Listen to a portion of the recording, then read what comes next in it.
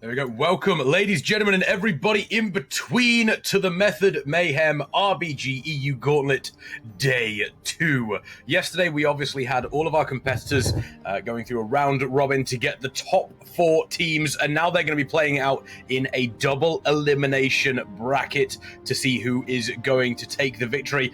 I know that myself, Kexman, was incredibly excited and looking forward to today, but I am not alone in that. I know that for a fact. I am joined, of course, by the fantastic Torpid. Torpid, how are you feeling about today? I am absolutely gassed. If yesterday was any indicator on how the tone is going to be today, on how the energy is going to be, on how close the games are going to be, the teams that got eliminated had close games yesterday, and now we have the teams that made it today too, the top 4. I can't see us having anything but great games today. Yeah, it is going to be, yeah, you've pretty much hit the nail on the head. The games yesterday were incredibly close. They really sort of brought RBGs to the forefront and showed people just how exciting they can be. And speaking of exciting, I'm incredibly excited that we're also joined by Eddie. Eddie, how are you doing? I'm doing great today. Hello, Kexman. I'm really excited for this, you could say, knockout stage we're going into with the 4 best teams, and all the teams have been looking really close. So be prepared for exciting games today, especially you. I hope you stay tuned throughout it all, and even the final is a best of 5, really to determine the best of Europe. So this will definitely mean a lot today for me as well. Yeah, it's going to be huge.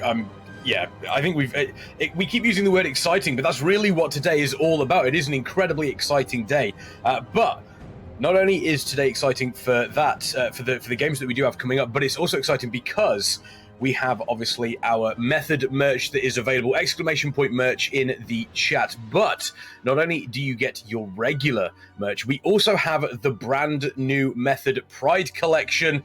Obviously, that is available through the rest of 2022.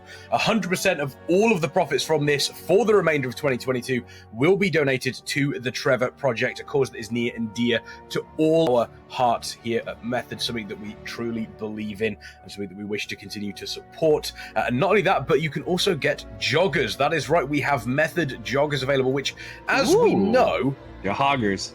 Yeah, joggers. They are some of the they're some of the most comfortable items you can ever wear. One could even say Poggers joggers. One could even say Poggers joggers. There we go. That is available. And on top of that, check out the crowdfunding we also have available for this tournament. Exclamation point crowdfunding in the chat. There is a $2,500 prize pool for these teams, but that can be increased directly by you folks as well. Once again, exclamation point crowdfunding will give you all the information. On top of that, any subscription to the Method channel whilst this event is live will add $2.50 to that prize pool. Not only can you support Method, not only will you get an ad-free viewing experience, increased channel points, and emotes that are fantastic to use on Twitch, you also directly support the competitors in this tournament as a whole. So once again, exclamation point crowdfunding in the chat. Now, first game that we've got coming up, La Familia versus Speedrun. We saw both of these teams doing some incredible work yesterday. Obviously, RBG's 10 players in every single team with a maximum of 13. They can swap out the players in between games if it is agreed upon. We saw Speedrun doing some fantastic work yesterday. They even took a best of 3 series off Eheroes, which honestly was a surprise to pretty much everybody. Eddie, a Speedrun the team to beat today?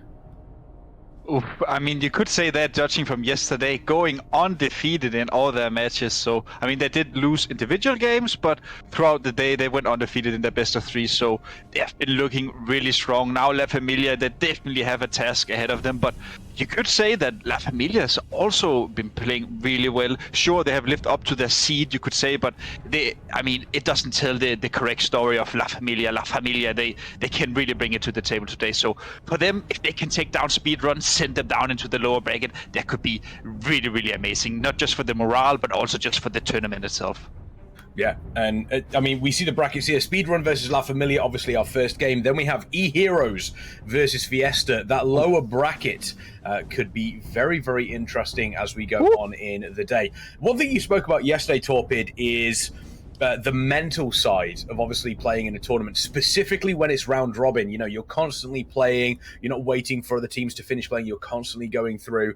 I think the other side of it is now you come into a loser, double elimination. Obviously, you've got the losers bracket in this one. Does that change the mental of these teams at all? Does it change the way that they would prepare going into a day like this? It's definitely an entirely different day. So hopefully nobody went out last night on a Saturday. Everybody finished their games, jumped into bed, got up early, had their breakfast, and are coming into this day fresh, because yesterday was a lot. So big shout out to the 4 teams that made it through, but they should have had that 8 hours of sleep. They're headed into today. They should be more comfortable than they were yesterday. The nerves are out for the most part. They'll be the beginning, the first game, the first couple minutes of every game. That's a little bit different, but I think today is a different day. Right now, all the teams are going to be watching the stream, trying to get any information they can from the other teams, talking about it while they're playing, what they want to do, what they're seeing. And I think today we should see even more competitive games, because the team should be fresh, comfortable, and we have those top 4 teams. So I'm really excited for today, and it'll be completely different than yesterday. And straight into the pick and bans here. I was just about to say, obviously this Method Mayhem EU Gauntlet, RBG Gauntlet, we do obviously have the pick and ban phase. So both teams will ban 2 maps. They will then pick 2. They will ban another 2, and then the final map will be the decider. So Arathi Basin banned immediately by La Familia. Is that because they've seen what Speedrun can do on Arathi Basin? Because the games that we saw Speedrun in yesterday on AB, they looked relatively dominant, Eddie. Do you think that's in relation to that?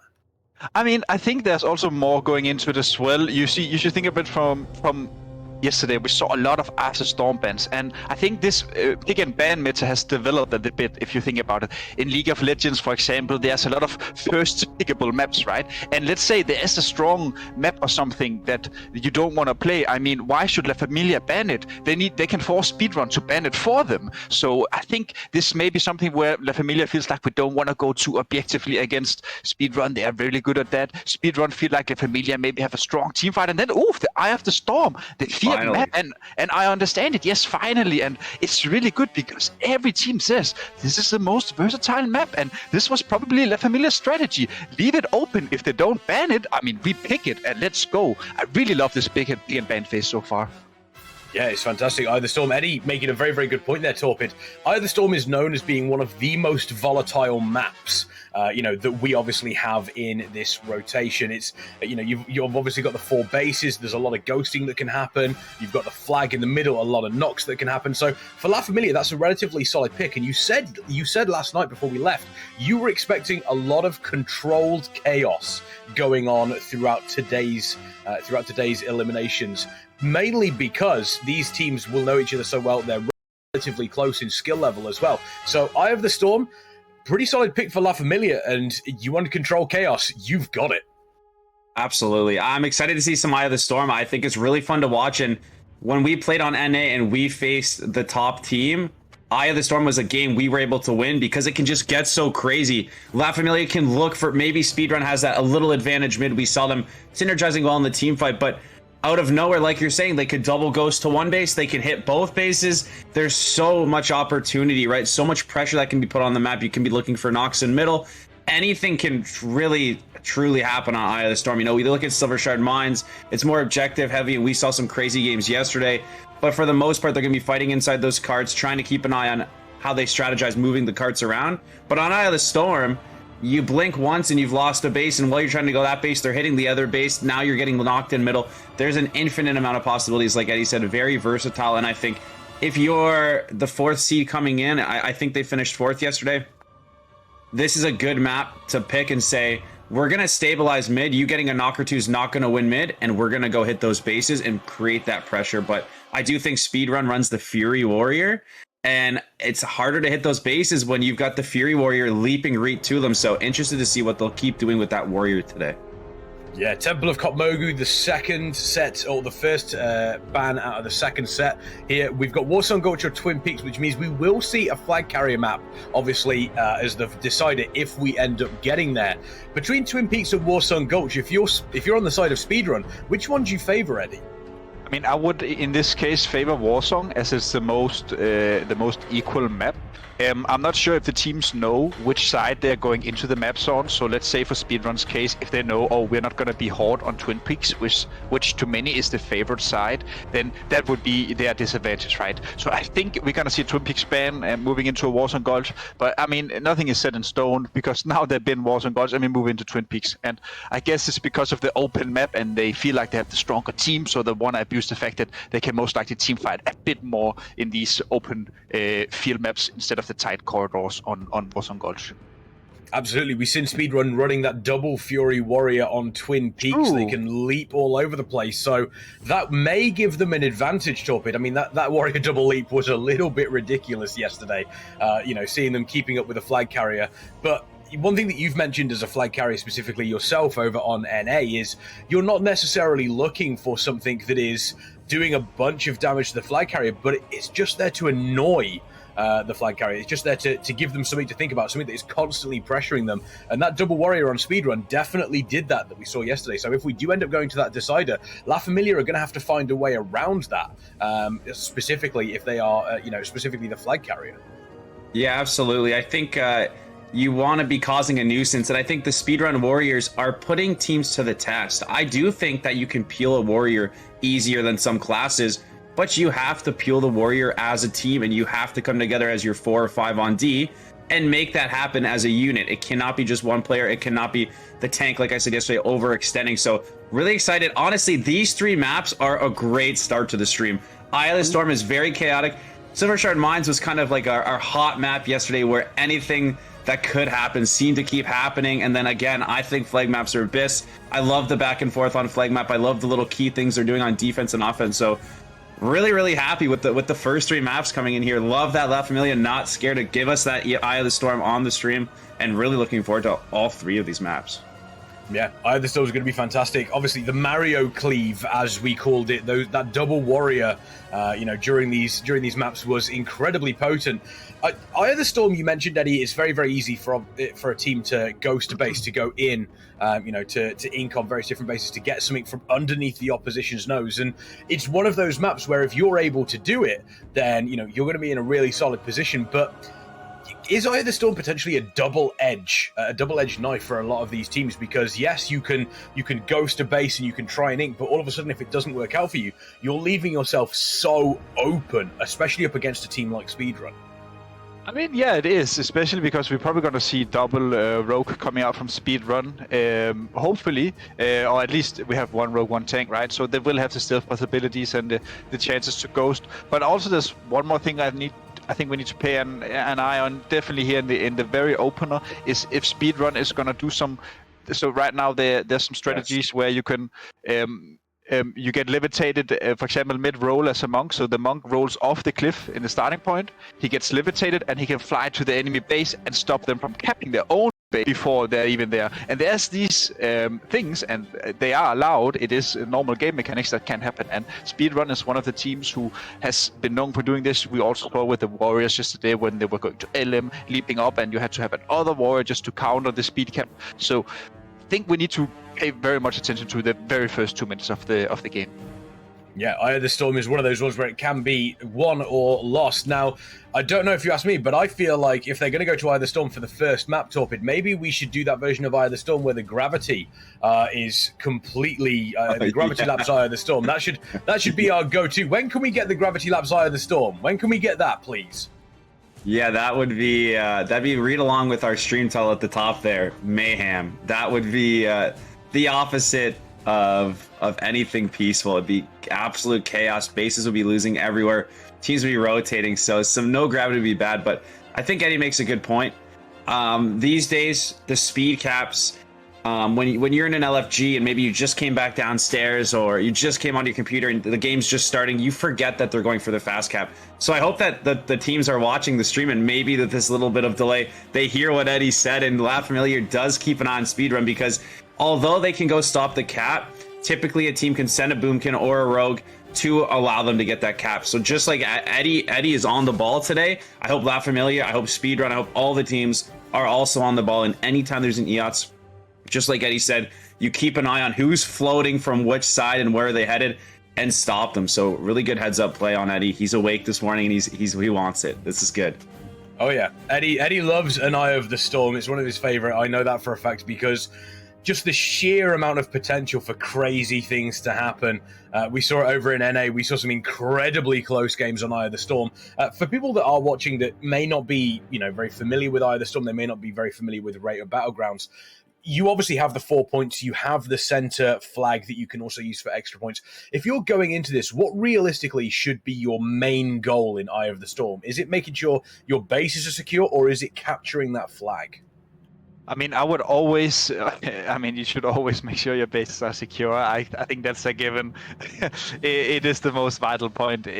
So I can't remember the precise thing, but if you get 3 bases, I think the team needs around, depending on, of course, how far into the game you are, but it's like 20 to 15 flags or something. So you need a lot of flags if you go a base down. So I think, of course, that is the main objective. But after that, mid is very important because not only will it allow your team to have even more pressure. So let's say that the enemy is struggling in mid. They are maybe setting their tank down to spin. We saw that yesterday where they sent rogues in to spin the base and then the team can regroup. If this happens, that allows the existing team with pressure to then go to their own bases and ink the now goes. I mean, it's kind of complicated when I explain stuff, but there's a lot of potential here. So mid will be the initial point, but if a team gets behind, we should probably see a lot of inking coming in. Yeah, we're going to see exactly what happens as we take a look above the glorious, chaotic skies of Eye of the Storm. Still, to this day, one of the most stunning battlegrounds that Blizzard have ever included in the game. But are we going to see a stunning display of power from Speedrun, or are La Familia going to be able to bring the chaos to Eye of the Storm, as we know can happen? Only one way to find out, and that is to go directly into our first game of the day in this best of 3 series between La Familia and Speedrun. Chat, who do you think is going to win? Is it going to be La Familia? Is it going to be Speedrun? Let us know in Twitch chat right now. But here we go. Game number 1, La Familia versus Speedrun, Eye of the Storm. Eddie, take us away. Saludos La Familia, and we are coming into the open here. We see double rogue coming out from La Familia, a really strong position because they are also going for the Guardian. So this means that they will have one rogue permanently on the map, constantly inking. And I think the reason why they're doing is to force Speedrun to always have a guy floating, relieving pressure from middle, and therefore extending the game and possibly not wipe. Because we have to take into account that Speedrun has been looking hot, that teamfight has been clean. So La Familia, they are definitely respecting that. And already, as we see here, Reed's flying off. He didn't even get to use his Monk portal. This is a really strong play coming out from Speedrun. Absolutely. Notice Speedrun. We talked about it yesterday. We were seeing it on stream. It looks like Pachi is on the Blood DK. So look for him to be an absolute monster middle. Really look for La Familia to... Oh, and he gets knocked. The Blood DK gets knocked. Chat is going to love that. I know a lot of people in the chat have a vendetta against the Blood DK. So an absolute great knock for them. This is 25 seconds where they have that feeling of freedom. They don't have the Pachi DK going for the knocks. This is a great opportunity to keep snowballing it and to keep putting pressure out. And as we say that Ethic goes down, yeah, amazing. They're down to Warlock, they're down to Blood DK. So either look for La Familia to keep the pressure and be hitting bases while they're getting a little bit of pressure in mid, or look for Speedrun to make a play to one of the bases right now. It looks like customer support checking Positivity's base. He's just going to press the bark skin, give a spin in case there's 2. I hope he didn't incarn there. No, I don't think he bashed clones and he will incarn after. Positivity's okay. He's only getting hit by 1, so I would have liked to see him try to hold on to the incarn. Customer support getting Positivity's incarn, that creates a lot of pressure. Even if they don't hit MT, Positivity with no incarn, have to keep that in mind. His team now has that thing in the back of their mind where that base is no longer completely safe. But Positivity definitely panicking then, because he opened with skin raw into the bash with the cloak. Yeah. So I'm not sure what he incarned. He didn't even get a trinket from Smokey, so it's not like Smokey instantly trinketed the stun and went for the kidney, you know. It was nothing like this. So Positivity really paying respect, as you say here, Torpid. And I mean, honestly, in mid here also, the blood decay is good, but if you're not getting knocks, you are essentially lacking 1 DPS here. Yeah, you've got to make sure that you're keeping an eye out. You've got to make sure your numbers are correct. I'm wondering if chat is making sure that the numbers are correct for the amount of people that have been knocked off. We do see that Ethic is setting themselves up potentially for even more knocks at this point in time. Speedrun with a slight point advantage, 2 points at the moment, but they do need to make sure they are keeping their eyes out. In comes the portal. It doesn't look like it caught anybody. We haven't seen anybody else knocked off at the moment. We see the monk portals on both of the demonic circles on either side of this center area here, but this will be a brawl for the rest of the map. But keeping an eye on the healers here, we do see the Dark has been knocked off, so there we go. There is another victim, so that is one healer down. And if you are able to take it, there's Mimu as well. 2 healers on the side of La Familia down for Speedrun. This is the opportunity for them to push into center and potentially take the first flag capture, Eddie. Yeah, the Blood Decay is definitely paying its price now. 2 kills with it now. It's really strong performance from Patchy, but also just a quick shout out to the Warrior Limbs here. We saw when La Familia used the Rift with the Monk Ring on him, what he did was he countered it with Blade Storm. And this is a tip for every warrior out there. If you're in the Rift and you can't get out, you use your Blade Storm, because when you get into the position, you can't get knocked and you can't get Monk Ring. So it's really smart play from him. Great adaptation here when we're playing After Storm, and here Tuga going down as well, going down, but the reinforcements though, positivity is here, and he's here to spin, and this is quite good. He has his incarn, he has 1 wall going up right now, and he can essentially hold this for around 20 seconds, and it allows the healers from La Familia regrouping. So right now for Speedrun, they need to drink, and look at Lyra and Smokey, they are going for the ink now. Absolutely. I think one thing, when we see that great double knock, both priests getting knocked off the edge, they got critical down on the side of La Familia. They were down 3 guys in middle. I think that's a perfect opportunity for the Rogue on Team Speedrun or somebody from middle to start running at that Guardian's base, because we've seen this all tournament long. Positivity gets middle. They don't punish him by pressuring his base. He incarns, spins mid, and all of a sudden they stabilize. So let's see what they can do here at MT. They're going to get the clone off. He's going to have to trinket this. He spins. It's going to be a DR clone. They're going to hopefully reinforce it. Here comes Positivity. And they might be able to make something here because Positivity used some CDs mid, but it looks like his Incarn was just ending his Bark Skin. I can't see them getting this base. Positivity and Lyra should communicate to their team if they need a 3rd member. And if they don't, this is a good time to be hitting the Fel Reaver runes where Lyra and the Rogue have ghosted it. Oh, and this could be the change here, Positivity. The only guy with the trinket, he needs to trinket this blind. There we see the trinket. He doesn't have skin for the invulnerability afterwards, but Reed's rotating in. So customer support and Lero here floating back to the base. And let's see, La Familia, did they punish the fact that they were ghosting Fel Reaver? I don't think so. We see Haptic there already floating out in the perfect form that Kexman loves, the hippo. And Kexman, we see here the hippos, and we see El Doctor nearly falling off. Who do you think have the advantage? I mean, at this point in time, it does seem to be a little bit of a stalemate, but Speedrun so far seem to just be slightly ahead. They may be slightly ahead in points, but also they've had a couple more opportunities to potentially take the center stage. As I say that though, they've lost TMY Shaman, they've lost Ethic, they've also lost their Warrior as well. So this could be an opportunity for La Familia to really push in now. They've got Lera here, and I believe that seems to be it. Nefu is coming in slowly but surely. The Monk is coming in. Yeah, we're getting some more reinforcements in for Speedrun. So La Familia had a small window of opportunity to take center stage there, but Shanks has just come back and immediately gets knocked off. Shanks has literally just got back into that fight, and they are now once again a healer down on the side of Speedrun. So La Familia, are they going to be able to commit, and are they going to take advantage of that?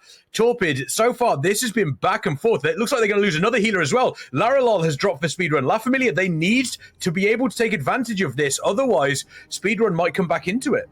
And you can see Troy's again. He's coming in. You can see Happy is swapping out with Troy's, right? Right here, they're going to send that Guardian. And this is why EOTS is so versatile, like we mentioned. Just as one team looks like they're getting a lead, just as Eddie mentioned, some teams just don't have the damage to finish that white middle. And we're seeing both Guardians. Troy's getting close to middle. I don't even know if Troy's open middle, which is a big heads-up play by him.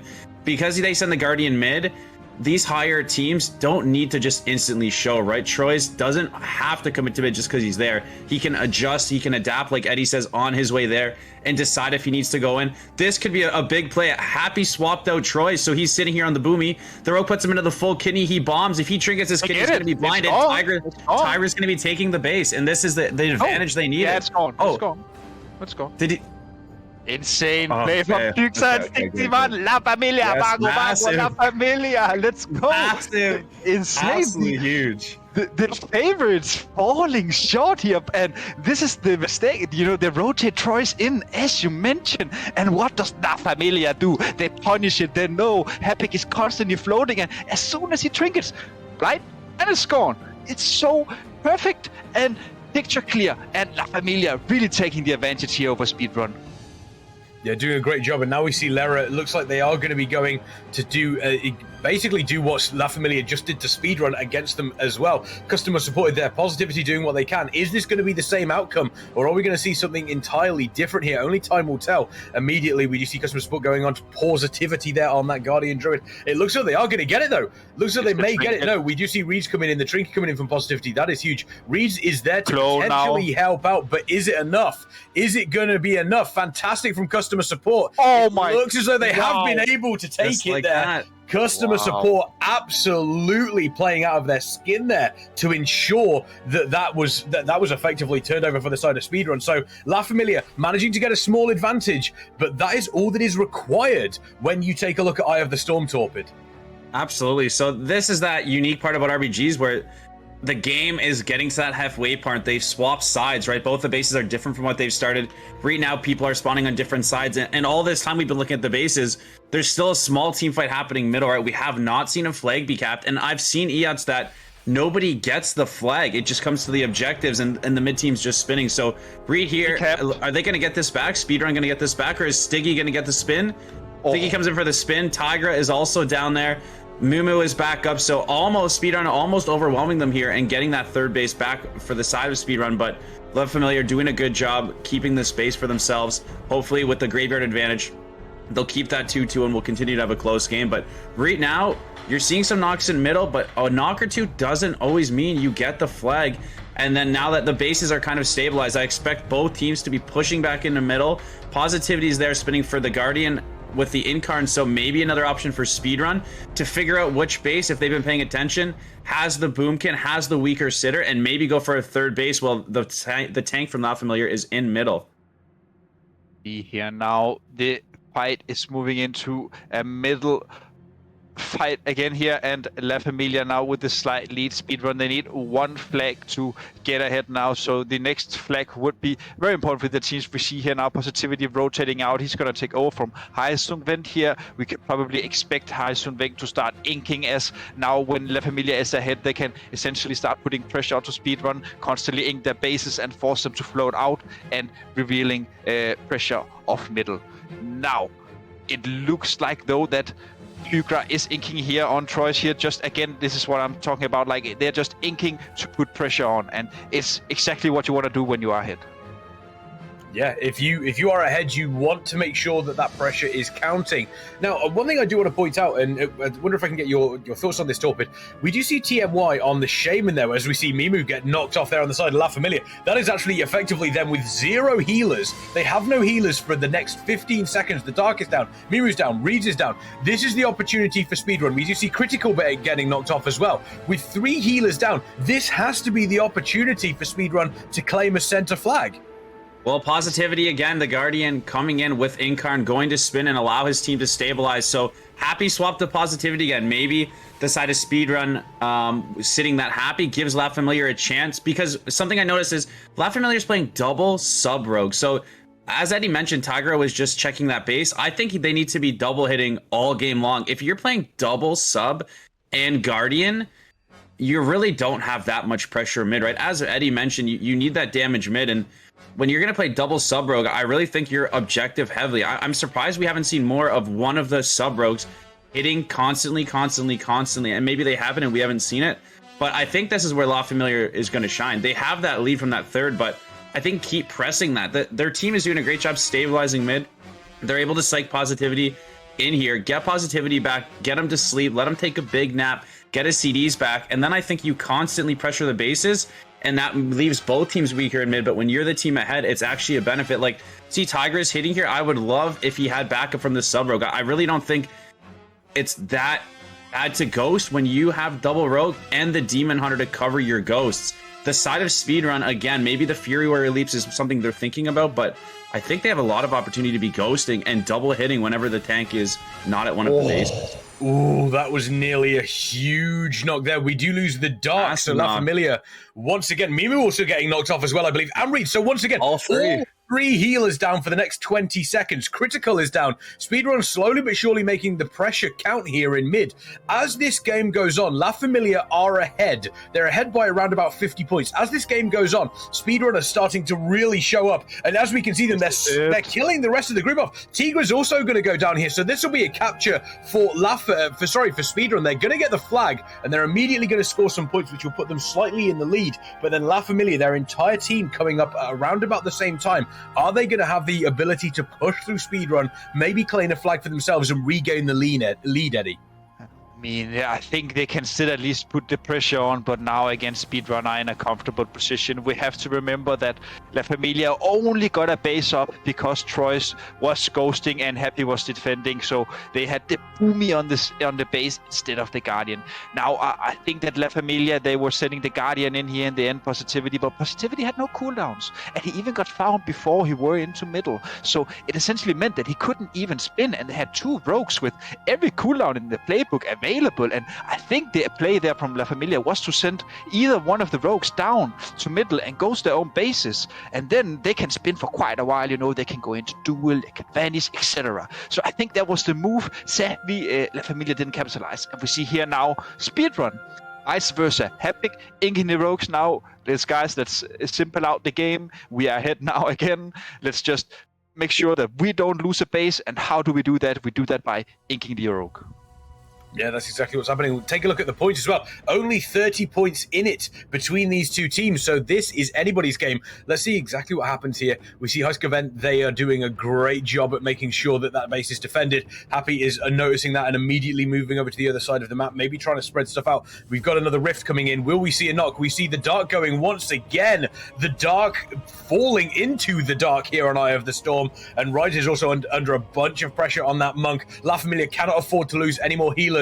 They cannot afford to. We do see Tigra dying as well. So once again, that is another player that is down. We see Happy. Tigra gets absolutely deleted there on the side of La Familia. So Speedrun doing a good job at defending their bases. They know that they need to keep this defended. And you mentioned Arathi Basin yesterday, Torpid. Get 3, keep 3. At this point for Speedrun, is it just get 2, keep 2? I think that, you know, it's 15 minutes in, we've only seen one flag cap. So what is the possibility of another one, right? Both teams are really shining in middle. I think it's time to make that all in play. I think that we talked about this yesterday in the Arathi where they pressured BS. They never won the BS, but they got another node later. I think they need to start hitting the bases, cycling some CDs, creating some chaos in the comms, and see what they can do from there. But Speedrun has the flag. The Monk looks like he's rolling out with it. And if they get the Fury Warrior has it. No, sorry, not the Monk. The Fury Warrior on the side of Speedrun has the flag. If he gets this cap, it most likely seals the deal. It looks like it'd be a win with one situation. So Speedrun looking to be in a great spot to take the game here. It was a great game. Yeah, Speedrun, obviously, we see the Warrior heading over with that flag, waiting for the perfect point to capture it. Doesn't appear as though anybody is around there. We see the Flesh Calf coming up from Troyes, just to confirm it. There we are, 1,417 points for Speedrun against 1,300 for La Familia. We do see a knock coming in once again. There goes Patchy. I think Shikes also went on the side of Speedrun. No, it was Reed. Sorry, I do apologize. We lost Reeds and we lost Patchy there. Both those players going down. But Speedrun making their, making the pressure tell in the middle here, capturing a couple of those flags. But La Familia doing a great job going around the map and trying to cause as much chaos as possible. And there was a point when Speedrun were potentially on the edge there, Eddie. Yeah, they were definitely on the edge. Speedrun, I think they were definitely having a very hard time when they were a base down. Luckily for them, the amazing dual play from customer support and Leolol meant that they could recapture another base, which was Mage Tower here. So, I mean, great performance by those two. Also, I mean, a big shout out to La Familia, really giving us an entertaining match here in the first game. And remember, this is only the first game of the day and the coming knockout stage. Exactly. First game of the day here, and it does go to Speedrun. Speedrun take game number 1 in this best of 3 against La Familia in the upper bracket. Of course, this is a double elimination day today. Day number 2 of the Method Mayhem EU RBG Gauntlet. But what a performance from La Familia there, Torpid. Yeah, I think when you look at these 4 teams and you look at Speedrun beating Eheroes and La Familia with a great battle against Speedrun there, right? Like it all signs point towards a great day, and you wouldn't know which team of 4 can take it, because Speedrun yesterday undefeated, and right there again, like even though it says 1-0 on the scoreboard, they had 3 caps they could have lost. They did a good job stabilizing, and again, really big shout out to both teams. In Eons, you know, it's really sucks being the one to get knocked. Both teams getting knocked, both teams rotating the Guardians. Again, it was 13 minutes or something before a flag cap, right? Which is, it shows the strength of both teams, and then it does show why it's so important to be constantly pressuring, checking for ghosts, covering your own ghosts, and making sure that you're not someone who concedes that third base. Speedrun getting that base back and making the most out of it really quickly really helped them, because if La Familia held on to that 3 cap, we could have seen a much different score. Yeah, absolutely. We spoke about Speedrun and how well they played. Yesterday they didn't lose a series. They beat Eheroes, obviously, in a best of 3, Eddie. Fantastic performance from them. But start of day 2, is that the best time to be taking on a team like Speedrun? They may have done some warm-up games, but they're not quite tournament ready. You know, you don't really get your game fitness, you know, if you're playing a physical sport such as rugby, you don't get game fitness until you actually play a game. Is it the same here? You don't really get your tournament, you know, you don't really get your tournament brain on until you're finally playing in that tournament. So for La Familia, is this the best time to be playing against them? Could actually be some very good theory here, especially when we come into the mental things or the mental aspect of gaming or sports in general, right? I think most people feel like they need the 1 or 2. If you're playing, for example, RBGs, you need a 1 or 2 warm-up games really to get in the groove. But again, there's also a disadvantage, right? When we get to the very long hours, even though you like to call them game hours, I'm sure most people will be affected of 8 hours of straight gaming. But I think La Familia, I think for them, sure, they're happy, but I think both teams have warmed up a bit too. You know, I don't think they want to go in and get knocked down into the lower bracket instantly. They want to stay in the upper bracket for as long as they can, because that will just guarantee a final spot, essentially. Yeah, absolutely. Silver Shard Mines, not quite as chaotic as Eye of the Storm Torpid. You know, we know that it can sometimes end up being a little bit chaotic, but it all depends on, you know, what you are effectively planning on doing on the map. Do you want to make sure that you are, you know, you're kind of really trying to throw these off carts, you know, gain as much control of that spread to the enemy team across the map, or do you kind of want to sit, make sure you are gaining lava cart? So again, not quite as chaotic, but we can see some chaos in the mines. And once again, La Familia showing in Eye of the Storm, they're not exactly a pushover. Speedrun are going to have to work for this. Absolutely. I'm excited. I think that you always want to be the team that's doing well in lava and controlling the Leafs and keeping the other team there. I prefer when my team's winning the lava, because in my head, we'll figure something out for an off cart. When you're the team winning the off cart and your team's losing at lava, you're thinking about how do we overwhelm them. These higher teams better be watching the levers at lava, right? This is a tournament play, so if they're controlling the levers they want and they're controlling lava, and then they turn, if they ever get a top cart going up the long way and control lava, I think you're in a good spot. So if Speedrun can bring that team fight we saw yesterday in some of their games and start dominating the lava cart, I think they'll get a great lead. But again, we saw all day yesterday levers getting turned, and when you extend that cart timer from 30 seconds to 1:30 to 2 minutes, anything can happen. Some teams, you saw Gorfine's team yesterday coming in and just taking a cart, right? So really anything can happen here. I think just like EOTS, nothing is set in stone on carts. They can start going long, they can go all over the place, and we should have another really exciting match. Yeah, we'll find out exactly what happens on Silver Shard Mines. La Familia against Speedrun, game number 2 in this best of 3 between these two teams. Speedrun at 1-0 up against La Familia. La Familia hoping to potentially take this to a decider, or are Speedrun going to carry on and send them down to the lower bracket. Only time is going to tell. Is it going to be La Familia winning this one? Is it going to be Speedrun? Who's going to be able to take the order? There we go. That's right. I said it. Order. That was an or pun for Silver Shard Mines. For those of you keeping track, Love it. Who's it gonna be between these two teams, La Familia or Speedrun? Let us know in the chat. But Torpid, walk us through the opening few seconds here of Silver Shard Mines. Absolutely. So Eddie touched on it yesterday. It looks like Speedrun bringing the Feral back out. Troy is extremely potent on the off card. So look for them coming out here to try and keep that middle card. I can't see that Familiar taking over from Troy's. This is important though. You see how the card's neutral? Okay, it does go in the favor of the ally. A little scary when the ally team doesn't push in there and control that, because if it turns to Horde, you lose your ally advantage. So really important that lava went in the favor of ally. We have a mid fight gonna happen right here. Yeah, go ahead, Eddie. No, sorry, no, it's just they found customer support with the Raw. Yeah. This is a very good situation right now for La Familia here in the 3v2. They should definitely start killing him, but Hackney coming in, the great Solar Beam here to counter his Convoke here. Hyson got accept mid-fight. This is essentially going the wrong way now from La Familia. Speedrun essentially turning it all around. A perfect opener for La Familia, finding the Rogue, but customer support instantly turning it back with the Zap onto Hyson, and Positivity now in full panic mode. He needs to go back top now, and I think Troy's here will connect onto him. The power of Feral is simply too much. The Mangle coming in, and Troy's is running for the card. Yeah, this is absolutely tragic. And Speedrun turned that lava cut to Horde. Oh, is it going to go back to lines? La Familia really needs to...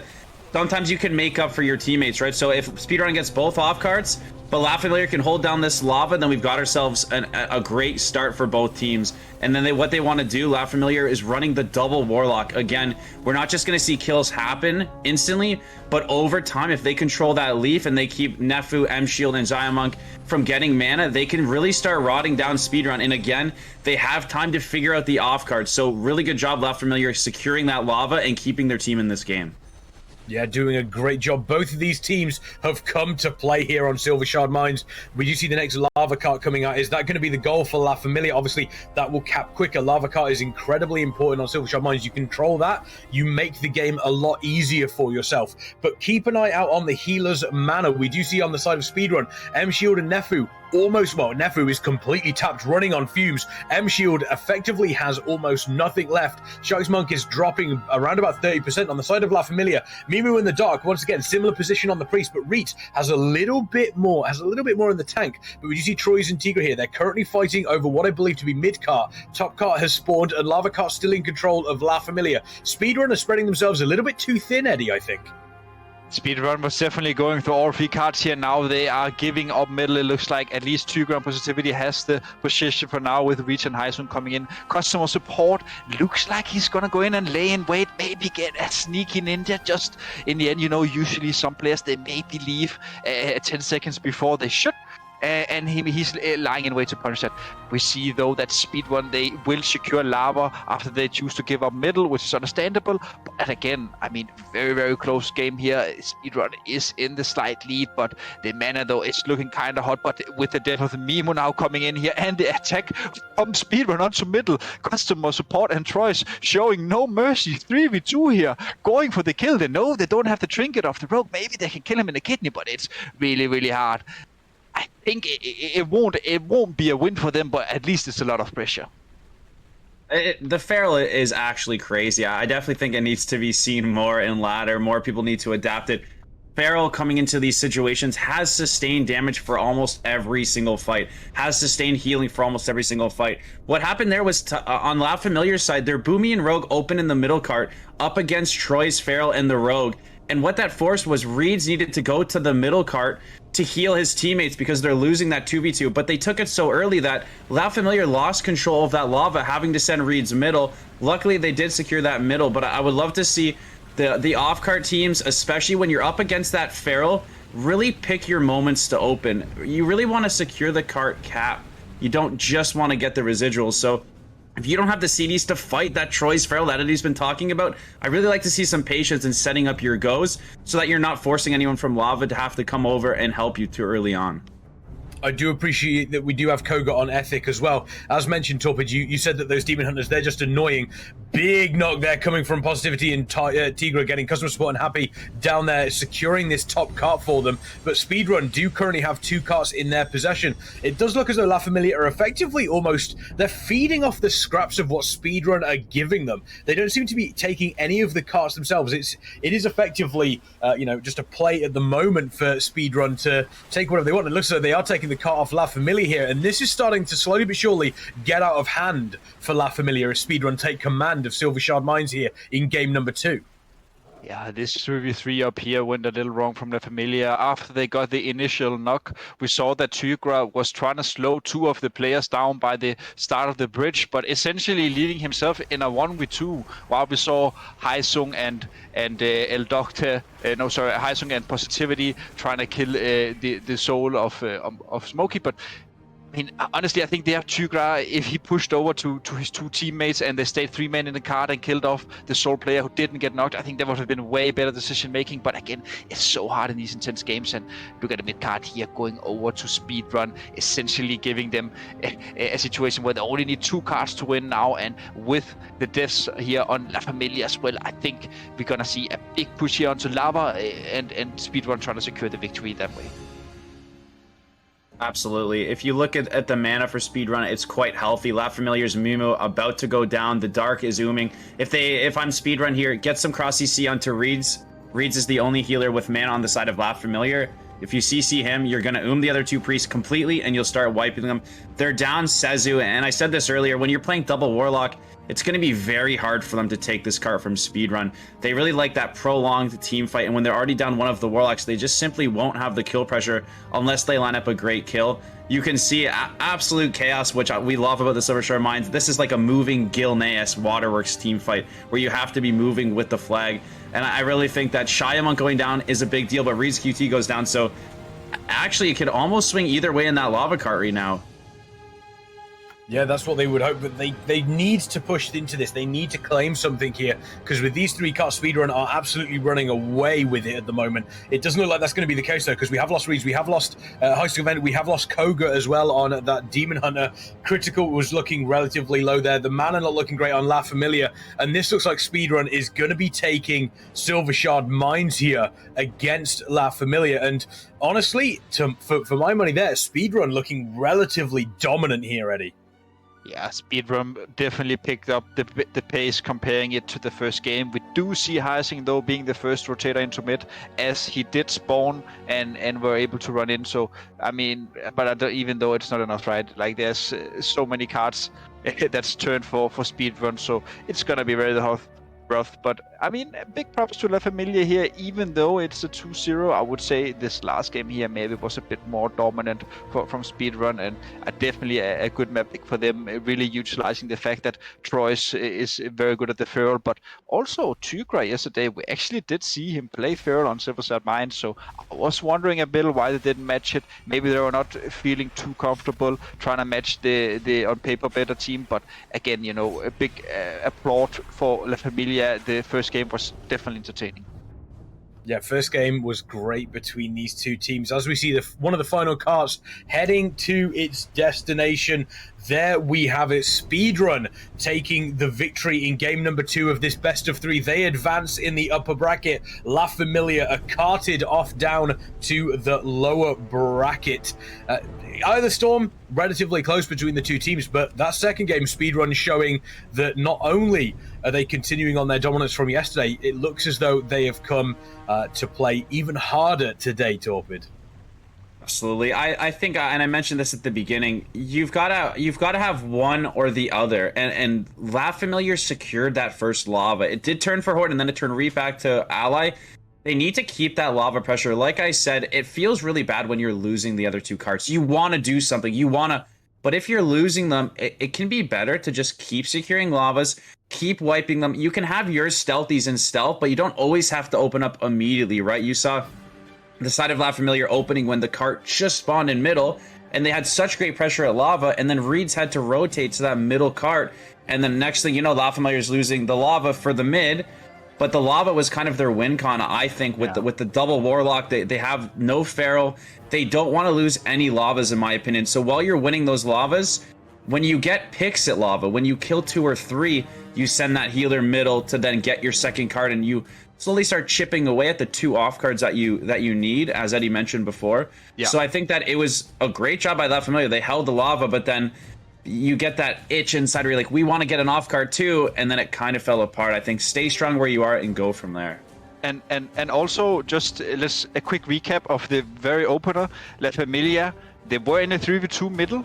They raw out the rogue. So this is very scripted, actually. If you want to learn how to play this, if you raw out the rogue, we did see it, but they didn't complete it. So you go for you step kidney the rogue, you force his trinket vanish. Now you are essentially 3 players versus the 2 druids. The rogue is in vanish, he's peeling off, right? When the rogue shows again, you need to blind him, you wait for the stun DR, and you just kill him there. It's really, really simple, but you need to utilize the fact that the rogue used his trinket. And when you can blind him off, when he shows again, he is essentially neutralized. You have still 2 druids there, but they are kind of easy to CC when you're going for the kidney off the DR. The blind, so they could have played it a bit better, La Familia, and honestly they could have won the card and maybe the game would have been different. But again, I mean, Speedrun's great performance overall. Yeah, Speedrun doing a brilliant job here in game. In series number 1, once again, they do advance in the upper bracket, and we do see La Familia dropping down to that lower bracket. Either Storm, Silver Shard Mines, both of them won. The first game, a little bit closer. The second game, Speedrun, seems as though they are still going to be the team to beat. And speaking of teams to beat, we do have our next series coming up after this break. Eheroes against Fiesta. And for those of you that were waiting for Eheroes to get their full roster, then I've got some good news for you. You are not going to want to miss what happens after this break. Do not go anywhere.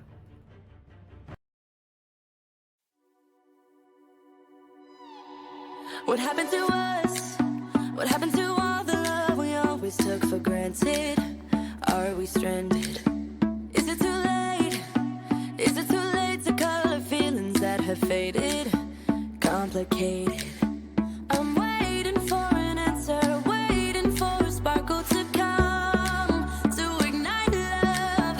I need no second chances. I'm tired of romances without love.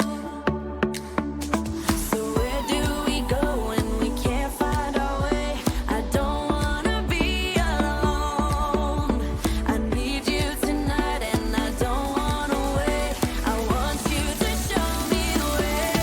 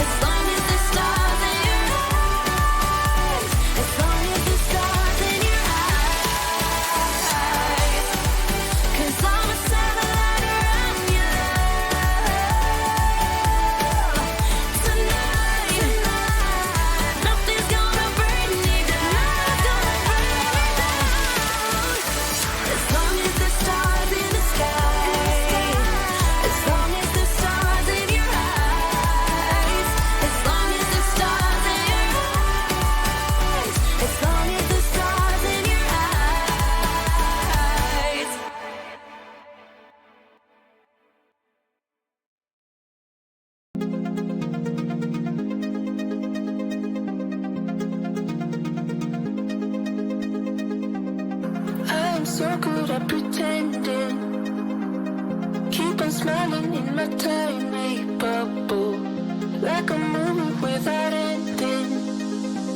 Spending time like it was going backwards. Bruises covering my walls, but they fall down. Diving deeper in the books that we read blind. Breathing in and breathing out to get smarter. Not working out for me, yeah. Got no money on my mind. Tell my mommy I'm alright. Even laughing at the jokes you tell me. Keep myself inside the lines. Leading tidy all the time. If you ask me, I am fine. Got no money on my mind.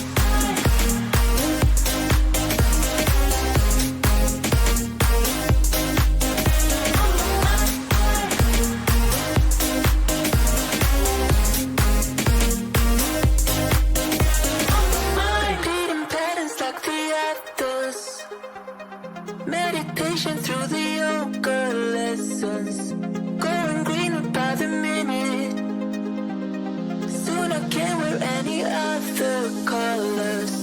Bruises covering my walls, but they fall down.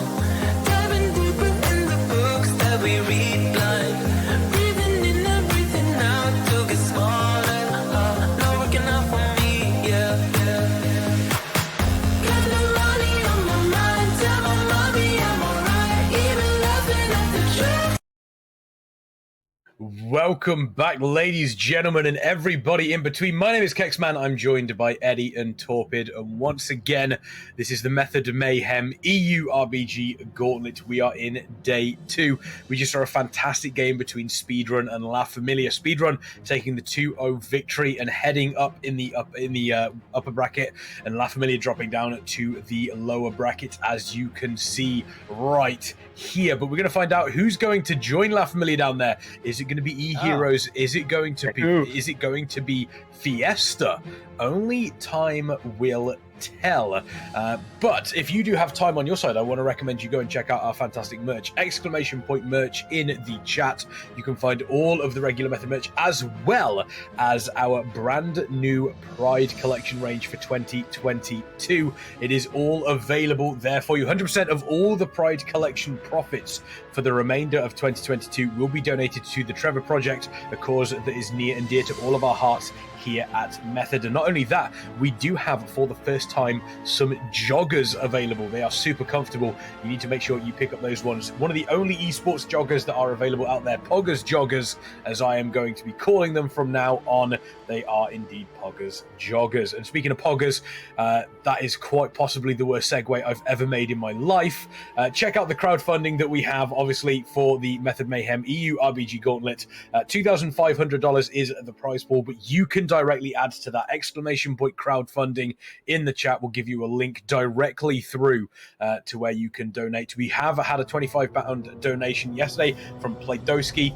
Very, very grateful for that. And if you want to make sure you are supporting these players, that's the place to do it. But on top of that, any subscriptions to the Method channel whilst this event is live will add $2.50 to the prize pool as well. So not only will you get all the advantages of being subscribed to the Method channel, such as getting some brilliant emotes and getting an ad-free viewing experience, you will also be supporting the players here in this tournament. Speaking of supporting players, Eheroes versus Fiesta, as we head to the ban and pick phase. Torpid, we mentioned yesterday, Eheroes, a very, very good team, very famous for being incredibly strong. Fiesta yesterday put on some decent games, but they're going to be going up against one of the juggernauts here in the EUC. Yeah, absolutely. I mean, I've heard juggernauts, but we saw Speedrun take a series off them. We saw Fiesta take a game yesterday. You mentioned that the Eheroes has their full roster today.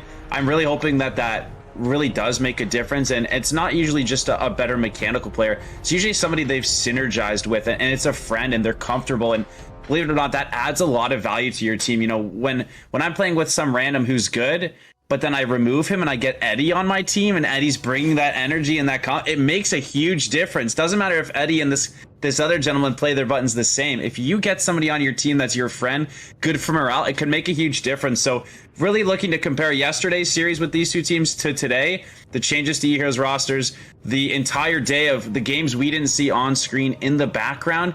really see how they adapted. And I just need to see this first game and see exactly where the teams are at. Yeah, we'll see what happens. Temple of Kotmogu, Eye of the Storm, both of those banned out. We saw a lot of these bans yesterday, Eddie, but Eheroes, we mentioned just how powerful they are, and with a full roster as well. Who can we expect to see coming out of them here today? Oh, I mean, I think some of the players we maybe see is the infamous Blizzo, who's also one of the AWC players. If you are into arenas, I'm not sure if he's going to show up, but he is definitely one of the known players from that lineup. There's also a few others to mention, but just looking quickly here at the pick of band, maybe very traditional bans. We know that Fiesta are not very fond of Temple of Kotmogu. This leaves off Eye of the Storm, a map they probably prefer more, but this is the hated map from Eheroes, the most versatile map. We say this a lot, but it is true, at least when it comes to them. And then Twin Peaks. I mean, very, very good map for both teams. I feel like Fiesta maybe have a slight edge. I feel like maybe they feel like the tank difference can come into play here now. We know that if we're seeing Artesia tanking versus Kili, the big differences here is Artesia is maybe known for his bit more mechanical abilities, whereas Kili is really known for his leadership, the way he controls his team, get them all on the same page, and this is super, super important when you have 10 players on a team.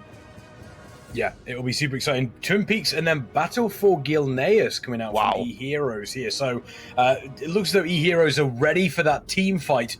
2 more bans and then we will get the decider. Twin Peaks is a map. It's very, very open. We know how important the flag carriers can be. Fiesta, we did see them take a couple of games yesterday. They are obviously the top 4 teams. So, if you're on the side of Fiesta, once again, this is a good time to be taking on Eheroes. They will have probably warmed up. They will have played a couple of games, I imagine, beforehand, Torpid. But it's the first game. There's a very, very big difference between playing, playing against a team like Eheroes when you're 5 matches into a tournament and right at the start of the tournament, because effectively the playing ground is relatively even. You're both in the same sort of level. It's the opportunity to maybe catch them out on a couple of mistakes that they might not have made when they've warmed up a little bit more. Definitely. I think when you hop on before a tournament, you actually can't do much practice on a tournament level. These teams don't want to queue into each other before the tournament, and anybody on ladder isn't going to compete with these teams. So all they've been doing is playing some maybe arena for fun or some ladder, but not in a competitive setting, but just getting their little fingers all warmed up. So I do think that both teams should be warming up, getting warm, be clicking their buttons. I love logging in, doing a skirmish, doing something to start getting the muscle memory active. But like you said, if there's a time to take down a bigger team or somebody who you want to make a point to, it is earlier on in the day, because that is when they are trying to get comfortable as well. No team is immune to having that little bit of nerves. No team's immune to needing to wake up. So definitely the best time for Fiesta to make it a Fiesta and try to do something early here. Yeah, exactly. Silver Shard Mines, the ban coming out. We've got Arathi Basin or Warsong Gulch, and it does seem as though we have the AB ban going into the Warsong Gulch, potentially 2 flag maps between these 2 teams. Now, Twin Peaks is obviously a very interesting map, very open, very, very wide.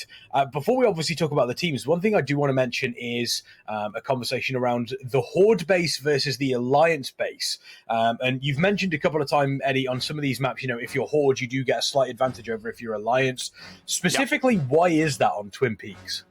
So one of the stronger points about the Horde base on Twin Peaks is that not only is it surrounded by water, it also has a few choke points in that way. So there's the bridge and there's the side to the graveyard, which, first of all, that's a good thing. Then there's the shenanigans with the rift. Since the base is essentially floating on water, the Warlocks, we have seen this a bit before, when they use the rift, they teleport people away. And especially on Twin Peaks, if you're going into the water, it's a very long path. You need to go up first, you need to swim out, then you need to jump up or land and then run into the base again, and this is actually around 30 seconds or so you will gain from this. So it's very, very important. And also the base itself, if you have a Guardian who is playing Boomkin Affinity, you have the ability to flap as well. So you can essentially use Incarn, go out into your Boomkin form, wild charge, and then flap across the map as a Guardian. So there's a lot you can do here on Twin Peaks when you're playing Horde. it's not to say that it's a completely dominated map. Team play and everything else will also play a big part, and you can also do a lot on the alliance base. But to say that, I would probably give it around 45, 55 or something. There we go. So Eddie confirming Horde are the best, as we all knew. Horde are absolutely the best. It seems as though we've got a Horde casting desk here, which always makes me incredibly happy. Incredibly happy, specifically because I've got a Horde tattoo. So beautiful. that does make me very, very happy. I want to know from chat. Chat, are we Horde or are we Alliance? I mean, not that it matters anymore, because you can obviously we do have cross faction, which is one of the best things that Blizzard have ever done. But are we Horde or are we Alliance? Let us know. Definitely more Alliance these days. Yeah, just put a H for Horde or an A for Alliance. Just put a H for Horde or A for Alliance. I want to see what the split is in chat currently. So we're gonna have to wait and see exactly how chat pans out there. But Eheroes versus Fiesta, we've got Horde versus Alliance in the chat. Eddie, from you, Eheroes versus Fiesta, who's taking this best of 3 series? Oh, I would really like for Eheroes to take it, so we get the rematch from yesterday's Speedrun versus Eheroes in the upper bracket. And it also leaves the team. Let's say Eheroes then win. Both teams are 1-1, and hopefully they can then meet in the finals for the deciding game. So there's a lot of storytelling here that we could go through. Also, the theme story of La Familia versus Fiesta in the lower bracket, right? There's something here. You can go a Mexican theme going on. So, but to say that, I think Eheroes is the favorites. They have the 3 players coming in today now that weren't available yesterday. Is one, as I mentioned before, Blizzo. There's Stacky as well, a multi-class melee player. He's very, very feared on the ladder. And then Mackie. Mackie is one of the OGs, at least if you think about the newer iterations of Eheroes. He's known for his monk and being undefeated in many seasons. So they will come in strong now, and hopefully Fiesta can walk the walk.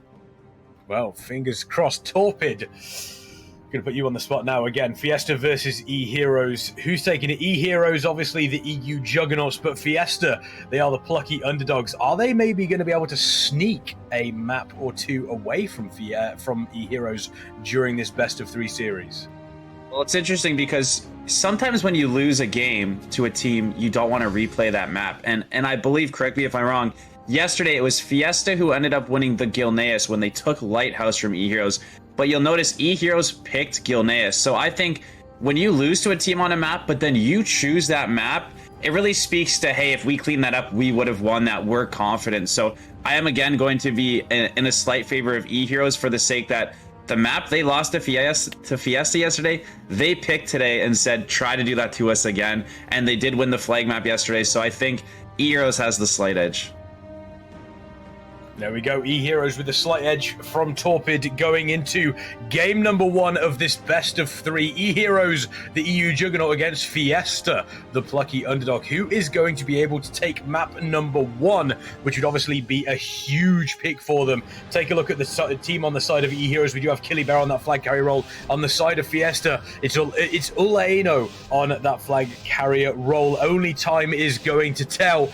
Eddie, walk us through the opening moments here on Twin Peaks. And we see Eheroes here, a slight adaptation from the yesterday's loss on the, or at least yesterday's struggles on the base map. They did lose to Speedrun on flag map, we have to account. And one of the reasons why watching the replay for me was that they were not playing a Boomy. And today we see it finally. A Boomkin here as well on Eheroes side. Yesterday they were running only with the Red Pala DK, Feral and Double Rogue, but now they have a Boomy as well to just add a bit more pressure. And also Fiesta here, and no name coming back in. You probably remember him from the very first season of these Battlegrounds tournaments. It's Ulaeno, Kexman. Yeah, we've seen Ulaeno doing some fantastic work in the past. Raz just heading straight through to the flag room. Obviously, this is a fairly standard opening that we do see here. And for anyone wondering, for anyone who is watching here, Torpid, why do we see these rogues heading into the flag carry room on the opposition base so quickly at the start of a map here?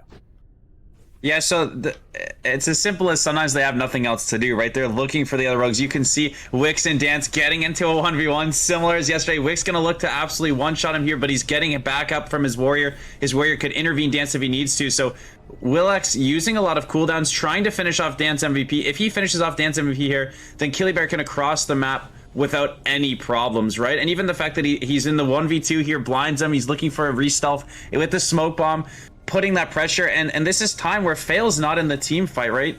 Wix is essentially keeping Dance and Fail away from doing anything else on the map. Looks like he might go down. He looked like he got leaped on. These Fear Warriors and their elites taking him out. And you can see Killybear, even though that was happening, just being patient. Both teams really looking to wipe somebody in the middle of the map first before picking the flag, right? The game is even. The Demon Hunter's in team fight, so he's not searching for a flag carrier. So typically what we'll see is when one team starts to wipe the other team, that's when we'll see a flag being picked up, in my opinion. It's definitely hard to wipe teams here when we see all the members floating off. Essentially, the Rogues have not even played the game yet, even though they got the kill onto Willix or Wix, as you call him. He has many names, this guy. It doesn't really mean much. You burn a few cooldowns, but when the flag is not picked, it's basically just a stalemate. We see here, though, Asgard as well, just going for the leave. It's very important as well. If you are a healer in RBGs, you always want to try and pick up the leaves when you have the times. And we see here again Evidence getting caught out here by Civax Jr. and Willix putting a lot of pressure onto him. Evidence should be fine, though. He has his Vanish available. No, even with the use of Vanish here, he's still putting a lot of pressure on. He bombed defensively as well, trying to take out Civax Jr. here. Mackie as well getting into a cheap shot into a clone, so Evidence looking for a re-stealth. Again, I mean, complete stalemate. Killy's waiting out here. You know, I mean, yeah. Yeah, one of the things that I do want to point out, sorry to cut you off there. No, you're okay. A point that you were mentioning yesterday as well, we do see Eleno there just kind of biding their time, waiting, checking over the map. Is this the point where they are going to be, as you said yesterday, they are going to be the shot caller for the team? They're going to be effectively telling them, hey, this person's trying to break off. We've got somebody going into this location. Is that effectively their job until they do pick that first flag? Yeah, I think...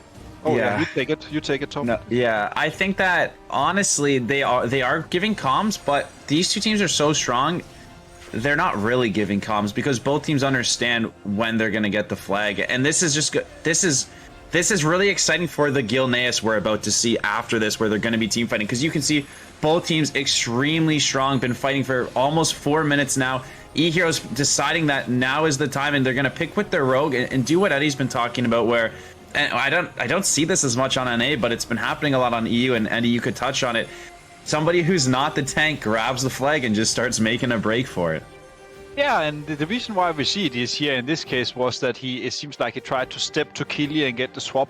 Now Keely got the flag on, but he did get found. Keely can just press skin here and go into bear form. This is one of the strongest things that's come now after the 4-set bonus here from Guardians. It essentially when you, just the 2-set bonus, when you use your skin, it activates incarn. So if you get caught in cat form, you can essentially enter bear form even though you're CC'd. Keely here using a lot of cooldown, still has his incarn available when he wants to cross. He's still holding. I think he wants to use it around now. We see it coming out now here from Keely, and now he's going to cross. Keely will be in a great position. Now it's off for Olehenio. Olehenio will be the next guy we will see pick up the flag, but right now for Fiesta, this should be an okay situation if they can go full offensive onto Keely here. And when I mean full offensive, it's literally sending the whole Wazoo after him. Maybe then they can keep up the pressure. But again, Ulainu here caught. Falik is coming in. The Raz Falik is defending him though, but Raz here laying in wait. I do like that as well. Eleno, they're getting picked off, but not using a trinket, not using the incarn. Doesn't feel as though Eleno was in a lot of danger, took the time to effectively assess the situation, had the warrior with them. You do see sometimes a lot of players in these PvP battlegrounds will panic and they'll say, I've been CC'd, I'm trying to get out of the room, I need to use as many cooldowns as I possibly can. And that didn't happen at all there. We do see Killybear just kind of roaming around the map. They are below 6 stacks, so they do not have that movement speed reduction. They can do what they want. Eleno there looks as though they did drop the flag because they recognize that Killybear is nowhere near capping it. Do you like that play coming out of Eleno there, Torpid, dropping the flag and effectively leaving Killybear, and Killybear there doing the same sort of thing? Are we going to see a flag reset here? Yeah, so this is very interesting, and this is what flag maps at a higher MMR, a higher competitive scene is coming to. But Fail gonna take the flag and head through middle, right? He's gonna say, if you're gonna drop a killie, we're gonna leap across, and we're gonna take advantage of the sleeper, the leaper into the sleeper. So if Fail can get across with the leaper, he can pass it off to his tank with the sleeper, and then they can put some pressure. So I do like to see the teams not picking, but then creating some pressure by picking with the other classes and then adapting to see what happens. Ooh. So Fail's headed across, but we know that Killy Bear will be in wait, right? He'll be close. The interesting thing is it's still at stacks. So this is 3 stacks. If Killy were to grab it here, he's going to have higher stacks. Fail going to be needing a lot of defensive to live as Warrior with 3 stacks. Possible at 3, but unlikely unless you're one of the Mario Leapers as he goes down right there. Can they pick it up? Oh, a very, very nice attempt here from Falik. If he managed to get away there and survive, actually have set 1-0 for Fiesta here. And just to elaborate why we see Falik running the flag, you also asked me before, why do we see this in the Euro meta? Why is DPS picking up the tank? Why is it not the tank? And the reason why is quite simple. If you, let's say, as a Boomy here, and a Boomy is a great example, you're on the Horde side, your Boomy picks up the flag, he then flaps across and gets towards the flag spot. If he's in a situation where he can cap, that just means that Eheroes will have to pick it, and who is then the most likely person to pick it from them? That is their own tank. So when your DPS picks up the flag, it's essentially to force the enemy tank to react to that, and hopefully you can get him out. And if you get him out first, then we're back into the normal game. It's the race who can kill the tank first. We see it here now as well. Mudspitter caught as well with that spear, taking a bunch of damage. Are they going to be able to get the flag off, or is it going to be reset? We're going to have to wait and see. But the way that both of these teams are playing this flag map at the moment, Eddie, is this effectively both of them respecting what the opposition team can do and they know they can do? Yes, both teams are very equal and they know it, and that's why they don't want to start the race first. And the race is essentially, let's say your Guardian picks first and he uses all his cooldowns to cross. That just means that when he's around, just about to pick, and the enemy tanks picks it up, he has everything in his playbook. And now we're just into a race again, right? Who can kill the other first? And on paper, the guy with no cooldowns should be the most likely one to die. Again, I mean, 8 minutes in, complete stalemate. All Guardians have everything in their playbook. I would like to see Mudspitter go for the pickup again. I would even like to see Tykovic, especially Tykovic, going for the pick. I think picking as Boomy on Horde side is just so good because you can flip. Yeah, at the moment, Torpid, I mean, for the folks that are watching this who may not be familiar with RBGs, they can see that both of these teams are taking their time, very much respecting what each other is capable of. Is there anybody that is slowly but surely coming out on top, or is this about as even as it could possibly be on Twin Peaks at the moment? I think this is a little bit of mind games, and honestly, I think this plays into Fiesta's favor. I think, if anything, it's Eheroes kind of saying, we respect you in a way, right? I think that waiting it out is fine, but I think if you're Eheroes and you're confident, you can take that flag across, just like we see in a lot of Battlegrounds, and wipe them on defense pre-6 stacks. This is a competent team. They're going to be able to do that, in my opinion. So I think this favors Fiesta because it's Eheroes basically saying, I would take this as if I was on Team Fiesta that they're not fully confident, right? Where the teams on NA that were giving us trouble, they wouldn't be waiting this long. They pick the flag and go, we're not scared of you. You want us to pick first? Fine, we'll pick. Come at us. It's pre-6 stacks. We're going to wipe you. So I actually think there could be a statement to be made there. Yeah, but looking at Evidence here, Evidence with the insane movement, and he has been notoriously known for doing this. He's using everything he can to cross. We saw the sprint, we saw the soul shape, we saw the steps, and this just means that he's nearly in a position to cap, and if he can get on spot, maybe force Killy to pick. It's really, really insane. They even dropped the flag here as well for Falik. This means that Killy has to pick now, and now everything is perfect for Fiesta. Fiesta has Killy shown. They can drop the flag, and Ulahinho can just lay in wait, and hopefully for Fiesta, they can get all Killy's cooldowns. Yeah, fingers crossed. Let's see what Killy does decide to use here. Looks as though they are going to start crossing the map. But here's Avidance on the side of Fiesta as well, picking up the flag. Once again, just making sure that this is constantly being looked at on the side of Eheroes. Killy Bear is still under a bunch of pressure. Doesn't seem to be in too rough of a spot at the moment. But Avidance has actually made a decent run for it. And there we go. There's the reset straight away. Wow! There's the reset straight away. And back in onto Lurtex. That is huge. Avidance, once again, we know how powerful Avidance can be, but this is just Avidance showing off right now. I mean, this is a one-man army in itself. That's a reason why he's known for one, if not the best rogues on the European RBG ladder. And again, a lot of pressure is going on to Kili here. Now Kili has his Incarn running. He has all his skins available, though, very soon. So he should be in a fine position. As Torben just mentioned, many of these teams are kite onto the 6 stacks, and then they go for the push. We see Ulehinho here now as well going for the pick. He just saw that one of the rogues was on the other side of the map. This means that Ulehinho can just go out. He still has his cooldowns. But again, I mean, Kili managed to cross. If he can get a good sleeper in here, he will have Incarn back, and essentially the game is even. I think you're absolutely correct, right? I think getting an Emerald Slumber, getting some Night Fae Fairies from his Priest, you can get your cooldowns pretty quick, and hopefully he does not go down here. He's taking a lot of damage, there's 2 on him, but like I said, I'm really confident in both of these teams to be able to hold the defense up pre-6 stacks. Not just Eheroes, Fiesta as well. I think most teams in this tournament are able to live pre-6 stacks. They're able to kite, they're able to prolong the fight, and they're able to work together. So looks like the DH finally coming in, getting some action. He's going to have full uptime. Yolano in a lot of trouble here, Eddie. Yeah, Olan is definitely in a lot of trouble. We see the Cocoon coming out. We see the big anti-magic zone from DK as well, but a lot of pressure going on to Eheroes here. Raz dropping to 50%. Everything is coming out. Evasion, he only has, I mean, he has nothing left, actually, only a defensive bomb if he wants to, and that's honestly not ideal. And again, Kili here, though, he seems to be in a decent position as well. Both tanks hitting 4 stacks here. Ulehinho now going for his Emerald Sleep. And again, look at Evidence. Evidence and Tricholic, a lot of pressure. And this is a very hard situation. Mackie can simply not solo his. There's 3 DPS going on to Kili here right now. We need more healers here. We need more healers for Kili. Shot coming in. I think Kili will survive. Yeah, I think Kili has that Incarn. Kili using all those cooldowns, but I do want to point out Elena, though, has quite possibly the even more difficult chance, and it's one that you've mentioned, Torpid, that Demon Hunter. That Demon Hunter is not going to allow Elena any rest whatsoever, and as you mentioned, it's not necessarily something that is going to be able to outright kill Elena, but it is going to be something that is just going to be so annoying. But look at the way they're kiting. Killybear doing the exact same thing. We mentioned how even these teams are, and it looks like we are seeing that even the flag carriers are pretty much evenly skilled here, Torpid. Absolutely. Again, 6 stacks settling in, so pay attention, chat. This is the time for something to happen. Dance opening up with Evidence. They have both rogues onto Kili here, correct? Yes. So no rogue on defense for appealing. It looks like they have the sub-rogue and a sass rogue on offense. Not sure how I like that. They might have just got caught to a spot where Evidence is on offense, but I'd love to see him get back on D and send that Death Knight on offense. Get the Warrior sub-rogue lock if you want to play 3D, or just the sub-rogue lock back on defense. I don't think that the sub-rogue on offense is going to pull a lot. Dance MVP when going down, so they've lost the Assassin rogue on the side of Fiesta. So really, it's Eheroes' time to shine right here. A big hunt coming in, a lot of damage. You can see, again, 7 stacks. He's not able to go anywhere.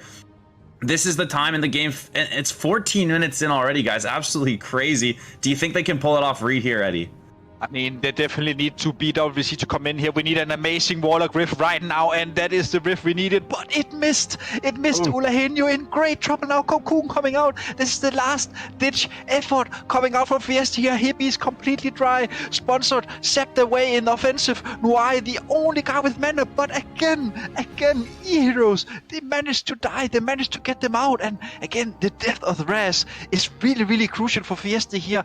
Basically, Eheroes are losing their offensive rogue, and this is why Evidence went offensive. You were questioning his decision, and it was because he killed Raz, so he knew he at least on paper had the time to push. Now you can argue, is it the right move or not? That's always up for debate, but that was his thinking at least. And we see here as well Tyke going back. Kili dying though in the right moment. Can they get on position? Mackie picks it up, and Mackie has to port back up as well. He gets gripped away by Sun in the kidney.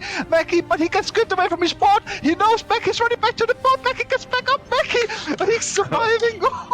And everything is still up for grabs for any team. It's still up for grabs. Eleno is still carrying the flag at the moment, but we do see Mackie currently waiting until Kili comes back. We do see Dance coming in, sponsored there as well. They're going to want to put as much pressure as possible onto Mackie, but with that 4-player defense, it's going to be very, very difficult for them to do it. Mackie's still looking relatively strong. Eleno, though, kiting out under so much pressure from Eheroes. Eheroes, he does go. Is Mackie going to be able to cap? Mackie is able to cap. Eheroes take it. Wow. 15 minutes and 45 seconds into the game, we have our first cap, and it's Mackie the healer, the reflexes at being able to pick up from Killy. Fiesta were able to kill the flag carrier, but in doing so, they pretty much lost their entire offense, and Eheroes were able to capitalize on that. Huge from both teams here, but Eheroes, the one with the advantage, Eddie. Yeah, I mean, it definitely just came down to the wire for both teams. And honestly, big applaud for Olehinho. He survives still 10 stacks. The thing killing him here, we see the hunt coming in. Boop, and Lurtex is finishing off. Evidence even tried to pick up the flag, but Mudsplitter was just a bit too fast for him. And again, I mean, honestly, great plays from Mackie here. The player coming in as well. He wasn't available yesterday for Eheroes, but now he's back onto the lineup. And again, I mean, great grip from Sot. Mackie had to run back, fall back up and survive. I mean, honestly, it couldn't be more intense. And we see now here Fiesta directly picking up the flag. They're trying to get it across, trying to keep this game alive. They only have 3 minutes left on the clock, and this is a very, very rough situation for them. Yeah, absolutely. I think that we saw 17 minutes without anybody capping a flag, and I've mentioned this time and time again. These competitive teams, the all-stars of EU, all 4 of these teams shouldn't die before 6 stacks. I give everybody with Guardian Druids being so broken and having such good teamwork on defense, they shouldn't die. So Fiesta is gonna, again, name of their name, get crazy here. They've got to get a Fiesta going because they need something like a miracle here, right? To be able to kill Killy Bear when right now Killy Bear hasn't picked the flag, so there's no stacks accumulating. So by the time Killy Bear is forced to pick, there's going to be 2 minutes left, which means he gets maybe to 2 or 3 or max 4 stacks. That's going to be extremely hard for Fiesta to take advantage of. So really, they're going to have to just pull something out of their hats here and turn this around. We see now Kelly pick up the flag as well. Olehinho did get back into his space. He's gonna go into a deep emerald sleep here and essentially resetting most of his cooldowns. Now it's up for Fiesta to put pressure onto Kelly. We see the kitty coming out. We see the bomb as well coming out for Dance, but Kelly is kind of fine. He uses his trinket. He uses his incarnation now as well. He's probably gonna go into a travel form now and jump into soul shape for the extra movement speed. Ideally, the best thing. We see Sot already ahead, but look at Evidence. Evidence is ready, lying in wait. He's waiting for the encounter to run out, and this is what Fiesta needs to do. They need to go full on aggressive onto Killy, and it looks like that Eheroes is choosing to defend Killy as well. You can argue, is this the right decision? But again, at so low stacks with 1.5 minutes left, Kicks, take this away. I love what Killy Bear is doing here as well. It would be very easy to just dive straight in, but we do see the smoke bomb coming down. Are they going to be able to take Killy Bear down here? It looks like the supporters come in. It hasn't quite happened for them, but what a fantastic opportunity for Fiesta to take it. It hasn't quite worked out. Killy Bear able to bear through everything, and what I really appreciate was Killy Bear could have quite easily just run straight in. Fantastic there from Zot, the grip coming in, and then immediately followed up by the Soul Shaper. Avidance once again there to stop them. There is just over a minute left in this map here. This is all or nothing for Fiesta. They need to make sure they are taking down Killy Bear. We've got the spear coming in, the smoke bomb. Is Killy Bear going to be able to survive this? There is no incarn available. Convoke the spirits coming through, but Killy Bear still continuing on towards the base, which is effectively a much safer place. It looks as though Killy Bear is going to get this. This is so rough for Fiesta. We do see Phallic there coming in, trying to do everything. The cocoon on Killy Bear as well, trying to make everything. Lurtex is even back in defense, which you normally see. Eheroes are effectively 10-man defending Killy Bear here, and it doesn't look like Fiesta are going to break through Torpid. Absolutely not. That was a great open by Dance and Evidence, and Zot Trinket Dome probably saved the game there. If Zot uses any other CD other than Dome with that smoke bomb, there's a chance that Evidence and Dance take Killy Bear down, and that's the opening they needed to look for. It's not always a guarantee, but I think they did an amazing job. Evidence and Dance waiting for the right moment where Killy Bear left most of his team, CCing the Priest and going for the bomb play. If Zot doesn't have Dome on if it's on cooldown, that's a real kill right there, and it could turn things around very quickly. There we go. We do see Eheroes taking the first match here on Twin Peaks. And what a match it was. Our first flag capture didn't happen until 15 minutes and 45 seconds into the game. Fiesta playing their hearts out, but Eheroes able to squeak out the victory. But you've got to say, Eddie, that if I'm on the side of Eheroes, I know that I've still got a game to play to win this, and it's anybody's at this point. it's definitely anybody's game. Honestly, you could say that this game come down to who could click a flag faster. Yeah. You know, that is, if you sum it up like that, it is pretty depressing, especially for the losing team. You know, if it just came down to one click, I would feel pretty bad as well. But again, I think it's very important for Fiesta here that they don't take this loss too hard. I think they just need to say, guys, we were so close. Just reset, keep the morale up.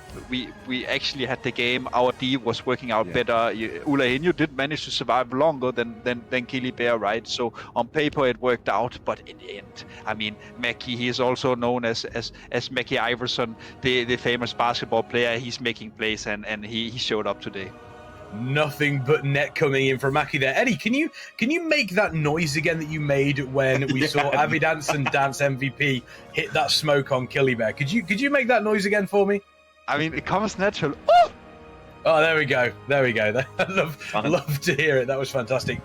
Yeah, I mean, the plays coming in, we spoke about flag carriers, you know, how important Killy Bear is, how important Olaino is. I think the other side is you take a look at what we actually saw from Mackie there, and, you know, flag carriers, they are the spine, they are the backbone of your team and the flag map. But if you have the ability, if you know as a flag carrier that there is somebody defending you that has the ability of Mackie Torpid, that must make your job so much easier in comparison to somebody that may not have, that trust in one of their defenders. Oh, absolutely. I think that trading cooldowns on defensive is extremely important. So again, Mackie saving and winning the game for his team, right? It was obviously a team win over the duration, but that was the play that decided the game. Him grabbing the flag, he gets gripped, then he teleports back up, he buys that time for his team to get the hunt, and Eddie with his little hunt noise on the boop, when they hunted him and took him down, that Mackie won the game right there, right? But again, I think that they're doing a great job on defense, and having somebody like Mackie on defense who trades cooldowns with you. You do not want to pop a survival instincts and a cocoon at the same time, right? You do not want the 50% while on a cocoon, assuming stacks aren't getting out of hand. So having him in there and having the healers working on defense, Eddie's mentioned this time and time and again, it's buying time. So when you spread the cooldowns out, that helps you live longer. When you use them fast, you live, but then you die quicker. So the synergy on defense is going to be really good, but I think just really quickly, Fiesta should be taking away a lot of positive things. Honestly, for all this talk I've heard about Eheroes, and they're not coming out, they're winning and they're getting the little things, but they're not dominating, if that makes sense to you. I mean, they're not showing, again, we are not scared of you, we will pick first, we will do this. They're kind of playing Fiesta's game, and that's why these games are closer. So we'll see what happens here on the Gilneas. Absolutely, I was just about to say, Battlefield Gilneas, we saw the Eheroes and Fiesta relatively evenly matched there in the first game on Twin Peaks, but Battlefield Gilneas, a very, very different map altogether. You've got a lot of different things that you need to think about, Eddie. Eheroes, we know how powerful their team fight is. Fiesta, we know that they are definitely going to put up a fight against the EU juggernauts they're going up against, but again, it's such a different map. Is this going to be as close as Twin Peaks, do you think? Think that this map is a bit harder to be very intense and close due to the fact that the objective is get 2 bases instead of 1, right? So whoever has that is in the lead. It's a very simple game, but that's why you go into depth, you go into the team fights, you go into the small outplays that's coming in. What I'm about to see here is what will Fiesta do? Are they going to play double rogue here? We know that double rogue is maybe not the best thing you want to bring to a team fight. They are more objective focused, and especially if we see Eheroes having the Guardian defend, right? We saw it yesterday as well. It's really hard to get that base. But again, I mean, it's not a map that's completely doomed for Fiesta at all. They have very strong team fights as well. Especially one of their most feared combinations was, if they're playing double rogue team fight, they kidney on the same time with a root beam. That means that you're essentially cross-CCing all 3 healers, and you will blow trinkets, and the next go will be even more powerful. And this is what they have been doing, and I hope at least that they will bring that out. Yeah, fingers crossed. There's one way to find out exactly how this plays out. I mean, Eheroes, they may have some of the best players, obviously, on the side of EU, but Fiesta does have a secret weapon torpid in Avidance on that rogue. We know, we've seen what Avidance can do. Eddie mentioned it there, the double rogue, not something that you'd bring to a team fight, but, you know, could maybe give you an edge in getting that second, in maybe getting that second thing. Is that going to be playing in the back of Eheroes' minds? Do they know that they need to be aware of that? Or are they going to focus on kind of their game, which is pretty much dominance in this team fight that we expect to see? Yeah, I'm interested to see what their comp is, right? On that EOTS, they run the DH and the Feral as the melee, I believe, right? So I'm hoping that, and we haven't seen Blizzo, I don't know if he's playing today, but I'm hoping that Eheroes brings a heavier team fight comp and then doesn't over-rotate, but you know that Fiesta's going to come hit Lighthouse or Fiesta's going to come hit Mines. Keep that in mind and have your two ready to defend. The Guardian can buy you enough time to have that edge in team fight and then have somebody ready to check the Ghost, and you can just win through that, right? Don't overcommit to Waterworks against a team like Fiesta who you know is coming at Lighthouse or Mines, right? Don't overcommit. Be ready to defend and take advantage of you being stronger in the team fight. But I think Fiesta does the same thing they did yesterday. Keep pressuring, keep pressuring. You might not get it the first time, the second time, the third time, the fourth time, but finally the fifth time you've created enough pressure, something goes wrong, and you get it, right? So just because they don't get it right away doesn't mean they won't get it, and we've seen that time and time again. Yeah, exactly. Well, Battlefield Gilneas lining up Eheroes versus Fiesta. And obviously we talk about the team battle that's going on, we talk about the team fight on Battlefield Gilneas a lot, but we have seen some maps where there are some teams that, you know, they decide, hey, we're not taking the team fight, but let's just make sure that we're keeping these teams running around. Let's make sure we've got them circling around this entire map, spinning these bases, keeping them going, and effectively just annoy them towards a victory. And if I'm on the side of Fiesta, I might be looking at that solution, Eddie. I might be looking at spinning this map constantly and just frustrating Eheroes around. And one of the things that we do see that happens, and it's very, very important, is you will often see teams that will win a team fight or Waterworks, and they'll kind of all just stand around patting themselves on the back. Whereas, you know, if you're looking at improving, especially playing in rated battlegrounds, especially working as a team, once you've captured, if you manage to get a team wipe and you capture Waterworks, one of the things that you want to be doing is instantly making a beeline towards their graveyard. Specifically, if you're playing something along the lines of a DK where you can really slow the opposition team members down. Any other tips that players may be able to take, going into their own rated battlegrounds for Battlefield Gilneas? A great tip is that, let's say that you are struggling a bit in the team fight, and usually most teams have a rogue, and he will then be defending, and your Guardian is boomkin and going to team fight. In these situations, if you are a base behind, you should think about, should we ghost with our rogue? I would even recommend doing this in the very start of the game, because usually people think, okay, they're gonna take a classic team fight, the rogue is not gonna move. But if he comes, he can then go, he can ghost his base, he can go over and bomb an enemy healer, and usually he has a Warlock gate ready, so he can just take the Warlock gate and sprint back and make it in time. So there's these things you can do, especially if you're coming in on the back foot. And I think if a team were to do it, it's also Fiesta. Yeah, Fiesta go for the vigil. You were smiling there, Torpid, obviously, listening to Eddie describing some of the stuff that's going on Battlefield Gilneas. If you're Fiesta and you're approaching this and you were on the team, what would you be saying particularly to the rest of your group here? What would you be saying to your teammates going into game number 2, potentially facing dropping down to the lower bracket? I think it's important that we don't rule out... Fiesta likes the notorious off cards, right? Eddie talks about how on ladder they're feared for this, but they're not... again, weak anywhere else. We saw in that Warsong Gulch, right? They're going toe-to-toe. So I really think if I'm Fiesta, I'm not ruling out Waterworks. I'm telling my team, and they probably should be doing this, they haven't lost Waterworks by any means, but what they can do is, let's try to win Waterworks and Lighthouse at the same time. You saw that yesterday where I think it was Mudspitter or somebody from Eheroes was pressuring Fiesta, and then Dance MVP would kill them at Mines and come across to Lighthouse. So I'm looking today for Fiesta to be winning Waterworks and pressuring the other base, and that's going to put them in the best spot to win. Yeah, let's find out. Are we going to see Eheroes taking game number 2 in this best of 3 and advancing on, or Fiesta going to take us to a decider game number 3? We will have to wait and see, because Battle for Gilneas will be starting shortly. Chat, I want to know from you, who's taking this? Is it going to be Eheroes or a Fiesta taking battle for Gil and Aeus. Only time is going to, only time is going to tell, and you are going to tell us as well in the chat. But we do see the team setting up here. It does look as though Fiesta are going to be going for that double rogue, Eddie. Let us know exactly what you're expecting from the double rogue, and take us away for the first couple of opening seconds here in the battle. But the reason why that Fiesta is opting into double rogue is due to the fact that if they are behind, they still have a rogue available to make plays off the map. There is still objective play on this map, even though it's hard. So that is why we still see the suppletive rogue. Evidence coming in with the outlaw. He's gonna go team fight, and they have been shown that outlaw is the thing you could do if you wanna go to team fight as a rogue. But just quickly note here, I really like Eheroes' composition. They have double boomy, they have the DH as well. They are the only team of the two running Mortal Strike, and I really think that Mortal Strike is one of the things you actually need when you're going for teamfight. 25% reduced healing is really essentially, and we see here a great opener from Eheroes here, stacking up the whole team of Fiesta here, and also Eheroes. Yes, they're inking the 3-man ink. This is what we talked about. They are just gonna kill the rogue. They're not gonna try to see him. Trust me, they are going for the kill when he shows. Yeah, this is extremely interesting.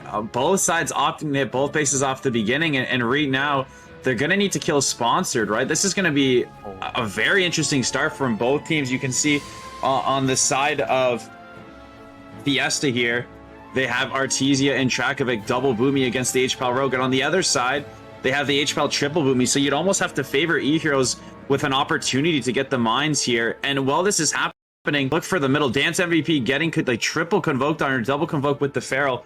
They need to kill Sponsored, but it looks like Fiesta said, let's leave Lighthouse and come back and defend mines. So I expect coming over the hill right now is reinforcements for Fiesta. There, of course, is Uleno coming back and saying, let's not give them mines early. And here comes a convoke again. Fiesta's coming back to say this base is ours, but this is a lot of pressure coming out from Eheroes early. Artesia still pressuring the mines, though.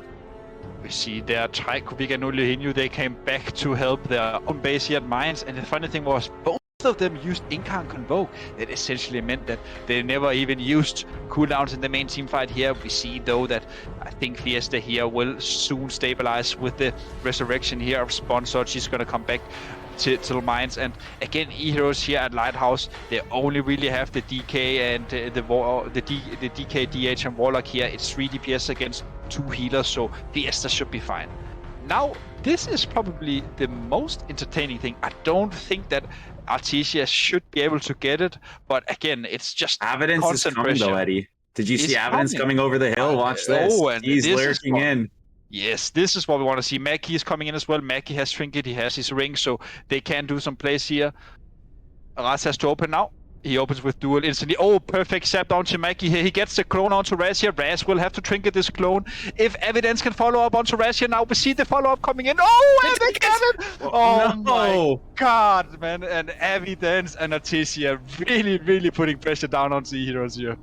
There we go. Avidance absolutely clutched out that grip there. That was so close. You saw Raz stepping towards. Watch how close Avidance gets here. Watch how close Raz gets. Immediately, we see the clone go. He steps forward, and then Avidance comes in, and it is literally those split seconds. And those split seconds make all the difference in a map like Battle for Ganesh. Any of these RBG maps, that split second makes the difference for these teams. We see Dance here constantly trying to spin. Waterworks here, seeing if that is going to help. Fiesta have lost a lot of players, but they do have both of these areas. If Dance can continue to spin this, doesn't like it's going to be the case. Dance goes down. We do see Killy there in the background stopping Uleno from stepping forward, which is really nice to see. One thing that we've mentioned is, if you do die, if you're not in the team fight, then make sure you slow down the opposition members. But Fiesta, they just have to hold these 2 bases here, Torpid. Yeah, I don't know what happened there. It looked like maybe a miscommunication, to be honest, because like Eddie said, Raz had the trinket. He trinkets late, misses the spin. The Monk, I believe, had the trinket as well. Not sure if they had Rop from that range, but I think that was miscommunication or something, because they should have been able to spin that. So, but that happens, right? We're humans, and that's why RBG is exciting. I do think, though, that this isn't an insta win for Fiesta, because sometimes it's actually better to get Waterworks and be fighting for Lighthouse. And if Eheroes wants this heavy team fight and can start putting pressure, and then, like you guys have been mentioning, slow them while they're rezzing from the mines, not the worst situation. So I really think there's a possibility here where Eheroes can come back, get their base back, and turn this back onto Fiesta and make them make more moves. So if I'm Fiesta, I'm already thinking about hitting Waterworks. It's a very good point you bring out. There is one thing though with Fiesta holding Lighthouse here. If you are Horde and you have Lighthouse and you are struggling and dying, there's a little trick here for you.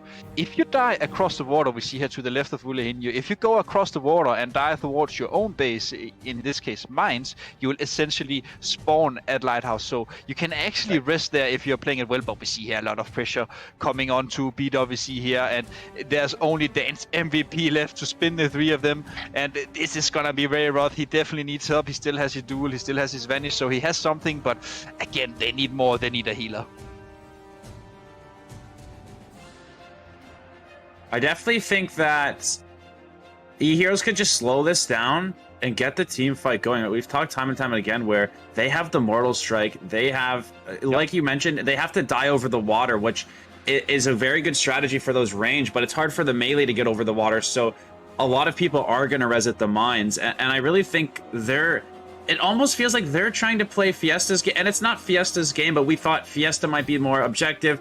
Eheroes might be more team fight, but it almost feels like we have two Fiestas or two Eheroes that they're playing the similar thing, just chaos among the map, where I really think get a team fight going. There's lots of time left. Get a team fight going at Lighthouse, and then look to make those plays. I think you have the Mortal Strike. Again, some people might res at Lighthouse, but some are going to res at Mines, where they're hitting... They basically have two different mini brawls going, and too many little brawls doesn't lead a team to winning, because both the brawls sustain. It's kind of like in EOTS when bases are being hit and there's just a little fight happening middle at this high level. Noiri going down at the other base, that could be what they need. They really need to get the healers down. So if Noiri just died at Lighthouse, then maybe they should be rotating to Lighthouse. Or did he just die here at the mines? I did not see. He died at the mines. He came in to try and he put a ring down to stop them from turning it. Looks like the pressure is starting to tell on the side of Fiesta. They are losing players in comparison to Eheroes. BWC also dropping there. We'll see BWC coming back up very, very shortly. They need to keep control, but they are slowly but surely starting to lose the battle over at mines. This Lighthouse seems to be pretty well under control for them. Artesia, Ralph here obviously on the DK. We do see Hippie there, currently on around about 35% mana, so still in a relatively solid position. The pressure being really put on over at mines, though, as you can see. Avidance here looks like they have been able to stabilize over in their first base. Noiri there getting chased down. Avidance just doing Avidance things, but Noiri here under so much pressure consistently coming in from Sivax and Lurtex. And as mentioned before, Torpid, those demon hunters, they just will not leave you alone. Yeah, I just don't see anything happening right now, right? Like there is little plays being done on both sides, but when the teams are so strong, when you have such great players, landing one kill is not enough. Oh, Artesia's going to check the ghost. Looked like Raz was trying to make the play, but doing a good job keeping an eye on the enemy team. So I like what Artesia is doing here, right? They're kind of stable at both bases. He's coming to Waterworks to enforce Raz to stay. If Raz has to stay there, then they're good. And it looks like we might have a little 2v2 at Waterworks. Again, I like that from Fiesta. I like that they're pressuring the Waterworks. Keep them there, and both teams are split, but I think that favors Fiesta.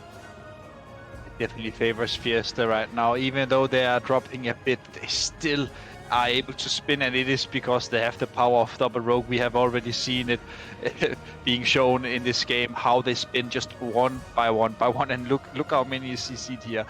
Full control, even though they're dying, still in complete control. Now we see Evidence is gonna come in after Evidence. We hopefully have one more guy, but again, look at Sot. Sot will probably manage to cap this just off the bomb. Oh, it was very close from Sot here, very close. Ulehinju just managed to get it, I think. Again, I think the fight is Mines. I think it's Mines we want to watch. I think Mines is where the pressure is on Fiesta. Yeah, but Eheroes still fighting this out. But keep an eye on the points difference here. Are we going to get to a point where Eheroes are mathematically unable to beat Fiesta? They are going to be going for they've got to go for the triple cap, surely, Eddie. 1150 we see left now. They know, yeah. 1150 is 100% the mark for death, but Eheroes, they already know this game won't be won.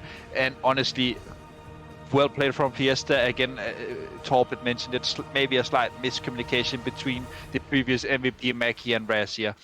We saw that Raz, I think when he got out of clone, he even had time to spin, and he had the trinket. So hopefully we can get a replay and watch what was going on if Mackie were in a position to spin, and then maybe they were talking like, oh, I have it, and then they figured, oh, you don't. Yeah, it looks like that may have been the case there. It looks as though slight bit of miscommunication between Mackie and Raz, enabling Avidance to just get, obviously, the CC off, and Eleno, they're able to capitalize and steal Lighthouse away from them, which is huge for the game. That was the turning point, and then Fiesta just held the two bases. They were under constant pressure from Eheroes, but that double rogue really telling the tale here of the difference between these two teams, doing a great job in spinning these bases constantly. The pressure from Eheroes almost, Fiesta were creaking, I think it's safe to say there, Torpid, but, a fantastic job from them holding out and taking game number 2, and we're going to be going to a decider in this best of 3. Yeah, I'm wondering if, without, Eddie's touched on it, this Blizzo gentleman or that warrior in the comp, right? Like, I wonder if Eheroes is playing differently based on their comp today. We're seeing Feral on every single map. We saw Raz go sub, where typically he likes to play the outlaw rogue here in team fight, and you saw Eheroes opting to challenge Fiesta early on at mines, right? Again, not that it's Fiesta's game, but both teams playing the objective focused, and as Eddie has explained, that's kind of what Fiesta likes to do. So I find it very interesting that Eheroes isn't either sitting Guardian or sitting Rogue Boomy, or even if they have to just sit 3 out to mirror the 3 that Fiesta sit out, and trust in their team fight, right? You see them keep putting team fight, and I tried to mention it earlier. Sometimes you can just regroup. Sometimes you just take a breath and regroup, where it felt like Eheroes was split between both bases, and that was really favoring Fiesta. It was kind of chaos on both. There wasn't like enough momentum to swing something through. I think sometimes you got to take a step back and leave the mines or leave the lighthouse and focus on a little bit of a regroup or a little bit of a different plan and start talking about it. But really good job by Fiesta, right? They did the same. I didn't think they were going to do this again to Eheroes. They had this happen yesterday. This isn't new. They did it again, so good for them. They did a great job. And look at the scoreboard as well, 1,500 points to 401. So Fiesta taking that relatively, they're relatively dominant in that game there.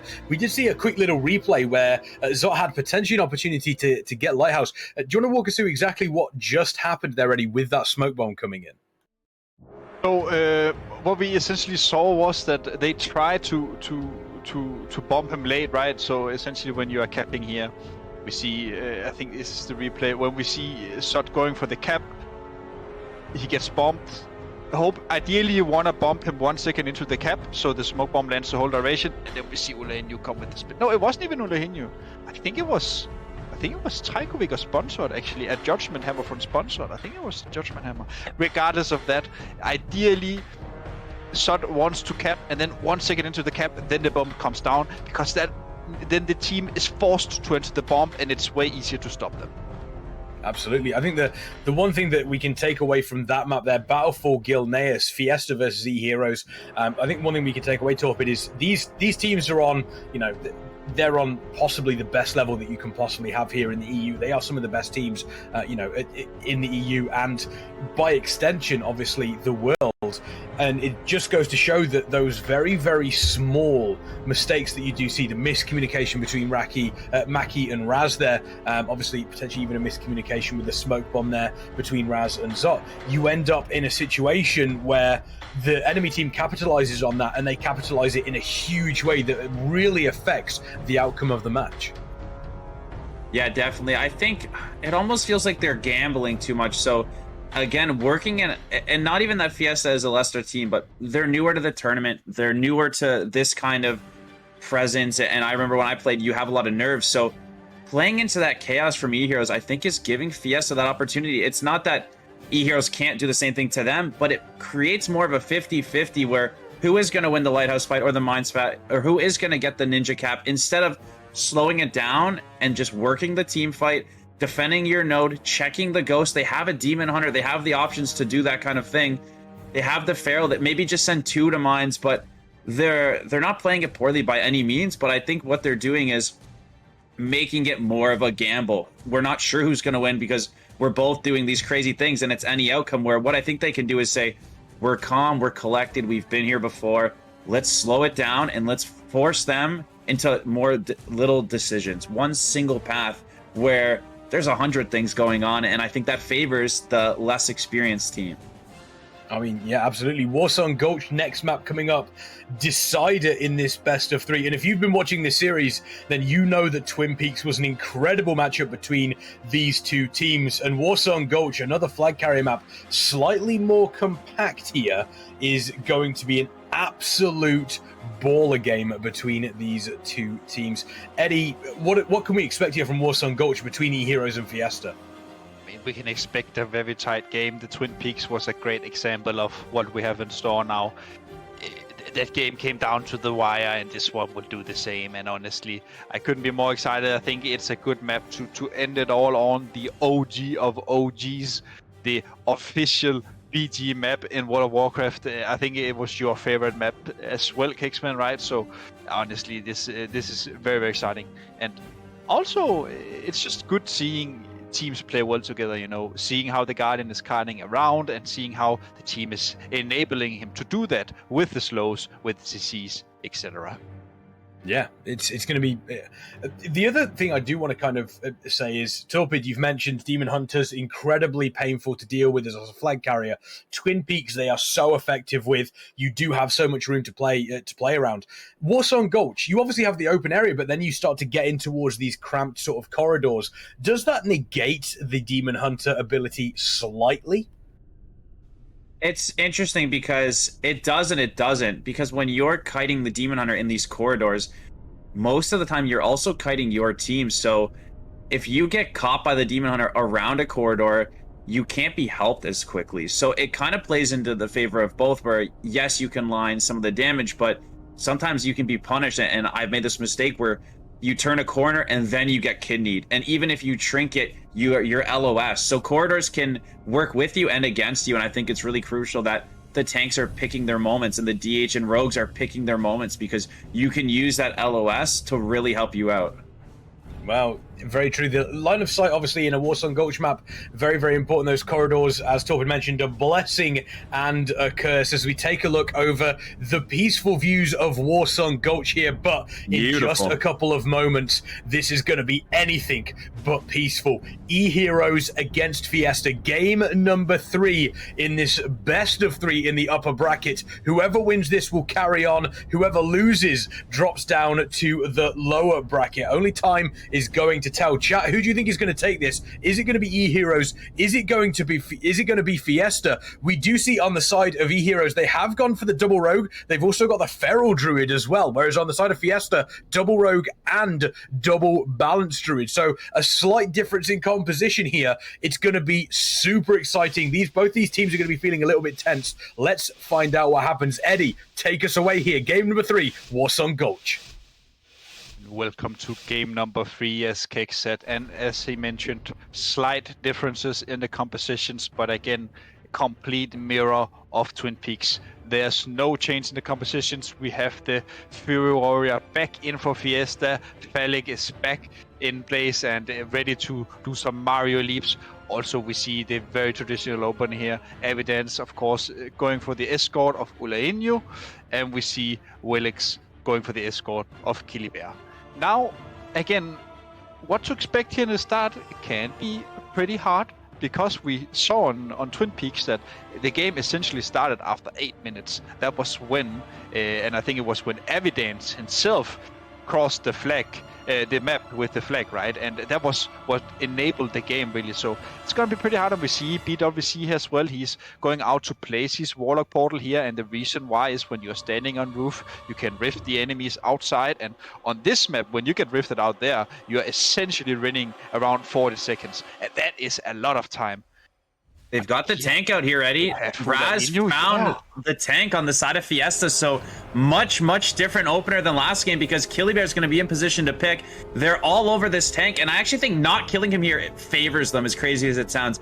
Getting him down, he's going to be dead now for 25 seconds in the flag room. Kilibear should be hauling it out of the flag room across. One member should be trying to go camp him at the graveyard, and Raz doing a great job.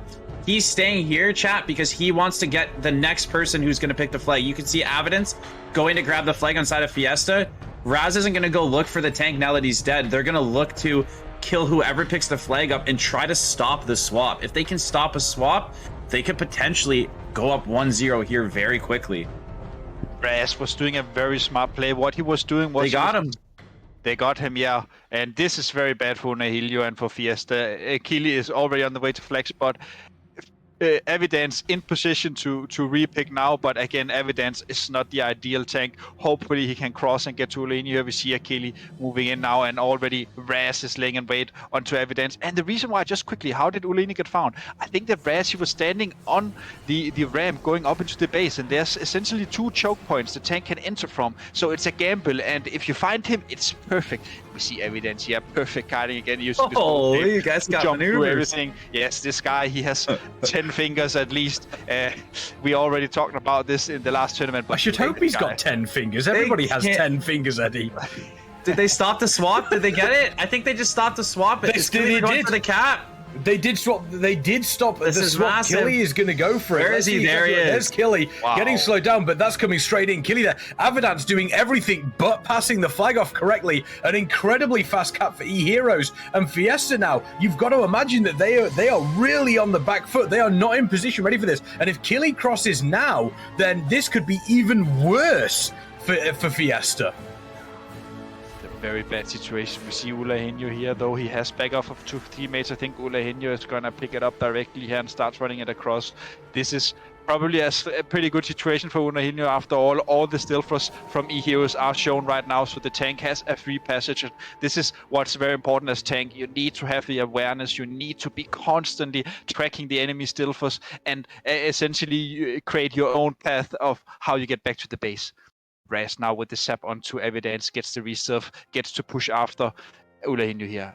Kili laying in wait. I mean, Ulahenio will probably get back, but again, we're gonna go into the race very, very soon.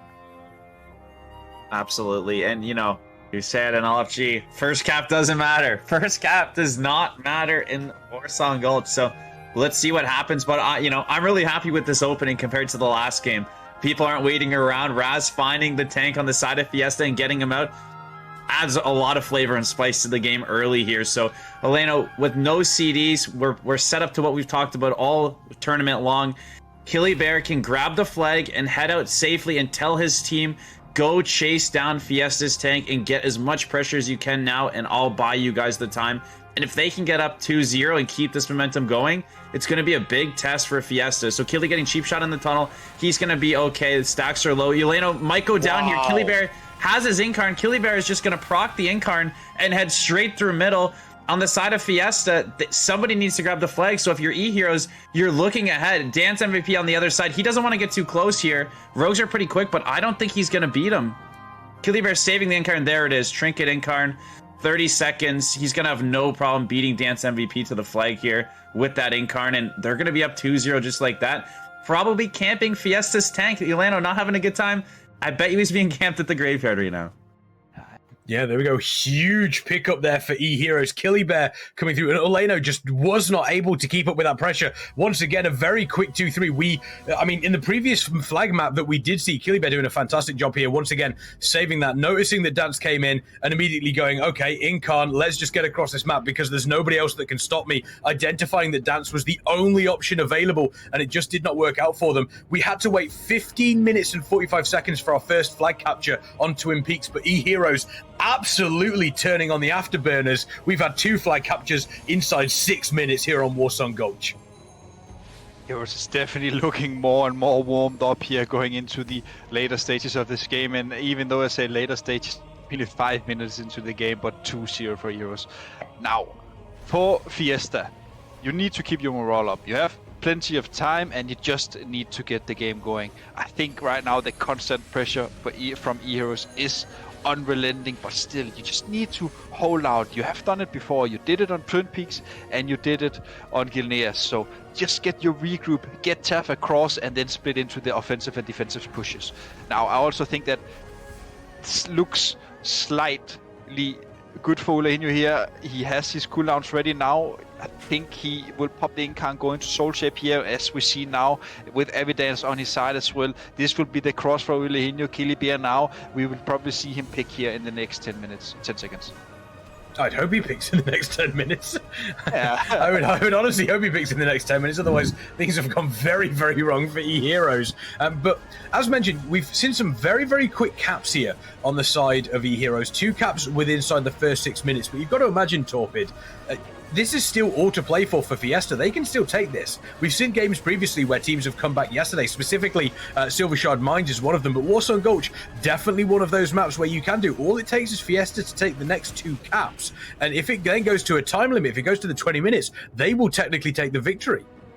It is extremely possible. Like you mentioned, comparing it to the last flag map these teams faced 2 games ago, it's only 7 minutes in. So going down 2 caps, if you're ever going to go down 2 caps, you want to be down 2 caps early so that, like you're saying, they have the time to come back. They truly do. Stacks are low. Again, I think it's better to just wipe them up on defense here. You're not in a rush for this first cap. You know, of course you want to get one as soon as possible. That's the way the game works, but they're not in a huge rush. So keep some pressure on Killybear here for sure, but look to just wipe them on D and get your standard setup. There's lots of time for it to go to 10, 11 stacks. Get the first cap, and then still have 10 minutes left in the game, 8 minutes left in the game to get your second cap. It is absolutely far from over. The game is never over when it comes to Warsaw Gulch, especially not when you have 12 minutes left. We see now. Let's just take a breather. Healy is under pressure, but he should be fine. Eheroes, he got back into the base, and he's safe. And we just saw earlier, BVC, he placed his portal. So now, Fiesta, they are set up, and now it comes down to their offensive play. Can they push for Killy, and can they kill him? And we see right now a lot of damage going on to him. We see the Comic-Con coming out from Mackie as well. Killy arguing with himself, do I go to roof or do I go into the flag room? He's gonna go for the flag room with the help of the 4 others, and we see here as well, look at how they are slowed back in the tunnel. A great vortex from Killy. Yeah, fantastic. So you mentioned obviously the kiting. Killybear doing a great job. Still 3 stacks. Emerald Slumber as well, able to get the reset on some of the cooldowns. Fantastic to see. Just taking a little nappy nap. Killybear take a nap right here and then able to rest. But we do see Raz obviously coming in for the defense too. Sponsored has made their way out, but they are completely tapped on mana and looks to be a relatively large amount of players on defense here. Looks as though we have pretty much every single player on the side of Eheroes defending. Elena there just chilling with Nori and Hippie, and looks as though the offense on the side of Fiesta is being slowly but surely wiped out. Is this going to be the strategy that they do go for here? As we do see obviously the offense coming in on the side of Eheroes, trying to see if they can take down Eleno there. Yeah. Eddie, you've spoken about Warsaw Gulch. The offense that has been wiped when they respawn, they have to go and help out with the defense here. They have to go and help with the defense and then get themselves across the map, because that's a lot of players that's going after the flag carrier. We do see Killybear doing a great job once again, kiting out Warsaw Gulch and looking relatively safe whilst doing it. Yeah, we had a pre-interview with Keely as well, where he talked about that the base strategy for Eheroes on flag maps is that you wait for the 6 stacks till the movement speed reduction kicks in, and then you push offensively. That's why we saw this heavy defense from them. Now, I will say that it is kind of easy to counteract, because if you know that they are waiting for the stacks and essentially all standing in their base, what you should do as the opposite team is just stand right outside the enemy base, because when they then want to leave and push for your tank, then you are pushing in, and essentially you are ahead in the race. So I still think it is counterable, but again, it requires coordination and it requires teamwork. And now 6 stacks kicks in, and the pressure's going on to Killy and Ulainho. Absolutely. So we'll see Elena here. He needs to live. This is the team that is getting 2-0'd, and they need to not die here. A huge Shadow Rift might change it right away. I think you got to pick the DH. The DH does a great job there. So chat, if you're watching, when your team gets teleported out, you jump off and you get the heck out of there and you regroup on offense and go in. But a great job by Fiesta buying their team the extra time. Killier procking the Incarn, heading out of his base, but slowed. Can't get above that 100%. So an opportunity here for Fiesta to catch up with Killy and try to get a kill while he's more alone and while he's out of the base and in the open. But a good job by Makel. Is it Mackie? Mackie, the healer, being reet with him. Wix being reet with him to peel. Killybear is sleeping, not getting woken up by the Garrote. A lot of damage coming onto him. This is what Fiesta needs. Killybear is alone. He's out of the base. He goes down. Now on the other side, are they going to be able to get the return? Wix picks the flag up. He shadow steps back up. Dance follows him with a shadow step. They're pumping all the heals they can. It looks like somebody looted Killybear's body, which is super important. Wix goes down. They get, and here we go. 9 minutes left. One cap down.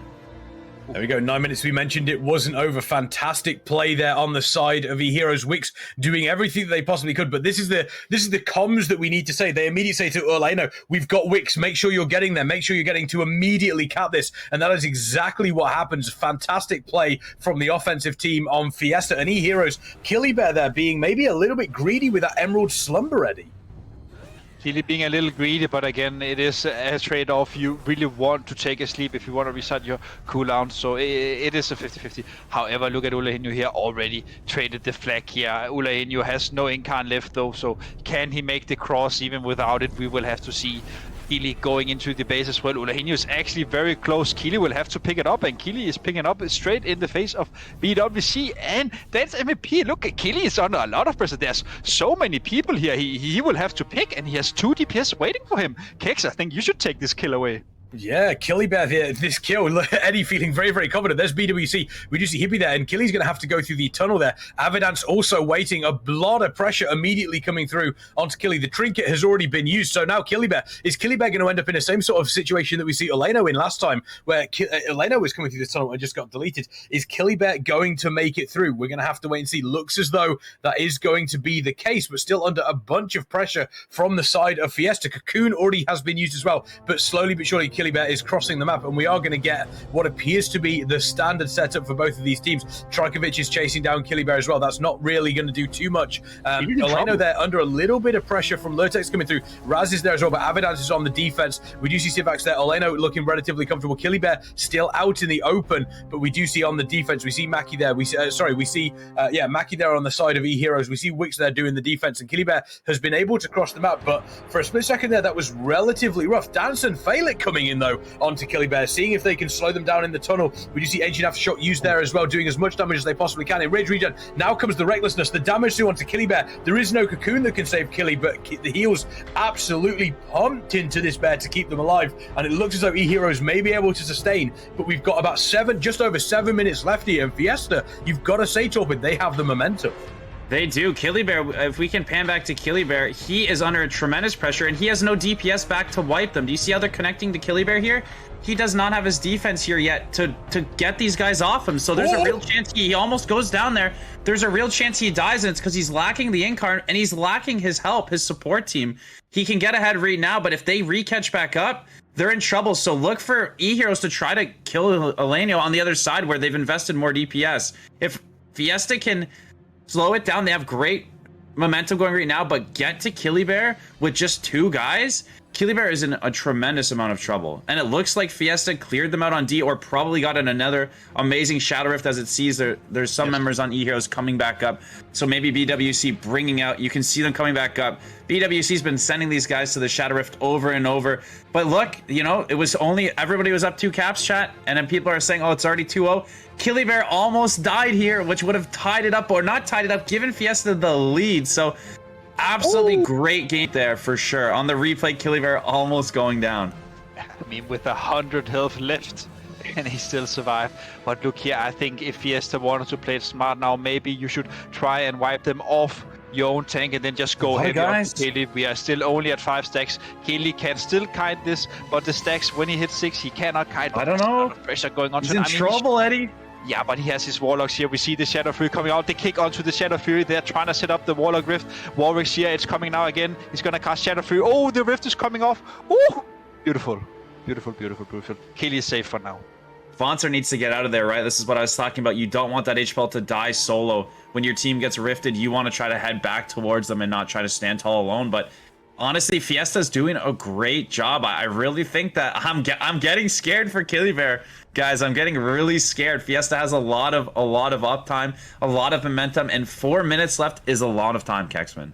Yeah, absolutely. And we kind of end up in a situation here where the pressure is going to start mounting on Eheroes in the side of Killybear. Eleno does need to survive this, though. It does look as though Sivax is down. Sivax is down, so that is going to stall that offense down slightly.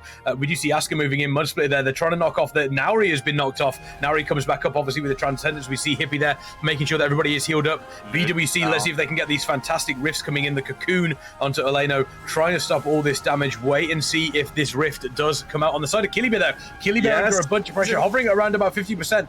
This is a situation where if Fiesta technically cap now, it will be 2 caps apiece, but because Fiesta were the last team to capture, they will technically take the victory. So Eheroes, even though they are 1 capture ahead, the pressure is going to start telling. Killybear has been under more pressure than Eheroes so far, but with these stacks going higher and higher, it does mean that we could end up in a situation where just 1 mistake, 1 little slip, 1 extra RNG with a crit could make all the difference. But Killybear, once again, a fantastic kite through the base. But as they head up top, still that warrior pressure is going to start telling. Falik is there. They do have Maki. Trajkovic is trying to block. Falik leaping off the fantastic crackling Jade Lightning to knock Falik back down to the bottom there. And Killybear, once again, is going to potentially reset. But Trajkovic is also there.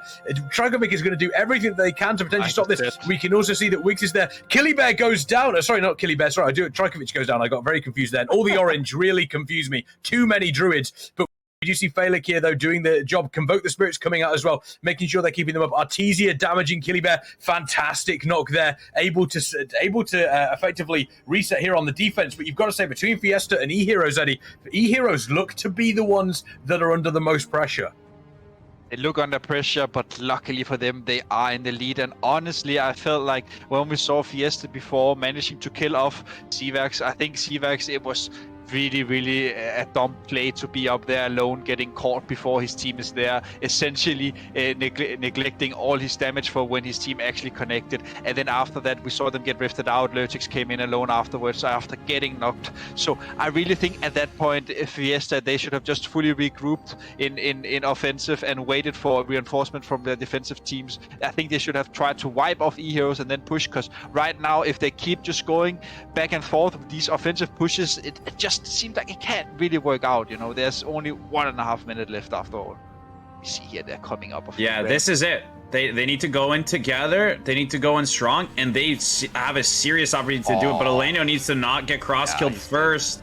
This is big trouble, and yeah, that is unfortunate. Killybear still under. Killybear needs to get out of here, though. Are they going to get the rift? They do get the rift. In comes the cocoon. This will be the victory for Eheroes. They finally take Fiesta down in this best of 3. Eleno here dropping down the Convoke the Spirits, coming out healing them. And I'm wondering whether this was a little bit of miscommunication between the two teams, because Eleno moved into this position far too early. Eleno separated themselves from the rest of the group. We do see Lurtex coming down here. We see Raz here, just Mudspit is just completely destroying Eleno. Is that miscommunication there, Torpid?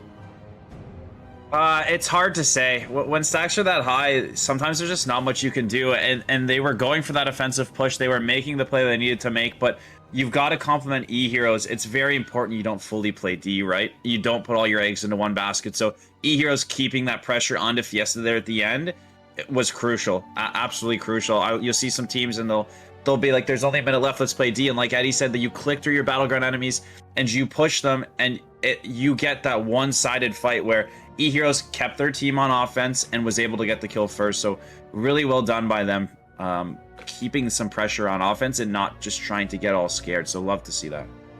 Yeah. Absolutely huge between those two teams.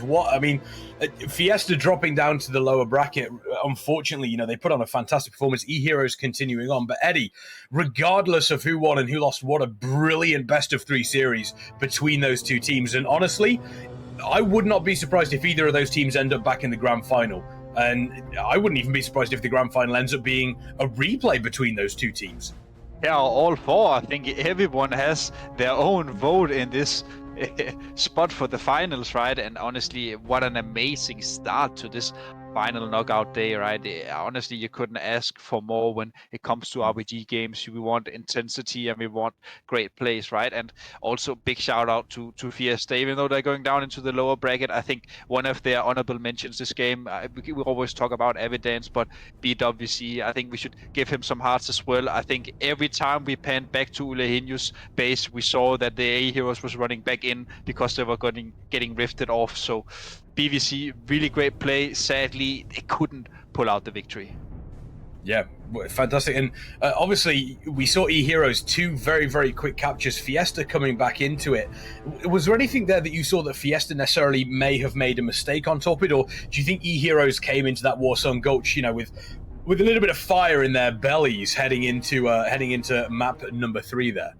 I think things go wrong. That's why PvP is fun. When Raz finds the tank of Fiesta, I think it's better for that tank to just die, to use no cooldowns and to just die and call it what it is. And the Boomkins on his team need to go to that flag room with the team, and they need to adjust this fast. What they ended up doing was having Evidence alone for such a long period of time, and then they still allow their tank to get caught out. So I think adapting to that quicker, I don't think Eheroes is guaranteed a cap because Raz gets that. It creates that pressure, but they aren't guaranteed the cap if they react a bit differently. But then again, with that momentum, and we touched on this, 2 caps within the 6 minutes, Fiesta did a tremendous job taking a breath, looking for opportunities, and really coming back in, because I know a lot of players would go down 2-0, they'd be tilted, they'd see it as too big of a mountain, too much effort, surely it'll get one, and Fiesta did not do that. They came right back into it. So my point is, if they didn't just give that first cap so easily, you could see Fiesta maybe taking that game 2-0 or 3-1 or whatever it would have been. It was, when you take away those first 2 caps just from that mistake and what didn't happen, could have been a completely different game. Yeah, Fiesta doing an absolutely phenomenal job, and I'm so excited for the next game that we've got coming up. We do go to the lower bracket. It is La Familia versus Fiesta, best of 3. These 2 teams will be playing for their survival in the Method Mayhem EU Gauntlet tournament, but we are going to be taking a short break before that. So myself, Eddie, and Torpid will be right back after this. Do not go anywhere.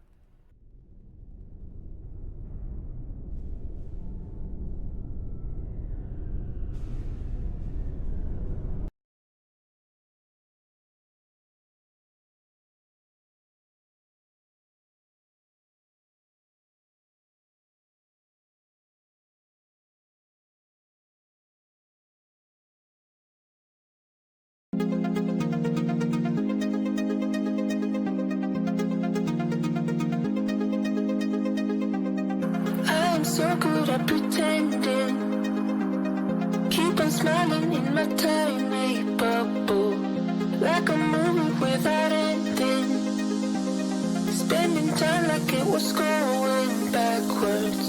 Bruises covering our walls, but they fall down, diving deeper in the books that we read blind, breathing in and breathing out to get smarter, not working out for me, yeah.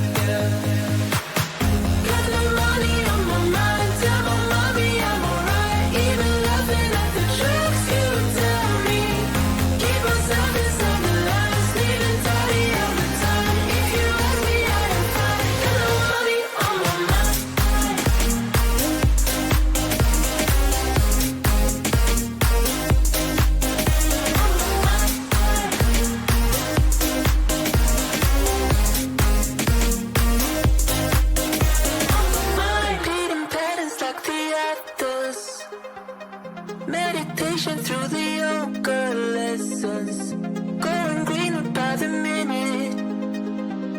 Soon I can't wear any other colors. Bruises covering our walls, but they fall down. Diving deeper in the books that we read blind. Breathing in and breathing out to get smarter. Not working out for me, yeah.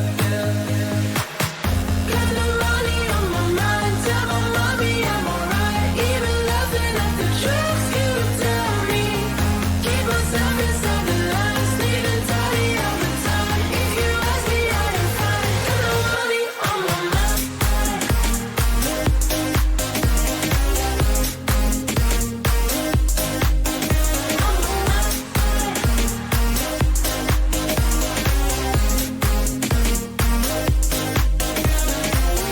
Don't you worry about me. If I keep feeling like I'm missing something, don't you worry about me, yeah. Don't you worry about. Got no money on my mind, tell my mommy I'm alright. Even laughing at the jokes you tell me. Keep myself inside the lines, leaving tidy all the time. If you ask me, I am fine. Got no money on my mind.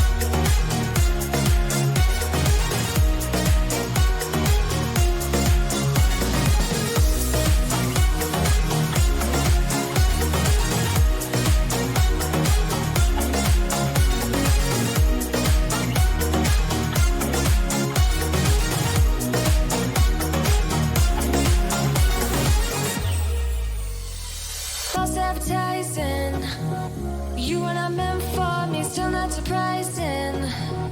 Need no apologies, cause I just don't really care what you think, what you think, what you think. Shame on me thinking it was just a phase. Got me like ooh, got me like ooh. Ain't no fun recognizing your mistakes. Got me like ooh, feels like ooh. Now I brought my worst behavior, throwing a party in my head. Yeah, prayers from my saviors. Just let it rain all over me, over me, over me, over me, over me.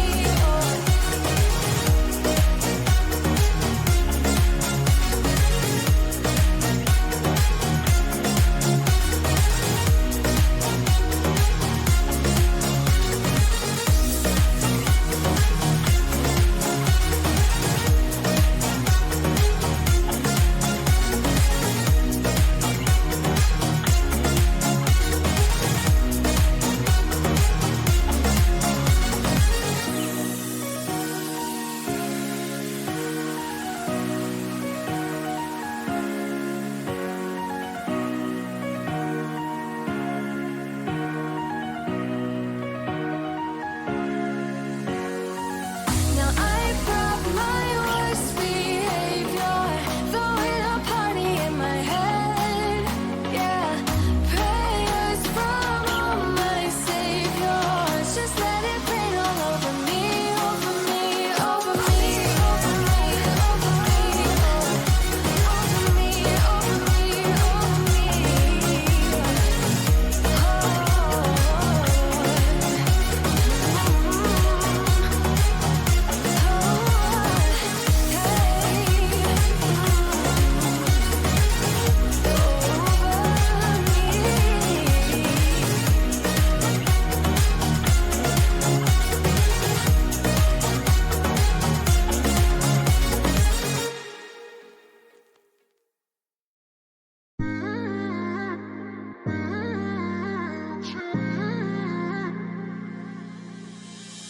You were my best friend. Didn't care about the rules, good on the weekends. I'll be in fools, drifting to deep space. So brave and so stupid, just like the movies. I was gonna stay in the fight with you, just thinking we would do this until we couldn't do it. Each and every high, every night with you. You and me so clueless. We were just broken, shattered, singing along to nothing matters. Stray around like nighttime rumors. We were in too deep. In your worn out sweaters, thinking we'll be young forever. Driving in your mom's old hatchback, and we were in too deep.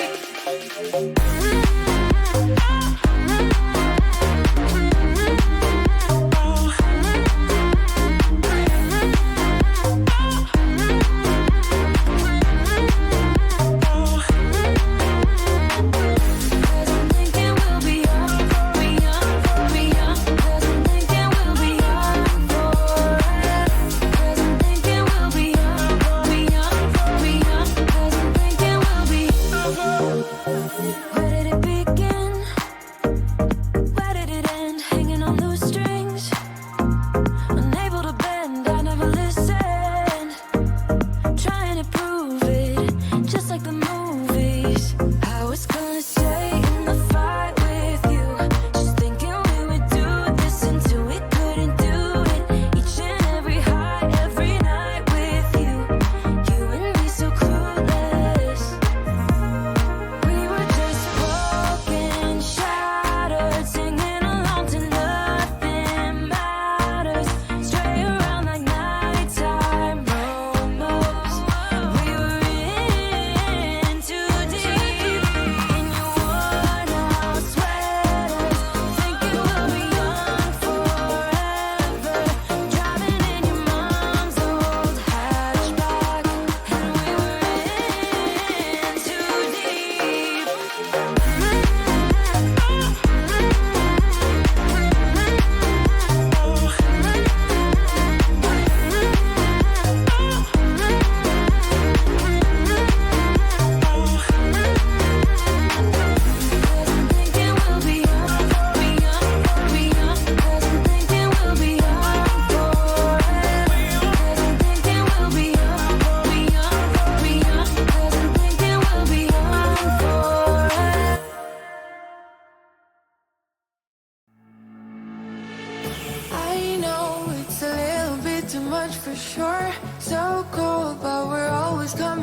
for more egos in this wicked game. It's all for sure. Oh, I've got you.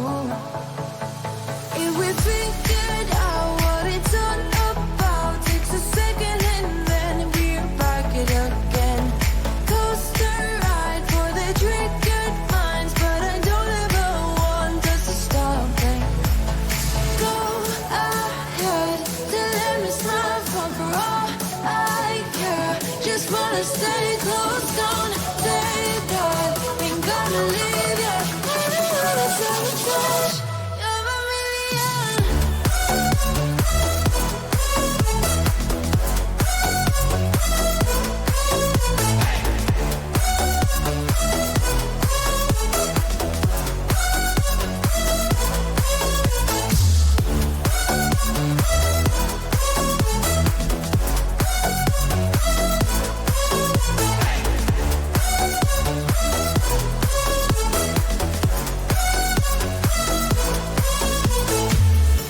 Explode every time you go and slam the door. Adore how we always end up on the floor. We know how to push the buttons to the core. I've got you. If we figured out what it's all about, takes a second and then we're back it again. Coaster ride for the triggered minds, but I don't ever want us to stop it. Go ahead, to let me smile for all I care. Just wanna stay close, don't take that. Ain't gonna leave ya. Sabotage. You're a million.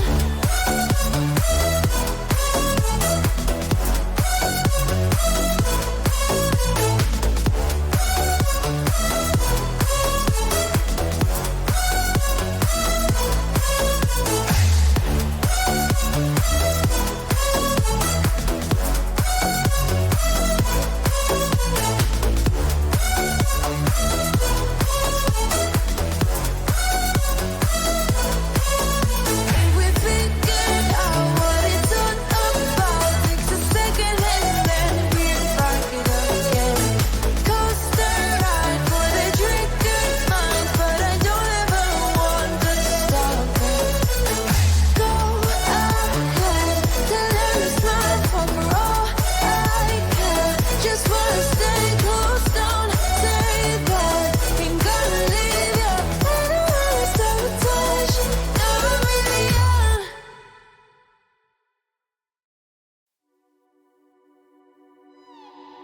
What happened to us? What happened to all the love we always took for granted? Are we stranded? Is it too late? Is it too late to color feelings that have faded? Complicated. I'm waiting for an answer, waiting for a sparkle to come to ignite love. I need no second chances. I'm tired of romances without love. So where do we go when we can't find our way? I don't wanna be alone. I need you tonight and I don't wanna wait. I want you to show me the way. 'Cause I'm a satellite around you tonight. Nothing's gonna bring me down. As long as the stars in the sky, as long as the stars in your eyes, as long as the stars in your eyes, as long as the stars in your eyes.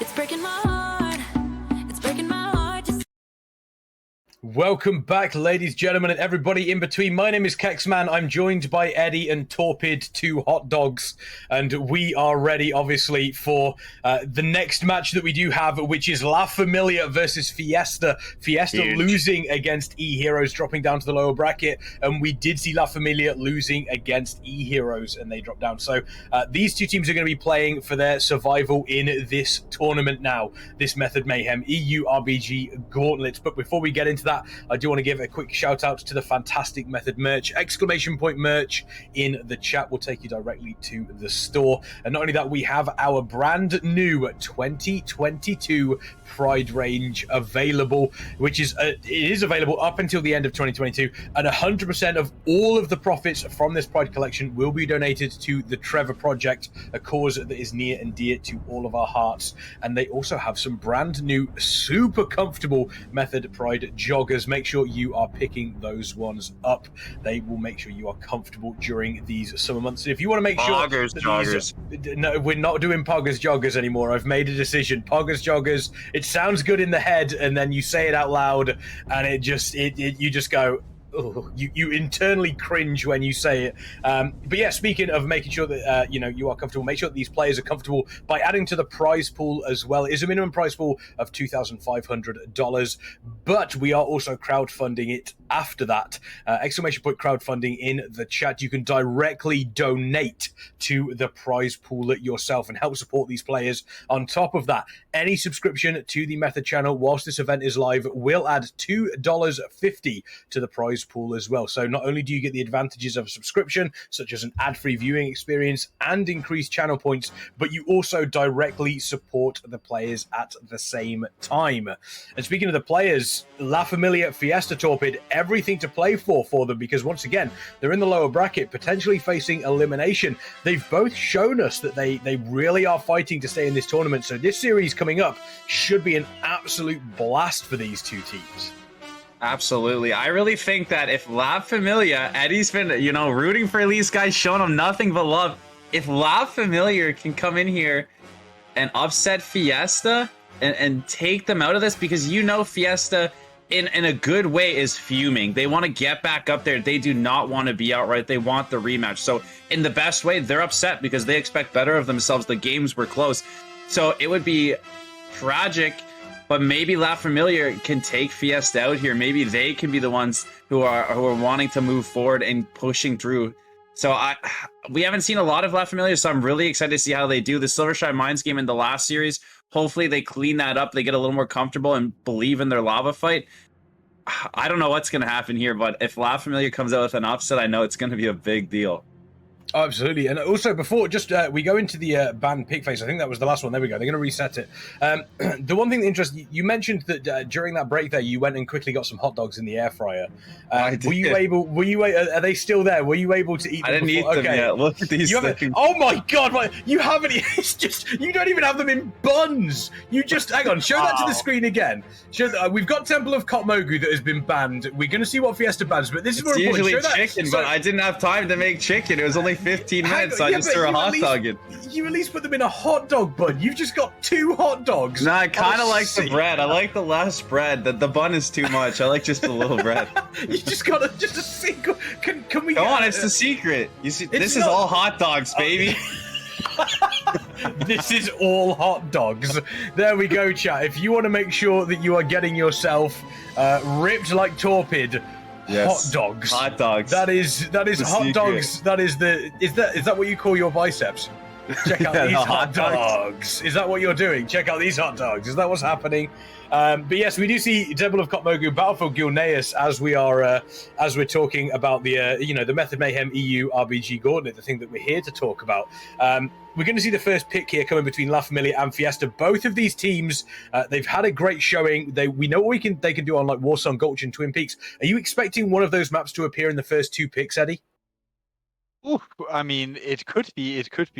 We at least have right now 2 flag maps available. We saw the standard bans here, at least the Kotmogu ban here. Honestly, coming in from La Familia, though, usually it's Fiesta going for that. See the Twin Peaks pick from La Familia, and honestly, Eye of the Storm is still up. Is this the time for it? Is this a time for a Torpid? I would love to see some Eye of the Storm. I thought La Familia, they picked it into Speedrun, and I believe they picked it into Speedrun, and they did well. Whether they picked it or not, they did well on the EOTs. So I would be looking to play some EOTs, but maybe, again, you've mentioned it time and time, the double rogue of Fiesta, EOTs could be really strong for them, right? Like, Speedrun played the Blood DK, they played it a bit slower. It kind of gave Familia some time to move, but maybe Familia is thinking, if we pick the EOTs here,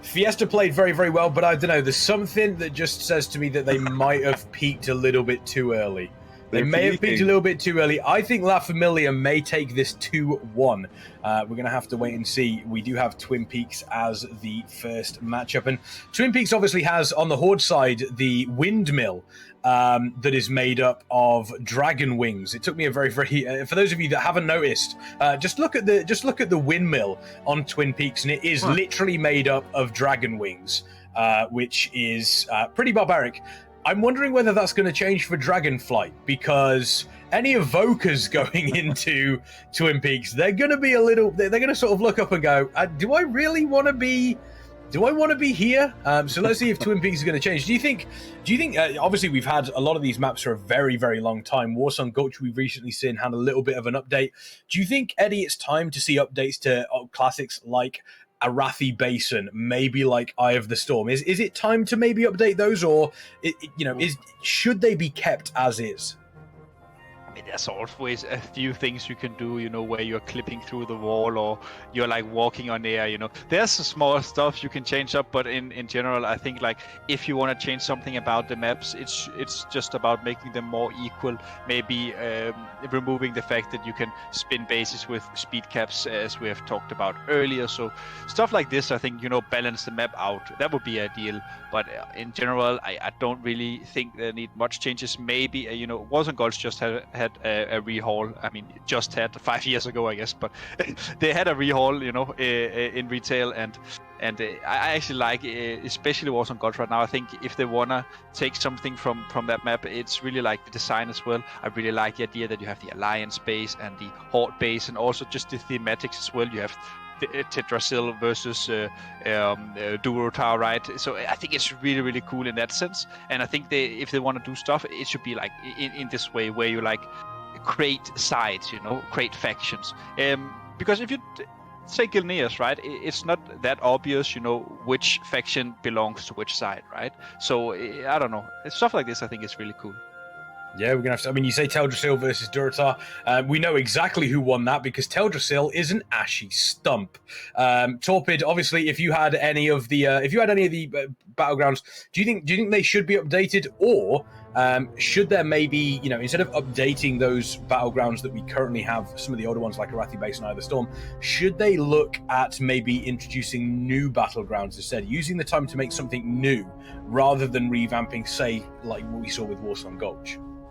Yeah, I think that RBGs are overlooked by a large margin, right? And for how many people are participating in, and how unique and fun they are compared to any other game out there, I think they got to come give us some love, to be honest. And I think that they could start by bringing Seething Shore back. Just go fix whatever's not working and give us our map back. And then I think for sure in Dragonflight, give us at least a map. I think asking for 2, is not a lot, but at least give us something to look forward to and go, guys, this is your new RBG map, and we'll be queuing ladder, hoping that it procs and we get into it. And then give us Seething Shore back, and then similar to the arena where they do hot fixes, when things are getting reported in RBGs, I hope they look at that and sort that out, which they did. When they came with the Alliance and the Horde together, wasn't working, they shut it down and fixed it. I think that was a bigger problem, but all those little intricate details that Eddie's talking about, I think, take some time to sort those out for us. And you don't have to give us everything, but work with us a little bit and understand that this is a great thing you've added in the game. It's super unique. It's the reason I'm here today. It's because you get 10 of your friends in the Discord. Anything can happen. You're never out of it until you're out of it, and you just don't have another game like that. So they should acknowledge that they have something great and show us some more love. Give us love, Blizzard. Yeah. Yeah, and there we go. We are sorting out the 2 teams. We will be getting into the next game very, very quickly. You mentioned Seething Shore there. Is it strange that there is, and I mean, Seething Shore is kind of a little bit of a... It's one of those where you say Seething Shore and everyone kind of glances around in the RBG community. Is it weird that there are an entire group of players that do play RBGs that have no idea what impact Seething Shore had, Torpid? Yeah, I just think, it's been so long. They didn't just shut it down for a month. It's been an eternity since we've had Seething Shore. So I'm not asking for anything overnight, but, pretty soon we're going to have to send Eddie up to Blizz HQ, because they can't just not do anything with Seething Shore for this long, right? Go figure it out. You've had lots of time, and yeah, there's probably a lot of people in the chat thinking, what's Seething Shore? And to be honest, I kind of sucked at the game during Seething Shore. So now that I'm a little bit better, I really want to play Seething Shore, and now I can. I'm just not happy about it. Oh, look at the cameraman showing off there, sweeping over the battleground of Twin Peaks, and it will indeed become a battleground between La Familia and Fiesta. Game number 1 in this best of 3 series in the lower bracket. One of these teams is going home when this series is all said and done. Taking a look at the groups here, we see the triple rogue coming up from La Familia. We do see obviously the double rogue, double balanced druid from Fiesta. We know exactly what they are going to be doing with that. Chat, it is time for game number 1. La Familia versus Fiesta. Who's taking this one? Eddie, walk us through the opening moments and talk to us about that triple rogue play. So La Familia is coming out with a very, very, very heavy offensive oriented composition. The double rogue the triple rogue plus the boomy is the 4 classes we're gonna see push after Olehinho. I think that La Familia is opting into a maybe even only a double defense. So in RBGs on flag maps, usually you play either 2 or 3 DPSD. If you go for 2 DPSD, the DK and the Warlock is really good. They're not there to kill anyone, they're just there to slow. In this case, they also have the rogue who can come back and help, I guess, if they want. But I really think that what their plan is to go heavy, and the guy they're going heavy for is Olehinho. Yeah, I absolutely agree, Eddie. And I think that they can't team fight with triple Assassin Rogue, right? They will ultimately lose. So I think bringing out the triple Assassin Rogue is... I mean, the things I'm seeing on EU this tournament are insane. But I think La Familia has to be the one to initiate. They can't wait around. Their team will not win the team fight. Not against Fiesta. So they really need to just start making a move here and get things going. Start the Fiesta and see what they can do with their triple Assassin Rogue. You see Positivity already picking up the flag. He used his raw, he used his skin. He's moving out here with the Convoke. He's probably gonna use Incarn very soon. Okay, he didn't use the Incarn. He's just gonna let Koa open up to him, but he also has Dance here to peel him off. No, sorry, I'm mixing around. Dance is sapping Positivity, but Koa is here to peel Positivity. Oof, he nearly found him with this. He's found into the kidney. Positivity has a free run now. Good blind from Koa here, resetting Dance MVP here. Will he go for the sap off the blind? I don't think so. He's just gonna follow Positivity here. Yeah, we're going to see exactly what happens as Koga is currently on the Rogue. We have seen Koga on the Demon Hunter as things have been playing out. You see Phallic there jumping across, and Positivity has picked up, but Eleno just chilling, just making sure, just disguising themselves at the top of that little dwarf tome. Fantastic spot to be in as well, because they can also take a look inside the base and see what's going on. But Positivity here still trying to get away. The pickup coming in from Eleno there, trying to get away from Ziggy. Avidance there stopping, defending, and making sure that they are escorting Eleno. Fantastic jump up there. That was so close. That was That was on the tips of their toes, being able to pick that one up. And so far, it looks as though we're going to end up in a fantastic situation. There's obviously the soul shape stopped immediately, though. But we do see Hazecoven doing exactly what they can to potentially take down Elena. But Avidance is there to help defend as well. Hippie is there, and then we can expect to see the grip very, very shortly, making sure that everybody is stacked up nice and tight here in this defense of Eleno. And we pretty much expect to see this coming out of them. Now this triple rogue, what will we see from them, Eddie? I think we are, at least for now, seeing that one of the rogues is playing in defense. It looks like, oh, it's actually not. They are all going offensive after Olehinho. UI confusing me for a bit. Triple rogue going after this Guardian, and I understand the reasoning. The reasoning is right. As of right now, we see the power of assassination rogues, and that is just a killer, really. And it really comes down to the power of sepsis. If you are in a stun and you don't dispel it, you will nearly die just from that. You see Sticky here putting a lot of pressure onto Olehinho. Evidence in the back, trying to peel away Koa is cutting this. Well, you see this triple rogue here chasing the bear, and honestly, I don't think Olehinho wants to be near them. Yeah, I think when you're running triple assassin rogue, right? So you talked about it, and we'll see if there's just a lot of yellow on the screen. A lot of the rogues are gonna love this RBG. I think what Elena needs to do, as weird as it sounds, is not kite the rogues too hard. I think CC the offensive healer and have your warrior cleaving them with the warlock when their Sepsis is down, they don't have any big uptime. So while he's kiting here, he's letting the rogue CDs come back up. I actually think there's an argument before 6 stacks to stand tall and strong with your team and give your D team the opportunity to make sure they're connecting and bringing big uptime on these rogues, because the rogue sustain is not very good. So I don't think you have to over kite, and I think what the Assassin rogues want you to do is over kite. They want Eleno here to run away so one of them can try to pick him off when he's alone. So I think if I'm Eleno, I'm adapting to the triple Assassin rogue by really working closer to my team than normally I might. But it's really up for Familia to do something here. And we have to remember, due to the fact that they have triple rogue boomkin offensive, that leaves positivity here with only his DK and the Warlock. And sure, they can peel him, but they won't be able to kill the strong offensive from Fiesta. Here we see the opener now onto Ulehinho, but luckily for Ulehinho, Haisung event just died before Sticky Man is gonna kite out as well, and positivity as well, under a lot of pressure. Positivity, when he hits 6 stacks, this will spell trouble. He is still only running with 2 DPS and D, so it is really hard for him. Yeah, when you see Phallic charging in off screen there, immediately trying to get the uptime. We're looking at about 45 seconds away, sorry, not even that, 20 seconds away-ish, away from Recklessness. So as soon as Recklessness is available, watch Phallic there. Stiggy does drop on the offense for La Familia. Eleno is currently, both of the flag carriers on 6 stacks now, so they are no longer able to go above 100% movement speed. Positivity though, it does look like they have been able to reset the offense. So a little bit of an Emerald slumber here, and obviously on that Guardian Druid looking to get the power of positivity to make sure that they are comfortable. Eleno, though, doing a good job. The defense on the side of La Familia also making sure that there are no real issues here. That triple rogue Boomy is potentially going to be an issue for Fiesta, but as time goes on, it doesn't seem to have come to fruition for them just yet. I mean, it's a lot of struggles going on, really, and we really see here why some of these flag maps can be very stale and hard, because as soon as Ulehinho wipe the offensive of and as I say that, positivity taking a lot of damage here for Artesia, but Artesia has no more Fury left, so no more Star Stitches coming out. But as just to elaborate before, what we saw was Haisung event, he died in offensive, but when he dies in offensive, he spawns back with positivity, allowing him to go in and clean up the offensive for Fiesta, and that's what's so hard.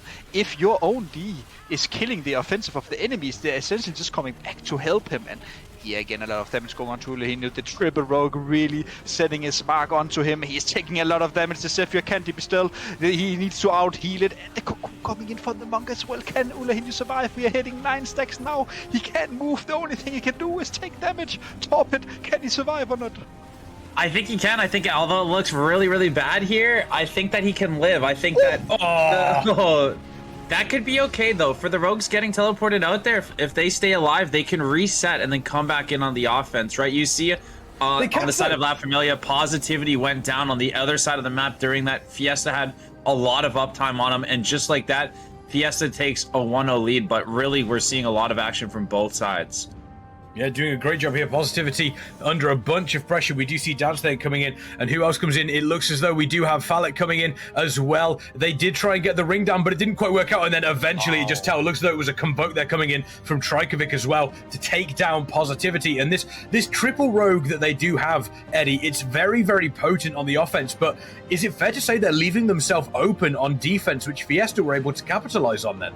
I mean, you could argue that, but then again, positivity, he is surviving till 10 stacks, so I would argue that with such a heavy offensive, as La Familia is running, they should be able to convert at least a few kills here, especially considering the fact that they have triple rogue.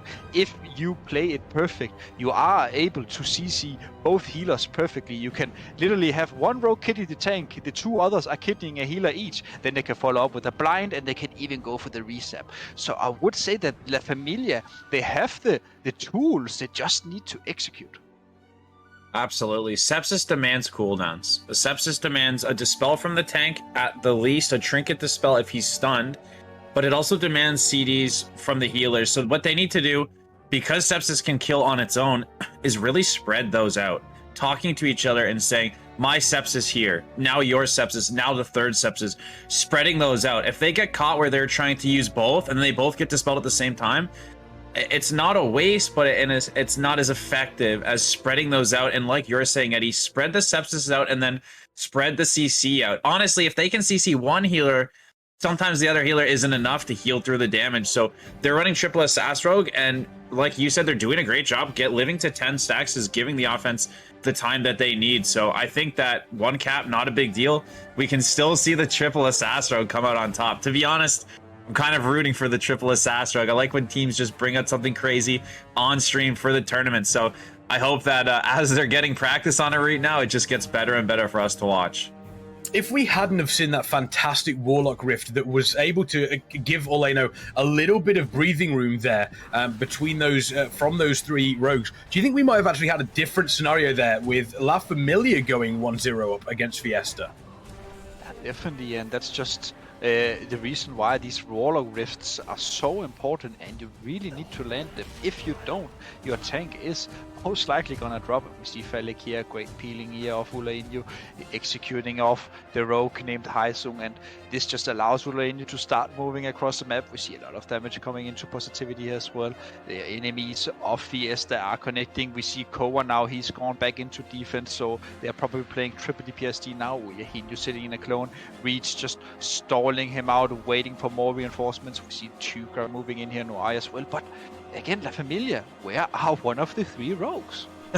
Yeah, where is we don't know where they are. I do like as well from the side of Falik. Falik spent a little bit of time. Oleno, though, taking a bunch of damage here. Falik spent a little bit of time defending Oleno as Oleno stepped out, and then immediately went back onto the offense. Great cocoon there onto Oleno, making sure that Oleno is staying alive. And we do see ahead of them, we see Stiggy Man. There's Icecoven as well. They are going to be looking at connecting onto Oleno as quickly as possible. The Incarn has been used. It looks like the Incarn has been run out, but Positivity has died. Positivity has died, but now they need to see if they can get Oleno here. Has anybody been able to re-pick up? It doesn't look like that is the case. Oleno, if Oleno is able to cross here, they're going to be able to cap the flag. Stiggy Man is doing everything they possibly can, but here goes Positivity. Looks like Falik was able to connect. We do see Trajkovic there. Is it a big convoke? It looks like it may have been a huge convoke from Trajkovic, and then coming in Falik to potentially finish off the job. Looks like that is the case, and Artesia was there as well. There was nowhere for Positivity to run, just absolutely pinched by everyone. Avidance is there to try and cover, and it looks as though we are going to see Fiesta going 200, but Tiger coming in. What's he doing? He can't be in bear form. He needs to be in cat form.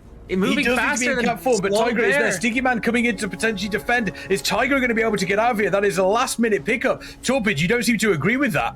I think he could have easily capped that flag if he just got out of bear form. He had a rogue there escorting him and got that extra movement speed and cap. But good for Tiger for not giving up. Did it switch to 6 stacks on him? Okay, that makes sense then. He switched to bear because no point of being in cat at 6 stacks. A great call by Eddie. So really unfortunate there.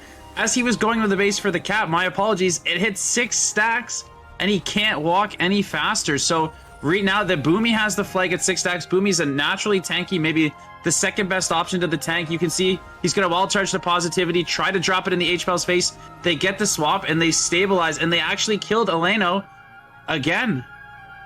But again, dropping the flag for Positivity here. He is at 80 stacks. He had 2 Boomkins ahead of him. Positivity is never gonna cross. I'm pretty sure Positivity is gonna drop very soon. You see Artesia coming from the flank. Trajkovic is already ahead of him. Dan's MVP here in stealth. As soon as the cooldowns are off, he's gonna get kidneyed and he's gonna die. We see a lot of damage coming into now here. We expect the kidneys coming in 2 seconds. Convoke coming out as well from Artesia. Picked by the other Boomy. Falik is coming in as well. All the peels and damage going into Positivity. Cocoon coming out, but again, he's at 10 stacks. Like, no way he survives. But yet again, he's telling a different story. Oh, he didn't survive that one though. Trajkovic absolutely sniping it. Though. El Doctore has been able to pick up the flag here, but are they going to be able to survive? It does not look like that is the case. Tigra able to once again pick it up, but they are at 10 stacks. They're almost immediately going to get deleted, and we do obviously have, take a look, see if Oleno is able to get the capture in here, because that flag has once again been returned. Could we see them going up? It looks like Oleno does pick up. They actually had the full reset there as well, so looks like Oleno is going to be making their way across the map, and if they can get across the map quickly, looking ahead of them, we do see Koga there, Reed is there, Stiggy Man is there. They may not be able to. It looks like it has been dropped off though. It's been dropped off to Falik. Interesting choice on the side of Fiesta. Maybe Falek had the leaps, though, could get across there. And Rage Regen used. Looks like Falek is under a bunch of pressure coming in. Koga there, Avidance, great grip in by Hippie. And now Falek uses the Soul Shape to get even further across the map here. But Stiggy Man doing what they can. This is going back and forth between these two teams, but a fantastic leap once again from Falek. There it is. Reeds and Positivity, they have been able to pick up that flag once more. But Falek's going to need to drop this off to Eleno at some point. He could even just choose to drop it off now and reset the stacks for himself, and now they have Positivity shown. They can all push for him, even Falek himself, and Ulahinho can just go back on the spot. But we see Ulahinho is caught. This is actually maybe a very good situation. Yeah, Positivity gets killed. Wow. Is Falek going to be able to get back into the flag room? It looks though the leap is coming in. Reeds is there, the charge coming out. It looks like they did try to go for the Aged Aftershock. There's the fear. They need to get a little bit of extra support, and we do see Artesia coming through the ramp here. Same with Dance MVP. Koga is going to be there. Avidance comes in on Reeds. Is Reeds going to be able to survive through this? It is a healer, so I don't believe so. We do see Falek immediately moving over, but gripped up by Hippie. Fantastic grip up there. We do see Tigra ready to pick, and Huskavet, Stiggy Man. They are absolutely swarming this flag room now, seeing if they can get down Falek. It has been switched over to Eleno, so that's a good place to be. Reeds, it still has it. Where is Reeds? Is Reeds still in the base? Going down, obviously, into that tunnel there with a bunch of the water. This is looking like it's going to be a brawl here, seeing who is going to blink first between La Familia and Fiesta. There is just over 5 minutes left in this map. Fantastic grip onto Reeds, though, but immediately into a Trikovic Convoke, dropping down to 50%. The Cocoon coming out onto Reeds as well, making sure they stay alive. Surrounded by sponsor, there's Trikovic. Falek is ahead of them. El Doctore is there. Dance to win. Reeds is surrounded by members from Fiesta and is still making their way through here. A fantastic stand from Reeds, effectively a Resto Druid Torpid. Yeah, I said the Boomkin's the second best carrier, but Resto Druid is Reed up there. Really good awareness by Reeds to see his flag here going down, getting the cap and keeping these guys in it. He really, really does not want to go down here, already being down one cap with 5 minutes, less than 5 minutes left. So really, really good awareness by him. I think keep moving. He dropped it and they returned it. Oh, I don't think he needs to drop it there and go for that crazy of a play. Reeds is quite tanky. Stacks aren't super high. It looks like they tried the swap, but I'd rather see him die and then they try to click than to do this kind of a YOLO swap in their face, right? You make the best play you can, but I don't really agree with that. I think he was safe. Or if he just didn't wild charge into the building and waited 1 second and wild charge to his tank, he could just wild charge to him and drop it. But instead he chose to go into travel form and try wild charge over the edge to the building. I think just waiting for your tank to be in range, Positivity was barely there, but due to the fact that he wasted his wild charge, he had no way of jumping to him, and that just means that Positivity has to get up close, and he got out of stealth in cat form, and essentially the flag got returned. See now the classic Boomy pick up the flag and flap across, and this is what we mentioned. This is why hard side very strong side. Sticky Man picks up in the air and the flag instantly dropped from Artesia, and look at the damage instantly going on to Positivity instead. Positivity taking a lot of damage here, 2 rogues onto him. Oh, it's hard for him. It is very, very hard. Eleno is currently in the opposition flag room, is going to pick that up very, very shortly. We'll immediately have 1 stack, but that's not going to be the end of the world. Positivity getting across the map as quickly as possible with Koga there, obviously doing everything they can to defense. Dance doing a great job, has been brought out of stealth. It is looking like at the moment Fiesta are doing a great job in really playing this map cleverly. Eleno going straight through the middle here, deciding I'm going to go through the middle of you all. Fantastic knock there. Looks like they have immediately set themselves up as the target for La Familia, but doing a really solid job. Are we going to see the Soul Shape? There it is, the Soul Shape, avoiding any of the damage. Avidance coming in to potentially stop that as well, and Eleno is going to get across the map as quickly as possible, but these Assassin rogues are going to do everything they can to potentially stop Eleno going across. There's the Convoke coming out as well, just doing everything they can. The Cocoon coming out, and Fiesta at this point, they can kind of play through this. They know that they have that two flag lead. There's just over 2 minutes left. This is them just playing they can kind of play a little bit looser than you would normally imagine here, Torpid. Definitely. 2 minutes left, right? That's 1 sepsis each, and then the sepsis won't be back up, and that's the majority of their pressure. So if you're Fiesta, you truly can turtle here. It's not 6 stacks yet. There's 2 minutes left, and they would need 2 caps. I can see a world in where maybe he's going down with this is all or nothing, but positively drop down as soon as we swapped off him. So Team Fiesta going to be looking very safe if they can kill Doctoro. He is absolutely being a beast, picking that flag up when positivity goes down. Maybe he portaled back up and he's safe. It looks like they're connecting on him. If he can live here and they can get a cross kill in the lane, it'll be good. But like I was just saying, there's a minute and a half left. Very, very unlikely Fiesta goes down. And that second cap, again, it just came down to that little bit of dropping it in their face and gambling it, right? It's not a bad play by any means, but the percentages aren't really there all the time. We do see El Doctore has been able to pick up the flag once again, but it's just going to get taken down. Looks like, yeah, there we go. There's the Necro, obviously using the Necro ability, but that is going to get them ported straight back up. They do not have the flag for much longer.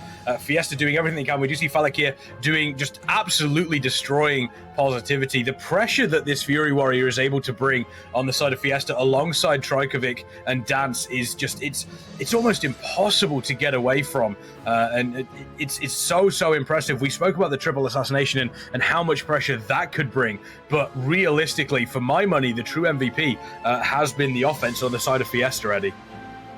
Fiesta has been looking hella hot in their offensive play, and honestly, it's also due to the fact that La Familia, they were only playing double D in the start with 2 TPS only, El Doctore and Critical, trying to survive positivity. So, I mean, it is a trade-off. If you go for the heavy O, you need to capitalize, and look at Falek here as well. Let's just securing the 3-0 with 10 seconds left. I mean, honestly, great play from Fiesta, but I don't think we need to take too much away from La Familia. I actually think they did fine in the start. I just think that their rogues are not really executing offensively properly. Yeah. Sorry, go ahead, Torpid.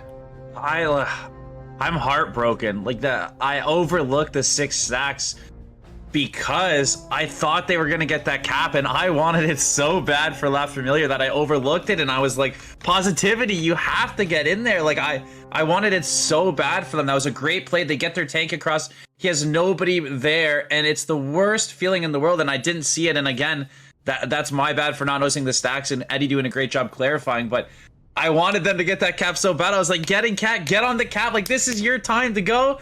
And I've had that happen to me. The worst feeling in the world when you're zooming and then 6 stack kicks in and you're slow, and heads up by Tiger, never giving up, right? He kept going and he got there in time to save his team. And then again, Reed's making a huge heads up play, getting that flag when his tank goes down in the water. I just think you are pretty safe on a Resto Druid and Bear with 3 or less stacks. So you don't have to gamble the swap. If he dies, gamble it then. If Reeds goes down, gamble it then. Everybody be clicking, scrolling your mouse up and down, whatever keybinds you have to pick it up fast as you can. But don't give them that option without killing you. Say, you want to take this flag, you're going to have to kill me, or we're going to get in a better position. So La Familia did awesome. I would really wanted them to get that cap. Yeah, it looks, as you mentioned, zooming, and then all of a sudden the 6 stacks hit, and you zoomed until you could zoom no more. And that is effectively what happened. There was also a very interesting moment that, that both yourself and Torpid saw, Eddie, was the restoration druid that we did see. Obviously, picking up the flag, getting across the map as quickly as possible, and then deciding to drop it, trying to pass it off to positivity while surrounded by about 6 members of Fiesta. Is that one of those moments again where it's such a, the game is effectively on such a knife edge that you almost need to, that there is no necessarily wrong decision. You have to pick a choice, and whatever comes out of that comes out of that. So there is some things you can do. So just a quick rundown. Usually, if you want to do the swap, the druid usually presses raw in the same moment, so you are CCing your surroundings. You can also use the mongering. Even some people, they use the mongering and the raw, right? So if you're standing in the mongering, enemies can't enter. So there's stuff you can do, but you need to coordinate it. And you can also, ideally, right? We saw positivity was coming toward Reeds. Reeds had his wild charts by the house, and positivity was around 40 to 50 yards away. Positivity wasn't still, so he has everything available. If Reeds goes out of form, wild charts to positivity can then press raw in case there's a rogue following with a step, and the rogue will then get CC'd, they get the swap. It's hard, but again, then it's not right, but you just need to talk about it, and you need to coordinate it. And if they don't do that, then these mistakes will happen, as we just saw. Do you think it was a bit of a panic decision, Eddie?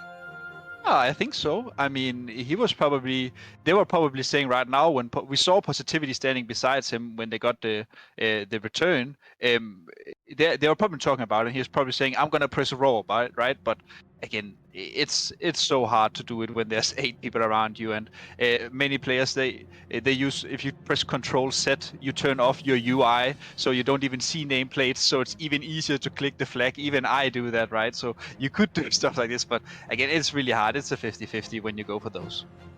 Yeah, I mean, we're going into Arathi Basin next between these two teams, Torpid. Is there anything that they will have taken from this Twin Peaks game that they could then potentially use on Arathi Basin? Or are the two maps so entirely different in regards to their, what you need to do to win, that it will effectively become, okay, it's a different scenario for us entirely. Let's just, let's treat this map like a completely separate thing. Yeah, I think maybe not a lot to take away for them, but for us, I don't think La Familia is that scared to go outside the box to challenge the off nodes, right? They just throw triple rogue out of nowhere, and really, it looked great. It wasn't that bad. Like, they were for something we never see, for something I bet you they haven't practiced tons. It was working great. I mean, they were getting to 10 stacks. They were getting the swaps. I wanted them to get that cap so bad. They were so close.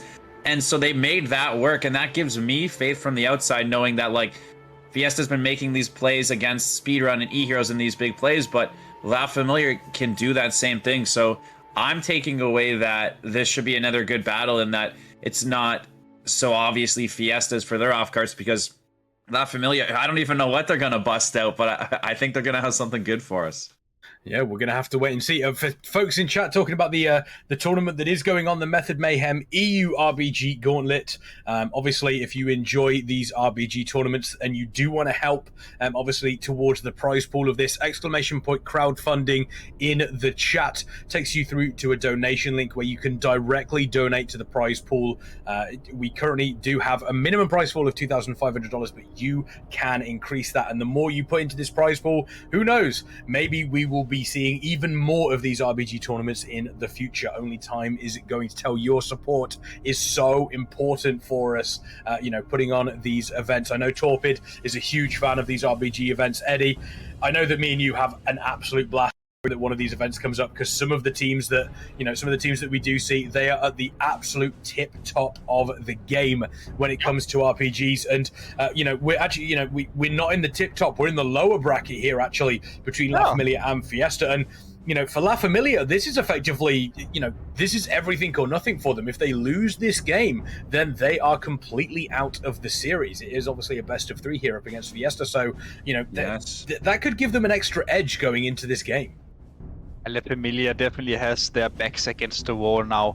We have to remember that we're going into the map pick of Fiesta as well. They opted into Arathi Basin, so I'm sure that they have something planned for us here. But La Familia, we cannot take out from the fact that they are playing Triple Rogue, and if there's a map you want to play Triple Rogue on, it could also be AB. This is an objective-focused map, and they have the chance to make plays. But again, for Fiesta, I think Fiesta is going into this game with a mindset that we just need to simplify it. Let's put them on the graveyard, win the bases, and just hold out. There's no reason to make it any harder than it is. We are in the lower bracket. The more chances we take, the greater risk we expose ourselves to. Very, very true. And Eddie makes a great point there. We know that Triple Rogue is a possibility from La Familia. If you're Fiesta and you load into Arathi Basin and you see that Triple Rogue Torpid, what do you say to your team? What do you say, how do you change things up to maybe try and respond to that? I think I'm feeling good if I see Triple Rogue, because I don't think Triple Rogue is that good at a competitive level. If I see it in LFG and La Familia is coming into my pug group, I'm very worried and I'm in big trouble. But I don't think Fiesta, it looks like they didn't have it, but I don't think you'd be that worried, because when you have Triple Rogue again, they're going to be weaker in the team fight now, right? Who's going to LM? Who's going to BS? It's not like they just get to make all these moves. So I think 1 Rogue, maybe 2 is the best, and I would have been okay with seeing Triple Rogue. It sounds scary on paper, but these teams that are competent and synergizing and working together, they'd be able to deal with Triple Rogue. And as you can see, La Familia opting for a completely different comp. And as Kexman keeps saying, Eddie, take us through the beginning of the Arathi, a potential elimination for La Familia. And the Familia going into this matchup thinking about team fights. They are opting into the double Warlock. They have the Guardian and the Rogue, and I think the Guardian and the Rogue are mostly just going to be put on defense here for this game. This is at least the standard strategies we see from the European teams. We see, though, Fiesta still playing the double Rogue. They are really capping the node. Yeah, Healer is capping. I think Evidence is ghosting here as well. They probably want to do a quick kill up here, get a kill onto the Monk here. I think Evidence is going to bomb here. I think it's very important that we watch this initial LM fight. Oh, they even got it with Falik. Wow. No, they didn't. Never mind. No, it's close. It was spawning in. Yeah, it looks like... And now it goes. Is it a big knock? It looks like an absolutely massive advantage up here at LM for Fiesta. Going all in like you said, but Tigra noticing that they were ghosting farm, right? He noticed on his in-game World of Warcraft, it said Hypey capped the flag and super close there. Tigra almost checks the ghost, but because he doesn't, Hypey defends it. Like you said, they're getting that pressure at LM. LM a great base to win, but it looks like Reeds and El Doctor making it back up. The Fury Warrior dropping. Did he drop at BS? We could be looking at BS potentially swinging to one of the teams right now. And again, we've talked about how BS such a crucial node. We've got Positivity already incarned, and in wait is his rogue for support. So Dance is going to try to CC him here when his incarn drops, but Positivity has his rogue to get us back. So really excited to see what's going to happen at BS and LM. I think that's really going to dictate the game. We'll see how things play out here. It does look as though they're trying everything that they possibly can to pick up some of these. We do see, obviously, Positivity, the Heist event is there trying to stop them, but Dance is doing everything they can. In it comes. Are they going to be able to potentially take this one? Is he able to streak it? There comes in. It doesn't look like it. It has been able to take a great opportunity there for La Familia. Take it, but there comes in the Cyclone. We do see Artesia coming down. Is it going to be enough to stop it? It doesn't look like it. They did. Artesia was able to stop that just in time. A fantastic setup there from La Familia, but Artesia coming to Fiesta's rescue right at the end there. Yeah, and a slight miscommunication for Positivity and Heisung went. Heisung, he got the free blind onto Dan's MVP, and honestly, Positivity started casting clone. He should just have kept capping. Maybe that would have forced the trigger from Dan's MVP, but as you mentioned, Artesia coming in with the clutch save, and right now the damage is going back on to Positivity and Heisung here with the death of Heisung coming now cheap death proccing. Positivity has nothing left in his tank. Nothing. He no trinket, no incarn. He has skin in 1 second. Maybe he can outplay it now. Can he outplay it when he gets kidneyed? He's gonna get kidneyed in 3, 2, 1. We see it now. They get knocked away. Even he can't skin. This is gone. Yeah, I mean, great. He stopped it. He's somehow been able to stop it. And then comes the clone. This surely must be it. I don't believe it is going to. The Dark comes down for the clutch save. Wow. Positivity playing out of their skin. Barely able to save mine there for La Familia. But what a fantastic performance. However, you've got to wonder, the Dark coming down here, is that going to leave La Familia short anywhere else? Keep an eye out potentially on Blacksmith. Keep an eye out potentially on Lumbermill. We're going to have to wait and see if that could, even though mine hasn't turned on the side of Fiesta, maybe this could change things up for them. Great, not from the Dark here, but again, just to recap quickly, what happened was Positivity, he got stunned and knocked away, but the thing was, Dance, he didn't think about it, because the fact that Artesia is using the knock on the stun means that he's not capping in the stun, therefore they need just a bit more time to CC him. So ideally, I think what should happen, they actually took it. That's a really, really great play then from Dance and Artesia redeeming themselves. I think we're gonna get the recap here. Yeah, here it is. They've been persistent, a full clone, and it looks like Dance is just gonna CC the Dark from downtown, and just like that, 2v2 doesn't mean you can't get the mines from the opponent. Cross CC, great communication, and now Fiesta putting themselves in a spot to continue the pressure. Probably going to start heading up to farm, but they do have the Dark and Positivity down at mines. So now if you're on the side of La Familia, you've got to make a decision. Do you just head out of mines? Do you just send the Dark and Positivity? Yeah, and they do just that. I think that's the right play. Positivity heading back to cover the base, the Dark heading to team fight.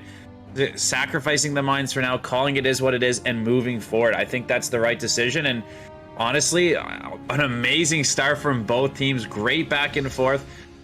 It's anybody's game. It really is, and a great point that Torpid just made there, Eddie. Kind of almost giving up mines to Fiesta there. La Familia looking to fight across the map. One mistake that I do sometimes see when I am in Arathi bases, teams will lose a point, and then will continue to fight over that point, and just never ever return anything. Obviously, one thing that a lot of people can learn, or a lot of people can potentially take into their games, is if you do lose a point in that sort of situation, just kind of let the point go if it's this early in the game. Yeah, you definitely have to. You have to understand when to cut your losses, and in this case this was mine, so a great rotation from La Familia, putting the pressure onto LM. They need, after all, to use the fact that they have more members now available on the map and secure at least a second base, and then after that we can move into the classical fight for BS. So right now La Familia putting a lot of pressure onto LM, but again, like looking at Fiesta here, they are putting a lot of damage here onto Hippie. Actually, Hippie is completely he has no reinforcements coming in. Even Eheroes is thinking about coming in for the ghost. Yeah, a lot of damage from La Familia, really well played. The only guy to save it right now is Eheroes, and he's gonna come in and spin. We see Sponsored moving in as well, but is this enough for Fiesta? This would be absolutely massive. I would love to see La Familia secure the blacksmith. It puts them in a spot to win the game. It puts them in a spot to be able to come back if they were to go down 3. So look for them to keep the pressure middle, but Fiesta doing a good job stabilizing. What are you thinking here, Eddie? You think he can sneak in? You think Evidence is going to ghost and get a little too far away because he has Hypey rezzing? You think if Heisenvent stays in stealth and is patient, or Artesia going to be sitting the base with Trinket?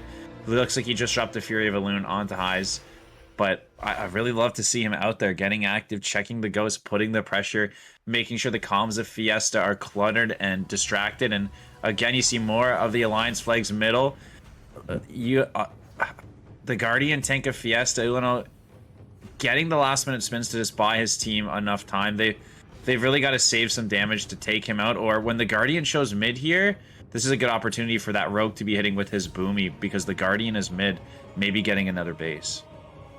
Yeah, we see Reeds heading down here to mines, and even though Fiesta do have obviously 2 bases to 1, they have a slight points advantage.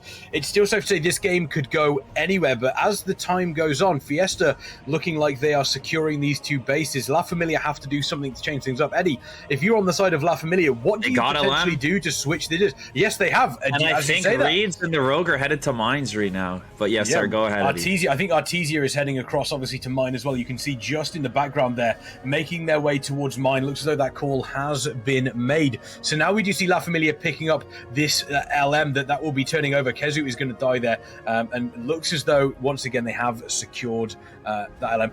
If you're on the side of La Familia, I was going to say if you're on the side of La Familia, Eddie, what do you need to do to change things up? If you're now on the side of Fiesta, how do you potentially close out this game knowing that La Familia are starting to come back at you? I mean, with the fact that La Familia committed so hard for LM, it also exposed BS, and we see Fiesta right now with 6 members putting the pressure onto La Familia here. The Dark is the sole healer surviving right now. Sam is trying to help him out, but the Fury Warrior is not the best peel, and with Sponsored capping Sam, he needs to constantly go back and forth to stop the spin. We see Samel though coming in here, and Reeds as well, so 3 healers for La Familia here, so essentially stabilizing BS, but Fiesta is in a great spot, and the reason why is a 100-point lead, and you couldn't really ask for more looking at the opener from now. Yeah, an amazing game. I think that they're sitting a Warlock up at LM. I think La Familia needs to take a minute and play for BS to start, and then go for those. Here comes El Doctor. I think he was sitting up in LM. They must have cycled him out, which is really good. I like the double Warlock DH Fury Warrior team fight a lot.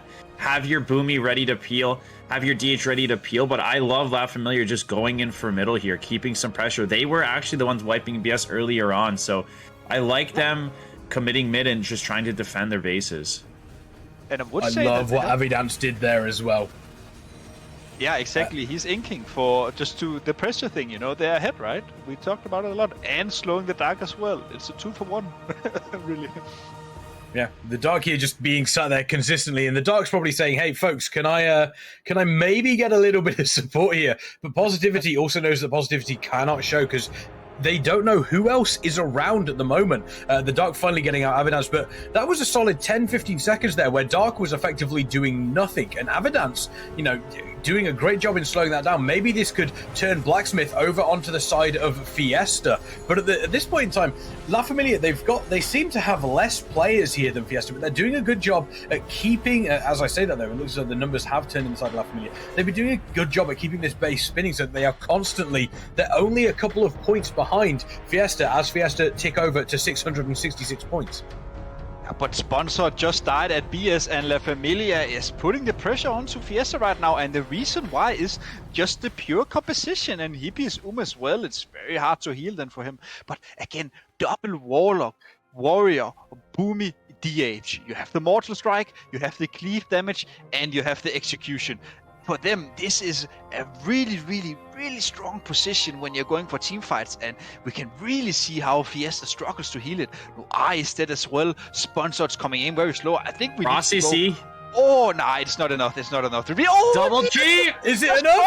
Oh, Avidance once again! Avidance once again proving what they can do. Fiesta able to take Lumbermill. Are they going to be able to defend it, though? That is the big question. Fantastic smoke bomb here coming in from Avidance to cover from Phallic. And then the cross CC on Reeds and Heiskevent there. But Eddie didn't think it was going to be enough, and then all of a sudden Avidance just pulled something out. Fantastic! Look at that. That is huge on the side of Fiesta. Is that the turning point we were waiting for, Torpid?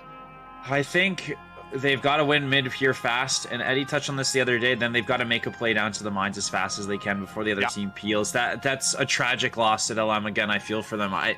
If they don't lose that base, they're winning middle. They're in a great spot. Defending LM, they were just about to win BS, which they've now won, and you can see they're doing what I thought, going down to the mines. If they hold that LM, they're in the lead, and it's those little things, right? Those players putting in the time, Evidence communicating to his warrior to cap, putting the bomb down, the cross CCs.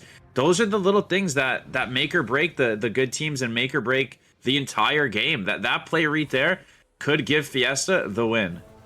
I mean, it's definitely giving them the win right now, and I also think maybe a slight misplay from Reeds. When he got cheap shotted outside of the bomb, he got dueled afterwards, but I'm pretty sure he was in range to use Raw, and I'm pretty sure that he could have spun with that. I'm not quite sure if he used Raw earlier, but when we saw the replay, at least he didn't use it, so I'm expecting that Reeds still had 1-2 left in his playbook, but again, these games are so intense, and Evidence is just proving again and again and again why he's regarded as one of the best.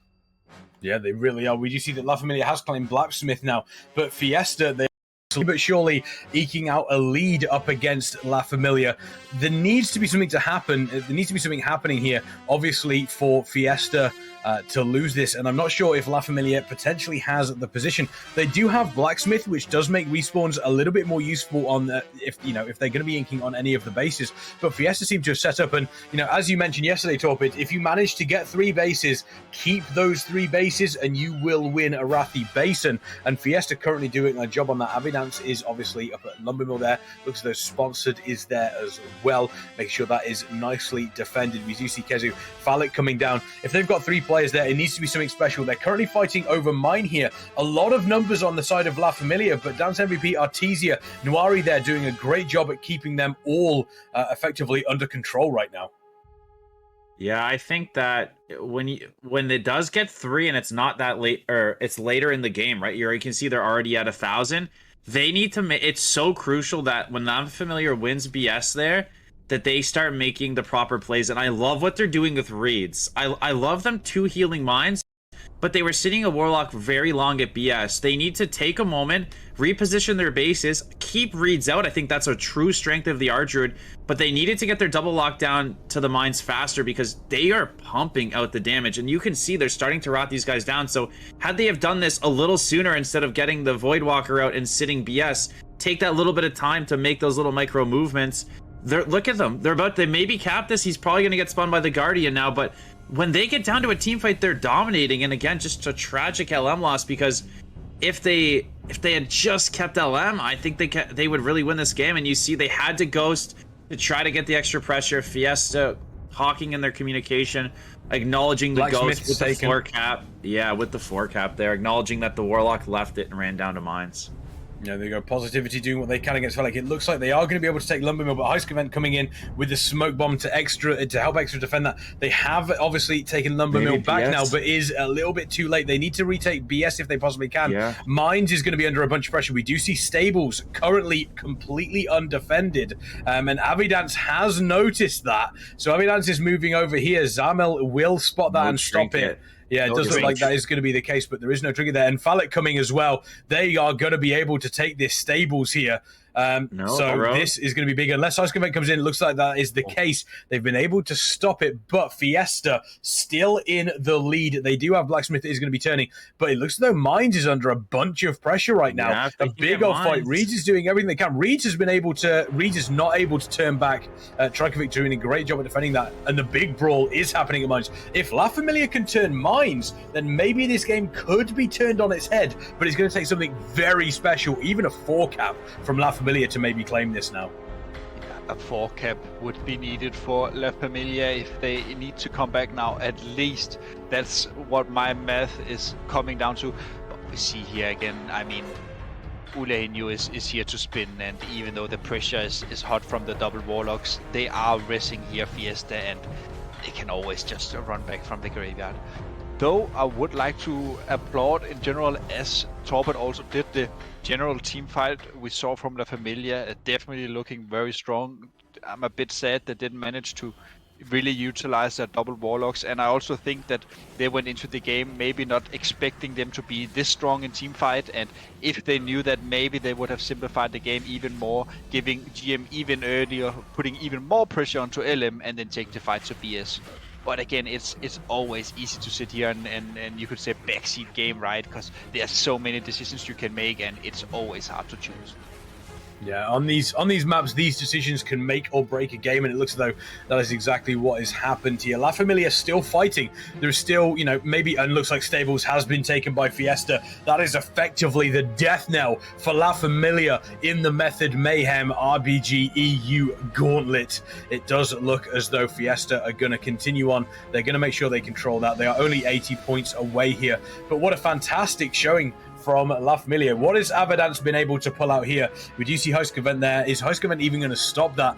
Doesn't look like that is the case. Huskevent there just staying there and identifying that the game is pretty much over. And not only is the game over, the series is over. It will go to Fiesta, and they will carry on in the lower bracket. La Familia, unfortunately, are going to be leaving us here. Can we get some hearts in chat for La Familia? Because what a great series they've put on here across the whole, some fantastic games across the whole of the weekend, but also a brilliant series here against La Fiesta. Some hearts in chat.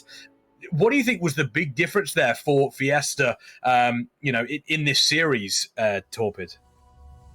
I'm heartbroken. The games, any competitive game is won or lost on something small, right? And I want to. La Familia really played their hearts out again. They were doing so well at BS. They had some opportunity at Mines. They had the LM. So I'm heartbroken. I really wanted La Familia to pull one out, or to at least have a lead for a little bit. And if Fiesta could do something, they could do something. And Avidance showing why putting in the time really pays off, right? And not just Avidance, but his warrior working together, right? You saw down at the Mines, Eddie was saying that the positivity should just keep capping, right? Not try to CC. So when Avidance tells his warrior what to do, or when the warrior looks for an opening, it's actually, as simple as it sounds for the warrior to click the flag.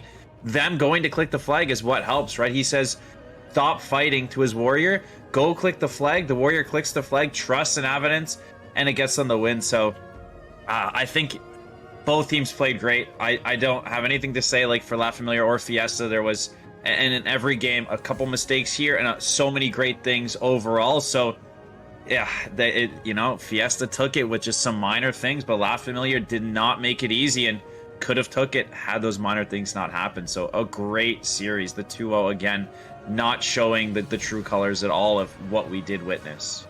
Yeah, and as mentioned, obviously these very, very small margins between these teams make or break these games. And what we saw from Avidance there, Eddie, you've spoken about Avidance as being the player obviously on Rogue here in the EU, considered one of the best, if not the best. Clip it and ship it with what we just saw there, but that's just a standard weekend for Avidance, isn't it? Yeah, it is. I mean, you can just go back to the last Method Mayhem tournament as well, where, I do remember Kixman, he was defending 1v2 on LM literally for like 1 minute or so, he did all the illegal moves, but somehow he managed to pull through, and that's just what's so great about him. He's such a big inspiration for many of the rogues in the scenes, and I mean, there's other great rogues, of course. A big player here, Raz from Eheroes is very known. Willex is a good rogue when it comes to objective plays, but Evidence, some say he's just in a tier of his own. Some say, some say that Avidance is the best rogue, obviously in EU. But I'm sure when we do end up seeing, if we do end up seeing Fiesta vs Eheroes, Raz will have something to say about that. That would be a fantastic little game that we may have. But once again, as we can see here, La Familia unfortunately bowing out of the tournament. A great showing from them over the entire weekend. Fiesta moving on in the lower bracket, but after this break, we have the series that everybody has been waiting for all weekend. Yesterday, Speedrun took a best of three series against Eheroes. They're now facing off against each other in the upper bracket semi-finals. This game is the game that we wanted to see, obviously, when we heard about it yesterday, and this is what we're going to see next after this break. Make sure you folks do not go anywhere, because between these two teams, I'm not even sure if you could put a piece of paper between them. They are that close. Myself, Eddie, and Torpid will be back after this.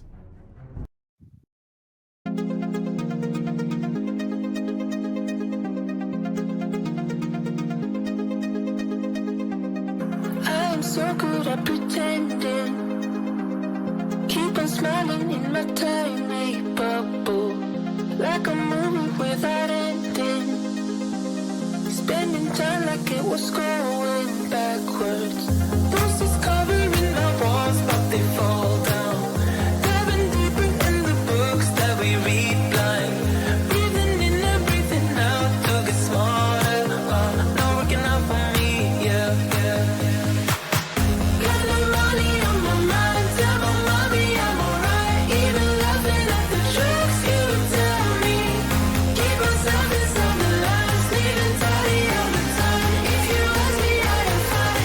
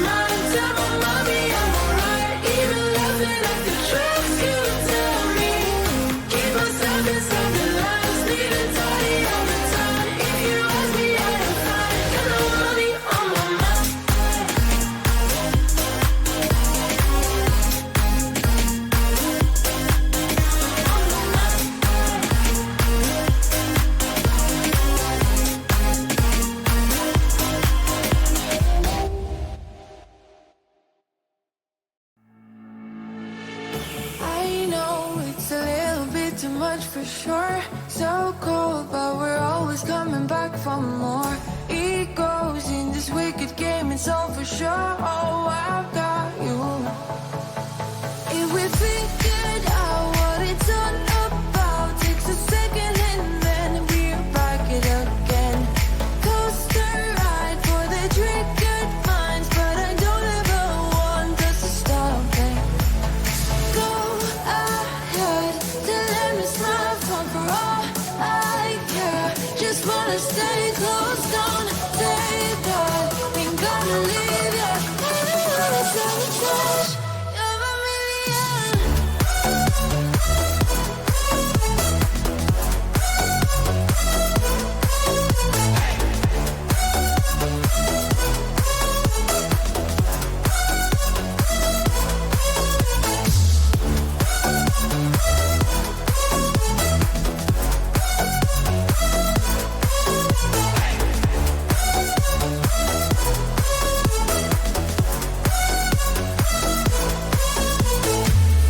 Explode every time you go and slam the door.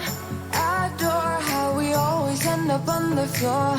We know how to push the buttons to the core. I've got you. If we figured out what it's all about, takes a second and then we're back it again. Coaster ride for the triggered minds, but I don't ever want us to stop it. Go ahead, tell me smile for all I care. Just wanna stay close, don't say that. Ain't gonna leave ya. Wanna sabotage. Welcome back, ladies, gentlemen, and everybody in between to the Method Mayhem EU RBG Gauntlet. My name is Kexman. I am, of course, joined by Eddie and Torpid, and we saw a great series between Fiesta and La Familia in the lower bracket. Unfortunately, we did say goodbye to La Familia. However, the game that we have coming up next, this best of three between Speedrun and Eheroes, is one of the series that we have been looking forward to the most. We heard obviously how their series went yesterday in the round robin, and it sounds like it was an absolute barnstormer. So this is going to be just as exciting, if not even more exciting, because they are going to be playing for a place in the grand finals, and that grand finals obviously is going to give the winner the lion's share of the prize pool, which is obviously a minimum of $2,500. But you folks in chat, you folks watching, can help increase that through crowdfunding. Exclamation point crowdfunding in the chat will give you a link where you can find all of the information. And on top of that, any subscription to the Method channel whilst this event is live will add $2.50 to that prize pool as well. So not only do you get all the advantages of subscribing to the Method channel, such as increased channel points and an ad-free viewing experience, you also directly support all of these teams. And if you want to continue also to directly support Method, I recommend you go and check out the exclamation point merch command as well. Give you a direct link through to the store where you can find all of the regular Method merch, as well as our brand new Pride collection for 2022, available for the rest of the year. And any of the profits, 100% of the profits from these sales of the Pride collection during 2022 will go directly, obviously, to the Trevor Project, a cause that is near and dear to all of our hearts here at Method. Once again, exclamation point merch, and we also have some brand new joggers available as well. They're super comfortable. You want to make sure you are checking those out for sure. Now we have Eheroes versus Speedrun, and Eddie, That's it. Eheroes for the longest time have kind of been the juggernaut of the EU scene in RBGs, but yesterday they lost a best of three series against Speedrun. Are they going to be looking for revenge here? Specifically, especially because this one is also going to be live on stream as well. Eheroes is definitely looking for revenge. They have their complete lineup today. The addition of Blizzo, Daki, and Maki will definitely prove it's worth here. And I also think that Speedrun itself, they really want to take this one. If they can twice defeat Eheroes, this would be insane, not just for them personally, but also the morale and essentially locking them into the final slot here in the knockout stages. What about you, Torpid? Here we see the bans, ban phase coming in here. We know that Eheroes like to ban Eye of the Storm. Do you think that we have that on the table for now? Yeah, I think you've been pretty spot on with them banning Eye of the Storm. I want to see it though. I think don't know if they're gonna want to run into that Blood DK on that map, right? Usually, when you know you're going up against a Blood DK, you do everything you can to not face it. And as you mentioned, spot on, banning Eye of the Storm. I love Eye of the Storm. It's exciting to watch. It's exciting to play in. It's stressful, but in a good way because so many things are happening. So you're exactly right. Eye of the Storm banned, and definitely Eheroes is going to want to get a little bit of revenge. And it's interesting because when Speedrun has beaten Eheroes yesterday, can they do it again, right? Can they keep calm but also competitive and do it again? You see some great teams on ladder go down once, and then what happens? They come back and beat you 10 times in a row. So very curious to see this match, and I think this is gonna, the momentum from this match is really gonna have a big impact. Like I can't see whoever wins this is gonna be so fired up for finals, right? So I think this is a very, very, very important game. Absolutely. Battle for Gunneus also banned out. Obviously, we have 2 bans. We have 2 picks from Eheroes and Speedrun, respectively. 2 more bans, and then the final map is going to be the decider. And the way this is shaping up, honestly, I wouldn't be surprised if we end up seeing, once again, Warsong Gulch, Twin Peaks, and Arathi Basin in some form, in some form of, in order. Whether or not it'll be Warsong Gulch first, Twin Peaks first, I don't think we'll see a Temple of Kotmogu. However, I could possibly imagine one of the teams picking a Silver Shard Mines, maybe trying to, throw a little bit of a curveball in there. But realistically, we are expecting the flag capture maps. We are expecting Arathi Basin. Only time is going to tell. But as we wait for these maps to be picked here, chat, I want to know from you. I want to hear your voices. Is it going to be Eheroes going towards the grand final?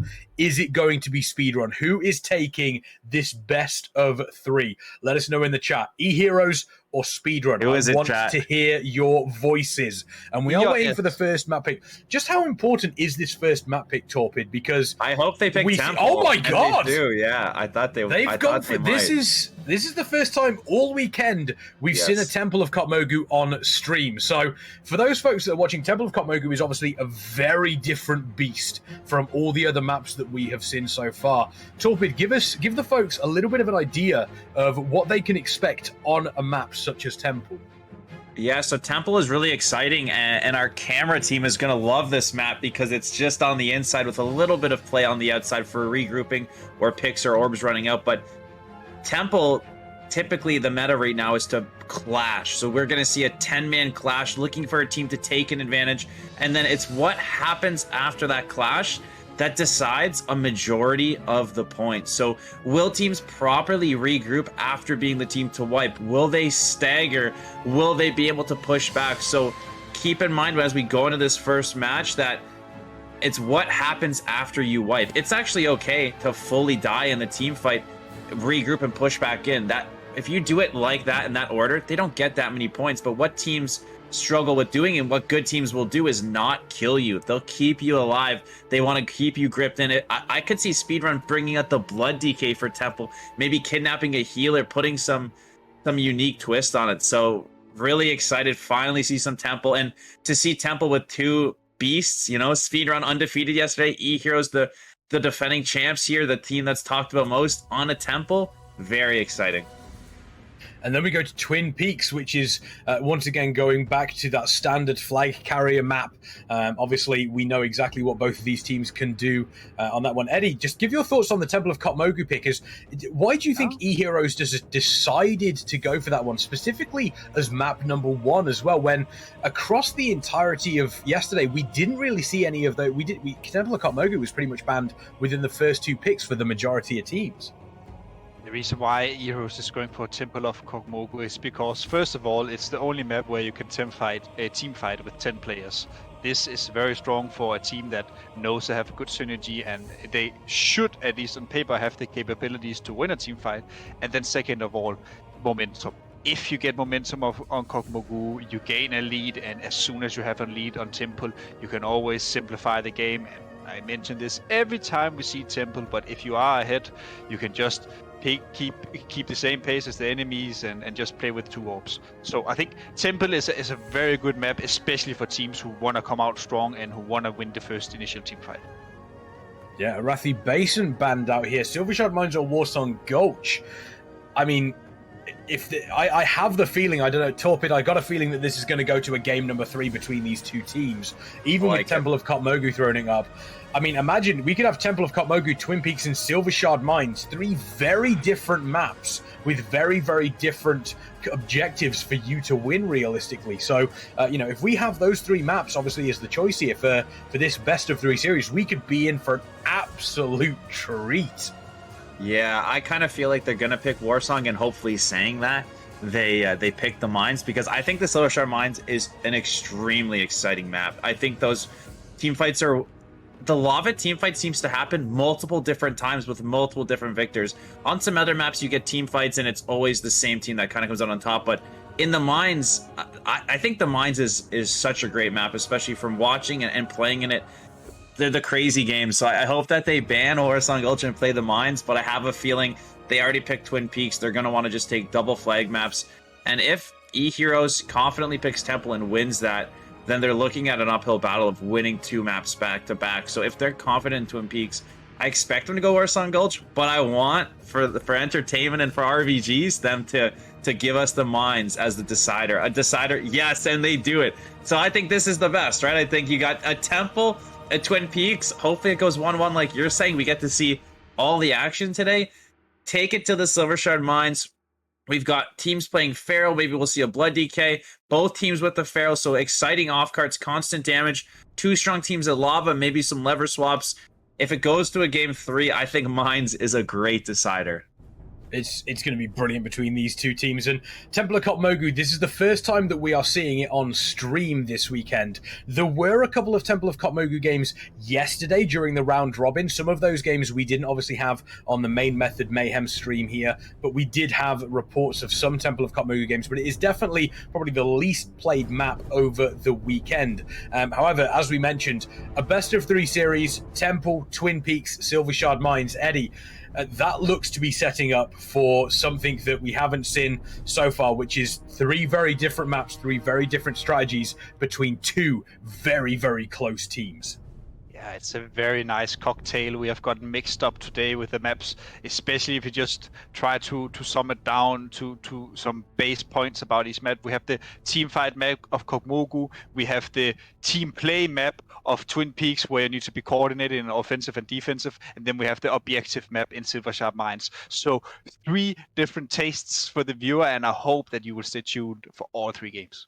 Yeah, absolutely. Nobody is going to want to miss a single one of these games in this best of 3 series. And not only are we going to have a fantastic best of 3 series because we have these 3 maps and these 2 teams, but don't forget, the winner of this advances onto the grand final. The loser will drop down into the lower bracket and will have to face off against Fiesta. And Fiesta have had a brilliant showing. The first series that we had today was obviously Speedrun versus Fiesta. If Eheroes take this, Speedrun have got to go back down to the lower bracket and take on Fiesta once again. And we know just how close those 2 games were during this best of 3. These final 3 series that we do see here, obviously this one that we have now, Eheroes versus Speedrun, best of 3. The lower bracket, Fiesta versus the loser of this, the best of 3, and then the grand final is going to be a best of 5. It will be beautiful, almost as beautiful as the overview that we do see here on Temple of Kotmogu. It's fantastic. You see the beacons lighting up with those orbs. Looking good. It looks fantastic. That is going to be one of the main objectives of this map, is keep an eye on how these teams decide to juggle these orbs. Team composition is incredibly important as well. But here we go, ladies, gentlemen, and everybody in between. Eheroes versus Speedrun. This is the best of 3 series that we have been waiting for, and it is finally here, and it is finally on a Temple of Kotmogu map. The stars have aligned. It is going to be absolute mayhem because we are in Method Mayhem. Eheroes Speedrun. Eddie, walk us through the opening.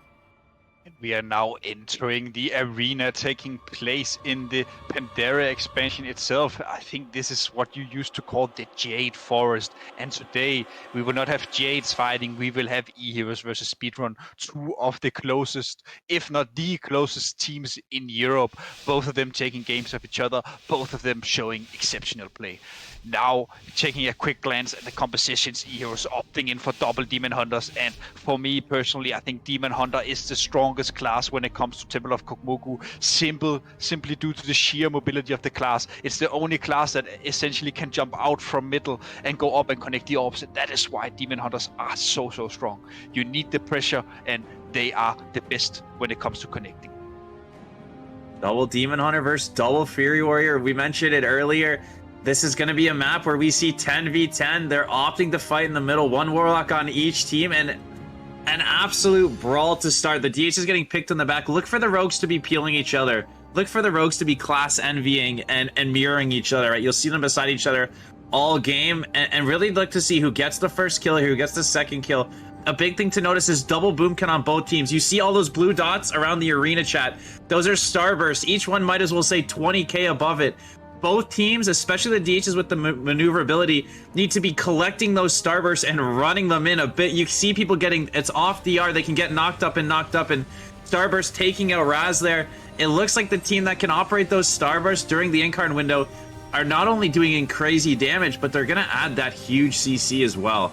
We see the double Plumber composition, the double Mario composition from the Warriors coming out really hot. The double Demon Hunter composition is falling to his knees. Maki dead, Sot dead, Raz died, Warwick died, Lurtix is kiting out. He's going for orbs picks now. They know this game is looking very rough, and honestly, Speedrun coming out really across the pressures on. Not even 1 minute did it take them to put Eheroes on the graveyard. Yeah, Eheroes looking like they've got 5 players left alive here. And obviously you don't want to get any staggered deaths. You want to get everybody back in, but we do see Mudspitter has picked up one of those orbs. They will be taking a bunch of extra damage, but also dealing extra damage. We see 3 on the side of Speedrun. TMY, Happy, Troy's, 2 Druids and a Warrior currently with 3 of those orbs. They are going to be racing into a lead. 4 orbs now picked up by Speedrun. And a couple of people, I was just about to say, Eddie, I know in the past that you have been very cautious about teams that pick up all 4 orbs at any one time.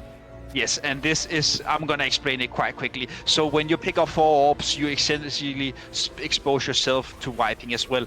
Orbs takes more damage, so if you have 4 DPS with an orb and they all die, you're essentially lacking 4 DPS on the map, and that just means that all the momentum will swing back to the enemy. We see Eheroes here putting a lot of pressure onto Speedrun. For right now, Speedrun, they just need to regroup, they need to stay alive, and they just need to recalibrate themselves. They really just need to survive, because if they survive, they are in a lead, and as soon as you are in a lead on Kokmoku, you are in a very good position.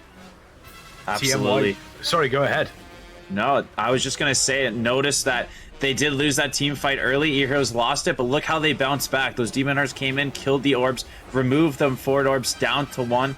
The scoreboard and things chat are probably used to is when one team wins a team fight, orbs is over, everybody's complaining, go next. But we're going to see a completely different thing. In a tournament setting with 2 strong teams, we're going to see a massive back and forth and really look for a team to snowball. You see both the Mario brothers, the Fury Warriors on the sides of Speedrun are down right now. A great opportunity for Eheroes to take 2 orbs and pressure. When they don't have those Warriors to counter pressure, they can keep the lead. So they went down early, and I talked about it before.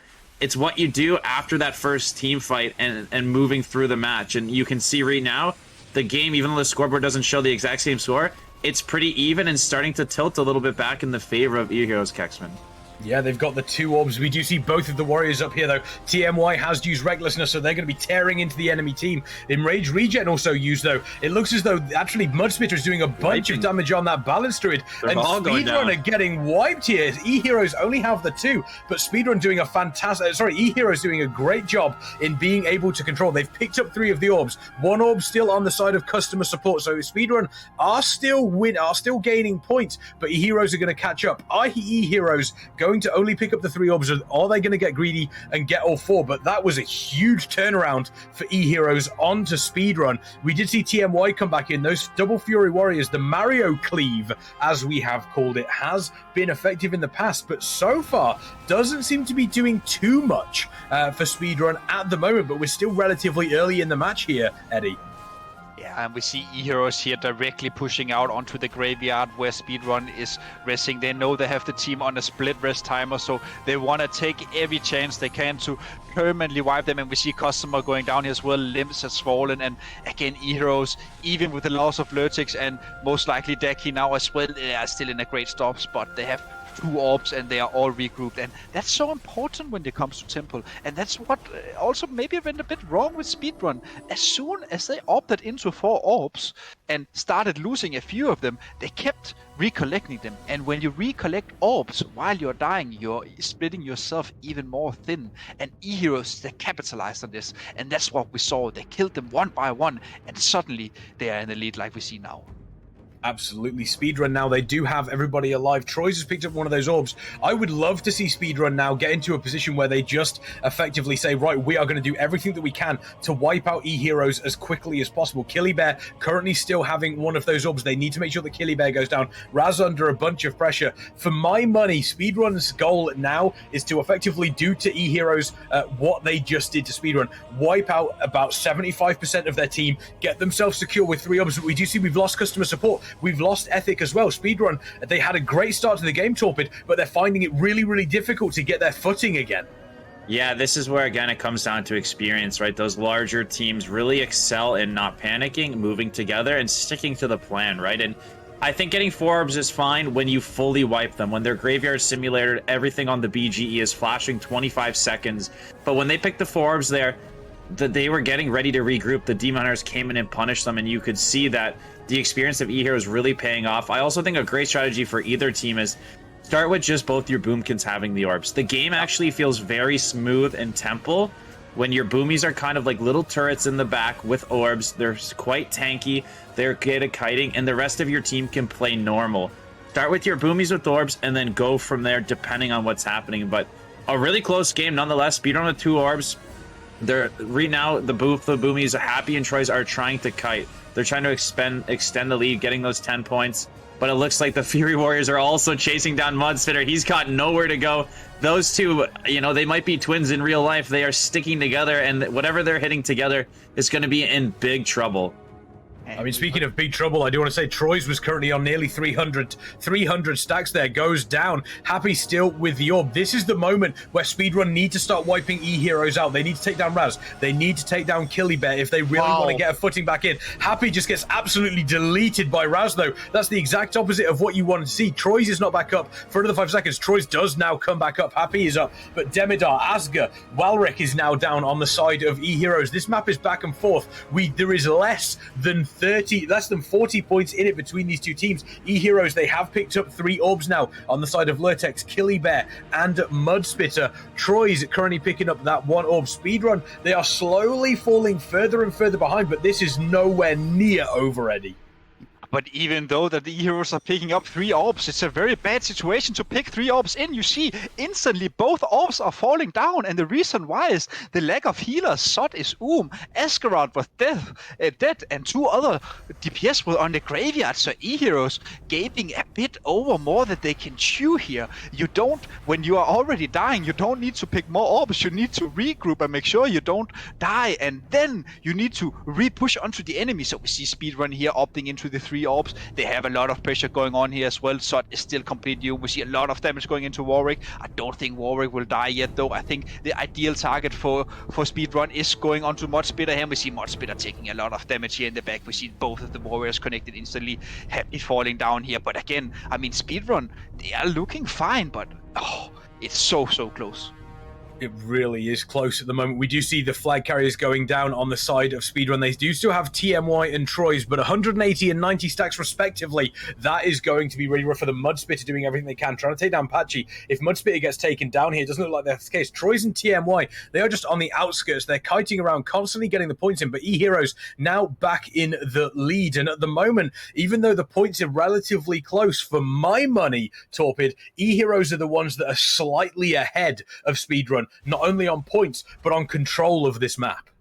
Yeah, definitely. If they can get a pick here, right, splitting M Shield here is absolutely massive. He can't be this pushed up, right? It's never Eheroes making a good pick. It's M Shield making the mistake of being too close, right? I always tell my teams, they have a Death Knight, if they have a Rogue and they get you, it's you're being too close. TMY getting gripped in there, almost taking them down, and you're going to see they weren't able to one-shot M Shield there, which could be a mistake. You see Mudspitter gets flanked and taken out on the sides of Eheroes. They committed a lot to the Disc Priest, and when you're going to tackle a Disc Priest, you have to tackle them as a team, because Disc Priests are tanky. They're probably the most fun class to play on Orbs, because everybody should ignore you because you're just so tanky and you'll never have an Orb, and they didn't take him down, allowing them to get a cross kill. So we'll have to see what happens here. Speedrun with 2 Orbs. Eheroes is starting to wipe again.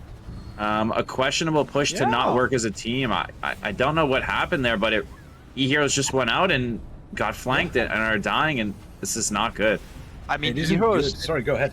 Yeah, they pushed a bit too deep in behind green. They really wanted to kill onto Michiel, and they did get it, but the cost of that was half of their own team. And now Speedrun in momentum, and this is the most important points of the game. When you are in this situation with 5 enemies still on the graveyard, you need to keep pushing. You need to keep killing them. And for Speedrun right now, they're in an 80-point lead. Essentially, right now they could say, guys, if we just make sure that we have 2 orbs for the rest of the game, we are winning. So let's just keep the pressure up. Now, again, complete regroup from Eheroes, and I mean, it's gonna be a brawl again here. Kix, I think you should take it away. Yeah, they're going to be pushing in. We do see Happy and Customer there doing everything they can. They're going to be slowing down a couple of the players behind. You see Speedrun grouping up once again. Fantastic play. Raz still isn't back up yet, though. There's still 1 player down. Raz is only just about coming up. Keep an eye on TMY. 360 stacks. There's the Enraged regen.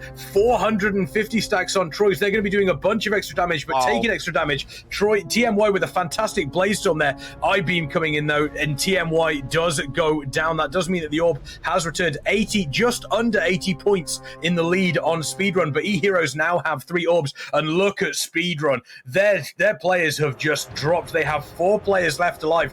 Everybody is alive for Eheroes. This could be the turning point here. You mentioned, Eddie, that when this happens, when you get 1 or 2 players down, or especially if they're an orb carrier, you need to keep on pushing, and Eheroes did exactly that. And look at the health bars on the side of Speedrun. Over 50% of them completely empty. Look at the health bars on the side of Eheroes. They've picked up all 4 orbs. Is this the perfect time to do it, Torpid? You mentioned your opposition players in the graveyard, then you pick 4.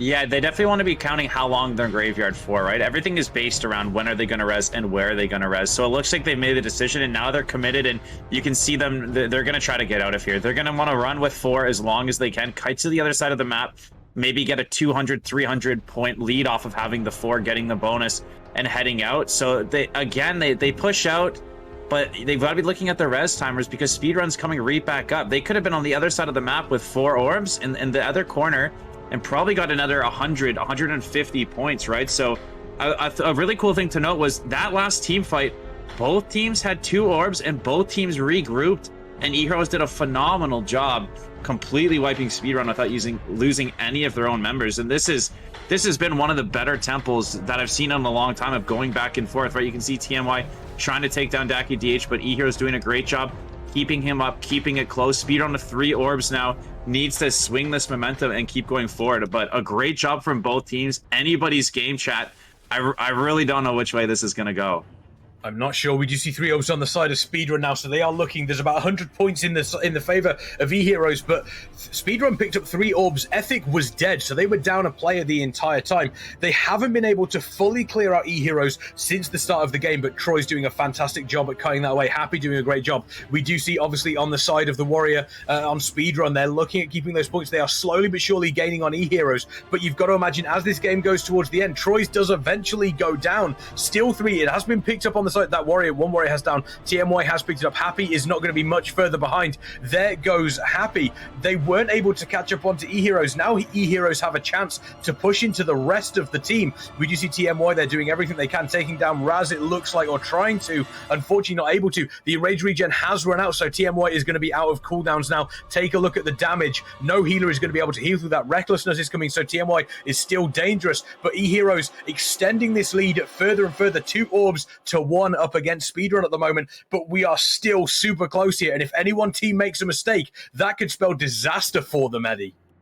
The next team that wipes completely, or at least loses around half their members, are surely the team we will see lose. Honestly, Eheroes crawling back very beautifully in this game. I think their team play have been a bit better than Speedrun, especially thinking back to the situation Torpo just mentioned. We saw the complete regroup from both teams, both having 2 orbs, but we also saw that Smokey and Happy was trying to slow Eheroes, and when you watch the replay later on, you could see that Happy essentially got destroyed instantly. So you could argue would have been better if he was with his team. And now with Eheroes collecting 3 orbs here, it's all up to Speedrun. They really need to kill every single one of them now if they want to have a chance. But even so, Eheroes can just repick the orb. And in this situation, it doesn't matter if you're a healer, a tank, or a support. You just pick the orb and you run away.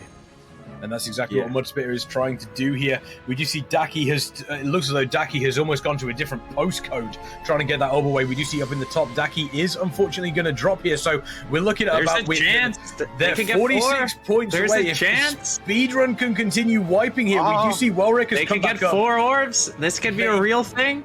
If they could go for 4. They need to kill them, though. They need to take down Demidar. They need to take down Killy. Daki's going to be back up. Mudsplit is going to be back up in 5 seconds. This could be Speedrun. They have picked up all 4. They need to survive, though. Speedrun could potentially take this. The points are going to be adding up. They can.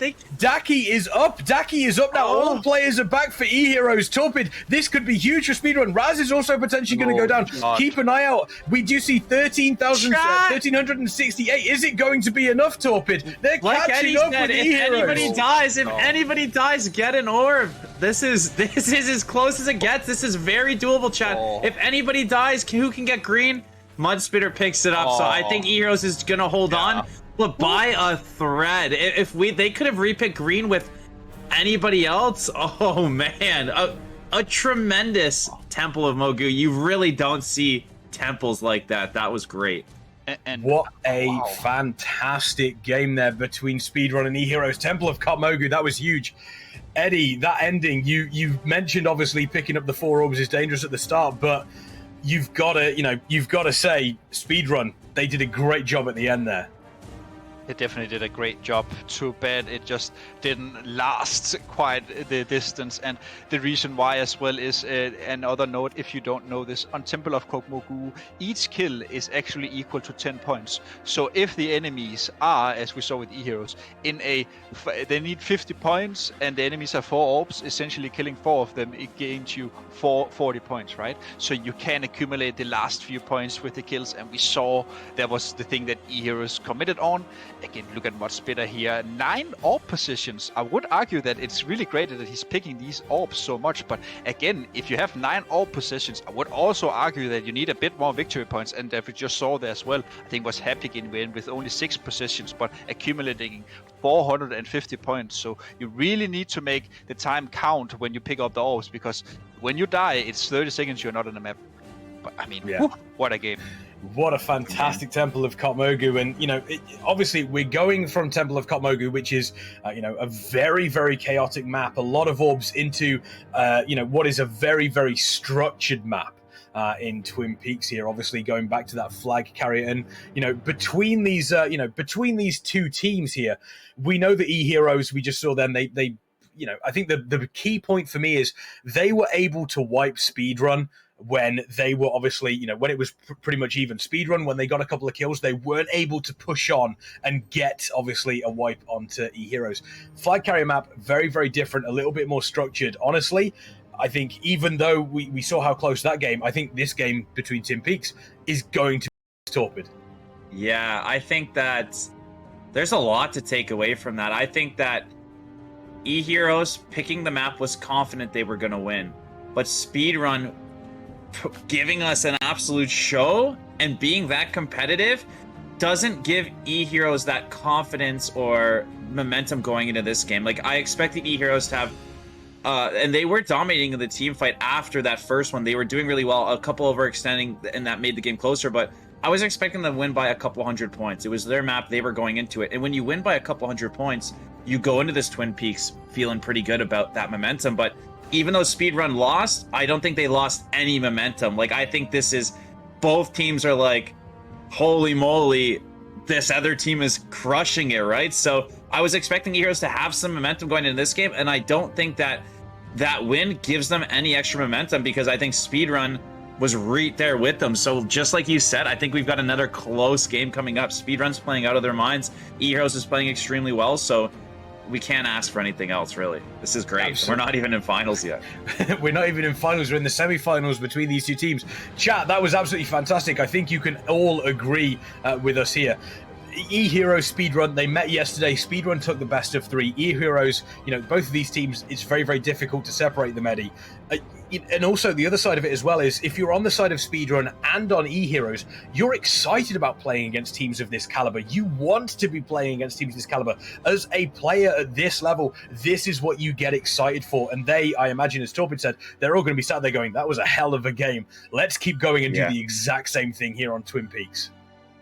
Yeah, and also just from the fact that this is the reason why most of them are playing, it's for the competitive feeling, right? It's not like there's a lot of money in the scene, right? Or in the game itself, right? So it's not like any of these players are living off RBGs. Maybe some of the Russians who are boosting, who's not participating. We can go into detail about that later. But again, I mean, they are playing to become the best. They are playing for their ego. They are playing for the prestige, and that's why they're also participating in this tournament, right? They want to show the viewers, they want to show you out there that they are some of the best players in the world. Going into Twin Peaks, wasn't that the map that Speedrun beat Eheroes on yesterday in the games we did? I believe so, yes. I think it was in Twin Peaks, right?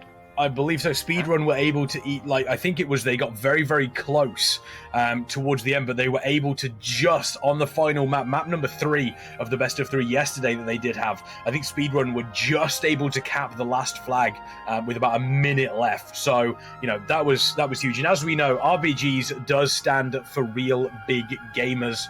And, Eddie there mentioning these, like Torpid's a real big gamer, physically, just real big. Look at the man, he's huge.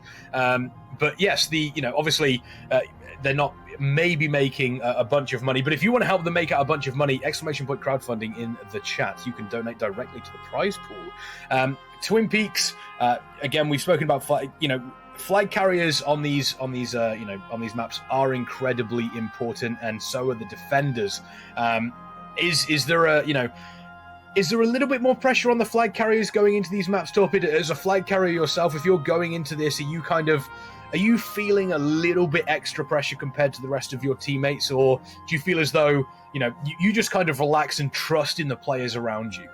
No, you get all the pressure. So when I played my warrior on defense, you're trying your heart out for your flag carrier, but it's a completely different feeling when I'm on my warrior. When you're the druid and I'm playing in the tournament, you don't want to let your team down. You know that it is very easy to go bear form, Aegis, and survival instincts of Convoke. It is very easy to do that, especially for these great players. But if you mess it up, you can cost them everything, right? If your warrior does something on D, it's not always punishable. But when you make an error on the flag, if you go too far, there's so much thought in the top tier flag carrying world where they want to create a distance. They're talking about CDs. Like, you do feel the pressure as the flag carrier. So I'm going to cut them a little slack. And I would say to both teams to have your flag carriers back. The more you talk to them and work with them, the more comfortable you feel flag carrying and building that trust, like you said. So definitely think that the flag carriers feel that little bit, because one wrong button, one wrong turn, and the other team is just waiting for that. You just turned left, boom, Assassin Rogue in your face, DH around the corner, you're getting jumped, and you feel a lot of pressure in the tournament setting on these flag maps. So look for the flag carriers to be trying to get comfortable, and look for their teams to try to get them comfortable. Absolutely. I mean, it's going to be very uncomfortable for both of these teams in just a few short moments. This is the map that we did see between these two teams yesterday in the decider, game number 3 in a best of 3. And it was Eheroes taking a very, very quick, clean capture to go 1-0 up. But then Speedrun, final minute of the game, sent a Hail Mary across, obviously, the map. And they were able to capture the final flag and gain the victory. Are we going to see a repeat of that today? Only time is going to tell. Eheroes Speedrun, game number 2. Eddie, take us away. We see Speedrun here. They are opting into the double Mario composition here. Our favorite composition of the weekend. I think it's at least one of the ones I enjoy the most, especially if we can add the boing, boing sound whenever they're leaping forward. And we see Eheroes here. A very, very heavy offensive focused team. We have the Feral, we have the Double Rogues, we have the Demon Hunter, and we have the Boomkin.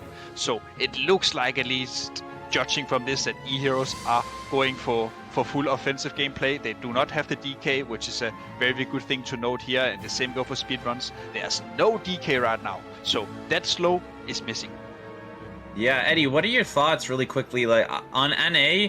If you don't see, if a team doesn't have a rep paladin and a DK, it's pretty crazy. We always have our rep paladins and our DKs. Do you think EU's doing something differently because they like the different classes, or just because their players and their friends happen to play these classes? I think it's mostly due to the fact that they find the strongest. Now, I would argue that most European teams always have a Death Knight, but especially talking about the Red Paladin, I think Red Paladin has a lot of strengths, but I also think it's very easy to play around. He is very telegraphed. He doesn't have any blinks to connect very fast. You know, you can literally see him mount up on his horse and run after you. So I think that is why most of the European teams don't really favor the Red Paladin on FC maps. He is very easy to kite. But as we see here, though, Happy is not crossing yet, and we do see the pick-off here from Troyes. Yeah, Troy's doing a great job trying to get this flag across as quickly as possible. Great grip there from Nefu. A root coming in, and there's the soul shape, Alpaca soul shape. He is gone. Troy's is completely gone. I mean, as we've mentioned, the Alpaca soul shape is the second best soul shape. Hippo is number 1. Wiz is there, obviously, to stop that. Wix is there to stop that. It looks like that is a good job. Hunt coming in, obviously, from Lurtex there onto Troy's. Cocoon coming out, keeping them alive. But this is actually a really good move at the moment from Speedrun. Troy's is getting across the map here, and getting across the map quickly. Yeah, he is, and with this will force Keely to pick, and if Troyes is lucky, he can even drop the flag now. Yeah, we see it now. Keely has picked, he drops the flag, and everyone is onto Keely, and honestly, very, very well played from Troyes, single-handedly forcing the hand of Eheroes, and now we can see Happy. He is waiting back, and we see Keely now. Keely still has his Incarn if he want to use it, and it actually looks like that Keely doesn't even need Incarn to cross, so Eheroes right back at it. Yeah, you know, these Boomkins all weekend have been making it across. Not easily, but much further and faster and less complicated than you would think. Troy's, of course, getting some grips and using the soul shape to his advantage, but really, it's really crazy to me how easily they're making it across the map to make that play happen, right? Now you see Happy's Incarn. I think if you're on the side of Eheroes, again, move to their side of the map. Happy's Incarn, you know, there's maybe 18, 17 seconds left. Go to where he's going to be. Although Happy not looking like he's ready to head out at any time there. Killybear taking a lot of damage. Oh, Killybear goes down here. Much pressure. Killybear goes down. Troy's just jumped out of the room. We talked about it. Oh, that Convoke the Spirits just absolutely deleted one wrong Killybear turn. there. A lot of pressure. One wrong turn. And Torben, it's just like you said earlier, if your tank is kiting away solo and he gets caught by the 3 Stilfers, he is essentially dead, and Keely kiting too far away from his team allows Speedrun to punish it, but we see much better here. He will pick it up. He's even gonna Incarn here. I think, oh, he's gonna go for the clone. Okay, fair enough. He's trying to set up Epic, for Rashi, but we see the burst coming out now. This is a kill, maybe. Oh, Happy K just yeah, oh god, Happy K there. they saw, I think what happened there is one thing that, you know, you mentioned in one of the previous games, Torpid. Happy K identified that the flag carrier had gone, rushed ahead of his team, line of sighted, basically trying to get away from the offense, line of sighted the rest of the team though, and at that point everybody else caught up. You had Mudspitter there that was able to effectively not only clone but then wait for the rest of the team to come out. You saw Lurtex come through, you saw Raz come through, and unfortunately that was all that they wrote for Happy. Happy just got absolutely deleted once again. Both of these flag carriers at the start of this game not having a comfortable time. No, it's a lot of pressure. I think a good general rule for anybody listening in the chat is if you don't have Trinket, you just stay with your team. If you don't have Trinket and you turn a corner, if you don't have Trinket and you get too far away, that's all the Rogue's waiting for. He's calming to his team. This guy's got no Trinket, right? Killy Bear does have Trinket. He's in the smoke bomb. He's going to get that cocoon. Happy, ready to pick the flag. So kind of a similar situation to what we're seeing. A lot of great leap back on there by Killy to not get knocked. Happy waiting to get that flag, letting his team get as much pressure as they can onto Killy. Killy taking a lot of damage, but stacks are at 6 right now. The stacks have not reset, so a weird spot. But when Happy picks this flag, honestly, if they can keep Killy Bear up here, if Happy picks this flag, he's not going to be able to just leave the base. Oh, this actually favors Killy Bear, in my opinion. If they can get a D team to help Killy Bear, they can start connecting to Happy, and he's got to walk the entire map to get back. So look for them to just wipe them on D really fast here off Killy Bear, and then go push Happy, who's going to be waddling through middle for a really long time. You can see he's just praying that his team takes down Killy Bear because he wants to drop this flag, he wants to reset it, and then he wants to leave with 0 stacks so he can move fast. But if they can protect Killy Bear here, which I think they can, this is going to be a completely different ball game if they can take out Happy at the same time. Yeah, we do see Killy Bear under a bunch of pressure there, but Happy also taking so much. We have lost one of the warriors. TM White is still available there. This looks like we're having an absolute brawl in the Alliance base here. Just both of these teams, Happy doing everything they can to stay up, but look at that Raz. Maybe. Lurtex is there. Maybe we will see a cap. Happy still oh, what a great cocoon coming out there. That's everything they saving have, Happy. That is everything. Lurtex was feared there. Looks like we do have the charge out. Ethic trying to get the fear off. Happy still under a bunch of pressure. Shake's trying to keep them up. Ethic is also there on defense, but Lurtex, this is the problem that you don't want. You just end up in a situation where you cannot get away from that Demon Hunter. Raz coming in, connecting onto Happy. Happy doesn't want to get too far away from his support, but it looks like it may happen. He's in real trouble. He's in so much trouble. He's dead. But Killy Bear is also dead. They wanted the reset. They got it, but it has cost both of the teams their flag carriers. Lera has picked it up, and so has Warwick. They both have it, but both of these teams, they want to cap it. Is Lera going to... Warwick is going to go down here. Is it going to be a return on the side of customer support? There's the return. Lera also has it and is probably going to die here on top of that. So in comes... Are they going to drop? Or are they going to try and keep it? No, they tried to keep it. They tried to keep it, but there we go. We're going to have the full reset here. They wanted the reset, but it was done in a very, very different way than we expected, Torpid. That was best case scenario for Speedrun. I really thought that they could connect to Happier a bit sooner. He was just sitting out there. I think that was a best case for Speedrun. It evens things up. Again, it being 6 stacks, Happy was not going anywhere. So we're reset. That was a very entertaining 8 minutes, even to be 0-0. A great cross kill, a great first 8 minutes. Both teams, you know, and this is a great feeling being a flag carrier. They both kind of made, you know, had some pressure on them early, but now they're 8 minutes in and they're going to settle in. And I think we're going to see some much cleaner gameplay. I think both teams right here not wanting to jeopardize anything. I look for the DH to maybe try to take advantage of the eyes a little bit more often. It is harder versus double rogue teams, but trying to eyes just a little bit when the FC is waiting and maybe calm to his rogue where he is. Rogue could maybe fan of knives him out, but I think we're just going to have the team fight middle. Everybody's going to take a breath, which we could do as well. Everybody in the chat, take a second. They're going to look to see where they can find an opening. Those little rogue duels we've seen on both sides, or the team fight. Something we haven't mentioned are both of the warlocks on both teams are crankers. So they're going to be putting up big damage. You can see the decimating bolt coming up from Ethic, which will be followed by the shadow bolts with the big crit. So really, again, who's going to get a little edge in the team fight and promote the other team, encourage them to pick the flag up because of the fact that they're up a couple kills in the middle here. I think Royce is gonna move in for the pick here now. We just saw him cross the map 30 seconds ago. It seems like, very, Very unfortunate situation for Speedrun. If it is a Call customer support, Eddie. yeah, Guys, call customer support. DC. Definitely needs help. And it's just sad, honestly, if he's DC'd for too long, because we see Killy picking up the flag now as well. I don't think they're capitalizing on it. But again, I mean, you really need every member on your team if you want to win these games. Killy, though, if he gets the cross here, we have Happy laying in wait, though he is ready to pick it up. So essentially, Eheroes right now are starting the race, putting a bit of pressure onto themselves. But as you mentioned, whoever has the pressure into mid maybe have a slight favor when it comes to the picks here. Oof. There's customer support. I was expecting customer support to just dart out from the side of that rock there and snipe Killy there on the way through. He's faking it. He's faking the DC. Looks as though we do have Happy picking up a great spear coming in there, but we do have Incon, so that is going to stop Raz doing everything they can. Raz and Wix there obviously stopping Happy from moving up. Both of those rogues doing a great job. But there goes Happy. It looks as though the Incon has been used as well, getting them across. There's the Soul Shape Hippo form on Happy, the best Soul Shape form, as we all know. There is no question, but Happy's going to have to walk through all of this pressure here, straight through the middle of the map, and it does look as though they are going to be able to get across a fantastic ring of peace there. But Lurtex, yes, no CDs, just both getting his instincts. Lurtex just came in, and then we do see Trill picking up though. Killy Bear once again convoking the spirits. Yep, Troy's is also slow. there to stop that. Trill did a great job in re-picking that one back up. TMY coming to put the pressure through onto Killy Bear, but Happy just running the gauntlet and getting deleted by the rest of the team on the side of Eheroes. And you've got to imagine at this point, Eheroes probably have the advantage, Eddie. Yeah, this could be it right here. Yeah, I mean, this is the leg of a rogue. There it was. They capped.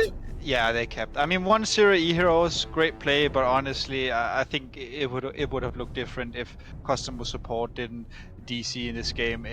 You really need all your members, especially the rogue, when it comes to these maps. And also, just to a quick recap before, when we saw the cross kill when Lera had the flag, I think if he dropped the flag when they were at 9 stacks, maybe he could have survived, and that would have allowed Speedrun to then quick cap it, right? Because at the cross kill, you are essentially resetting the stacks, right? And Kill is and Happy is both on graveyard.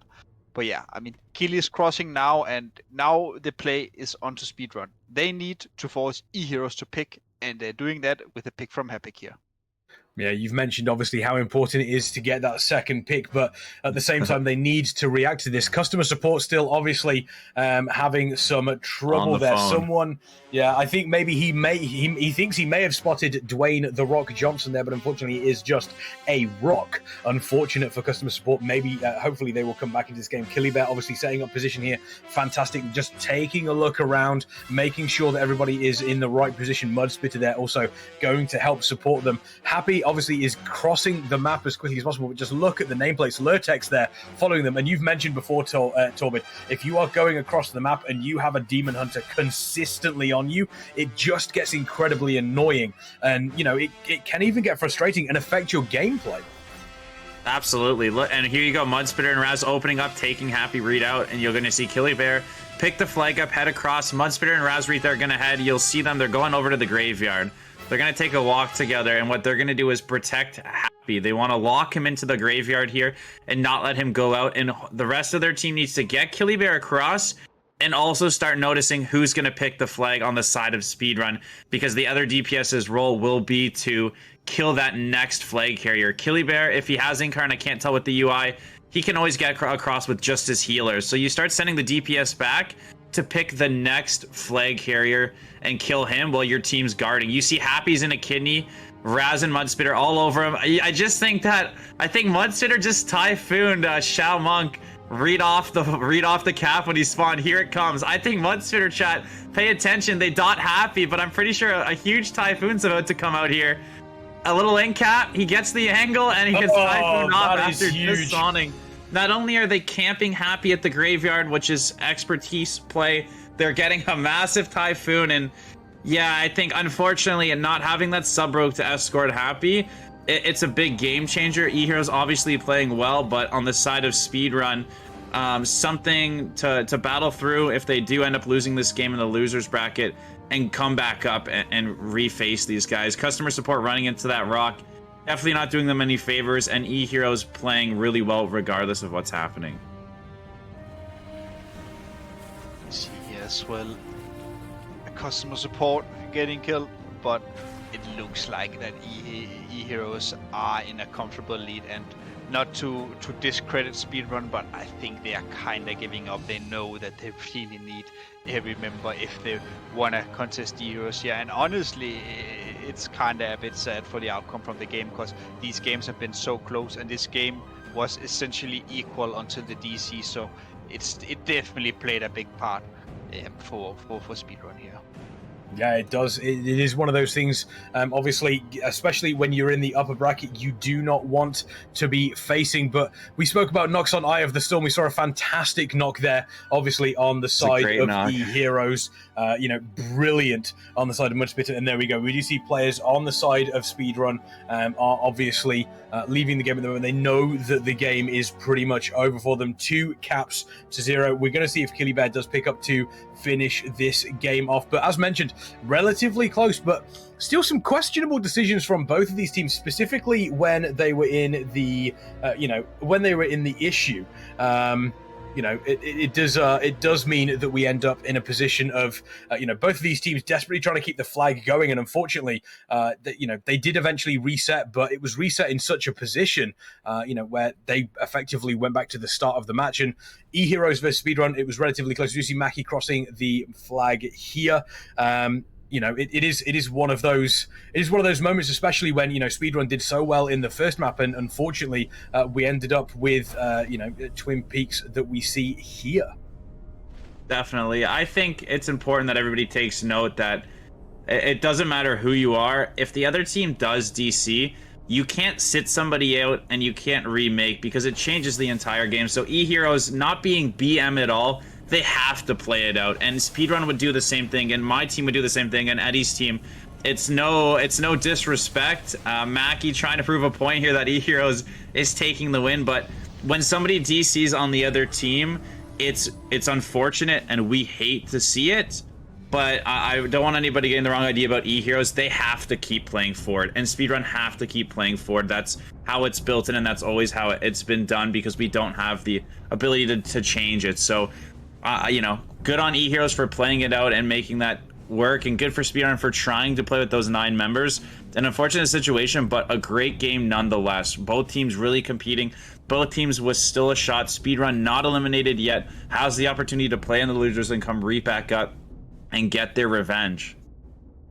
Yeah, it is. I mean, yeah, they will drop down, obviously, to the losers bracket. They will be playing up against Fiesta, which does mean we may see, obviously, as it stands, we will currently see a fantastic series once again between Speedrun and Fiesta, as we saw in map number 1. What a fantastic, that was the best tempo of my life. That was, but there we go. We do see the flag capture.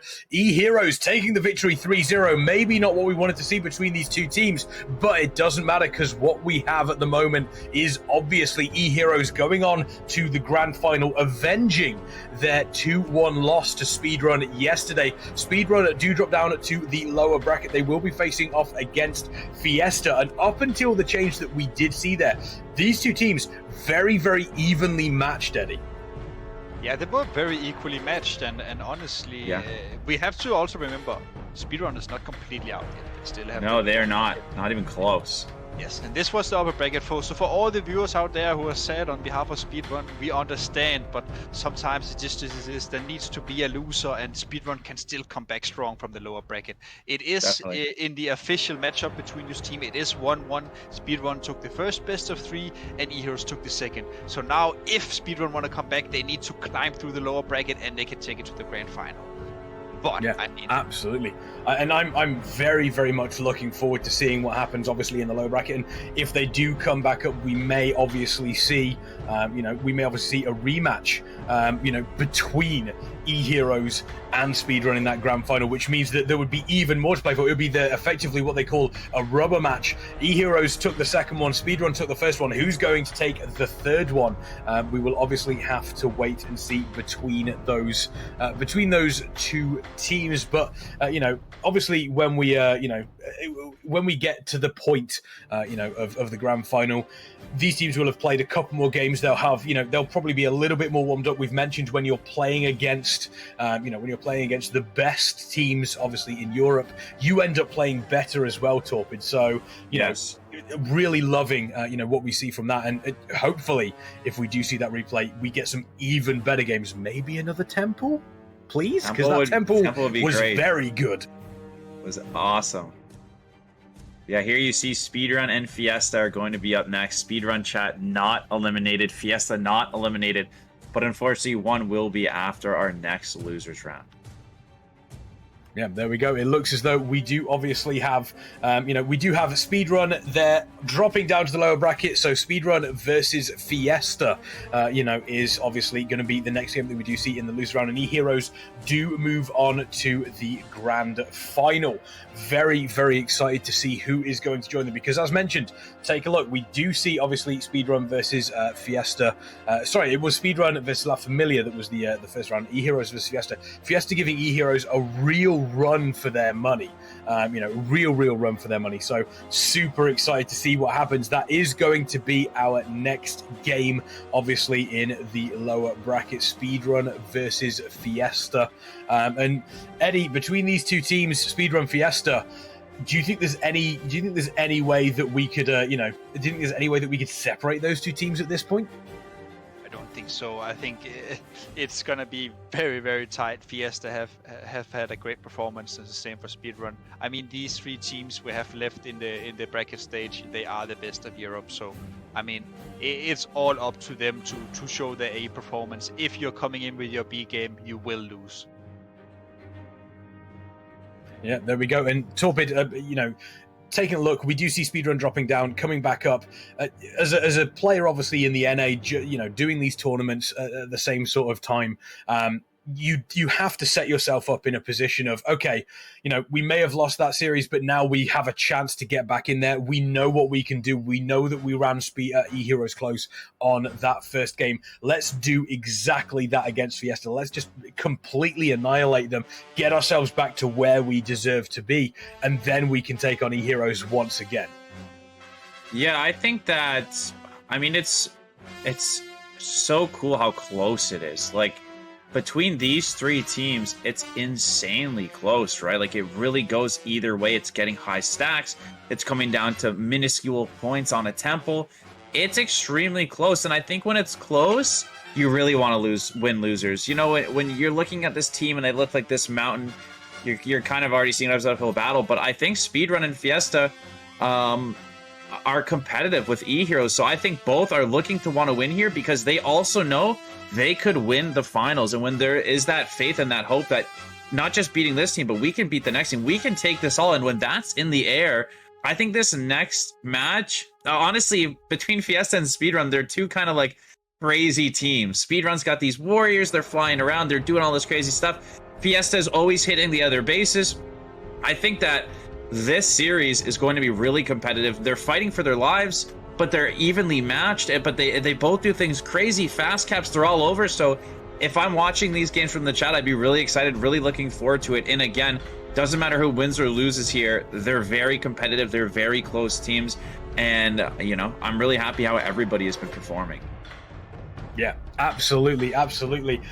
So I do obviously want to bring, a lot of people asking about the DC there. I want to make sure, obviously, that, we are very clear with the rules that we do have in place for this tournament. So the rules state, if a member of one of the competing teams is experiencing technical issues, connection issues, or anything that will deem them unable to play after entering the battleground, the respected teammates on the entire team must leave the battleground before the gates of the battleground open. Failure to do so will result in the match resuming and the result of the match counting towards the series results. As per fair play, we obviously turn around and we offer a replay to Eheroes as they are the one that won the match.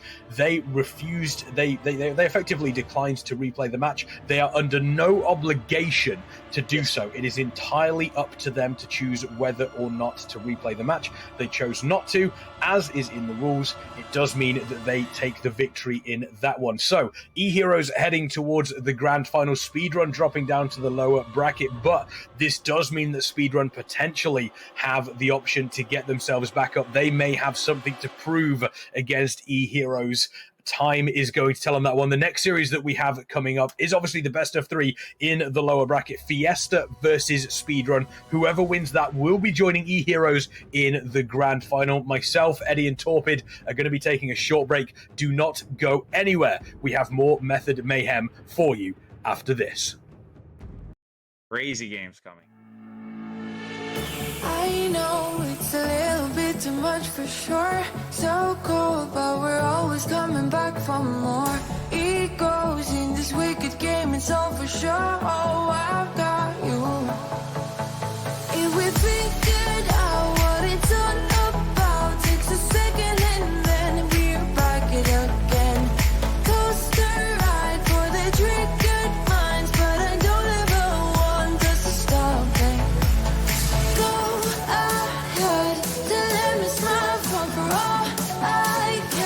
Just wanna stay close, don't take that. Ain't gonna leave ya. Sabotage, you're a million.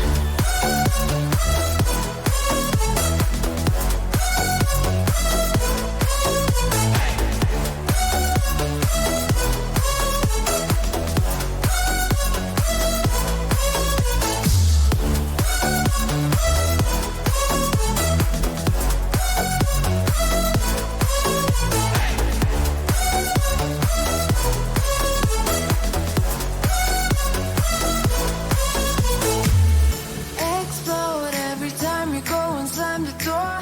Adore how we always end up on the floor.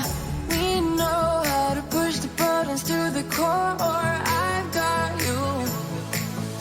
If we figured out what it's all about, takes a second and then we're back it again. Coaster ride for the triggered minds, but I don't ever want us to stop it. Go ahead, to let me smile for all I care. Just wanna stay close, don't take that. Ain't gonna leave ya. Sabotage, you're a million.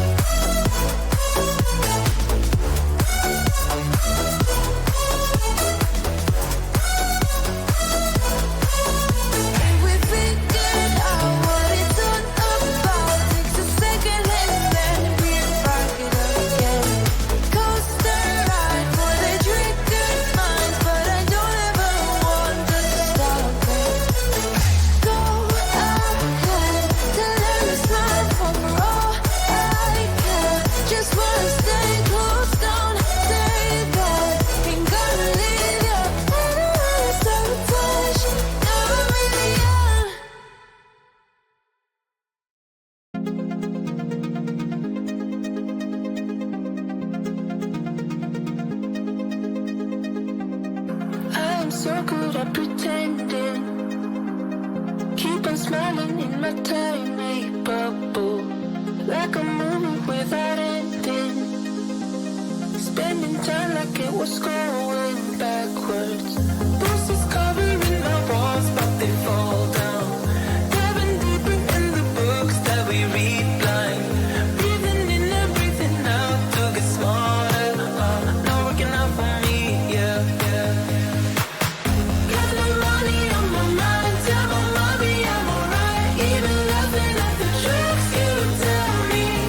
Keep on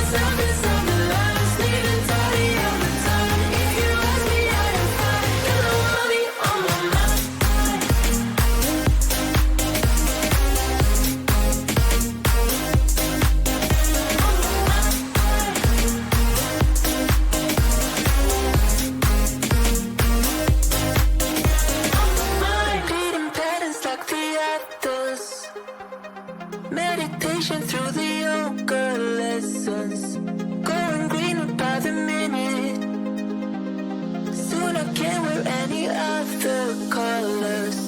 Posters covering our walls, but they fall down. Diving deeper in the books that we read blind. Breathing in and breathing out to get smaller. Not working out for me, yeah, yeah. Got no money on my mind, tell my mommy I'm alright. Even laughing at the jokes you tell me. Keep myself inside the lines, feeling tidy all the time. If you ask me, I am fine. Got no money on my Welcome back, ladies, gentlemen, and everybody in between. My name is Kexman. I'm joined by Eddie and Torpid. Torpid obviously eating a protein bar, making sure to get them gains even during the Method Mayhem EU RBG Gauntlet. We just saw a series between Eheroes and Speedrun, with Eheroes going to the grand final, Speedrun dropping down to the lower bracket, but that does mean that our next best of three is Fiesta versus Speedrun. Once again, two of those teams that you might not be able to put a little sliver of paper through because they are just that close. But I want to make sure, just obviously before we do have a look at some of the fantastic stuff that we have over on the Method Store, exclamation point merch in the chat that will take you that will give you a link directly to the Method Store, and you can also check out our fantastic brand new Pride collection available for the rest of 2022, and 100% of all the Pride collection profits for the remainder of 2022 is going to be donated to the Trevor Project, something that is near and dear to all of our hearts. Make sure you pick up one of those fantastic t-shirts, and also the brand new joggers that are available as well. But on top of that, check out the crowdfunding. We have $2,500 prize pool so far, but you can also help out that exclamation point crowdfunding in the chat. You'll be able to donate directly to that prize pool for the players, and any subscriptions during the to the Method channel during this event will also add $2.50 to that prize pool as well. So not only will you get the advantages such as emotes on the Method channel and an ad-free viewing experience, but you will also be helping these players directly. But speaking of players, let's get to what's going to happen in this series here. Once again, Fiesta versus Speedrun. Both of these teams playing for a place in the grand final. Whoever loses drops out of the tournament entirely, and then we will move on to our best of 5 finale between either Fiesta and Speedrun, or between Eheroes and either Fiesta or Speedrun. Eddie, what is your heart telling you going into this game between these two teams? Do you think Speedrun are kind of going to go up to the grand final with a point to prove up against Eheroes? Yeah, Eddie, what do you think, Eddie? Tell us the answers. We need to know. I think that Speedrun is gonna come into this game very angry, and I think that Speedrun definitely wants to rematch against Eheroes, and I think we're gonna have a finals rematch between Speedrun and Eheroes. I think Speedrun generally has been looking very hot this tournament, and honestly, I think they are the ones to take it. Yeah, very excited, very, very excited for that one. Obviously, between Fiesta and Speedrun, maybe even seeing, what is happening, between Speedrun and Eheroes. We obviously see the maps coming up here, 2 bans, 2 picks, 2 bans, and then a decider map between these two teams. Torpid, obviously Speedrun, they did lose that series against Eheroes. They do have a point to prove, but so do Fiesta. Fiesta also have a point to prove that they belong in the grand final alongside the big boys like Eheroes. And honestly, I wouldn't be surprised if they absolutely race out of the gates of the first map and do everything they can to potentially take a game off Speedrun early here in the lower bracket. I have no idea what's going to happen. Literally, not a clue. At the beginning of the tournament, you have these pre-decided seeds and you have all this stuff, and sometimes that remains true, but absolutely not in this case. There's no more seeds, in my opinion. It's anybody's game. We've seen it's been the smallest things to decide every single game. So I've thrown the seeds out. We didn't see this on stream. I haven't seen these two teams face each other. I hope it goes to a game of 3 because I want to see a 3. I hope we get a Mines or an EOTS at least. I want to see a Solarstrom Mines. I want to see an EOTS, and a Rathi between these two teams could be really fun as well.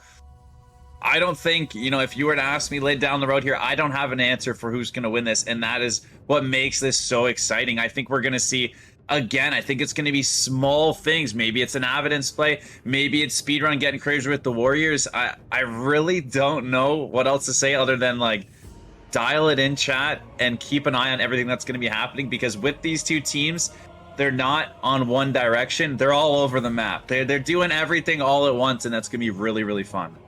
Well, I mean, Templeton Battle for Gilneas banned out here. First Yep. pick is going to be coming up between Fiesta and Speedrun. One thing I do want to point out, Fiesta do enjoy picking this Eye of the Storm map. We've seen it a couple of times from them, so maybe Come on, we'll let's see it. see that pick. Or are they going to go for something a little bit more classical, Warsong Gulch, Arathi Basin, to kind of settle the nerves going into this lower bracket best of three semi-final?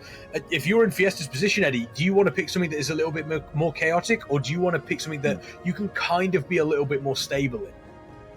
I think for Fiesta, they want to go into something that they know they're strong at, and I think that we have seen a great play from them when it comes to base maps, so I would expect them to pick either Wars on Goals or Twin Peaks now.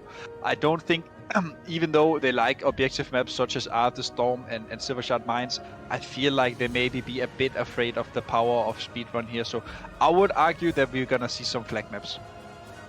Yeah, maybe. Well, I mean, flag maps generally tend to, you know, again, it's one of those things that you can kind of stabilize into, but I am excited to see what is going to be first, because Eye of the Storm again does give you opportunity for controlled chaos here. Torpid wants it. Torpid wants. We need an EOT or a Mines, Kexon. We need an EOT or a Mines. Ooh, a Silvershard Mines would be nice. Yes, we need one of those two. Out of these three maps, we need one of those two. I want to see these two teams on the Mines and on the EOTs if possible. And I do like a flag map as well. Preferably, I don't want to see two flag maps. I want an EOTs, a Mines, a flag map, or an AB. Preferably, I think that the Mines and EOTs with these two teams will be really, really exciting. So I'm hoping they're baiting us here. The production knows that it's an EOTs. They're just really selling it. I'm hoping the purples are going to appear on the screen here under the pick, and I think that'll just be like the best content. And these two teams being so close on maps that move around, like, it's all you could ask for. Yeah. I mean, I think, and it is Eye of the Storm. Yeah. Eye of the Storm. That's a great start. That was Silvershard Mines, and we're cruising into Sunday. Eye of the Storm into Silvershard Mines. That would be fantastic between these two teams. I mean, Eye of the Storm does give a lot. I mean, who do you think has the advantage here? Because Speedrun, they do have that double warrior pick, which maybe means that they could, if they decide to go for it. We didn't see the double warrior pick when Speedrun played Eye of the Storm earlier, but they do have the opportunity to play it, potentially getting some speed caps, maybe even getting a little bit more domination, obviously in the center battle for the flag pick. Or does Eye of the Storm maybe favor Fiesta of, you know, having, Avidance, having a bunch of players that are available for them, that could really make the difference here, Eddie? I think that Eye of the Storm is a fine map for warriors, but the warrior can utilize his elites the same way. He can use it to peel out to his own bases or attack the enemy, but it's not like he's the one to speed cap a base, at least not what I have seen. So I would argue that Speedrun, they're probably still going to play double warriors. They have had great success with it, but it's not what's going to change the map. If they're playing double warriors on Eye of the Storm, it's because they want to kill Fiesta. Now, I would argue that Speedrun here maybe are opting into something like a Silvershard Mines. Maybe I think that could be a good pick from them. They have been showing a great play on Silvershard Mines previously, so I would argue that it's one of their stronger maps and a map they're comfortable on. Also, it is a map where you can rely heavily on your team fights and your map play, and I think they have been doing quite well in those sections. Yeah, absolutely. I mean, taking a look at what we do see, Templocop Mogu, Battlefield Gneas band, so they don't want to go for the team fight. It looks as though both of these teams, they seem to be avoiding the team fight. Ironically, Eye of the Storm, you do have that center area where you can brawl a little bit, but you really want to be focusing maybe on ghosting the bases, which we know that Fiesta are very, very good at. Speedrun, we've seen what they can do on the flag maps in the past. We've seen what they can do. Team fights, they seem to be a jack of all trades. They do everything very, very well. So we will see how this plays out. See how this plays out for them. We're currently waiting for this second map pick at the moment, but the fact that we are getting, that is very, very nice. Silvershard Mines. There. Maybe I'm picking the maps. It could be me, chat. I might be on one of these teams. This is the best thing we could have hoped for, because we don't even, and somehow somebody picks up a 2-0. We're going to get both of these maps. So if the Silvershard Mines is the decider and it was a 2-0, we would never see it. We're getting, chat, I think the most fluctuated maps. The flag maps can get pretty crazy. There's a lot of kiting, but on EOTS and Silver Shard Mines, we've seen time and time again craziness, and in a good way, close competitive craziness. So yeah, I'm good now. You pick whatever they want to pick for the last one is good for me. Those are the two that I wanted. Yeah, exactly. I mean, maybe we even end up with no flag maps, Arathi Basin as the decider if we do go to a map number 3. Silver Shard Mines is an interesting pick because you obviously have, there's Twin Peaks, the ban, will we see the Warsong Gulch ban? Silver Shard Mines is an interesting one simply because you obviously have, you have that setup of, do you want to play for the off carts? Do you want to keep, Lava Cart, which is constantly going to keep ticking over? And honestly, I think on the side of Speedrun, I would say that their team fight might be slightly better than Fiesta. So Silver Shard Mines, is it fair to say that Lava Cart is effectively numero uno goal for Speedrun here? Yeah, it is, and it's also the card that forces team fights, right? It's the fastest card in the game. It's the card that spawns the most. So it's basically the card that accumulates a team the most points. So it is a good map if you want to take focus on the Lava card and take the team fights. And we see now here the ban on Twin Peaks as well. I'm wondering what we're going to see for a counter ban here. Are they going to ban AB? Are they going to ban Warsong Gulch? I think Speedrun have been looking decent on flag maps. So maybe I think for them, they're banning AB. And as we see it now, they're banning AB and we're going on to Warsong Gulch. And the reason why I feel like they maybe ban AB is because that we know that Fiesta likes this double rogue. And Evidence is notorious for his objective play, so a map where he can't shine as much is a good pick. I mean, you mentioned Evidence shining. Eye of the Storm, Eddie.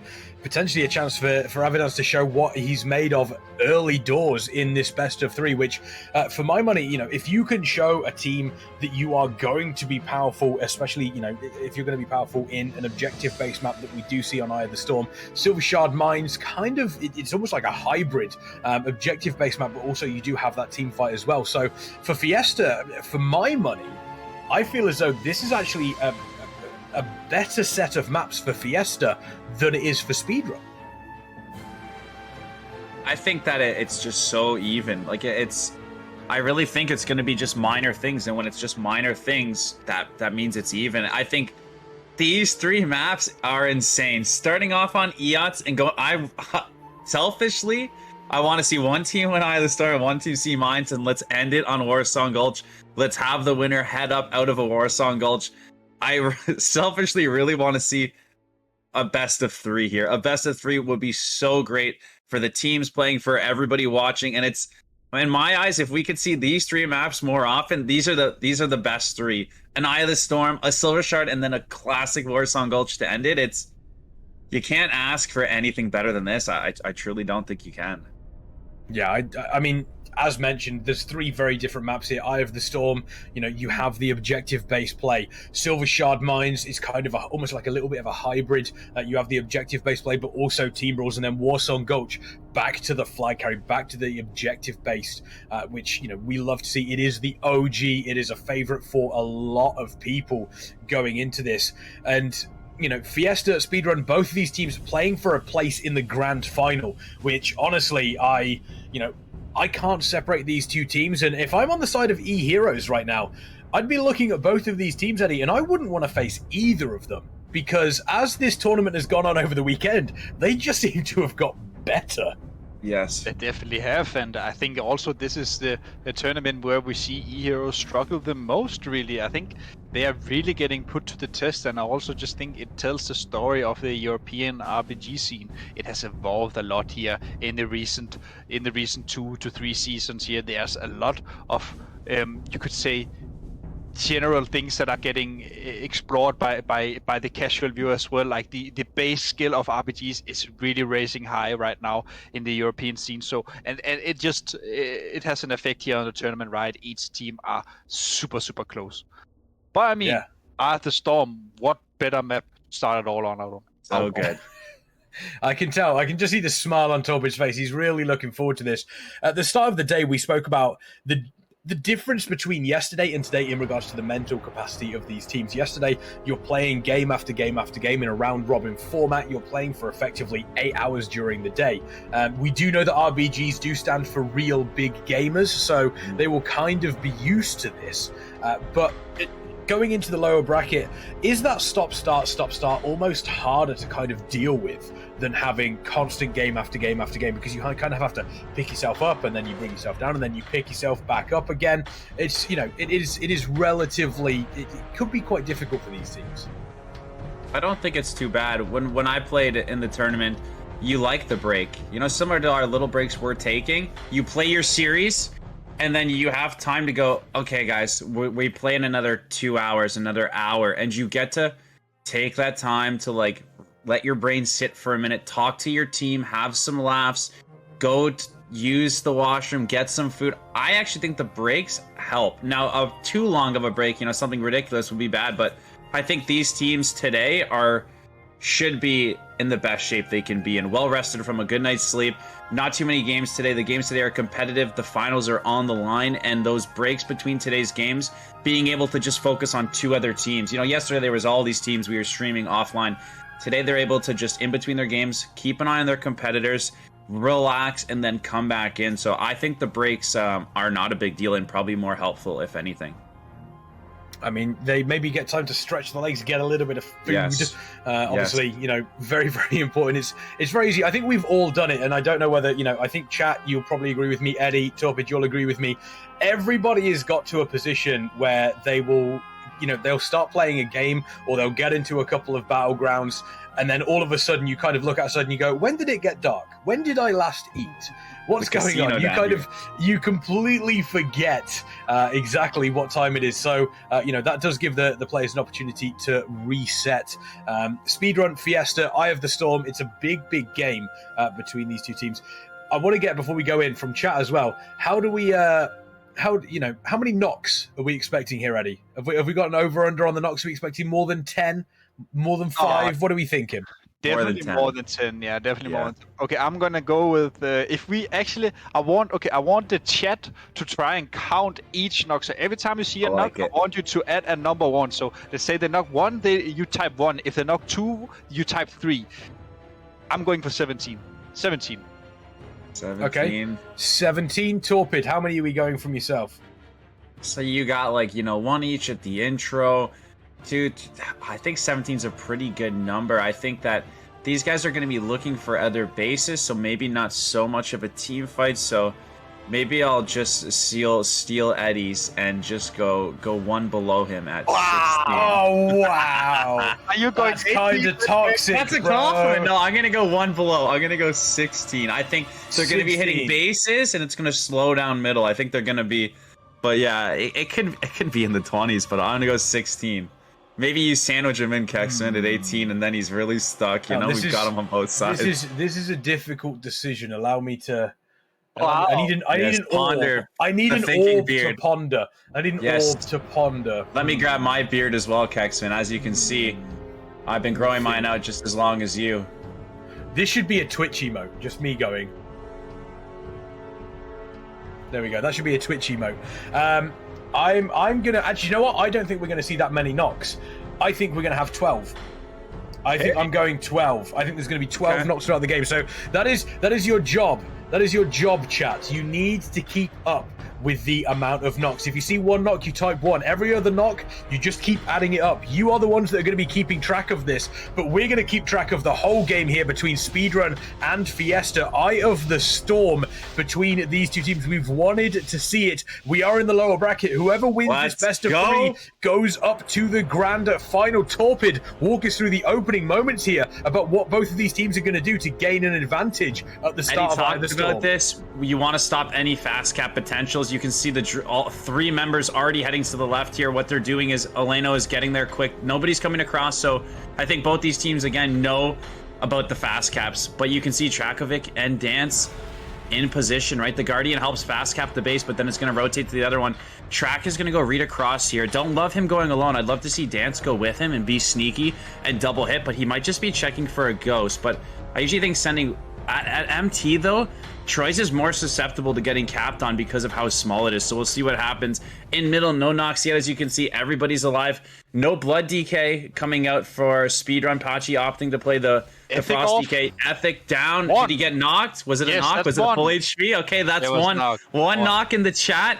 And you can see here, Trakovic pulling Happy and Troy's over here, and Lara. So creating a lot of opportunity for his team mid. He pulled the healer. They're scared Dance might be ghosting across, which honestly I wish he did, but maybe they're trying to get the incarn ahead of time.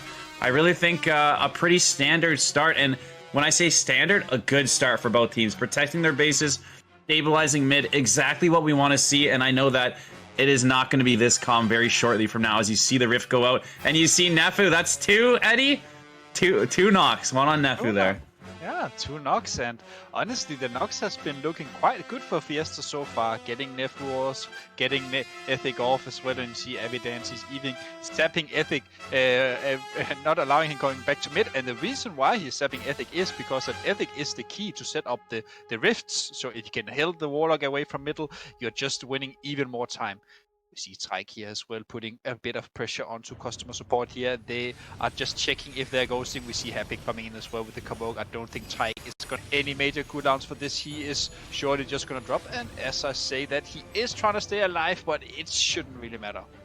Oh, he survives. Okay. Yeah, there you go. He does manage to survive. It's one of those weird situations where you're going to be in trouble, so you have to make that decision. We do see Hippie. There's three. So that's the three that we do have knocked off. So maybe we do get up to those higher reaches. We are relatively early. Both of these teams exactly even on points as we reach the 2.5 minute mark. It does look as though the center battle here is consistently, it just seems is relatively even between the two teams. Doesn't seem to be any major. Avidance though coming in. Obviously Troy is doing what they can. So it's just what the Ethic has obviously respawned. So Avidance is going to get picked off here, and almost a perfect reset there.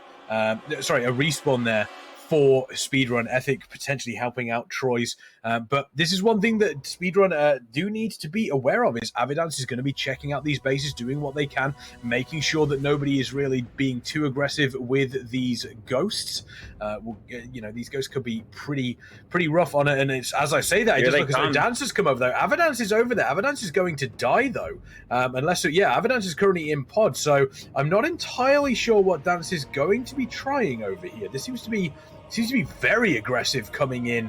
Well, they got Troy's Trinket Incarn, right? So without the Trinket Incarn, or did he just Trinket Barkskin? He has no Trinket, so look, they forced the Incarn. And what this does is, again, now they're in the heads of Speedrun. They have to protect Troy's, and if they start wiping middle, Troy's can't run middle to Incarn. So even if they don't get MT, pressuring and constantly getting the Incarn creates a lot of plays. It's far better than doing nothing. It allows them to get MT. In the future, it stops Troy's from rotating. It makes the other team think about protecting Troy's. So a really, really good job by them pressuring Troy's at MT and forcing some of his CDs. One more there. Hippie is off. That's 4. Okay, 4. Good comms, Eddie. Good comms. Oh, we see a lot of damage here going on to Trike here, just clearing him away from the base. So he can float back to mid, Hapic essentially, and put the pressure there. As we see both teams completely equal. Points taking the same. Points are the same, and Fiesta going down. Differences. Oh yeah, a lot of going down actually. A lot from Fiesta. I'm not sure what's going on in middle here. It seems like Speedrun is putting them up to the test. It does seem as though Speedrun's putting up to the test, but I do want to point out they are running the double Fury Warrior. That Mario Cleave coming out, it is going to be incredibly potent for them. They are going to be taking so much damage, and we can see, Ralph is going to be dropping on the side of Fiesta. Sponsored has also died as well. So that pressure in mid is going to start to tell for Speedrun, specifically if those two warriors are allowed to just completely run through the opposition team. Ralph does seem as though they have survived through that. Nari is pretty much completely tapped on mana. We do see BWC dropping there. Are they able to get back on? No, I believe that they have used their demonic circle to get back on, so that hasn't caused an issue. Hippie taking a bunch of damage. Same with Nari. Ralph is getting, Ralph is looking really, really rough as well. And Fiesta are struggling to stabilize here in mid. Yeah, they have the Guardian. Right, the Guardian is their Incarn, and we've seen this time and time again. the teams never finish a wipe. So it's really crucial right here that they're slowing the resers coming to middle. That one healer is constantly capping to just build that stacks up, right? A great step on Lara. You really want to commit to the middle, right? One flag can actually win in Eots. We could see one flag and then them spin mid in the towers for the entire game. So very crucial that they don't lose this, and very crucial that they try to get it on the other side as well. And as you can see, teams at a higher level have a really hard time finishing the white middle because both teams are just so strong. Yeah, I mean, you see Trajkovic here potentially trying to take, or saving, obviously, sorry, I do apologize, defending the objective there. Fiesta, they are losing players, but they're doing a good job at keeping Speedrun from capping the flag here. Torpid making a great point. Avidance, though, looks like Avidance has been able, customer support coming in there right at the end, almost punishing Lerolol and customer support here, but it doesn't look like that has worked out for them. And this is one thing that Speedrun need to be very, very cautious of, is Avidance. At the moment, as mentioned, one flag capture could change this, but Avidance has turned it around here on customer support. Lerolol will be there, so I don't think we're going to see any deaths. If we are, it would be Avidance. Obviously, we do see the, once again, Avidance moving over onto Lerolol, just being an absolute They're terror. trying to cap that, though. Track just showed up. Avidance is trying to cross CC both, so Track can cap. That was the plan. Looks like customer support has seen exactly what's happening there. So this may not. Here we go. There's the Cyclone. Cyclone over onto Avidance? Is the cross CC going to happen? Take a look. Obviously, I think it's 15 seconds. It does. Are they going to be able to do it? Golden. They have it. Trajkovic is going to be able to take it. Huge. Trajkovic and Avidance doing a great job there. We did see there was only 10 seconds left until Lerolol's trinket came back up. Lerolol was looking at that trinket just going, oh, please, why would you not just make it come up a little bit sooner? Fantastic there. Fantastic play from Trajkovic and Avidance. And once again, that's one of those moments where Fiesta, they're keeping that center area relatively even between the two teams. But Avidance, Trajkovic, they are really starting to show what they can do in this sort of environment. The method, the machine, Evidence himself, always carrying Fiesta on his back. It is a story we tell a lot, but there is a reason why. You really have to shout out the greatest players when they are performing, and today he has definitely been performing. Now looking at Speedrun here, with the fact that they are based down, for them they probably need to at least make a coordinated plan now, and that plan is that you need to have pressure somewhere. Ideally what you want to do is here now is, if I were Speedrun, I would put the attack onto Fell Reaver. With the attack onto Fell Reaver, you are forcing the enemy healers to move to Fell Reaver. As soon as they are onto Fell Reaver, you use your DK and start slowing them, and then you cross attack onto the other ruin side, what's it called? Drane ruins. So you need to cross attack here in the map, because you need to try and drag the enemies around, and I think we see customer support moving in here as well. They really want to get this base back. Yeah, I agree with you. I think that what I typically like to do is put pressure middle, and what the team that gets 3 usually does is 2 sit every base. Nowadays you have a Guardian, so there's 1, but I like putting pressure middle, and then like you said, you can hit FR and slow, and you can also take your time, right? If you can take your time, I think it's better to do something properly slow. Have your Rogue and Boomy take their time to find a guaranteed cap. Wait for Team Fiesta to leave one to over peel somewhere, right? You don't have to rush it, because if they start spreading thin, if they start rushing it, they're gonna start bleeding out if they're not capping flags. I don't know. Wondering. Oh, there's another knock, by the way, I think. That was another knock. I think Nefu just went flying off there. So for those of you keeping up to date in chat, but there we go. Yeah, Very has picked up the flag. So we do see that Speedrun went back. They overcommitted to try and take that base back. I don't even know. I think they overcommitted to take back Draenei Ruins, and it hasn't worked out for them, because now Very's just going to keep going up ahead there. TMY is there to potentially stop it. Nari is there. But this could be massive for Fiesta if they capture the flag now. As Torben mentioned, only one flag capture can mean the difference between victory and loss here in Eye of the Storm. And they also have 3 bases as well. So at the moment, Speedrun on the ropes a little bit. Opting not to cap it and bleed them out. Yeah, exactly. Yeah, I love this. I think that if you're stable with the other bases, Eddie, you don't have to cap, and you can build your lead with 3, and then when you get some pressure on you, you cap, right? And they're getting the 4 cap. They check the ghost. Trajkovic just caps MT. You can see in the distance. They 4 cap. They shouldn't have. Well, maybe they don't cap the flag, but I guess they left. Yeah. There we go. They're That's already it. using the 4-cap and the flag capture on the Domination. side of Very. That was, I think, for me, the key point for that map was Fiesta were. I think it's safe to say they were kind of on the back foot a little bit in the battle over the flag. They were losing players a little bit more than Speedrun, but they were able to be stable enough to not allow Speedrun to claim anything, to claim any of the flags. And then they just played for the bases, and it was once again Avidance leading the way for Fiesta Ready. And you know, we can see exactly what's happened here. The pressure told on Speedrun, and eventually they just collapsed. Evidence. If you give him an inch, he takes a mile, and he just started to crumble down here on Speedrun. When they got that base and the loss of mid, I think the comms were completely ruined. At that point, when you are not only the flag down, but also 3 bases, it's super hard, not just for the morale, but also just to keep your composure as a team. So I understand that they are leaving. I understand that they are saying, let's just get out of this, let's reset it. We know what we did wrong, let's just focus on the coming match. Exactly, the famous saying, go next, because that's obviously what we may have seen there between between those two teams. And Fiesta, we spoke about, how much they did enjoy that Eye of the Storm. They did a great job of that torpid. I think for, as I mentioned, we saw them overcommitting onto Draenei Ruins because, Fiesta were able to take that, and then they decided, that Fiesta was like, okay, this is our opportunity. They pushed hard through mid to push people back towards those bases. They managed to hold on to Draenei Ruins, get the flag at the same time, and as soon as they were set up with that flag ready to cap it, it became even more difficult then. And it just looked as though, the pressure across the entirety of the map really started to tell for Speedrun. But they have the opportunity to come back into it, because now we're going to be seeing Silver Shard Mines, which, a very, very different beast. Avidance could still make some plays, and Avidance has shown that he is going to be leading Fiesta in these games, but maybe not as effective on Silver Shard. Yeah, I think that it's important to know that Avidance is making these plays, and just to highlight something other than Rogue, both teams are doing a great job staying alive in mid, right?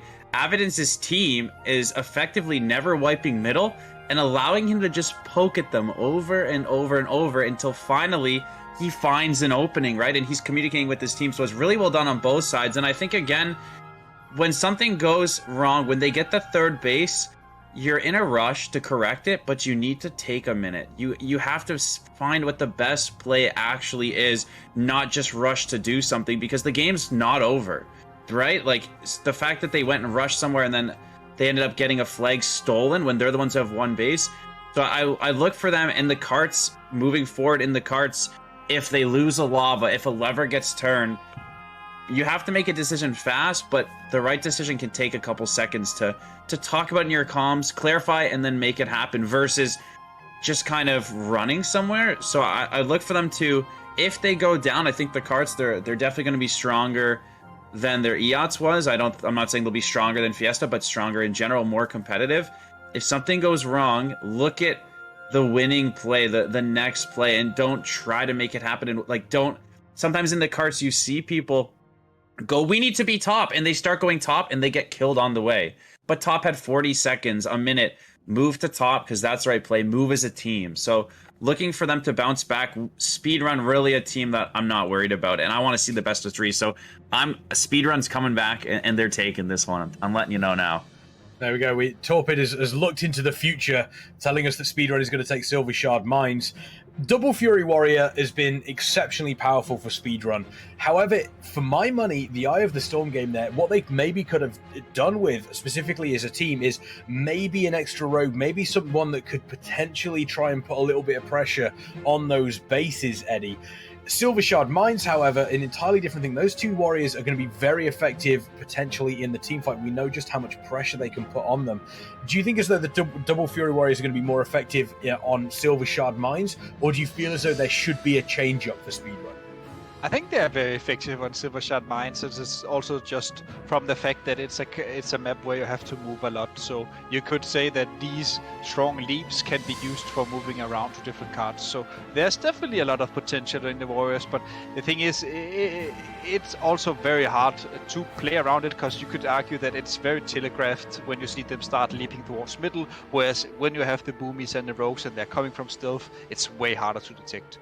Now, I would argue here that I think Speedrun actually are gonna come into this one with maybe a few struggles. I felt like that the last game really hit them hard, maybe a bit. I feel like getting 4-capped in such a fashion is really demoralizing. I hope they don't let it affect them, but you never really know with these teams.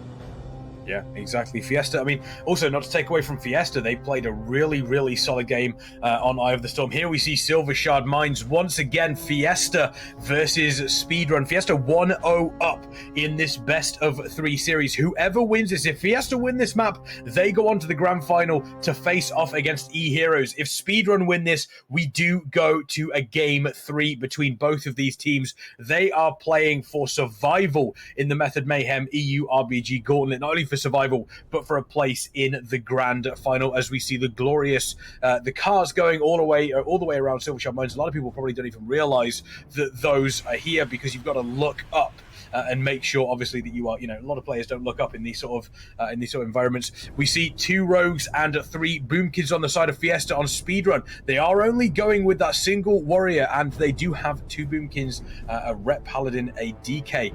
Eddie, walk us through the opening moments and what these 2 setups for these teams mean for their play style. We see Fiesta here, triple boomkin, double rogue. A very strong position, composition if you want to go for off cards, but is it stronger than the traditional third rogue boomy that we are seeing Speedrun run? Now, I will assume that it's going to be the 3v3 here for middle. That's going to be the most important card here, as we see Standard Alliance has the initial tech, and then Horse is coming in. So I would like to see, and Evidence is going for the swap here. This just solidifies it. If Fiesta, they are going for middle. Wow. Oh, is he not going to spin the pally? What? No shot, Eddie! No shot! No shot! Where was he looking? I mean, oh, that's tragic. That was such a great play by them to switch that lever, and then he just left it. For this now, Fiesta, they really need this middle now, and they really need to secure top, because they have essentially sacrificed the lava card for this. We see the Death of Troyes and customer support here. Fiesta actually coming out, looking really hot. Yeah, headed to top. Them in pit. Yeah, and they're heading top now.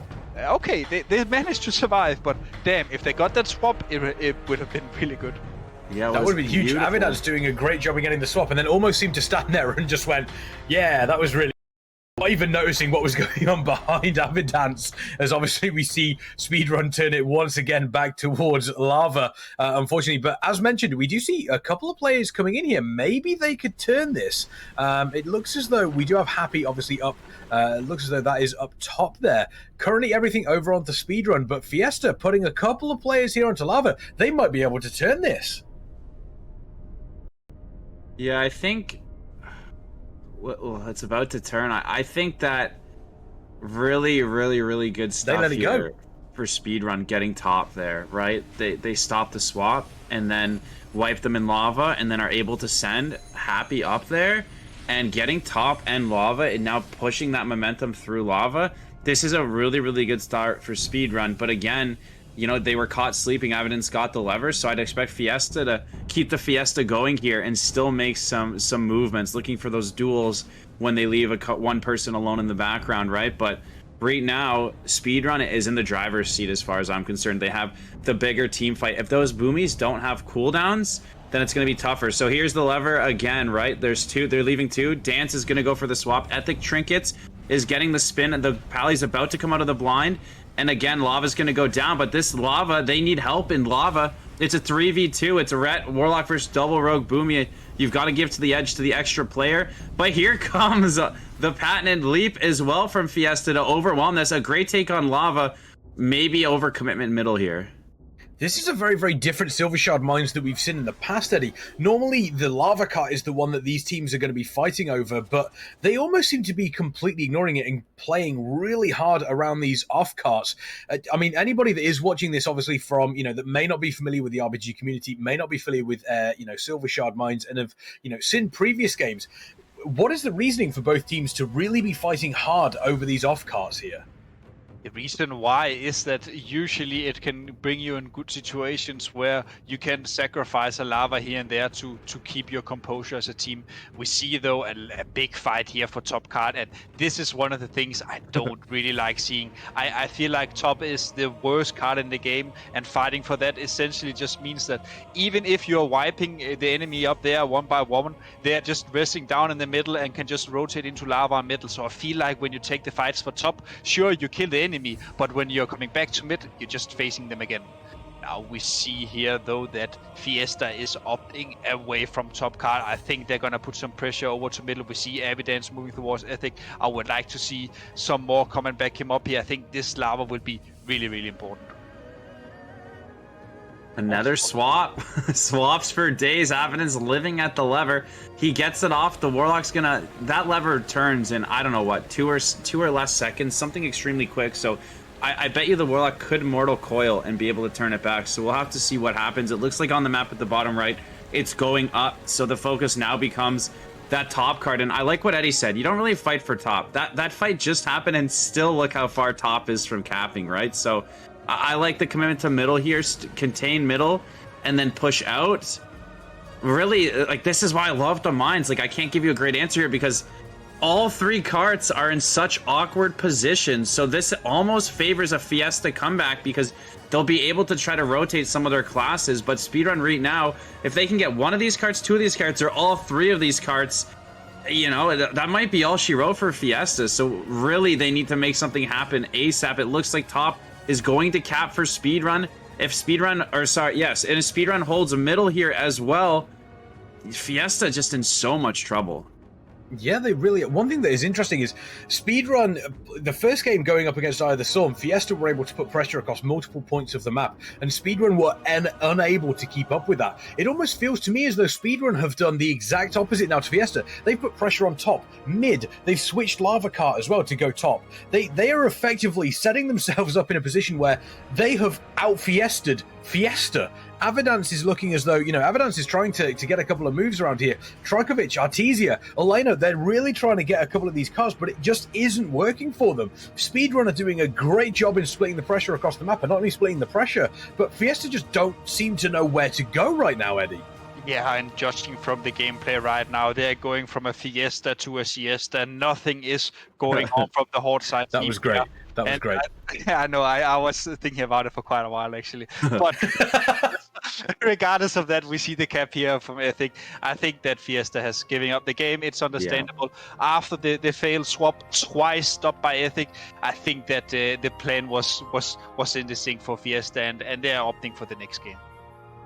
Yeah, going for the next game there, obviously up against Fiesta. It will mean that we do go to that game number 3. You wanted the 3-game series, yeah, Torbid, and it looks as though we are going to get it here from Speedrun. The lava cart there, choosing not to fight for the lava cart, obviously going for the off carts. Was that? Do you think that was a that was the right decision from either of these teams, or was it almost a case of they just both went for it, and whoever took the best, whoever took the most from it, is it ending up the winner here?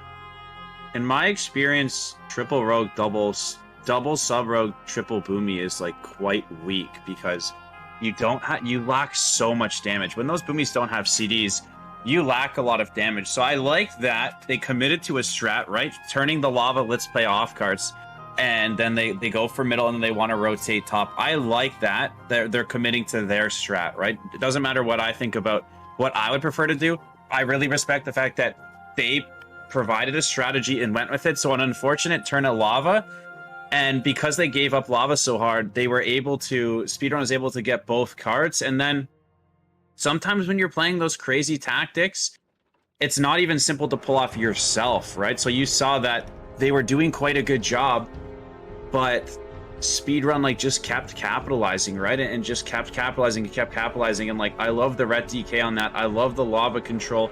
And again, just because they have more stealthies doesn't mean they win off cards, right? If lava team is getting smashed, then they can send someone to go get that off card at a different point in the game, right? So I like having a strong lava in that map. And it gets too crazy in the off cards. So again, I highlighted this. I love when we get unique maps because you can see one team absolutely dominate in EOTS and then one team absolutely dominate a Silver Shard Mines.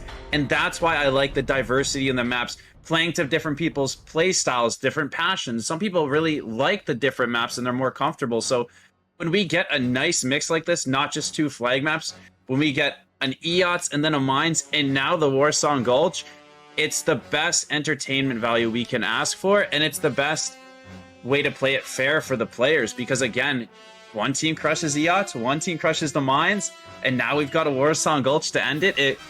I'm gonna go buy a lottery ticket because everything I say today this is exactly what I wanted. A great EOTS, a great Mines, displaying strengths of both teams, and now a Warsong Gulch.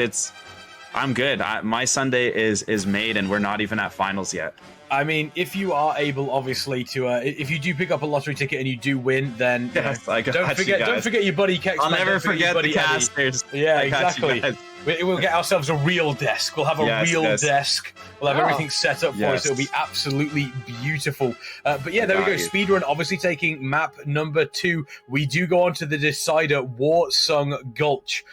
I'm really, really looking forward to this. I think this will be, this will be a very, very close match between these 2 teams. And it's got that extra bit of spice because whoever wins moves on to the grand final. Whoever loses drops out of the method. Mayhem, EU, RBG, Gauntlet, they just drop out completely. They do finish in 3rd place.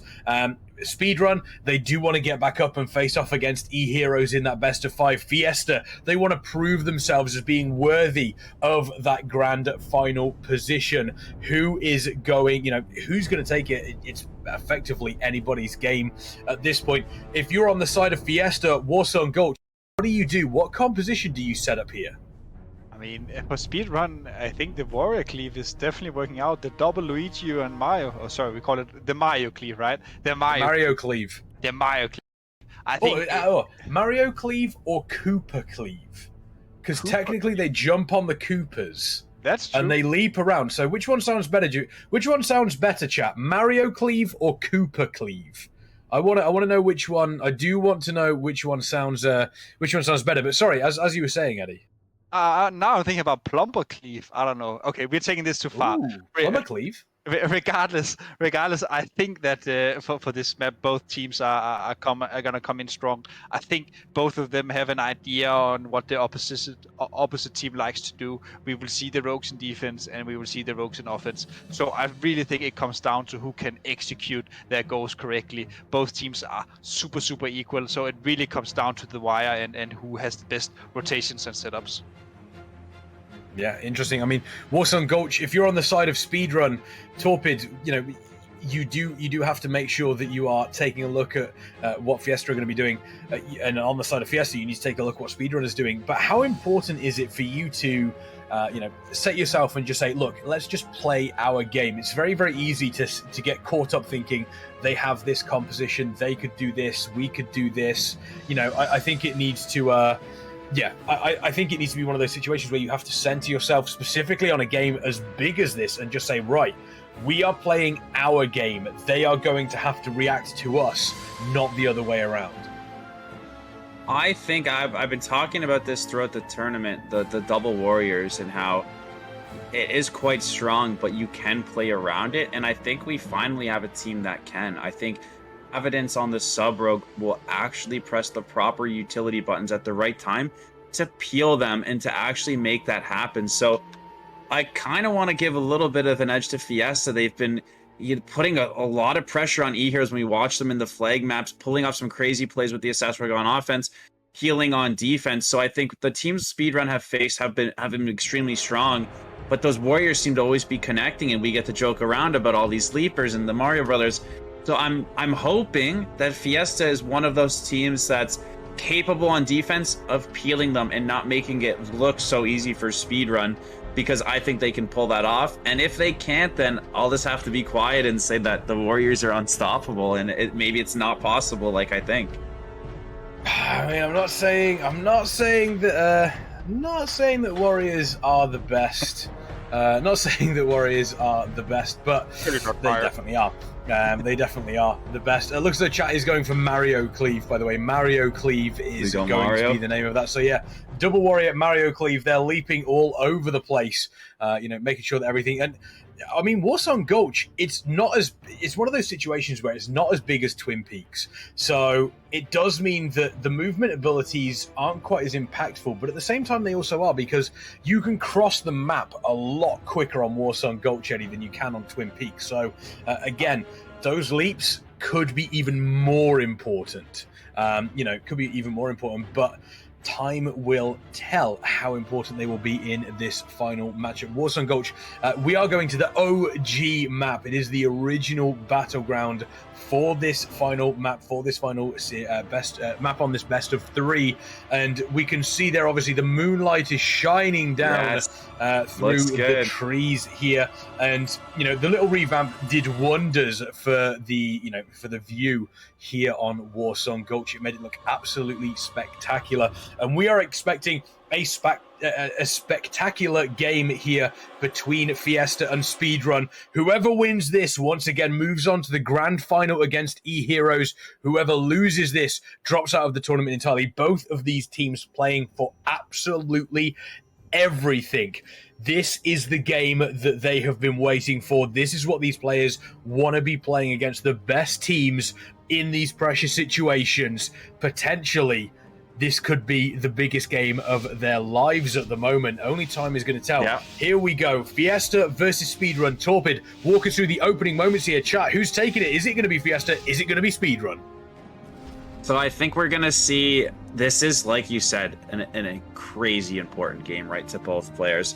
So hopefully Treemaz here at the bottom hasn't DC'd to start the game. Hopefully Trill or Tree, I can't see if that's an I or an L. Hopefully he's just sitting back doing the classic rope, but he's the sass.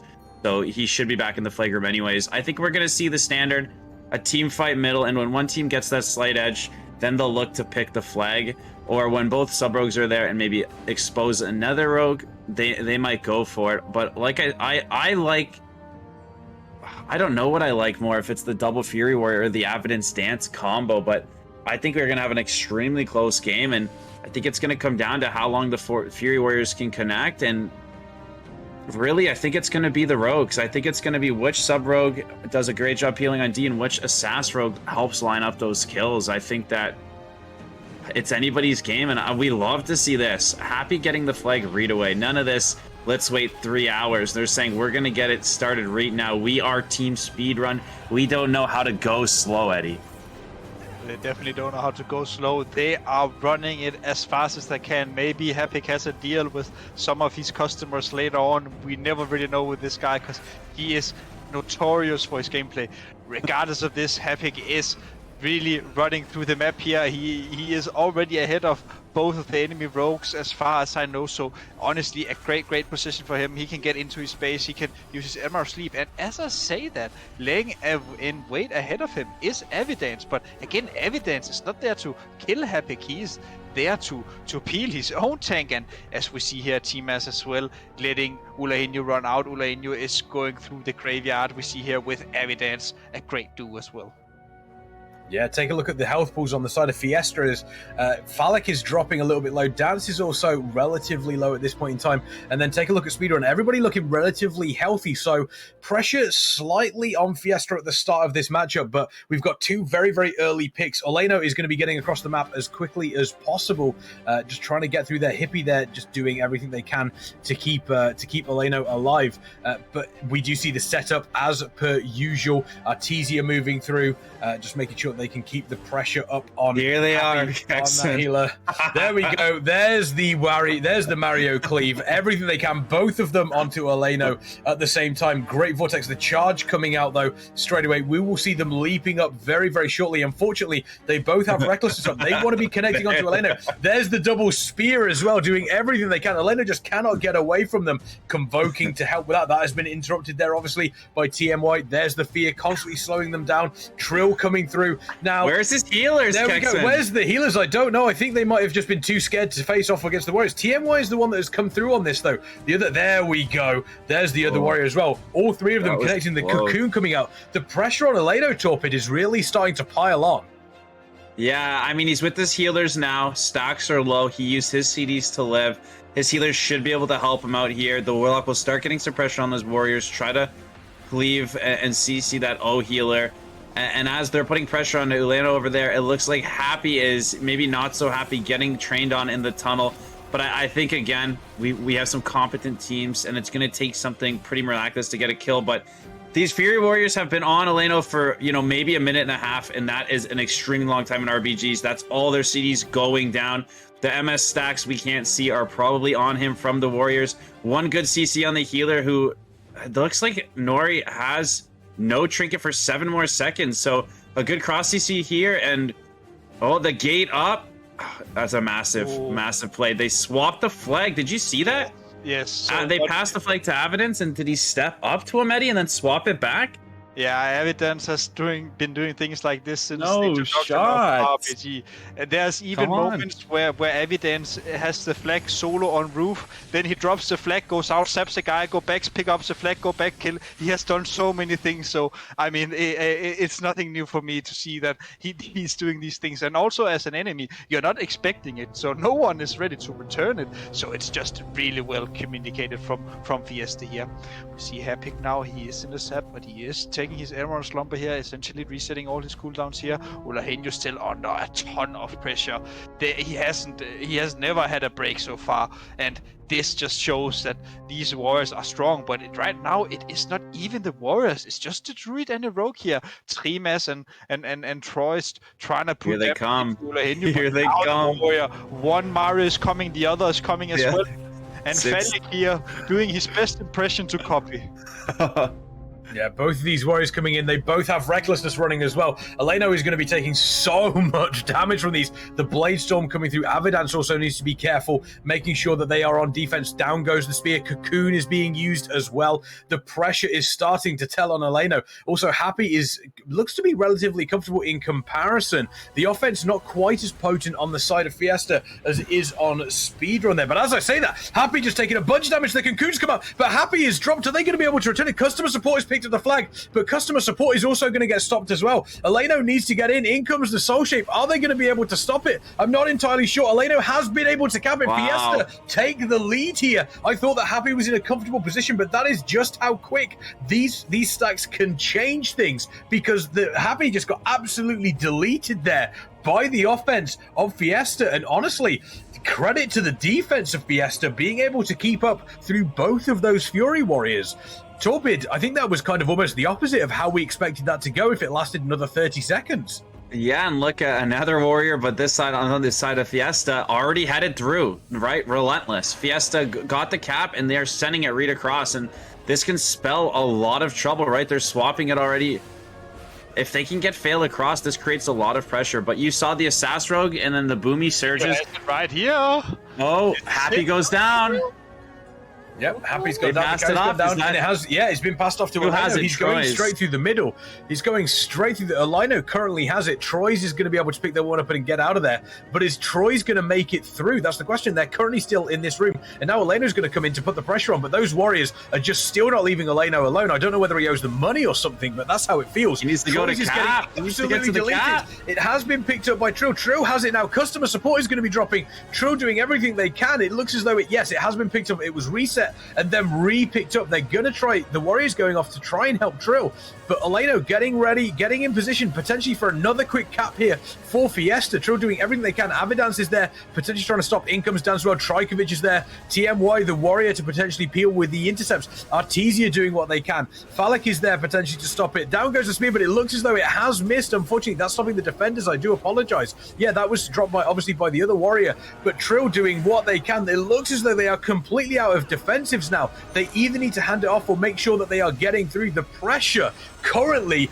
on Speedrun massively in comparison to Fiesta, and at the moment you've got to say that Speedrun are really on the back foot, Eddie. He's looking for a shadow step. Yeah, I was about to say that's what he's looking for, the shadow Good step. call. Here it comes. Oh, close raw, but Havik managed to pick it up, and now Havik is gone. He doesn't have his Incarn. He used his Soul Ship before, but he should be getting away. And with Incarn left in his tank as well, he's in a very great position. Oh, we do see Falek connecting here from the side, though. Does Falek have anything that to slow him down? Worst case, Havik can just use his Incarnation if he's really need to. So, and we see it now, the Incarn coming out. He's just gonna kite around. And we see here again, Troyes and Warrior pushing up. Oh, they have more coming. The Rogue and one more Warrior coming in. So 4 DPS pushing in for Ulainio. Ulainio only has his Warlock and 2 healers. This is going to be very hard to survive. Yeah, when they can find a spot to capitalize, like that was pretty massive for Troyes to get that die and Trill to pick it up, get the swap. It really kept them in the game, and now they're back on the offensive. And Speedrun is again. These Warriors are just looking for all the screen time in the world, and they're getting it because they just keep connecting, and they just never seem to go down. They get knocked, they're going to look for a healthy reset. Happy did his classic Incarn and run in circles in the field, and now that he got everybody out of his base, it's all clean. He's going to head back in, which is a great job by him, and they're down a cap, but Speedrun in a great position here to try to get back even, or no, sorry, back ahead. Yeah, obviously, if they are able to cap and it stays that way, they would take the victory, because if it does go to the time limit draw and it's even, it then goes to the last team to cap the flag. We're currently looking at 5 stacks on both of the Druids here. They will have 100%. They will be able to use their movement speed. As soon as that ticks over to 6 stacks, they will not be able to go faster than 100% movement speed, and will be taking reduced healing on top of that. So it's very, very important for both of these Druids to make sure that they are stable when that 6 stacks hit. There it is. The 6 stacks has hit, and it does look like they are currently stable. Lerolol just getting absolutely deleted there by by Fiesta. The defense looking relatively comfortable. Troyes, obviously, they don't want to. Eleno does not want to overstep. Those Warriors are coming up. They've also got Trillmaz coming up. They've got a bunch of players. Nefu is coming up to help support this offense. This is a real big push coming in here right now from Speedrun.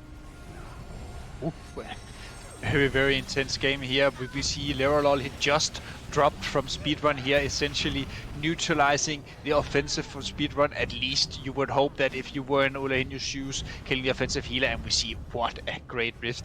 Every single enemy gone from Havik. And we see Ulainio here again. I mean, he should be able to survive. The healer is dead in offensive. Oh, great rift. Everybody just I think they wanted that rift there. I think if I'm the Warriors, I'm taking the Express down and regrouping with Nefu and Troyes, because those 2 Warriors were alone there. That's true. Not always bad, right? So it's great what they're doing now. They rifted them out and they're chasing Troyes and Nefu. Very important. They don't just let them walk down and reset. So the Warriors got the reset, but a cross kill onto Troyes here is an extremely strong follow-up. If you're gonna teleport the Warriors out, like I said, if they let Troyes and Nefu just leave there, they're coming back up as 4. Picking off Troyes was a massive follow-up to rifting those Warriors out. Look at Havik here. Havik will take a lot of damage. The Root Beam onto Shikes. The Kidney onto Havik. Both Convocation incomes flying into his face, countered by Cocoon. But he's at 8 stacks, 9 stacks now. He has no mobility. Dances on him. Shikes is trying to follow, but Shikes, how can you heal a tank as a monk? He's taking reduced healing now. All these stacks. And look at Ulainio as well. 90 stacks or 9 stacks. He's taking a lot of damage. Nefu's up here as well. I don't think that they are going to kill him because the rift again counteracting the offensive goal. So right now we only have Trimas and the Warrior left. So if you have Fiesta right now, you really want to try kill this Warrior and Rogue now before the enemy comes back. Yeah, they need to make sure that obviously things... I mean, Eleno here is... I mean, Happy's coming back up, but once again, you mentioned that he is risky kiting out of that much. And look at Happy taking so much. He is really in trouble here. Needs to make sure that Troy's tried to convoke the spirits there to try and help out. We do see the Warriors. Happy does drop. Eleno now has the opportunity. The offense is stalled on the side of... Speedrun as well. This could be cap number 2 here. It looks as though customer support has picked it up, but they are going to potentially drop here. Will it be returned? There it is. Wow. The return. Nauri there to pick it up, and that is 2 caps to 0. Fiesta playing this fantastically. The pressure from Speedrun here, not quite as potent as Fiesta, and honestly, it's really starting to show. Fiesta may run away with this. I think right now the secret MVP for this game is BWC, and from Fiesta, the Warlock, he has been landing every single rift that was needed, and not just this game. If we go back to the game against Eheroes as well, it was him just carrying the defensive team and looking at Speedrun ethic. He's a good Warlock, but he just hasn't landed these ports. That is so important, and we see BWC as well. He's just showing off lurking. This is where you place your portal if you're a Warlock, and this is where you port them out. And this guy, he's on another level right now. Yeah, definitely. The rifts landing and the defense following it up. So when BWC makes those big rifts, Evidence, BWC, even the healer moving with them, the tank moving with them to follow up those rifts, getting the most out of them was crucial, and it's buying their time enough. They're buying their team enough time that it seems as stacks get higher and higher, Happy always seems to find himself just somewhere out there, and it's only a matter of time. So BWC, like you're saying, buying his team time, it just keeps paying off over and over again. It really does. We do see Happy there crossing with the flag at the moment. Eleno is going to be waiting inside the flag room.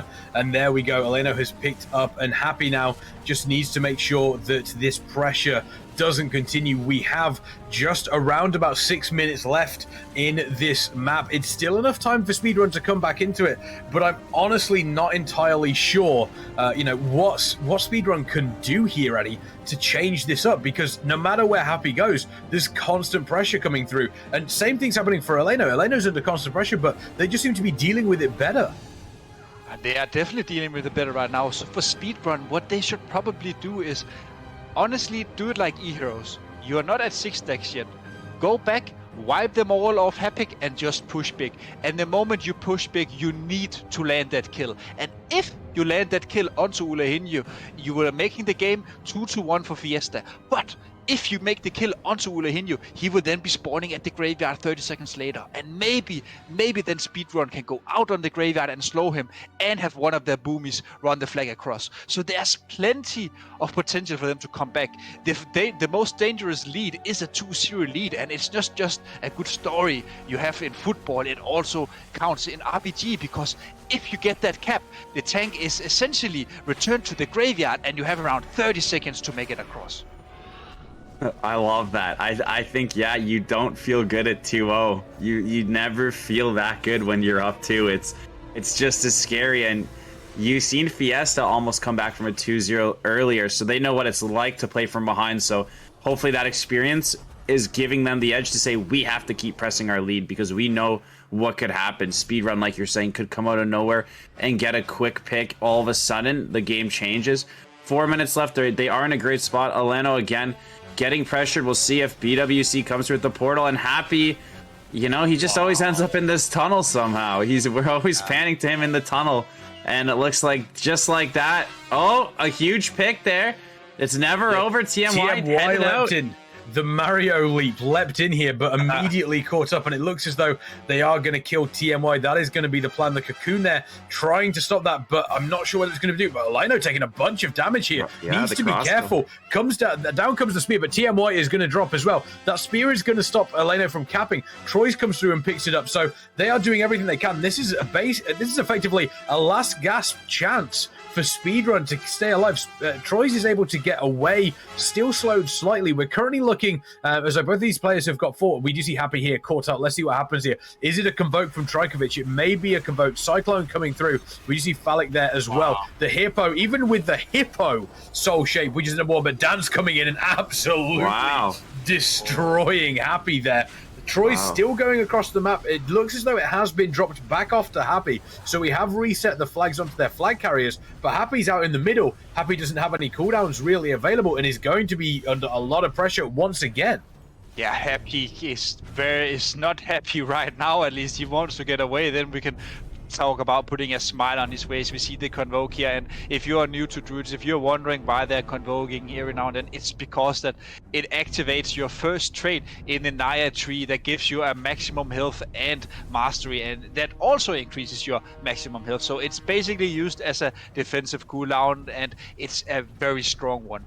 Now Happy here, with the fact that he has gotten back into his base, he has now passed 7 stacks, so he will be moving slow as well. We see Artesia connecting here, we see Phallic coming in, the Prodigy Mario. Maybe he's gonna join up with Speedrun later on and make the triple double. Regardless of that, Happy is still in a decent position. Yeah, 1 CC onto this Resto Druid, and Happy's gonna go down. Lara with no trinket for 25. Happy just going to cap, just screaming to his team, please kill the tank. We need to cap. There's 2 minutes left. I have nowhere to kite. I'm all out of gas. Can they keep Happy up? He's just face tanking it. He says, I'm not, throw up another surge. Hit me with another one. He's not going down. Happy goes down. It was a last-ditch effort, hoping they would cross kill on O. And honestly, they couldn't afford... Can they pick up? It looks as though they did. Troyes once again just picking up. Speedrun are surviving in this game by the skin of their teeth, but honestly, it just feels like they're delaying the inevitable currently. Fiesta 2-0 up against Speedrun. We have got 90 seconds left in this map. Eleno has, it's gone to Avidance. Avidance steps back up once again. Just look at that move there. Once again, Avidance doing Avidance things, resetting it 9 stacks on both these. Looks like the flag has been returned, and there we go. They are dropping down. Is it going to count? I'm just trying to see if it has. It has yet to be returned, and there we go. Yeah. It is returned. Fiesta take the game. They have taken Warsong Gulch 3 flag captures to 0, which means they take this best of three series 2 games to 1. Fiesta moving on to the grand final. Speedrun dropping out of the tournament, but what a fantastic game between both of these teams, and the series as a whole, incredible. Yeah, and for the first time in the history of Method Mayhem, Fiesta, aka Team Evidence, is moving into the grand final.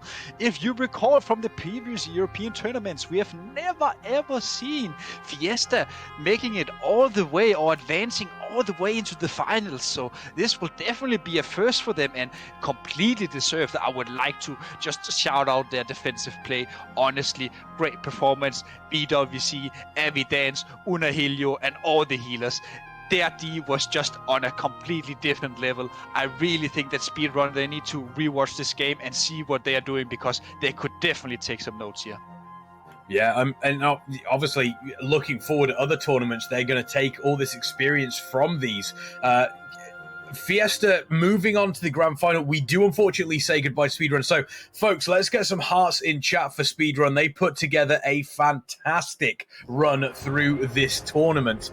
But the grand final, Eheroes against Fiesta. Now, I think we can be very, very excited for what that best of 5 is going to hold, because once again, the grand final is a best of 5. There it is, confirmed. Yes. Eheroes and Fiesta. And as Eddie mentioned, you know, a lot of the players on the side of Fiesta, they haven't been in this position before going into a grand final. They you know, this is going to be a little bit more nerve-wracking for them, Torpid. Yeah, so I want to just re-highlight exactly what Eddie said. I don't know that I'm getting into the EU scene here, but Eddie said it, so I'm going to trust it. And I love, if they've done other tournaments and not made it to the grand final, this is what we were talking about earlier in the day, where when you're the 7th seed, the 8th seed, the 6th seed, maybe this tournament's not your tournament, but then the next one and the next one, and all of a sudden you're in the grand finals. So I really want to congratulate them for making the finals, especially if they've been putting the work in, right? And I want to promote to everybody that it's not entering a tournament just to win this tournament, right? It's thinking about the future. So all the teams that we had earlier on, every team in EU was competitive, and every tournament we're gonna have new people in the grand finals. So big shout out to Eheroes for going through the other tournaments, being persistent, growing, working on it as a team, and making the finals. And I think that we've seen that Eheroes do have some spots where they can be beat, right? So I think not only did Fiesta come and make it to the grand finals after not doing so in the past, they have a real shot to take this, and I hope everybody really realizes that. Yeah, absolutely. Well, Twitch chat, I hope you are ready, because after this break, we will have the grand final coming up. Eheroes against Fiesta, best of 5 to decide who is going to be the victor of the Method Mayhem EU RBG Gauntlet. I know I keep telling you to not go anywhere, but this time you really do not want to miss any of these games, because I guarantee you we are about to have some colossal clashes between these two teams. Join myself, Eddie, and Torpid after this.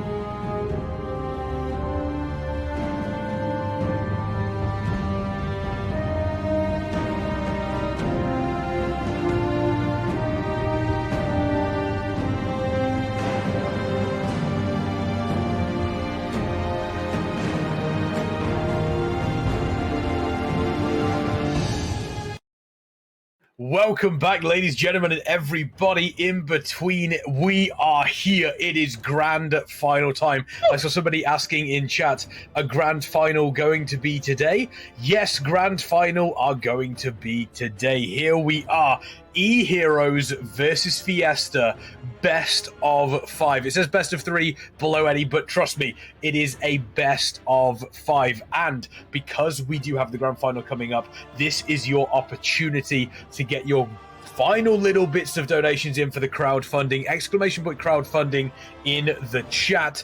Obviously, that will give you a donation link. You can go through there. Everything will be there for you, and you can donate directly to the prize pool. Also, any method subscriptions during the duration of this event will also add $2.50 to the prize pool as well. So make sure you go and check. If you are subscribing to the channel, not only do you get an ad-free viewing experience, emotes, and an increased channel point gathering as well, you also help out these folks during this tournament.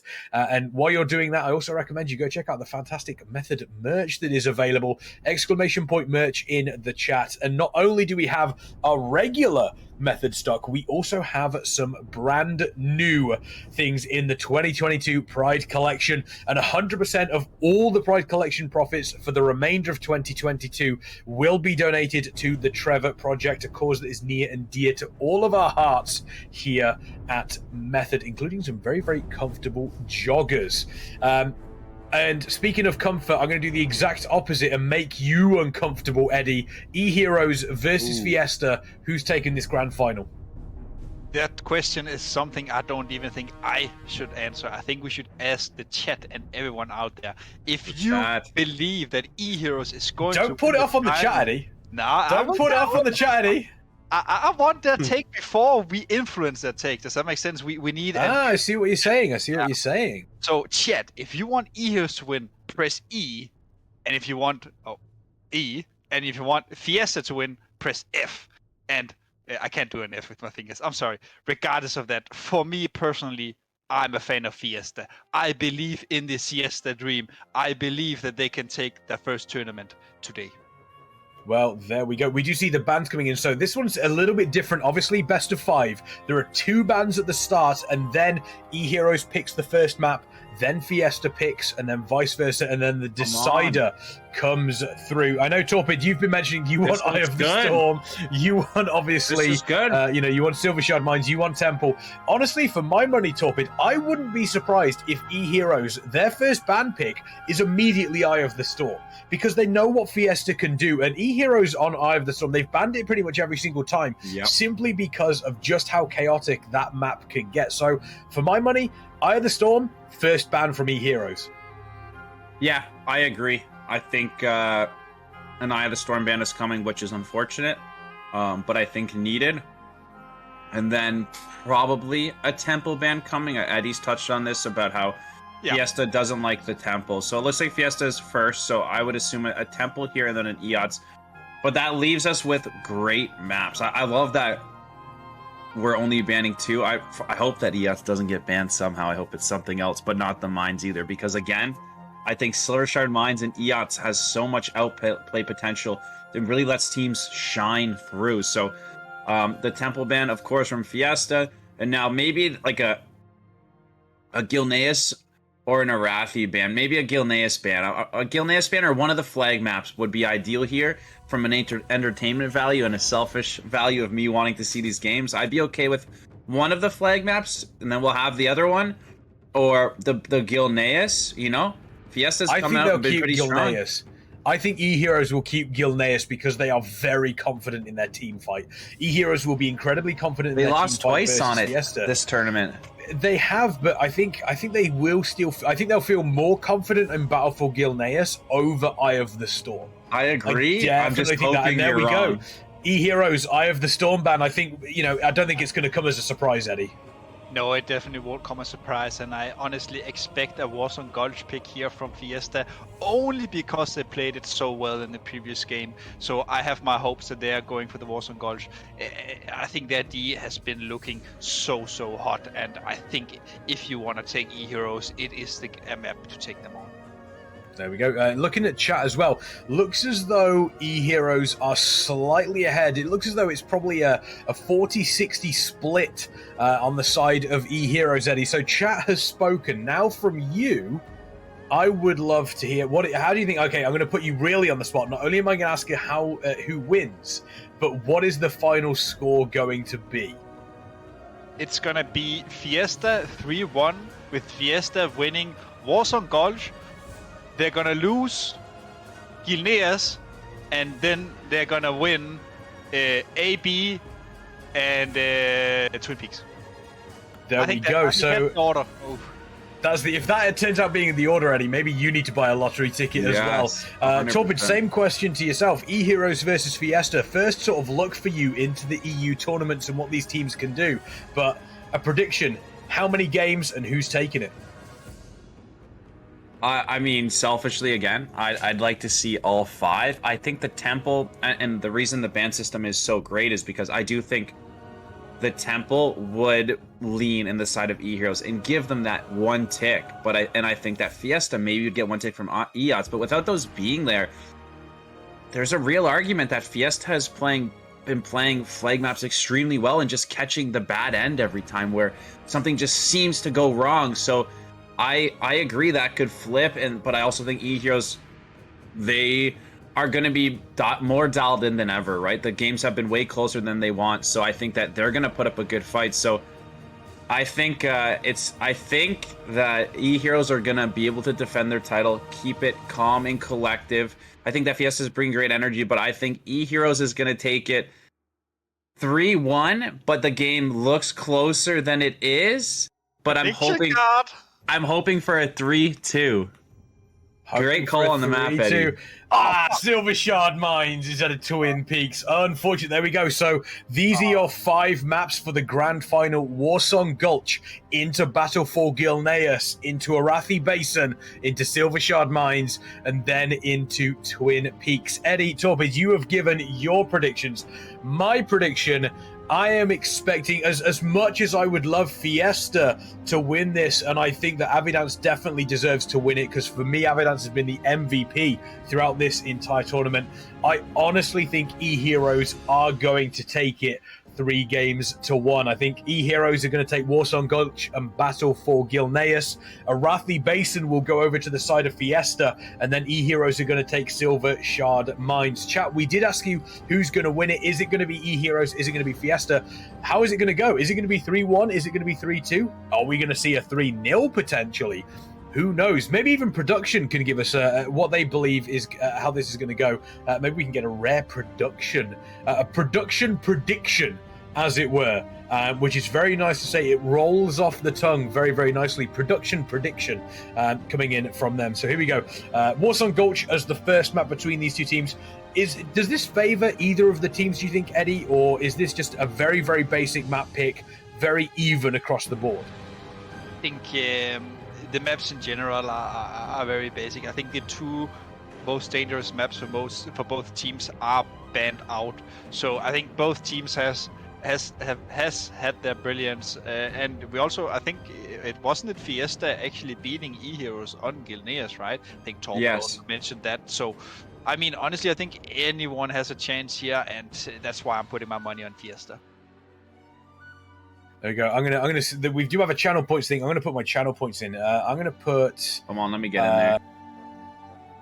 Yes, Pred's in the chat. Let me put some points in. There we go. Prediction. I'm gonna put 10,000 channel points into Eheroes taking map number 1. I'm putting 10,000 points into Eheroes. How do you bet? I want to bet too now. It's at the top. It's not. It's at the top. Everybody in the channel chat. Points. Get the Preds going, baby. Channel points. Let's see who's going to take it. The prediction is live. I'm super excited to see how this match is going to go. As mentioned, Torpid, they're at the grand final here. This is the end. They are going to be, and I imagine from your standpoint as well, as not only a competitor but also with those sunglasses, a cosplayer from Chips.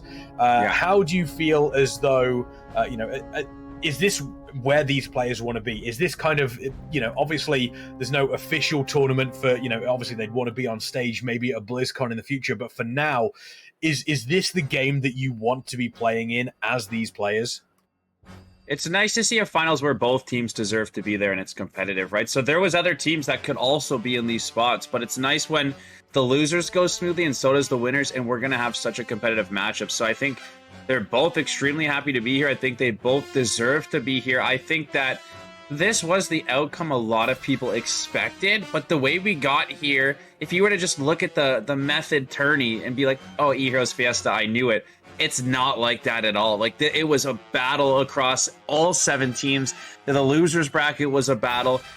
So both teams really earning their way. Nobody getting here easy. Nobody taking anything for granted. Both teams probably on edge a little bit because they have the same feeling as us. It could go either way, right? So they've got to play it tight. Nerves are going to come in, and I think that we couldn't have. This Sunday has been amazing with the maps, with the close games. We couldn't have asked for anything better, and now we have the best of 5 with great maps. I really think we're in store for, like Eddie said a bunch of times, the best of EU. Yeah, I mean, we've spoken about Evidence on Fiesta ad infinitum. You know, definitely deserved as well, one of the best players in EU, you know, for these battlegrounds. But who do players need to look out for on the side of Eheroes, Eddie? Is there anybody in particular that people should keep their eye on here in the finals? Especially in the first game here, I would keep an eye out for Lurtex. Lurtex is an OG Eheroes player. He's probably gonna be piloting the Demon Hunter on this Warzone Gulch, and Lurtex is not just a strong voice, but also super calm. So if you have ever played with him on a team, he's the guy that never tilts and always keeps his composure, and I think that's what you need going into a final. Well, that is exactly what is going to happen. Here we go. Game number 1, grand final. Chat, make sure you are getting hyped because this is what you have been waiting for. The grand final of the Method Mayhem EU Gauntlet. I am so excited to see how these teams are going to play. We can see very standard team compositions from both of them that we have seen throughout this entire tournament. This is what it has been coming to. Eheroes Fiesta. Who's going to take map number 1 here on Warzone Gulch? Torpid, walk us through the opening. Let's go, baby. We got a massive opening. I can't wait to watch both teams team fight in middle and strategically see what each team's going to do. We're going to see the exact same thing. Again, big mistakes are going to really hurt the teams in the finals. There's nowhere else to go but to the end or to lose here. So I think we're going to see both teams taking it a little bit slow. You don't want to start rushing these things that can get out of hand very quickly.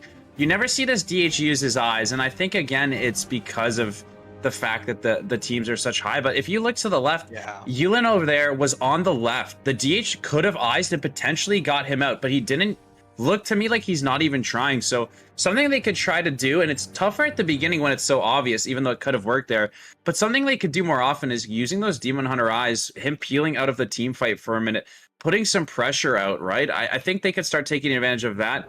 But other than that, I think, again, all these games are coming down to the Assas Rogues on offense with the big damage and the Boomies cross-CCing, and the Sub Rogues doing a really good job peeling on D. So again, you can see Evidence is taking a peek around, trying to make sure he escorts his tank. You can see Killy Bear is, you know, taking a nap by the fire, keeping warm. He looks in there, BWC, getting his port set up, potentially going to be escorting. And these higher teams have really established taking it slow at the beginning. Yeah, and I definitely agree with you on the fact that even though that Lurtex is, he's probably not gonna find him, it doesn't hurt to try, right? And I think that's your main point, especially in the scenarios where you can literally use it in the very beginning and just check if he's instantly crossing. And it's also a very big mind game, as we see Sponsored Fall here, a lot of pressure going on to Fiesta here from Eheroes, but regardless of that, it is a mind game. And what we usually see sometimes on the Euro meta when the Demon Hunters are checking for the Guardian, it's either A, they check very early because some Guardians, they like to instantly cross. That means that before the Demon Hunter is even using his eyes, he's using every mobility spell to get across and avoid him. We didn't see that though, and here Raz honestly just killing Evidence completely. Evidence not using a cooldown though, so it is quite understandable. He's just forcing Raz's cooldown, but again, not much is really going on right now. Ooh, Killy pick though. He did pick the flag up. did go for the pick. And obviously what can happen in Warsaw Gulch is both of the teams are waiting to see who is going to be the first one to blink. Eddie, you've spoken about how important the second pickup can be for these teams, but at the same time, you've also got to be able to, one team has to take the onus and say, right, we are not going to wait for the opposition team. Artesia and Killybear here seem to be in a little bit of a stare down, waiting to see what was going to happen. Artesia was just going, go ahead, make my day, see what happens. Artesia playing this very, very carefully. You love to see it. But one thing that is nice there is that was a lot of respect between those two players there, Eddie. Yeah, and the reason why was because we saw Killy, when he got gripped through the enemy tunnel, he essentially left both Sot and Asgara back at the enemy base, so he had to wait outside his own base for them to reconnect, and as soon as they connect to him, he can then push in, and honestly, just a very smart play from him. We know that teams like to lie in wait in front of the tank and wait for him to have used his cooldowns and LOS the healers, and then they pop out. So Killy very paying much respect to it, but again, it's also understandable because you have to respect it. You absolutely have to. I mean, Killybear here, they set themselves up in a position that we expect, and there we go, dropping down, and you see, and then a grip back up, fantastic there, and that is the communication that you want from this sort of situation. Trajkovic there doing what they can to potentially connect on Killybear, but it would take something special for one of these flag carriers to go down here with only one stack torpid. Yeah, I think so. Again, most teams, these two teams, we'll just talk about these two. It's really gonna take an error, and I don't think it's gonna happen before 6 stacks. So always worth pushing offense, trading those cooldowns, looking for that opening, making use of your time, but understanding that we probably wipe here and reset and continue and look for those openings. And you can see Div on the Feral absolutely chasing down Ulanol, right? He's a Feral. It's similar to a DH where they just seem to always be able to shift all your CC and then off heal each other and stay up. You can see a Rift just went down by Walrick. I can see at least one Druid got teleported out, and they're going to look to clean up the rest of the offensive push here.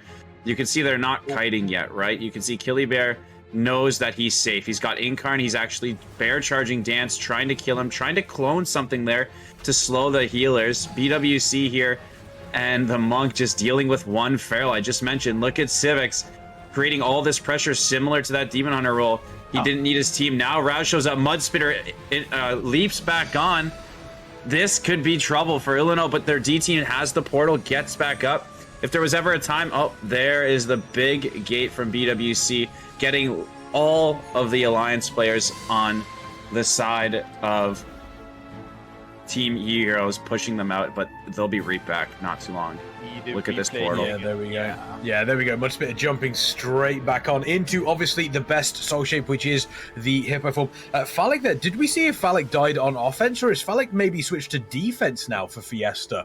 Previous Warsaw Gulch games and flag carry games specifically, yeah, there we go. We do see that Phallic seems to have switched to defense on the side of Fiesta. I'm wondering why they've made that change there, Eddie. Do you think that's because they've identified that only one warrior may not create as much pressure as the double warrior that we saw from Speedrun, and they've decided to effectively just go for Phallic here on defense, and it looking like a very strong defense on the side of Fiesta right now. Yeah, that's definitely why one warrior is definitely not as strong as two. So I think that's definitely one of the reasons. Also, if you remember from the other maps, we saw them on flag maps, Phallic was usually actually playing around defensive. He only really pushed offense. There he goes again. Yeah, and again, look at this D. This is, if you are wondering how do we defend our tank in RBG, this is how you do it. It's very, very simple. But honestly, I would like to see maybe Fiesta try and wipe the offensive of Eheroes, like we see now. Now, you see, Dance MVP is dead. Now, when he respawns, he should go back into his own base, wipe Eheroes, and then they should push with 2 healers. I don't think that Fiesta is gonna kill Killy very soon with only 1 healer. It's simply just too hard when you're running into these triple DPS defenders. And again now, a big push coming here from Eheroes onto Ulehinyu now. They just used the Rift. They at least have 40 seconds left before BVC can do it again. So it's all up for grabs for both teams here. I mean, they've got Trikovic and Artesia here. The double Boomy sponsored there as well. That is a relatively potent group. We do see Eleno taking, obviously, under pressure once again, but this is a large group of defenders here. At least 6 people. It does look as though Mudspitter is going to go down, but Eleno still under pressure. There we go. They are able to recover 8 stacks on both of these flag carriers here. Guardian Druids, Killy Bear looking in a much more comfortable position. We do look as though Wix has been able to get Trikovic, trying to get Trikovic down. I don't think that's going to happen, but then incoming we do have Dance, we do have Artesia. That is the double Boomkin Rogue, which can be incredibly potent. Raz is going up towards Eleno, so this is the situation where both of these teams need to be extra cautious. 9 stacks on these flag carriers. It's only going to take one incredible go, but a great knock on the sponsor there. That means that the offense on the side of Fiesta is without their healer now. Great play for Eheroes. Fiesta now need to make sure that their defense is just as good as the one out of Eheroes here. And they have, and this is why I'm arguing that you just need to let your offensive die and then wipe off the D, or the heavy O of Eheroes, because if they keep getting knocked like this, they will never connect Killy. Both teams playing exceptionally well, and we see again, beautiful. I mean, every time we turn over here. Ulahinho will only die if this misses. If this goes wrong, Ulahinho will die. Angle. Yeah. I mean, there we go. They're putting all their eggs in one basket. Is there a? I mean, take a look at the way that both of these teams have set up here. Killy Bear, though, in a real bad spot, taking a bunch of damage. Looks like Dance is on him. Is Killy Bear going to drop here? This could be massive for the first game. Killy looks like they've been able to stabilize, but Dance is still there causing issues. We've also got Strikovic there doing everything that they possibly can. Killy with a Convoke. It looks as though Artesia has been pushed off as well. Killy Bear able to sustain, but we very nearly had our first kill, and it was on the side of Eheroes. Fiesta may have been able to capitalize. We're currently on 12 stacks for these. Convoking the spirits on Eleno. There we do. They've come back in. Lurtex. Are we going to see another rift coming out? Mudspit are doing everything that they possibly can. But the defense on the side of Fiesta, they have got 6 players here. This is going to be big for Eheroes if their offense is able to come through. Cocoon onto Eleno at the moment, and Torpid at the moment. There comes another rift. I don't believe it's picked anybody up though. So Eleno is in real trouble. Eddie called this Torpid. We could see Eleno dropping down. Killy Bear may be able to actually get the first cap of the game here. I don't know if he'll make it. Does he make it? There we go. We made it. Fantastic. And Dance very nearly caught that one as well. Yeah. You saw Dance actually step towards Killy Bear. Didn't quite get the flag capture in time. Fantastic play from Eheroes. And, you know, Torpid, as Eddie said, that rift misses, and then all of a sudden you are in trouble as a flag carrier. He missed the sprint, but speed cap, he missed the sprint. Sorry, Torpid, take it away. That's okay, he didn't see the boots. Yeah, picking up the 100% movement speed with the soul shape would be crucial. He might have got sapped anyways, but you definitely want to on the right. I think that was a great start by both teams, right? I think both teams playing incredibly well on defense, both teams regrouping on offense, pushing in. It's really coming down to what happens now. The game's broken open. They're going through. They're going to be swapping. Who's going to pick? What's going to happen? I think that, again, first cap, flag maps, you don't count it for anything. You move on to the next, and I think that was a great start. 10 minutes, high stacks from both teams, really good synergy from both teams, exactly what we want to see. Both teams late into the tournament, settling down. But right now, Killy Bear's caught out of stealth, and that could prove crucial. Eleno's going to grab the flag, and it doesn't look like anybody's close, so going to be able to not even have to use any CDs, although Eleno not with many CDs. And they're going to jump onto Killy Bear here.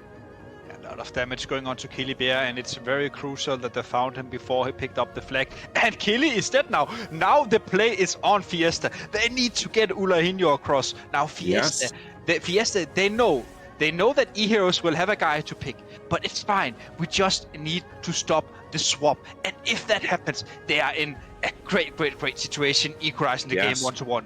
So Ulahinho, he needs to move fast, and he is. The Incarn coming out here, the treble form, and I mean, it's all up for Eheroes right now.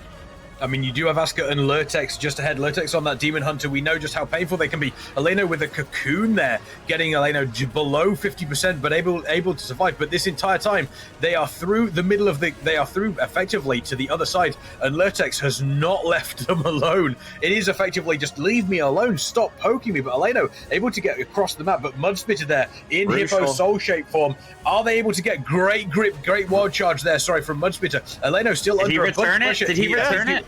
Yes, he returned. Yes, they did. managed to get it. There we go, Fiesta. That was huge. Who was that? Was that Evidence? Which rogue was there? Oh, who else do you expect it is? Of course, it's Evidence, the MVP himself. I don't think you have to panic drop it here, especially when he does the wild charge here perfectly, and then when he steps, you just don't drop. You just wait. He tried Stacks to drop aren't his high. there. We've seen it happen previously on Twin Peaks. Avidance doing a great job once again in returning that flag. And there we do. We have seen Eheroes have picked up the flag once again. It is on the side of Killybear. They are taking the onus. They want to put the pressure onto Fiesta. But now means that Eleno, if Eleno can get across the map, it looks as though they have been broken out of stealth. So they are going to be seen. Raz is just heading straight over there. Same with Wix as well. They want to take down. If they take Eleno down here, that would be disastrous for Fiesta. It's the same thing that just happened to them. They're doing it back. This could be blown right back open. Killybear has the flag, and they're on Eleno again.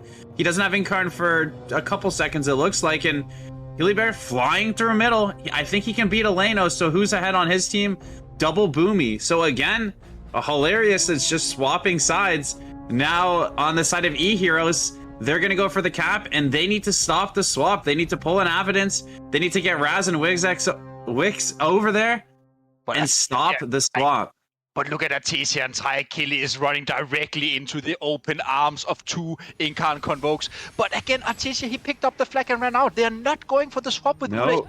And I think that's fine, because Ulahinho is so now wide open. Oh, there we go. There was a fantastic step once again coming in. I believe it was Wix that was able to get that out of the air. Or was it Siva? Sivax may have been able to get it. Are they going to get the swap? And Trikovic here is going to hold on to this, I think. They're not going to risk the swap at this point. Fantastic wild charge in. I don't believe there's anybody ahead of Trikovic. The Cocoon coming out. Lurtex is doing everything that they possibly can to catch up. There's Dance. They are going to be able to stop. They are going to be able to stop Wix potentially. We will have to wait and see. Trikovic taking it over to the stop there. And there's the swap onto Eleno. Are they able to get it? I don't think he did it. It's been returned. It's been returned. Eleno could potentially claim, and Killybear has also dropped it as well. Both of the flags have been reset. What is happening? Is he happy now or not? Is he sleeping?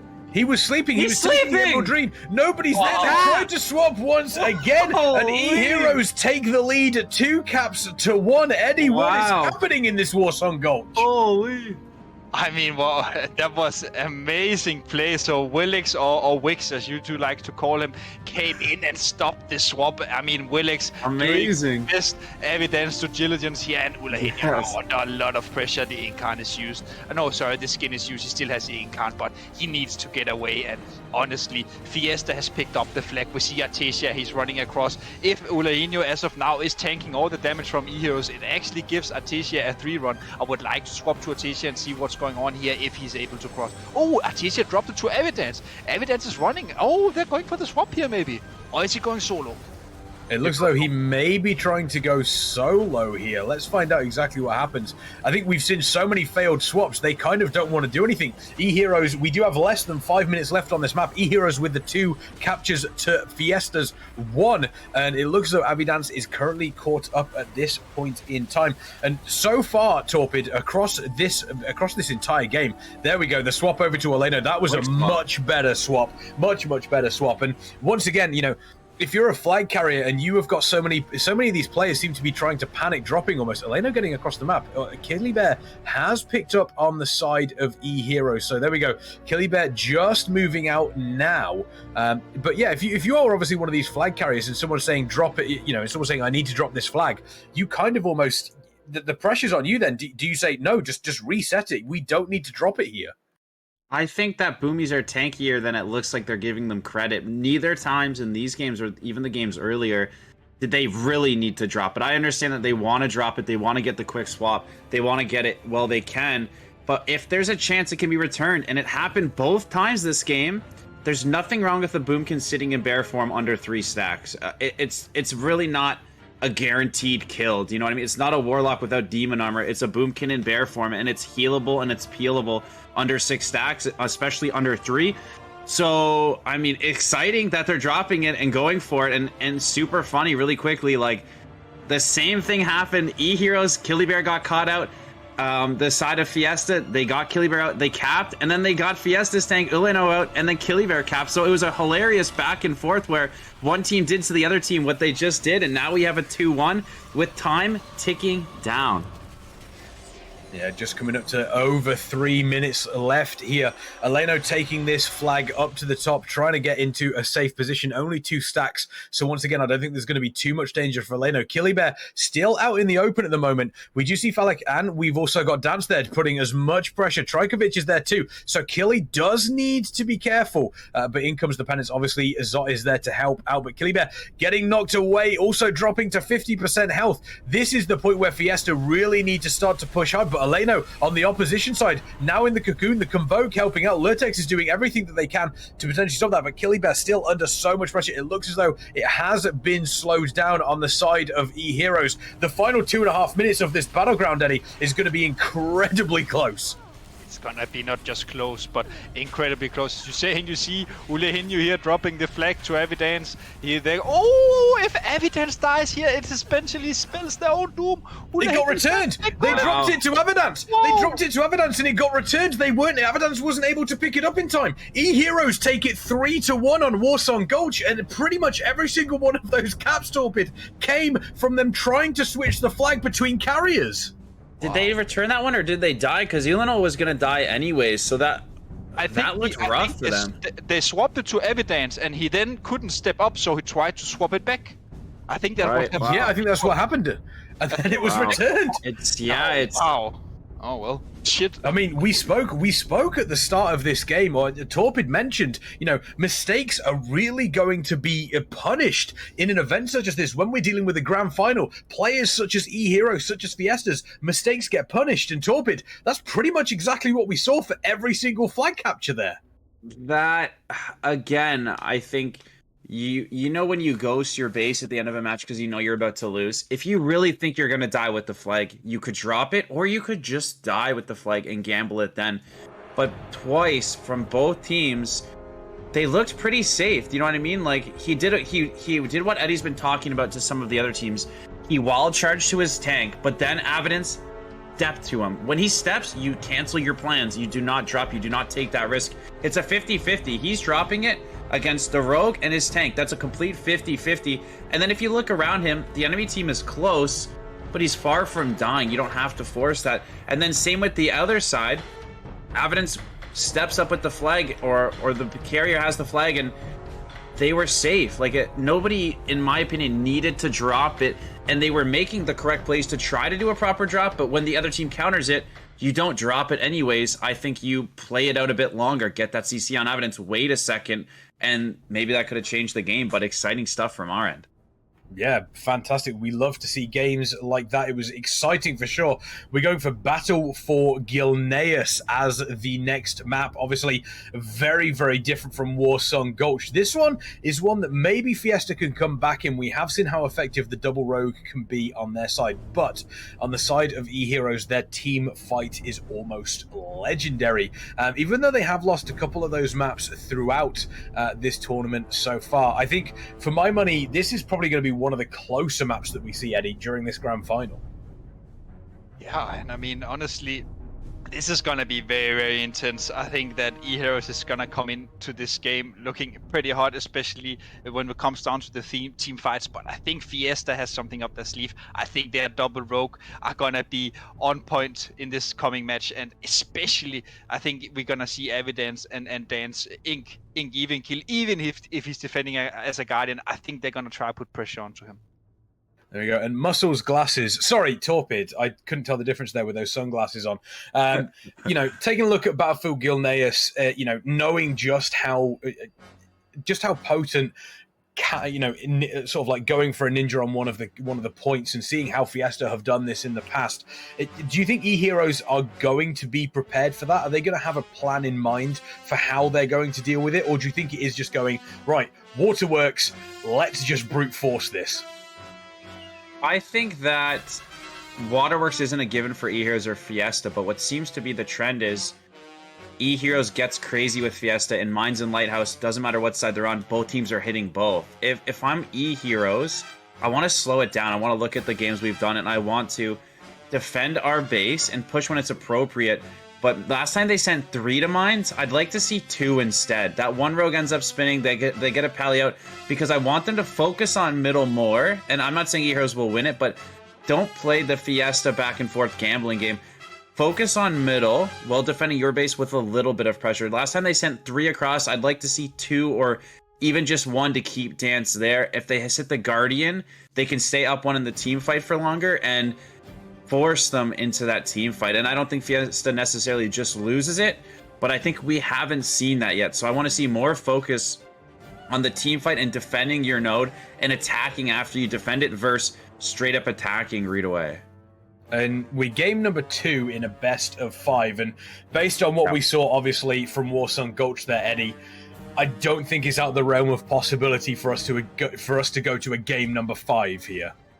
No, I don't think so either, and especially knowing both teams going into this map, I think it was even Eheroes against Fiesta that chose to triple ink Dance in the very open. I think you recall it quite well, Torped. You also mentioned the victory, right? So Eheroes has been doing the unorthodox strategies where you're essentially only sending 6 members to Waterworks and then you're sending 3 to Mines. So will they do that again? Will Fiesta be prepared? Or will Fiesta do the same and counteract it with their boomies going to Lighthouse? Who knows? Only they will know. Yeah, they're going to obviously be talking this out. They know what they want to do, and again, it comes down to, do you want to spend all your time reacting to what the opposition does, or do you want to play your own game? Time will tell. We do have, once again, the prediction available there in the Twitch chat. Come on, who is going to win number, who's gonna win match number 2? Eheroes with the advantage. They are 1-0 up in this best of 5. Big. And, if you're planning on something along this, if you're planning for a match, what is realistically the difference between a best of 5 and a best of 3 from a planning perspective? Are you planning every single match, ahead of time, or are you kind of just going and seeing what happens between each matches? Yeah, I think that the best of 5 allows you to lose a game. It doesn't end as fast. I think that more times than not, when it's just a best of 3 and they cheese you in that game and you're like, oh, if only we had one more game. So I like the best of 5 for that extra game. What were you going to say? Sorry, Eddie? I was going to say that for me, at least personally, I wouldn't think about the 5th or the 4th game. I would take it game by game and really just hone down on what you can do in those. I think it is the best way to go in. There's no reason to think too far ahead, right? You need to take it step by step, day by day, right? I think many competitive players, even in sports as well, they have this mentality. So I think it's the right run. But of course, you're always thinking ahead, okay, if this happens, we have this map and we can do this strategy, but it's secondary. Yeah, it is. It's going to be one of those things that they may need to think about, but for the time being, their thoughts are going to be in this match ahead of them. We do have Eheroes vs Fiesta Grand Final match number 2 in this best of 5, and we are on Battle for Gilneas. There we can see the lighthouse just spinning around, the mist descending on the map, just as chaos is going to descend upon it between these 2 teams. Chat, who's taking game number 2? Is it going to be Eheroes? Is it going to be Fiesta? All we know is that it's going to be incredible. Let's take a look at these compositions, and Eddie, walk us through the opening moments here. We see here Eheroes going for the Feral Druid on the teamfight map. Very, very unorthodox. Usually many teams would prefer an extra boomkin over the Feral. Feral has strong teamfight potential, and here I'm looking at the bleeds in particular. A Feral can essentially play it like an assassination rogue where you're just spamming ruptures on everybody for the maximum damage output. So Zivax Jr. is definitely looking for plays like this, but in general, I feel like both teams are quite equal. Fiesta, though, going for the double rogues, so slightly less favored in team fights. Yeah, I think that Eheroes can win this team fight. I love the DHMS on top of the Feral DK, where on the other side they're playing the extra Boomy, which is a lot of CC, and they need to capitalize on those starbursts. But again, I think if Eheroes just force the fight mid, do a good job defending their base, I really think that this is what's going to pay off. Playing the slower, more experienced long-term game. We saw it on the Temple against Speedrun. These guys, when they're fighting together, are doing extremely well. And I like Mudspitter hitting back there, but hopefully it's just 2, not 3. You can see the H-Pals leaving. And what do we got here? A 3v2, but the H-Pals on their way. So The problem here is they're getting some CDs from the Guardian. Maybe they can kill him with the Feral. He's going down. Another Convoke.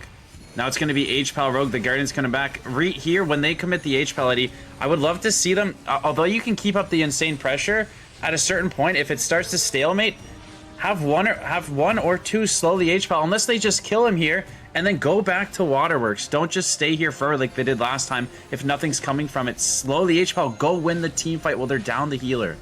And the same situation happened for Fiesta last time we had Guinness. If you recall, we had Askerath and Killy in a 2v2 against two Boomies on Lighthouse, where we were also mentioning that we thought that the Boomies should run to the team fight where the other is slowing Askerath. So again, both teams putting pressure to each other here. We see Dance inking Raz here, and honestly, Dance should die in this go here with the re-cheap. Oh, he got the step up, the cheap shot coming out a bit too late from Raz here, allowing Dance MVP to survive.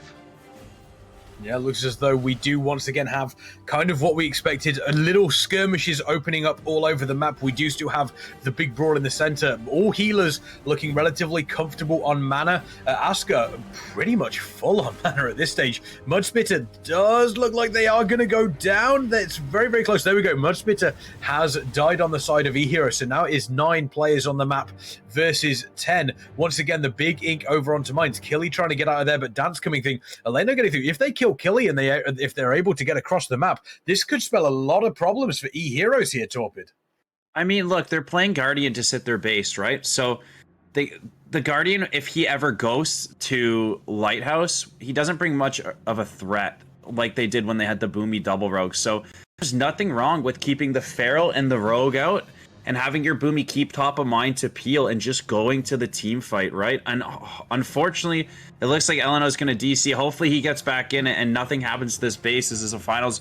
We want to see him get back in ASAP. But I think when they play Guardian, there's not even a huge threat at Lighthouse. So just get that extra Boomy into team fight. Zot needs to look for some mana here. Hypia is also Both the Paladins have been fighting on the off nodes. So although there isn't a lot of DPS mid, look for mana to matter when the rest of the team finally shows up middle, right? It's very important that when the DPS from both teams get here, whoever has that mana advantage, Zot doing a great time drinking, should be in that little bit of a lead. And it looks like Eheroes is slowly pushing them out of Waterworks. So here, just looking quickly at the fight here, it looks kind of even here. Both teams are remembering to drink. I would like to see Hippie now go for a drink. He is completely dry on mana, and it is just worth it to get your mana back, especially when you're playing Priest. You are essentially not healing if you are But again here, Eheroes putting the pressure onto Fiesta, but Fiesta, they are holding out here. It's not like they are dying at Waterworks, it's more like nothing is really happening at Waterworks. And here though, a lot of pressure going on to Hippie. Hippie kited out, but if Hippie dies here, it's gonna be a lot of trouble for Fiesta. They will have to rotate the Holy Pella in, and the Holy Pella just came in here from mines as well. But I mean, look at the health, Hippie's dead, Artesia's dead, and even with Ulaenio DC, this looks very rough for Fiesta. Yeah, this looks like it is going to be a real problem here. We do see that Trajkovic is doing everything they can to keep this going on, and it looks as though we do have Eleno is back now. So we do have Eleno back. They're going to be going back. Yeah, there we go, straight into it. So once again, it does seem to me as though, and I don't know whether this is what's happening here, Torpid, it does seem to me as though Eheroes are very, very aware of what Fiesta could do. They're not overcommitting to Waterworks, and Fiesta are doing basically the same thing. They're not overcommitting to Waterworks because they know their strength lies in being able to potentially turn some of these bases. BWC there, looks as though BWC has gone down. Sponsored, they're doing everything they can. Ralph trying to keep this base spinning. Avidance coming in to keep that going as well. And it looks like Eheroes are... They didn't want to overcommit, but now they actually have the ability, and it looks as though they are going to be securing Waterworks, potentially. Avidance, they're doing everything that they can. Let's see what happens here as this goes forward. Avidance being mind-controlled out, coming back in, and we also see it looks as though they have been able to keep spinning. Eleno coming in to continue this spin as well. Are Fiesta going to be able to stabilize here at Waterworks? It looks like they might be able to. I think so. I think we saw Eleno spawn back in. He had a golden entrance, and he made the correct play. He listened to his team in the comms, and he's sitting middle, but he's not just showing middle to spin right. He's in stealth. They don't know he's there. He's going to buy his team the time. He was DC'd for a couple seconds, which means he has his CDs ready to roll. And although Eheroes thinks they have this, Illinois, I think a very long spinner here will give his team enough time to regroup. And it's important to know when your tank's spinning like this, you don't want to trickle in. You want to regroup and push in as a unit, not go in one at a time where they pick you off. So you can see they did just that. They're fully regrouping, pushing in together, and now Illinois, once they're good, needs to take off back to his other base and make sure that they're not losing that on the back end. Again, just elaborating a bit on the thing about pickling in, I completely agree with you there, Torpid. It is very important. If you want to send a DPS in one by one, at least let it be your DPS. You don't want to send in a healer one by one. You want to try and regroup ideally all 3 healers, and then they move in together. Even just 2 healers moving in together sometimes just isn't enough, because you only need 1 cross CC and 1 stun to take it down. So again though, look at the mana. It seems like Fiesta have stabilized, and we are right back in a fair and square game. Yeah, this is a crazy game.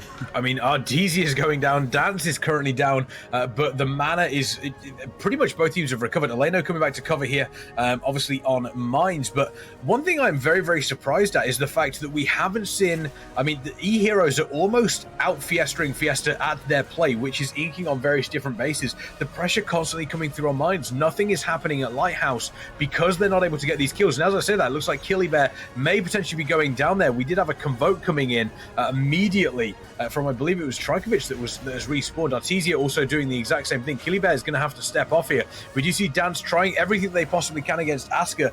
Asger trying to support this push here at mines, and slowly but surely the pressure looks to be telling on Fiesta for my money, Eddie. It does, but then I mean, if they can just hold out here now and hopefully convert a kill onto Eheroes, they can start sending reinforcement back to Waterworks. And there's just one more point I would like to make. Oh, Kitty dies here. This is great. Now the pressure is getting revealed of mines, and Fiesta can hopefully put the pressure back to Waterworks, and they need it, because at Waterworks, Noir is dead. Artesia is going very, very low. Waterworks looks like it's in a very, very tough spot right now for Fiesta.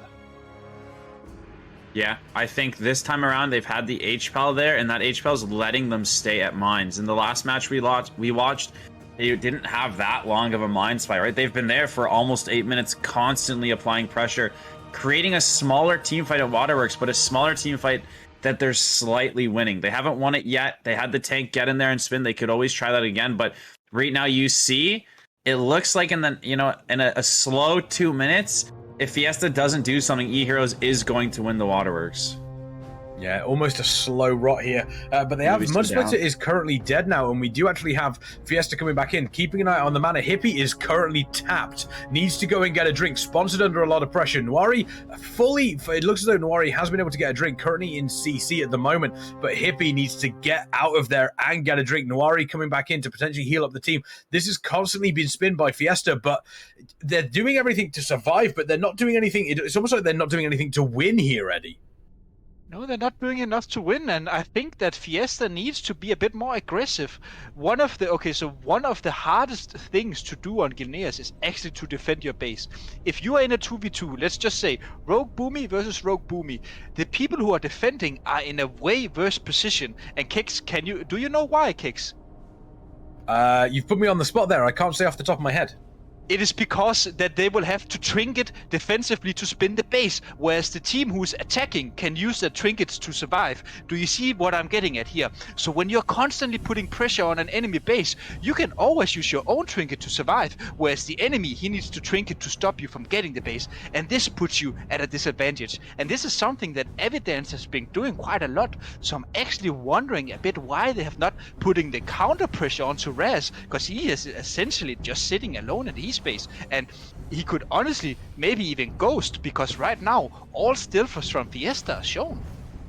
I think the reason why they're not able to do that is because Eheroes has just put relentless pressure here over on mines. They've made the decision, and this is one of those things that we've spoken about before, Torpid, where they will make decisions before, obviously the game, say, right, what is our game plan here? And this to me looks like that this has absolutely been their game plan. They are just going to pressure mines and keep Fiesta on the back foot throughout this entire game. Yeah, in their comms, they must be liking what's happening, right? The fact that they haven't left Mines. It means that they're communicating between Waterworks and Mines on the side of Eheroes in the Discord or whatever communication device they're using and saying things are going good at Waterworks, and they're saying things are going good at Mines. So that's why they're not changing it. When I think they should just send that extra boomy from Mines over, then they should be doing that. But look at this. Say that though. 3 is it Evidence is slowing, so they're going to double hit with Tank Rogue versus Raz, and Evidence is slowing any other peelers. So we'll see what happens when it tunes back over there. Maybe when it does, Eddie can give us the breakdown.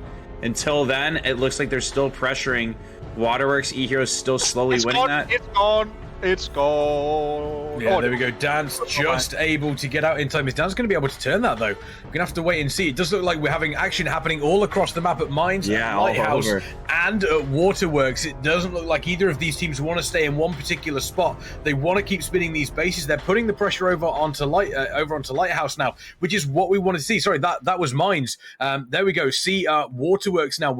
Couple of players dropping on the side of Fiesta. Eheroes looking more comfortable across the board. The mana currently much better on the side of Eheroes than it is Fiesta, and it does look as though Lighthouse has been saved. They've been able to defend that relatively well. So across the map, just action happening. Neither team blinking, but Eheroes slowly but surely starting to make Fiesta creak. Yeah, definitely creaking a bit. 2 is now dropping dead. 3, 4 is dead from Fiesta. This is looking rough. Noari, 0 mana. The Mines is 10 just seconds on the rest timer. Oh, and yes, Oh, Dance needs to stay here. Dance needs to stay and stop this from potentially going. Is Dance going to be able to do it? Once those players come back up, Dance will effectively have reinforcements coming back in. Waterworks, it looks like those players that died were the ones that were going to Lighthouse. Waterworks still being spun on the side of Fiesta, making sure that Eheroes don't get anything. Avidance is coming over now to Waterworks. This is potentially the change you want to see. Lurtex doing everything they can to stop that. But here comes Avidance. Is Avidance going to be able to do anything? It looks as though that isn't the case. Everything being stopped there, obviously, by Ralph and Hippie. Hippie has managed to get a drink off, which is nice to see, and everybody is alive back on the side of Fiesta, with the exception of Dance, who did die, saving Mines here. So once again, Eheroes putting the pressure on, but Fiesta living by the skin of their teeth. Yeah, I mean, both teams doing a good job, right? Even though Eheroes is the one at Mines, Fiesta really just pulling it through, right? Really doing a good job. Not sure what's happening here. Asuka's just taking a sip, gonna figure out what to do. I think that if they click Battleground Enemies enough and do monitor it, Raz could go. So I know they probably want to play it safe, and again, there's a reason these top teams are doing what they're doing. It's because in their communication, they're very confident and calm with what's happening. And I know at this point, Evidence is in stealth, so a ghost wouldn't be a good idea, but when they're all showing in Mines, in those team fights that they've had for like 10 minutes, there's a real chance that Raz ghosting across could 3-cap them, or could instantly go for it. Maybe, see, they're gonna get spun again. I swear, sending a boomy from Mines to Waterworks to get Waterworks is good, but I'm confident in their decision making. And like I said, there's a reason Asuka and Raz are sitting, because they're confident and comfortable around the map, right?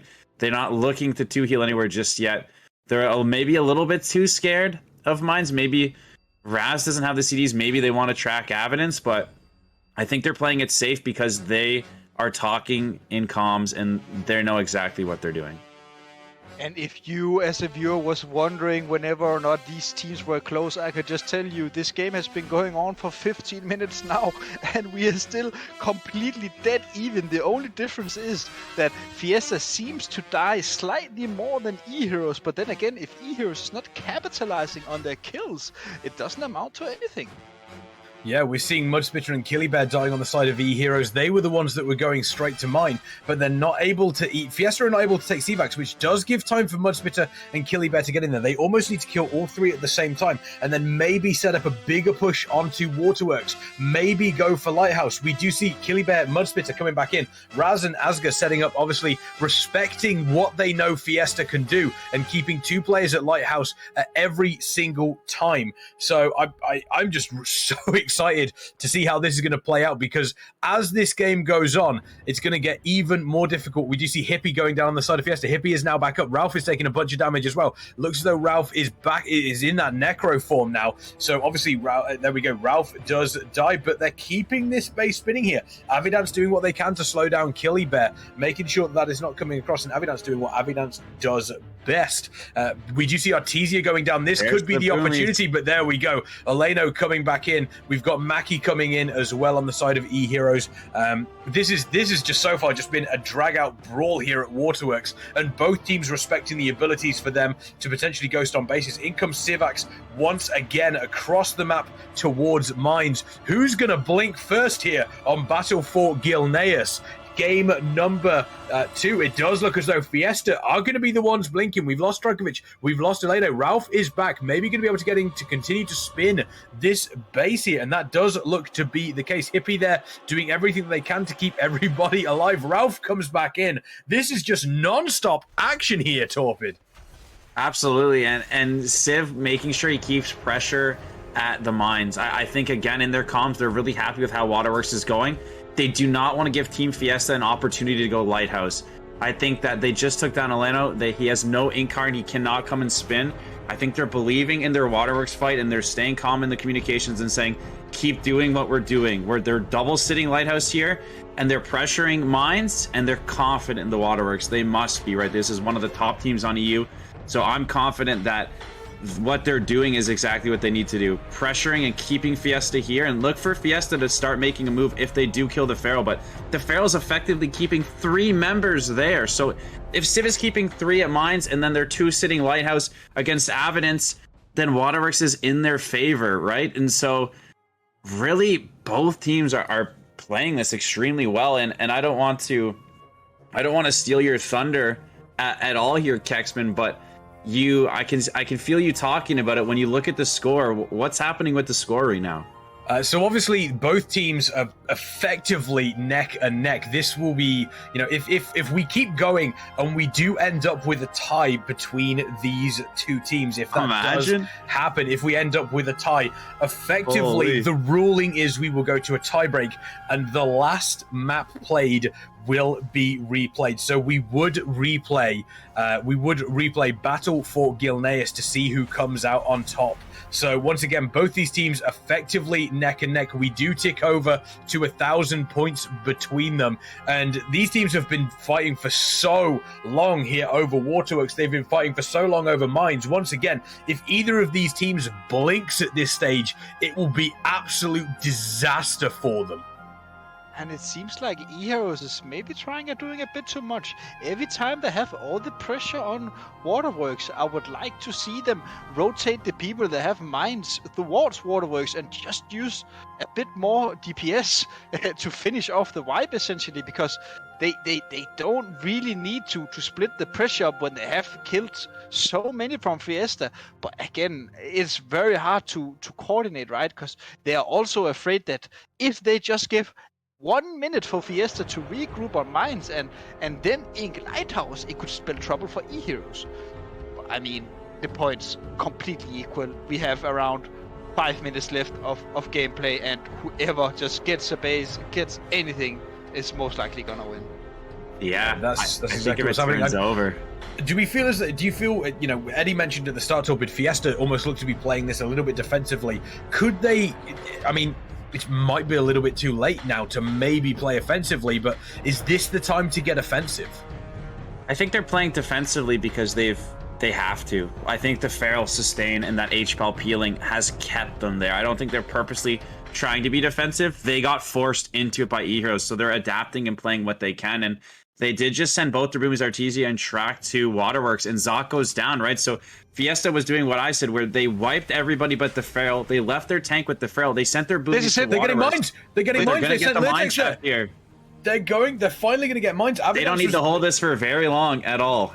They do not. So this now means that obviously Eheroes has the advantage, depending on how long it goes for. But all they need to do is hold these two bases and continuously keep Fiesta caught up there. It does look to me as though we had Killybear that died, who was on the offensive side, and then we lost what appears to be, I believe, Avidance and Artesia both went towards Waterworks, and then immediately Mudspitter, Sivax, Killy came straight back in. There we go. We do see, look at that. They only had Eleno defending there. Everybody else was caught up. Avidance was in mid, potentially trying to stop players from getting to various different positions. And then Lurtex get across the map and absolutely deleted Eleno. And then they take mines. Huge for game number 2 here.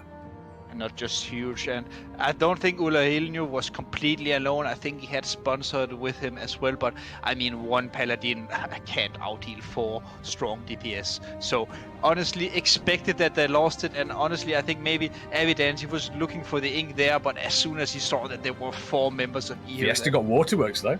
They did get Waterworks, but again, they need 2 if they want to come back. Yeah, and they need it yesterday at this point. They need to get that base extremely fast and then potentially create a Fiesta and get a 3 cap. Trying to hit both these bases at once, hoping that Eheroes makes a mistake. But again, I think you're exactly right. They kind of left their minds alone. And it's like fatigue, right? When you're battling that long and doing such a good job, you start to think, should I be doing something else? Maybe we do need to rotate mid. They sent the Boomies to Waterworks, and I think the Boomies going Waterworks is great. But after 15 seconds, you know, in another 10, the other team's going to be rezzing and running back. So those Boomies going to the team fight to put that extra dot pressure, to throw some innervates out, then should be heading back to match numbers again, like they've been doing the entire game. And this is RBG, so this is PvP. It just takes one little advantage for another team. And because both teams fought so hard, there really isn't even room to come back anymore because of how great both teams played for 18 minutes straight. Yeah, it was effectively the first team to blink was the team that is going to lose. And look at the points climbing up for Eheroes here. Mathematically, we need to see a 3 cap from Fiesta, but that is not going to happen anytime soon unless something incredibly special happens here. Eheroes looking incredibly strong. And, you know, we mentioned Warsong Gulch. We saw exactly what happened there. You end up in a position where you make a mistake. You are punished when you're going up against teams like Eheroes and Fiesta. And the exact same thing happened here on Battle for Gilneas. Eheroes taking map number 2 here in this best of 5. They are 1 game away from potentially winning the entire tournament. What a huge victory for them. And not only that, you've got to be impressed by their stamina there, Eddie. Yeah, definitely. I'm impressed by their stamina, and I'm also very, very sad for the sake of Fiesta. Playing a 20-minute game just to lose like this, it's just really rough. Not just for the mental, but also for the morale. When games are so close and it's just a little thing that goes wrong, it's really, really tilting. So I really hope that for Fiesta's sake that they maybe can have a 2-minute breather right now and just recollect themselves so they can prepare for game 3. Yeah, this is that moment where we mentioned, you know, Torpid, where players have to kind of get up. They've got to, you know, stretch their legs, maybe get a snack, relax themselves. Because, you know, if they don't, then as Eddie mentioned, you could, you know, after a 20-minute game and losing it in that fashion, it could be very, very difficult for you to come back from. Yeah, I think this is where true competitors shine. True people who are passionate about World of Warcraft. When you're down 2 games to a tough team, it can already feel exhausting, right? Like they're doing amazing, but there's always that chance that you see it as an uphill battle and you're a little tilted and now you're tired and you've been playing all weekend and now you're down 2 and you see it as this big uphill battle. You have to throw that away. As Eddie mentioned, in so many different sports games, great teams have come back. A reverse sweep would be legendary. I can't imagine if Eheroes goes up 2 and Fiesta wins the next 3, what that would do for them. So they need to take that storyline and run with that. And then no matter what happens, be proud of what they've accomplished. Be proud of the games they have taken off of really good teams this tournament. So I think that I really want to see a Silver Shard Mines. So I know I said I think Eheroes has the slight edge, but I need Fiesta to win Arathia, and I believe in them. I do see a couple of people in chat as well saying it was over 20 minutes. Why didn't you call it? Because each match has a maximum duration of 30 minutes, and not all maps have a 20-minute duration. you'd know if you played Battlegrounds. Yeah, we're going to move into Arathi Basin next. Eheroes, once again, Fiesta. Eheroes 1 game away from potentially winning the entire tournament here. Fiesta looking to get back into it. And honestly, if there is a map for Fiesta to maybe make that, climb up, Arathi Basin, really solid map for them, Eddie. I mean, judging from the previous games, I think it could be very, very close, especially if we see all these small duels going around the map. You know, I think this is the first time where I can actually officially say that I have seen a Gilneas where it's not a team fight. Yeah. Honestly, it's amazing, but it also felt like it was a kind of drawn out game, right? It was very hard for either team to really complete the caps, but I mean, this map is good for both, but Fiesta, it comes down to their mental right now. This is a mental game where you're going out in these late hours, and especially after such a rough loss. Yeah, I mean, a game such as that going that long, you are constantly in combat, you are constantly in battle. It is going to take it out of you. Your hands are going to start hurting. I mean, I imagine they've probably warned you, but they are, obviously, as we said, RBG, real big gamers, they will be used to that. But it can be difficult to bring them back, specifically, when you're not, 1 down is a little bit different when you're 1 down. 2 down, that you then have to effectively win 2 games to catch up with them, Torpid. So, this is going to take some strong mental health. And not only that, but it's also going to, they're going to have to play out their skin, because Eheroes over this final have shown that they are playing at a really high level going into it. Yeah, I think the pathway is there. I think if we had a Temple Mogu along the way, it might seem tougher. But I think with the Arathi headed into the mines, those are 2 maps where anything can happen. We saw in an earlier match, and EOTS went heavily favored for one team. Then the next game, the Silvershine Mines went to them. So there is real potential here that they can swing an Arathi and a Mines and head into a flag map where they've been doing extremely well, and it's just been teetering between them and Eheroes every flag map. So if it's me, again, Eddie's talked about the mental, the pathway is there. You've come this far, you're working as a team, the games are close, you're not getting destroyed. It's a little tilting when you lose to something minor. They're playing really well, and I think the pathway through Arathi to the Mines to a final in the flag map, I think that it's a real possibility.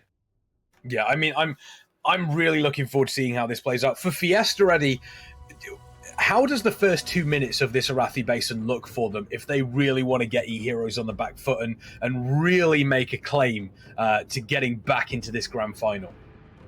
I think if they really want to put Eheroes on the back foot, they need to commit hard for 1 base in the opener. I think they need to figure out where is Eheroes weak. Is it at BS or is it at Lumber Mill? And the reason why I'm focusing on these 2 is because I expect the mirror at Mines. So for me, Fiesta, they need to see where is Eheroes 2-man healing and we attack the opposite. I think they need to do this. I think they need to use maybe even one of their rogues to go in and then slow the healer who's going to rotate to the opposite base, because usually you want to rotate your healers around depending on where the enemy goes. So if they want to do something, they need to come in hot and they need to strike first. Yeah, absolutely. And there we go. Was that, do that again, Torpid? Was that your striking That was first? me coming in hot. No, that was like a coming in hot. They've got to blow this thing open. I agree with Eddie, get some momentum going early. I think they can win a 2v2 down at the Mines if that's what it is, if it's not a Guardian. I think that if they can get BS and move from there, it's strong. Again, 10-man communication. We've seen a lot of Arathis in this tournament with great teams lasting a long time, 5-6 minutes, with bases left unchecked, with ghosting happening, with guarding moving around. So again, a 10-man communication from Fiesta talking about where the best hit lies and talking about where they're ghosting and what can potentially be happening. And sometimes when there's 2 bases uncapped, they can go for the base that's capped. You've seen time and time again, checking the ghosted farmer stables has paid off for a lot of teams. Very true. I mean, obviously Eheroes are probably going to expect Fiesta are coming out and they're going to come out with a bang. There's a danger there, though, Torpid, that Fiesta coming out with that bang, it almost creates, it creates space behind them for Eheroes to take advantage of. If Fiesta end up overextending, they could actually end up in a situation where they're worse off than what they would have been if they'd have started off in a, almost in a slower or a more standard rate that we do see from Arathi Basin. So it's kind of one of those, it's a tough decision to make. Do you want to come out and really fly out of, into Arathi Basin, or do you want to maybe make it a little bit more, a little bit more calm, a little bit more of a standard opening. Because we've seen on Battle for Gilneas, they did a great job in keeping up with them. Eventually, the pressure told. Can they do that here on Arathi Basin, or do they? Because they don't want to invite Eheroes onto them. Anytime you do that in this sort of scenario, you're effectively just causing a slow death for yourself.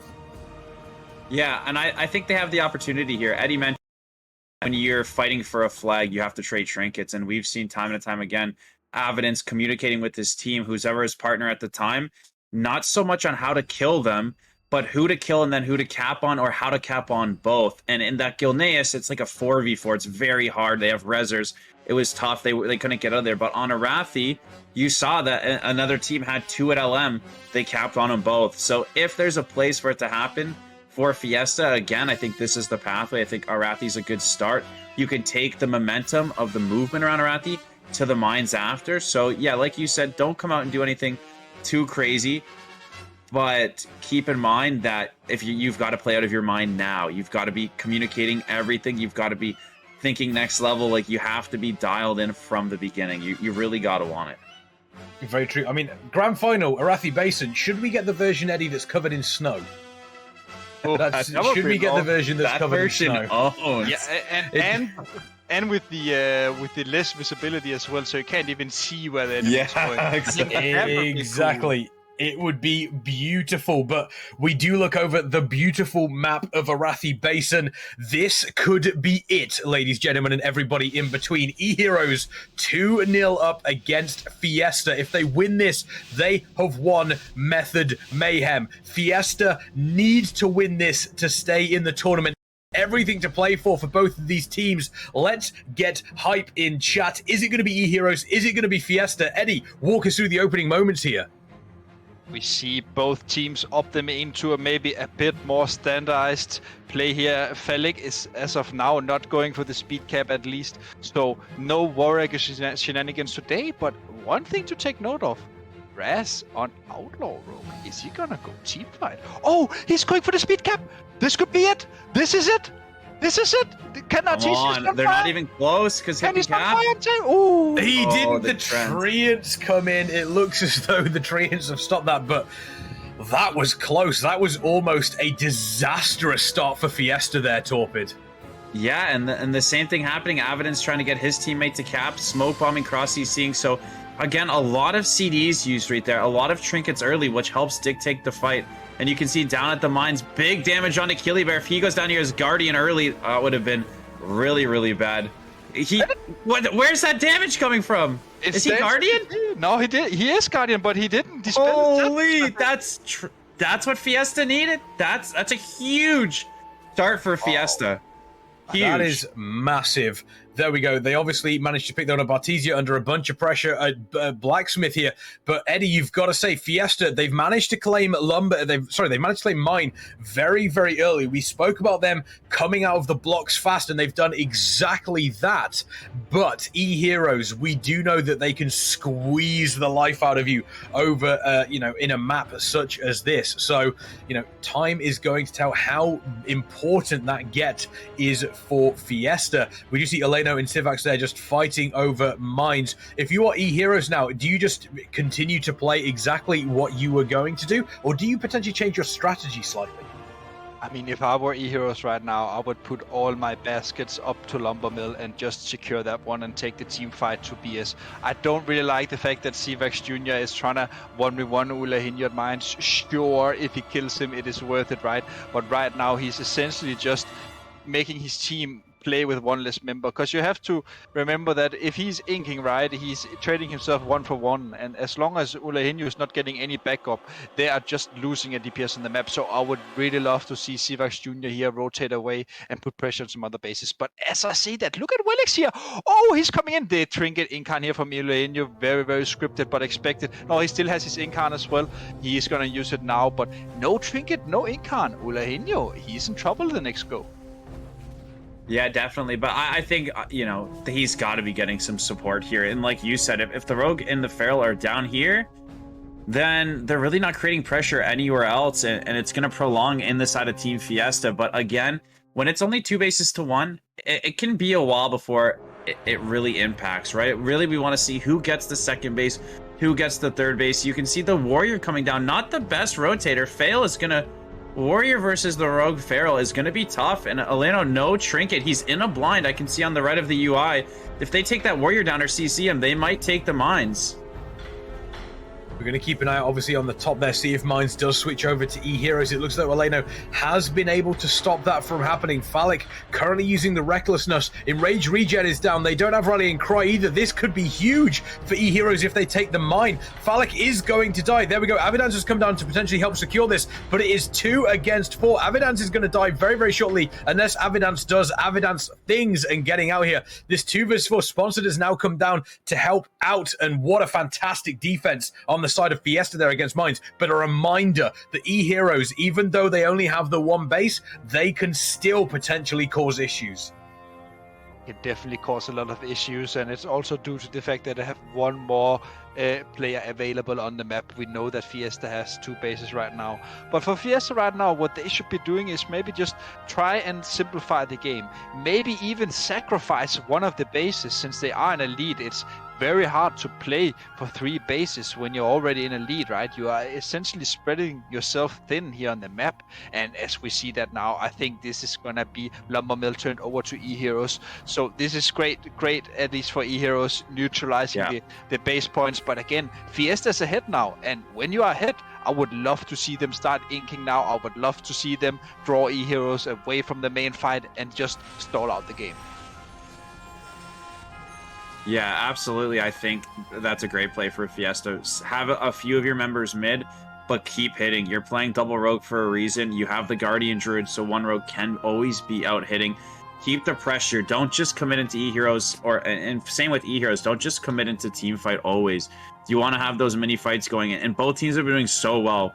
If it's Avidance and whichever team member is beside him, if it's Civ on Feral and whichever teammate is beside him, both of those combos on both sides are doing a lot of work, a lot of sustain from the Feral and when he's fighting, and then the Rogue, a lot of CC, creating a lot of pressure even versus the Guardian. So look to see what they do. I do know, again, Walrick, we haven't really talked about him on the Warlock, but he is an absolute pumper, and if he's not in team fight, that helps Fiesta stay alive mid a lot longer. So at some point here, look for them to get Walrick out of LM and down, and as they move Walrick out, double row coming up to LM. Let's see what they can do.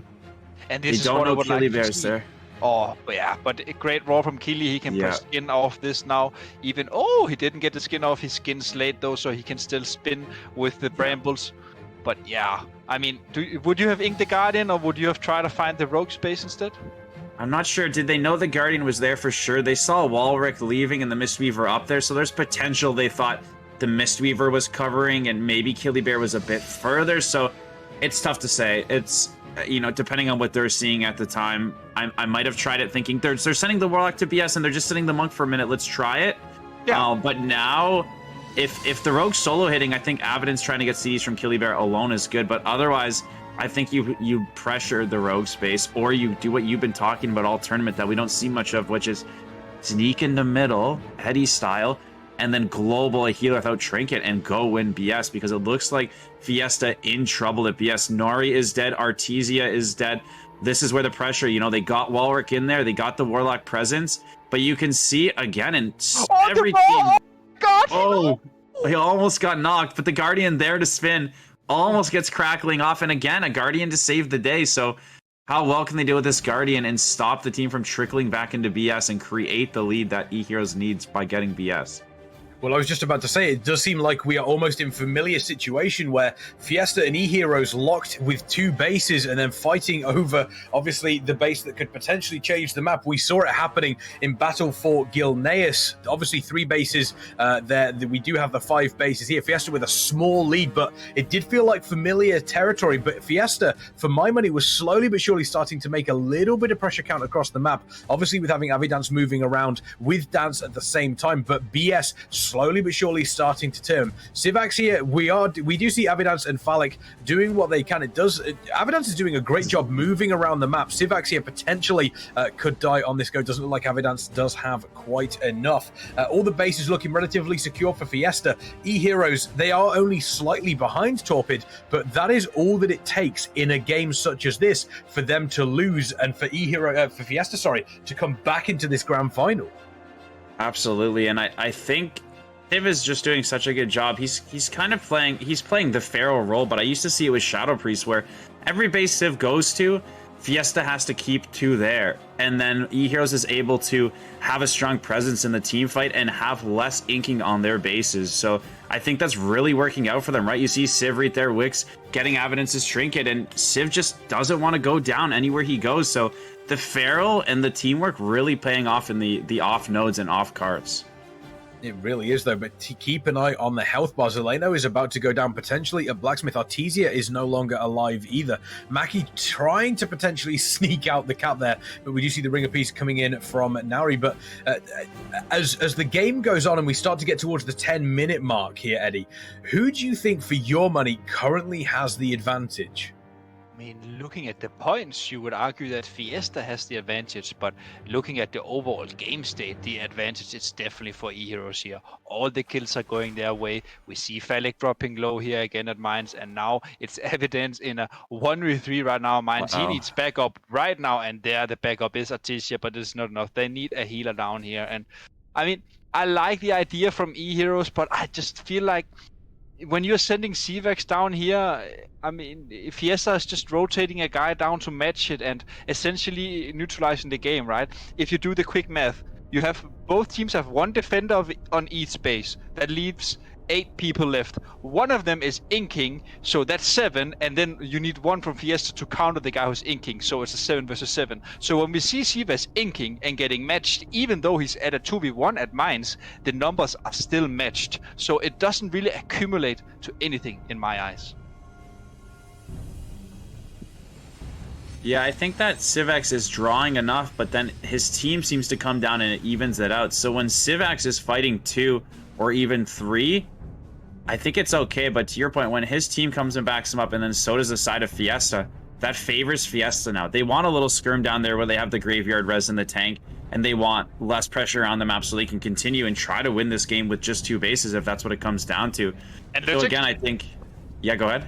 Lurtix is coming in, and that was the deciding thing before. If you remember Gilneas, it was only when Lurtix rotated to Mines that they started to give it a lot of pressure, and it is also due to the fact that he has Mortal Strike. And if you are trying to kill a Guardian, I think a 25% heal reduction is a great help. Absolutely, and you can see it's just a ton of pressure down here, Kexman.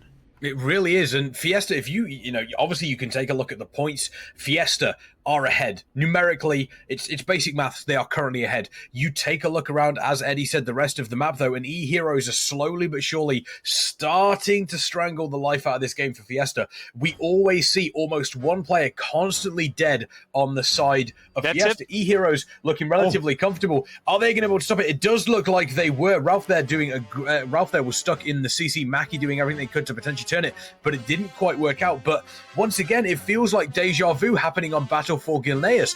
Both of the teams almost locked neck and neck, but Eheroes slowly making things count for them. And once again, as we go further into this map, nobody currently at Lumbermill. Do we have a ghost coming in? Yeah, yep. Let's have a look. It looks like it could be happening. Yeah, Avidance moving over as well. Lurtex there. Are they going to be able to take it? Asga is stopping that from happening. There we go. Do they have it? No, they don't. Lurtex just coming in with a fantastic leap there to stop that from going over to Fiesta. So a little bit of a warning sign for Eheroes that, yes, they may be taking the advantage across the map, but Fiesta still dangerous. Fiesta is definitely looking dangerous right now. A lot of objective plays going on in this game, and honestly, it's very hard to keep track of everything. But I mean, this is what defines great teams. Every single player on the team has the awareness to see if he has a chance to ghost or to strike an enemy base, and that's just what makes them so good, right? It looks so uncoordinated. It looks like a big cluster of things happening, but in the end, it's actually very calculated. Everyone is doing each step according to what they are seeing, right? That's why we saw Willex Ghost from LM. They know that they have these chances and they're just taking everyone. But again, I mean, Eheroes, time is ticking, and in 1 or 2, actually, in 1.5 minutes, Fiesta is winning with 2 bases. There we go. They are on the timer. They need to get some kills going in, or they need to flip another base. Doesn't look like it is going to happen. Asga's going to go there to help out with Avidance. Mudspitter going over as well. Does that potentially leave Lumbermill open for Fiesta to come in, or Eheroes? We see Raz's dying, and as Walric as well on the side of Eheroes. So players going down. Zot is completely out of mana on the blacksmith in the blacksmith base right here. Could this potentially be Fiesta taking blacksmith? This has been one of the big hotly contended areas here. Avidance trying to take this, but look at that. Arteesia's there, Asga's there. There's no way that Avidance is going to be able to take this in time for this going over. But as Eddie mentioned, Torpid, slowly but surely, Fiesta are just going to win this through pure maths. Yeah, I got high hopes that something's going to happen, and one of the teams is going to get a third base, and that's how it will potentially end. I don't think they're going to keep with 2. I think somebody's going to crack, just like the Gilnes. I think it's only a matter of time before somebody cracks. Zot running out of mana was a great combo by yourself, right? So right now, Hilly Bear is using his Incarn to spin mid, and if they don't get reinforcements, which looks like the Resto Druid, Asga is coming in replace of the Priest. I think it's only a matter of time before we see a highlight play from either the Rogue Boomy making a big play, the Feral killing somebody. I've got it's not going to end the tie. Somebody is going to crack, because Eheroes is going to have to ghost at some point, right? To your point, if they are going to lose with 2, they have to ghost, and that either means that they're going to overwhelm something and take it, or that their ghost is going to get taken, and then they're going to end up losing. So I have high hopes that another base is getting capped this map for sure. Yeah, but even if they were to do it, it looks like it's about to be over right now for Fiesta. If you do the quick calculations, right now it's a 3 to 4 point lead. So even if Eheroes are in a position to cap the third one, Fiesta right now is just in a bigger lead. So Fiesta, if they can hold this out, I mean, it is over. Eheroes, they need 4. It's over. Wow. Game 4. I'm sorry to call it already, but it is what it is, man. Math don't lie. There we go. Yeah, the numbers don't lie, and they spell disaster for you at Sacrifice. Eheroes potentially, they're going to have to do something special to win this, but Fiesta just holding out strong here. There's still room for this to potentially get turned absolutely on its head if the pressure is too much for Fiesta to hold, but it looks as though that is not going to be the case. Eheroes still fighting across the map. They are going for mines down at the bottom here, but I don't believe it is going to turn. Eventually, Fiesta doing a great job in keeping 2 bases off against Eheroes, but Torpid, they're not giving up. No, absolutely not, and that's good for them, right? You don't give up in a tournament setting. You've invested all this time. You can look for the 4 cap. You can look for the 5 cap. Again, I always like the picture of how good it'll feel. You know, those highlights that you never forget are made when you're down. You know, all those highlights for any sport, anything you've ever seen, is because it was a crazy play. So I live for those, and I think that you never give up until it's clearly over, because can you imagine etching yourself to 3-0 Fiesta with a reverse 4 cap here? I guess not a reverse 4 cap because they don't have 4, but if they got 4 caps here and then a 5th on Fiesta, I would be playing just for that. And if you lose, not a big deal. Let's go to the next game. So I'm really glad they're playing it out. And here, a little ink going on here. Evidence lying in wait, just to make sure that if his rogue dies, he's there to spin. It comes in here. If Evidence dies, we also have Arteesia ready. Here comes Lurtex, though. Yeah, he is coming, but the thing is, though, it's so hard. It is so hard. They need a healer here, Evidence, but even so.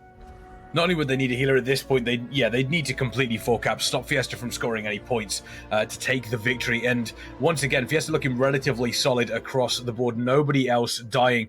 We do have less than 100 points for them. Eheroes still going, but Lurtex is down. Mudspitter is down. That's effectively got to spell the end here for Eheroes. It would just take an absolute miracle for them to be able to pull something off, and that doesn't seem like it is ever going to happen.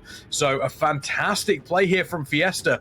It wasn't anything special. It wasn't anything, there was nothing crazy that we really saw out of Fiesta, but it was incredibly efficient, Eddie. Yeah, it was very efficient, and honestly, Fiesta did what we asked them for. They need to strike first, and they need to strike hard, and they did. You could argue that maybe it was a slight misplay from Kiliad Mines dying. He did in the end die with his incarnation available, and we all know that Incarn is the strongest Guardian cooldown, because usually when you're spec'd into the Naya tree, you're also running the 25% haste on your Berserk, essentially meaning that when you have Incarn running up, your regeneration for Guardian is only on a 6-second cooldown, and that essentially means that you are impossible to kill. So maybe a slight misplay from Kili here, but also just very well coordinated for Fiesta here and taking the third game. Yeah, doing a great job. Still relatively close, though. Only 100 points in it between those two teams. And the other side, Torpid, you've got to say, Eheroes there, Fiesta played that map very, very well. But Eheroes as well, they didn't do anything drastic. They didn't do anything, they didn't do anything crazy, really to help push off against Fiesta. But at the same time, they know that they have, that buffer. They have a game buffer in hand, and they also understand just how good Fiesta can be at Arathi Basin. So, I think for them, they probably played that, very, very safe. They probably played that very, very safe. Yeah, I think that although we don't get to see something like a big knock, it's important to highlight in a different viewpoint that is a spectacular game from Fiesta.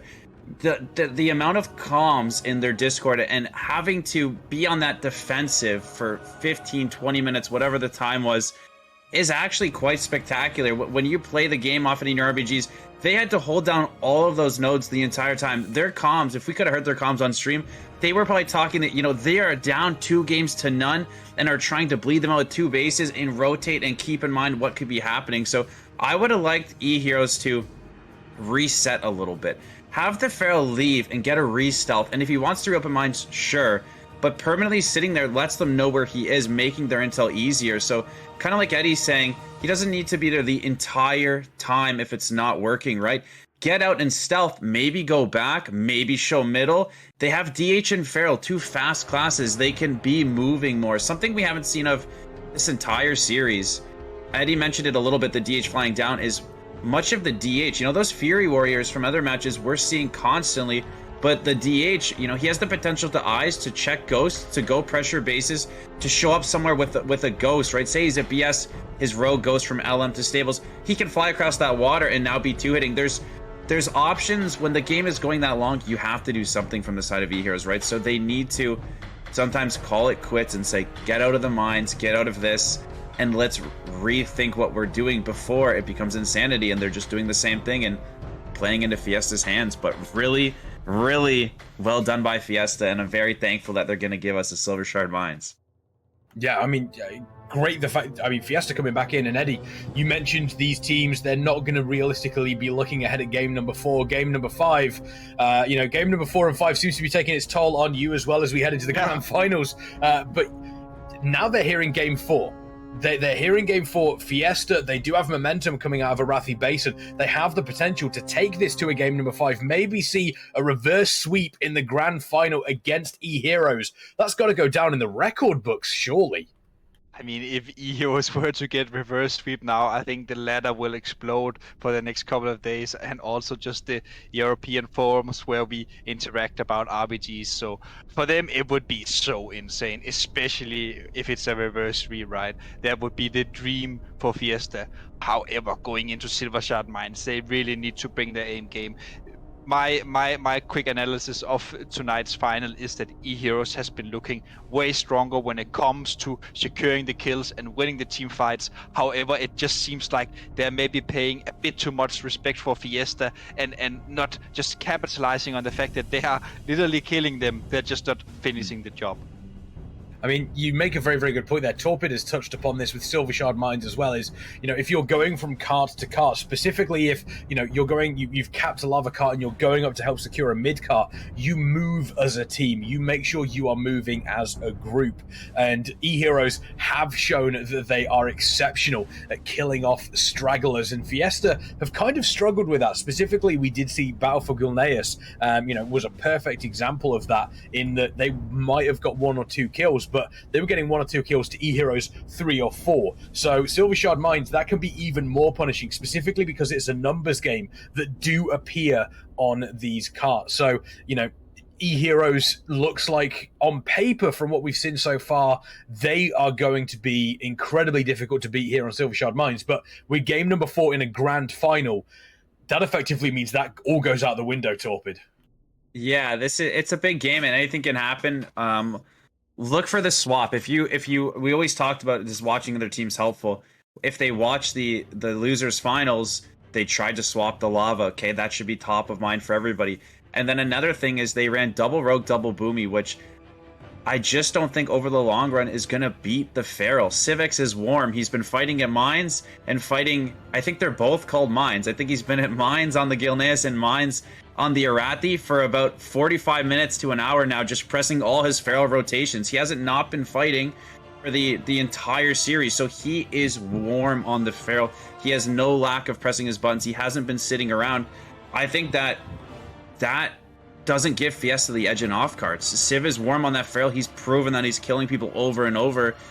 So I'm really not sure what Fiesta needs to do. I don't think they instantly lose the team fight again, but I won't love it if they play double sub rogue. I don't think double sub rogue will have the sustain over the entirety of the mines. I mean, we're going to have to wait and see exactly how this plays out. Silver Shard Mines, Eheroes Fiesta, game number 4, grand final. It's a lot to unpack for both of these teams. We mentioned Arathi Base and Fiesta kind of need to come out and really go, you know, really go whole hog towards Eheroes. Do they have to do this here, Eddie? Or do you think that having that game behind them, you know, they are still 1 game away from potentially losing the grand final, but do they just need to, you know, slow it down a little bit in Silver Shard Mines, do you think, considering how this map plays out? Or do you think, once again, they need to come out hard as we saw in Arathi Basin? I think we're gonna see, I hope Eheroes is not listening, maybe they are, but I think we're gonna see Evidence go for the swap again. We saw it in the speedrun game. I think he's gonna go for the swap. I think they're gonna go very hard for middle, and I think they're gonna just take it from there. If they can secure a good mid push and secure top card, they are in a great position, especially if they get the swap. But again, it really comes down to who has the fastest fingers, I think, and especially the initial 3v3 or 4v4 going on in the middle. Yeah, it's going to be explosive either way. If Fiesta are able, obviously, to take this map and take us to a decider, to a game number 5, potential reverse sweep territory here in Method Mayhem. Great or map. Eheroes going to be able to claim victory and take the 3-1. I'm not saying that Eddie almost predicted exactly how this was going to go with, you know, the 3-1 for Eheroes, but only time is, you know, time is currently on on neither of these team sides. They need to make sure that they are claiming a victory here. It is Fiesta against Eheroes once again. Eheroes, if they win this, they win the grand final. Fiesta looking to come back and potentially reverse sweep the EU Juggernauts on Silver Shard Mine. Who is going to finally claim the advantage? Are we going to see a game number 5? Are we going to see champions crowned right here? Torpid, take us away. Absolutely. So again, I see no world in where we're not about to see a Feral Druid. I want to get a glance of who's on which side. That'll kind of dictate a little bit of the flow. And I think if you put Eheroes on the ally side, let me take a quick look. Do they seem to be over here? It looks like they're running the Feral again. Like I said, I think that's going to be so strong with the DH potentially. Let me just make sure they're coming at the ally side before I say anything I regret. It looks like they are, right? They have the ally side. So Eheroes is going to get the lava turn.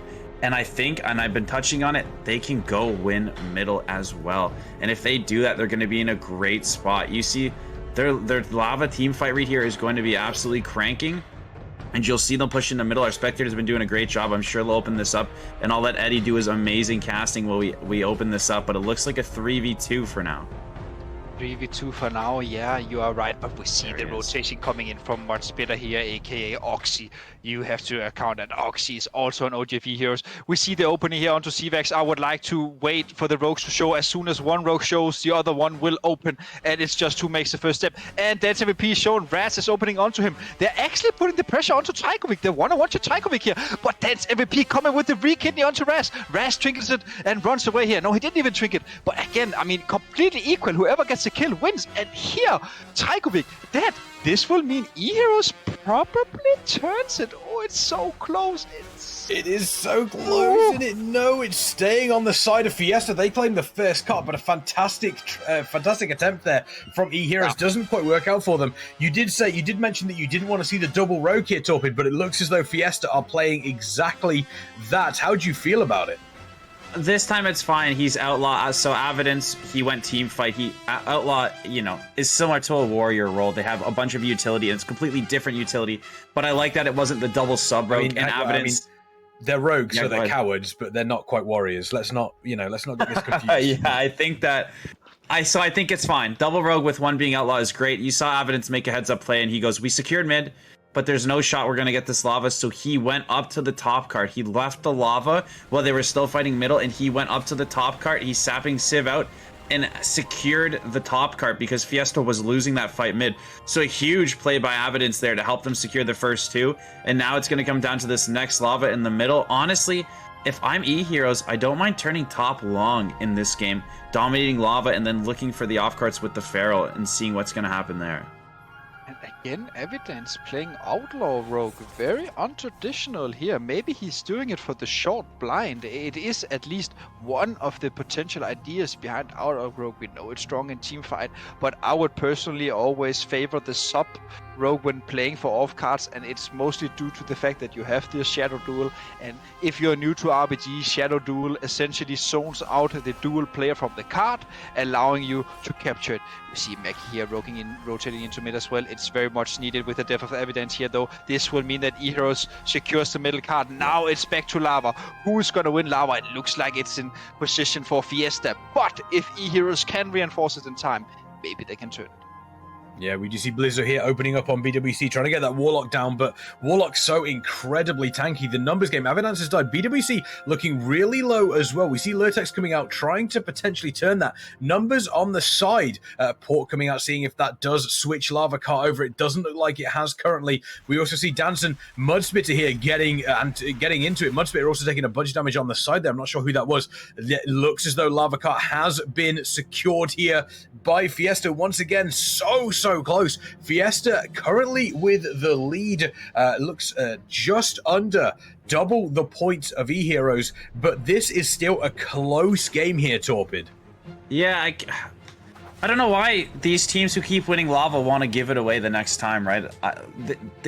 In a lot of these mines, we're seeing a team win lava and then decide to go get something else and give lava back. I really want to see Eheroes take control of lava. They have the better lava team.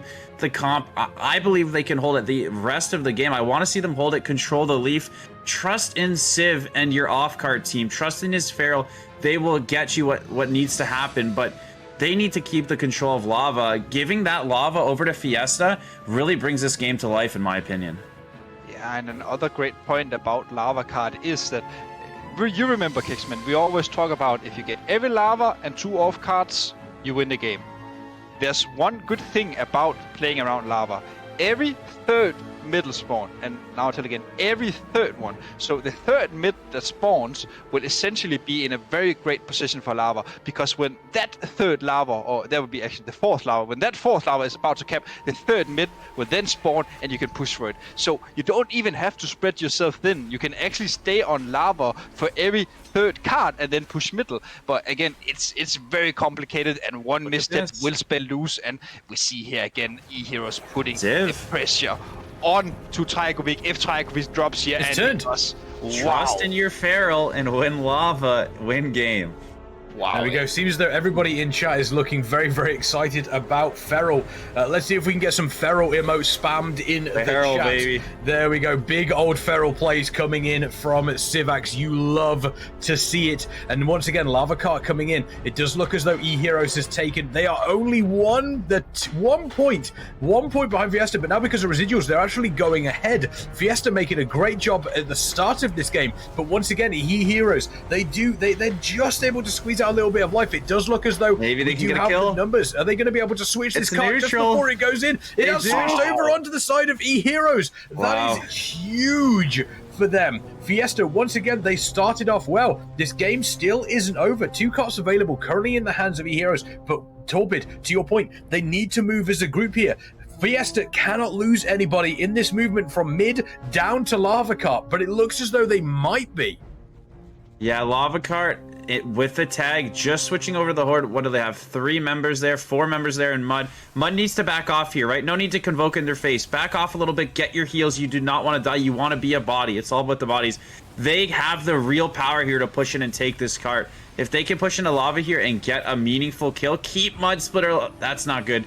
They want to keep Mud alone and go from that. Mid and top, nowhere close to capping yet. So I think it's totally okay to fight this lava, try to get some kills. Even if Fiesta holds on to this lava, if you're Eheroes, you want to fight it and put pressure, start controlling the leaves. And it looks like they're wiping Fiesta. 2 are dead to 1 on the side of Eheroes. Another kill, another CC out of the cart, and we could see this thing flipped over for Eheroes. So Fiesta wanted to stop damage. Ralph has died. Is that going to be enough to switch it over? Let's I'm not see. entirely sure. The gripping trying to get him away. Is it going to flip over? It looks as though it's a little bit too late. It does go over onto the side of Fiesta here. Fiesta have control over the top cart. That is completely alone. We do see Phallic leaping out, heading straight towards to help get that top cart through. And also mid. It looks as though mid is currently in control of Eheroes. So that is one place where we will see Fiesta going. Ralph is still dead for another 5 seconds. BWC down for another 10 seconds currently. We see Artesia taking a bunch of damage. This is about as close as Silver Shard Mines can get here, Eddie. Yeah, it's very close, but the fact that they're knocking much better out of mid, securing middle as well. Eheroes really dropping the plate right now. The fact that they didn't manage to secure the previous lava is so important. They didn't get top, but if Fiesta can hold this middle, this would be so crucial. It could probably be the winning card for them. They need to CC Eheroes out, and we see much better. He's leaving. Eheroes is sacrificing the card. This means lava. Oh my god, this is so insane. Fiesta, they have everything they can do, because right now Eheroes, they need to win every card, and Fiesta can just say, well, if Eheroes is going 10-man lava, we're going for middle. If Eheroes is pushing middle where we're going lava. So right now Fiesta, they can win the game and tie it up 2-2 in this grand final. Absolutely. Smelling a reverse sweep, chat? Anybody in the chat smelling it again? Eheroes needing to come out. Like Eddie said, all 3 carts are needed here. They're going to secure this lava, but Fiesta needing 1 more. Once they're at 1350, 1 cart will do it. Eheroes still needs another 2, maybe 3. You couldn't have said it better, Eddie. This is perfect for Fiesta. You couldn't ask for anything better. Win 1 cart, win game, Eddie. Really good commentary there. Yeah, this is all it takes. I mean, Trajkovic is dead for another 10 seconds here. We just see Zot coming back up 5 seconds for Eheroes, but they need... This is the danger. Lava Cart, they need to spread themselves thin across the map. They can't afford to do that. Fiesta currently in control, and residuals are still ticking as well on the side of Fiesta when they do control that cart. We do see, obviously, Avadance moving over is potentially going to turn this one. Zot was there. This is turned back over onto Fiesta, and this is a perfect position for them right now. Once again, those residuals going to continue ticking. I imagine the Discord that all of these teams are in is going absolutely wild on the side of Eheroes. They need to push out, but it doesn't look like it's happening. They need kills. Falik has dropped on the side of Fiesta. They need more than that, though. They need almost a complete team wipe here for Eheroes to claim this map and gain it. Otherwise, Fiesta are going to take us to a game number 5. And even if Fiesta loses 1 or 2 members, that guy can run to mines, but to lava. But with 2 members reinforcing lava against evidence, it just means that right now we see the 8v8 here in middle, 8v9 now with much better coming in now. This is gonna be down to the wire, but I don't think Eheroes has enough time. They need kills, they need anything, and if you die in the card will tick for you. Noir is dropping to 10%. Evidence Evidence is huge. Are they going to be able to take it? We're ticking over. Dance is dropping super low. Trojkovic is dropping super low. If they do have the sweeps, is it going to flip? It doesn't look like it is. It is currently in the hands of Fiesta. And there we go. They take it. Fiesta manage to take Silver Shard Mines, taking us to a game number 5 in the grand final. Is the reverse sweep ready for Fiesta, or are Eheroes going to ruin the party? Game 5, chat, not rigged. Chat was saying it's not rigged. Game 5, it's anybody's game, truly. I need a drink. That was huge. Yeah. That was absolutely massive. How they were able to hold on to that. That must have been a split second from going back to Eheroes then. That is as close as you could possibly get. And Fiesta, I think the main point, Eddie, is Fiesta put themselves into that position. It wasn't a case of Eheroes making mistakes. Fiesta is getting to you. Is it getting to you, Eddie? It's I mean, the reverse sweep potentially here. They put themselves into a brilliant position where they turned around and they said, right, Eheroes, you want to win this map? You have to take every single cart from us. And it was never going to happen. If I'm on the side of Eheroes, I'm thinking to ourselves, right, we really need to get ourselves on our A game for this final map, because as we mentioned, if Fiesta reverse sweep us in a grand final, it's going in the history books. Not just going in the history books, it's going everywhere, and it's gonna be the talking point for the next Method Mayhem coming up as well. Can Eheroes reclaim the throne, possibly? But again, we still have 1 game left here for tonight. I hope that everyone is excited. I hope that you're telling your friends right now that if you want to see RBGs, this is the game to tune into. This is the final game, the last one of the week, and I mean, what more to ask for? Yeah, you wanted Silver Shard Mines to deliver, Torpid. Let me ask you, did it deliver? It did. I'm a little disappointed in Eheroes leaving lava. I think that it led to us having a grand finale of the best of 5, but kind of troll, kind of trust in Civ and your Pharaoh. Stay in that lava. They have, Eddie touched on how Blizzo joined their roster today. They have an extremely strong team fight. And it's not just the players. Their comp was designed to win lava. Their alliance, they get the first tag. To give 2 lavas to Fiesta for trying to compete for mid or top, you know what? They better not do anything crazy on Twin Peaks, because Fiesta is here. Eheroes is here. It's 2-2. And we have seen time and time again, Eheroes and Fiesta, their flag maps comes down to the slightest thing. Somebody kills the FC, but they pick it up, they cross kill, they cap. It's never been one-sided. It's truly anybody's game. It's never been closer. And a flag map where stacks get high, you've got the rogues making the plays. I'm really dead even in this match, and think Fiesta honestly have a good shot to pull this off. Absolutely. I mean, the irony isn't lost on me that we are going to Twin Peaks, and we are dealing with the Twin Peaks of the EU RBG teams at the moment between Eheroes and Fiesta. I mean, Torpid saying there that there's very, very little to separate them. We saw Warsong Gulch as the first game, and Warsong Gulch was decided effectively, by mistakes in dropping the flags. Both of the teams are going to be crazy very... game. Yeah, very crazy game. Both of the teams are going to be aware of that, Eddie. Are we going to see a very, very cautious opening here to Twin Peaks between Eheroes and Fiesta?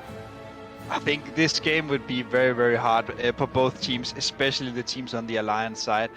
We have seen the effectiveness of the Warlock rifts, and I think it will be even more important now. And also because that the difference between Warzone Gulch and Twin Peaks here is when you get rifted on Warzone Gulch, you have quite a long distance to run to reconnect, whereas on Twin Peaks, it is just outside. If you're looking at the Alliance base and the Horde, you just need to swim up, right? So the distance is shorter, so you have an easier time to reconnect. So for sure, tanks will die, but who will die first? I cannot say.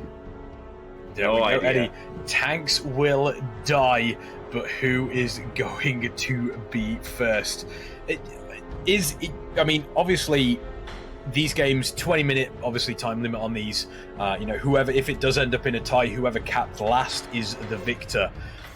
Just how important is this first capture, Torpid? Specifically, if it, if we get 10 minutes into the game and we still haven't had a flag capture, just how important will that be? Is the game going to decide on that first flag capture? I don't think this is going to sound obvious, but in the flag map, nothing is important but the final score. Like, we saw Eheroes go up 2 caps, and then Fiesta was read on their heels in an earlier series. We've seen so many flag maps where it doesn't matter if it's 1 or 2. All of a sudden, Eheroes is up a cap, and then Fiesta is up a cap, and it's dropping flag. Like, I don't think, when you lose a blacksmith, that's an important figure of the map. That truly has an effect. When they get a cap on you, or 2 caps, it only matters if they get the 3 and end the game. Otherwise, there's always an opportunity. And these two teams, you see, Fiesta starts getting on your heels and makes you make a mistake. So, yeah, I can't wait. Look at the skull on the tree. Like, this is going to be an absolute game. That is what potentially awaits the loser. The waterfall there, it's a beautiful, beautiful sight, but is it going to be beautiful at the end of this? Who is going to take it? This is it, ladies and gentlemen, and everybody in between. Game number 5, grand final time. Eheroes against Fiesta. Winner takes all. I want to see you getting hype. Who's going to win it? Is it going to be Eheroes? Is it going to be Fiesta? Let's take a look at the various compositions that we have here. Eddie, anything that immediately jumps out at you, and walk us through the opening of Twin Peaks. Looking at the compositions here, it's very traditional. We saw the exact same lineups at Warzone Gulch, so not much has changed. Both teams opting into what they know. Now, the strong and the strengths here for Eheroes is that they are on the Horde side. However, looking at the Warlock plays, I will say that Warwick, maybe on paper, is known as the better Warlock, but when it comes to the rifts, BWC, he has been on point. So we really need Eheroes to step up here for this game. They really need to land those rifts, and if they don't, it will be their doom. Yeah, I would love to just see the DH eyes. Looks like he might be walking slowly. The animation, that might be the eyes animation down there at the bottom left. I'd love to see him telling his team where he thinks the tank is and having the tank having his stealthies try to Phantom Knives the tank out, right? They're not really taking it. You know how the Fury Warriors are taking advantage of their leaps? We're not really seeing anything coming out of the DH to give his team even something, or to just do the mind games on the other team, make him double think a little bit. He's kind of just running to team fight. And when I flag carry and their demon hunter runs to team fight, I'm stress free. I love it. It's my favorite thing. When they sit out, I've got extra things to think about. So this team, we watched them go till 10 or was it 15 minutes, Kexman, and not grab the flag or not get a cap, right? So maybe we have to expect 15 minutes 45 seconds that we saw in one of the maps beforehand. So it effectively comes down to who is going to blink first. And Eddie, you've mentioned the big difference between between picking the flag first and between picking the flag second. There is a very, very large difference between the two, and obviously, grand final, nobody is going to want to make a mistake here. So whoever blinks first, it could be huge. We do see, crossing in the night there, Dance and Killy Bear. That could have been Dance was going over there. And Killy Bear's the one that's picked up first. Killy Bear has chosen to pick up the flag here. He is under a bit of trouble now. His health bar is dropping. He still has his incarnation. He still has his wall. So it looks like he will be crossing. Oh, very nice done there from Falik. But then again, Killy, he really needs to get moving here now. Ulahenyo will be waiting ahead of him and pick it up late here. And we see even much better coming in here. Oh, Ulahenyo's found. This could be it. This could be it. This could be it. Does he stop it? It looks as though he's been able to pick it up, but Eleno's going to get so much pressure. Is Eleno going to stay alive? The cocoon coming in. Eleno was just on about 10% health there. They were able to switch the flag over, but that is a lot of cooldowns that has been used for Eleno. And Eleno is not even out of the enemy base, finally starting to cross the map now. Killy Bear setting themselves up in a very, very comfortable position now. And you've got to imagine advantage Eheroes right now, Torpid. Yeah, I do think, though, the problem with Sleeper and Guardian Druids and Night Fae Priests is the cooldowns actually reset so fast for the tank, and the stacks are so low that I honestly don't want to give an advantage to anybody yet, but I do want to say the advantage, I guess if I were to give an advantage, it would be that Eheroes had a little bit of momentum on Uleno there, and that might spook him, that might get him a little nervous, right? That cross kill to get some confusion in the comms, but I really think we're pretty much dead even. I think it's going to come down to what we've been seeing, which team can connect on offense, and which team can provide a lot of value above 6 stacks. Again, I think we almost just saw it a second ago, but I think it's going to take a kill above 6 stacks. I think that both teams are going to be playing it extremely safe. They're so warmed up now that we're in Game 5 that I don't see anybody dying until after 6 stacks. So look to see what happens in between there and what cooldowns are on CD when we hit 6 stacks.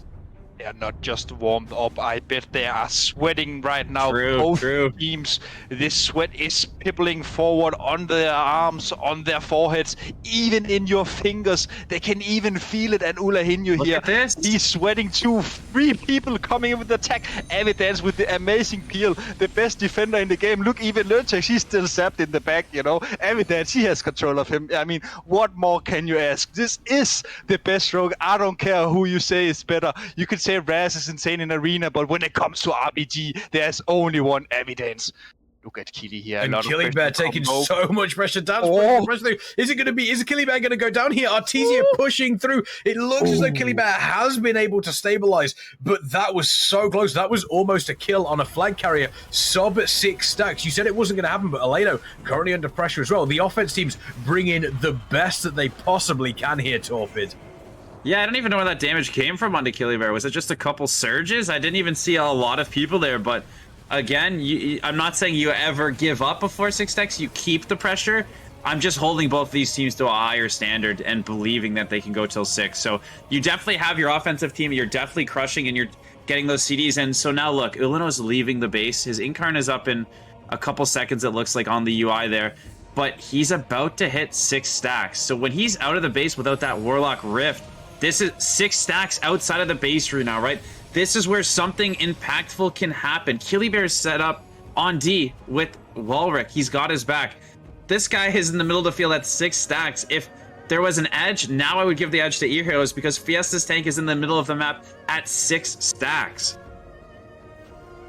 6 stacks here will definitely mean a lot for both tanks. It means that they can't move now. We just hit the 7 mark as well. Ulahenyo here in a lot of trouble. He did get domed by Hippie.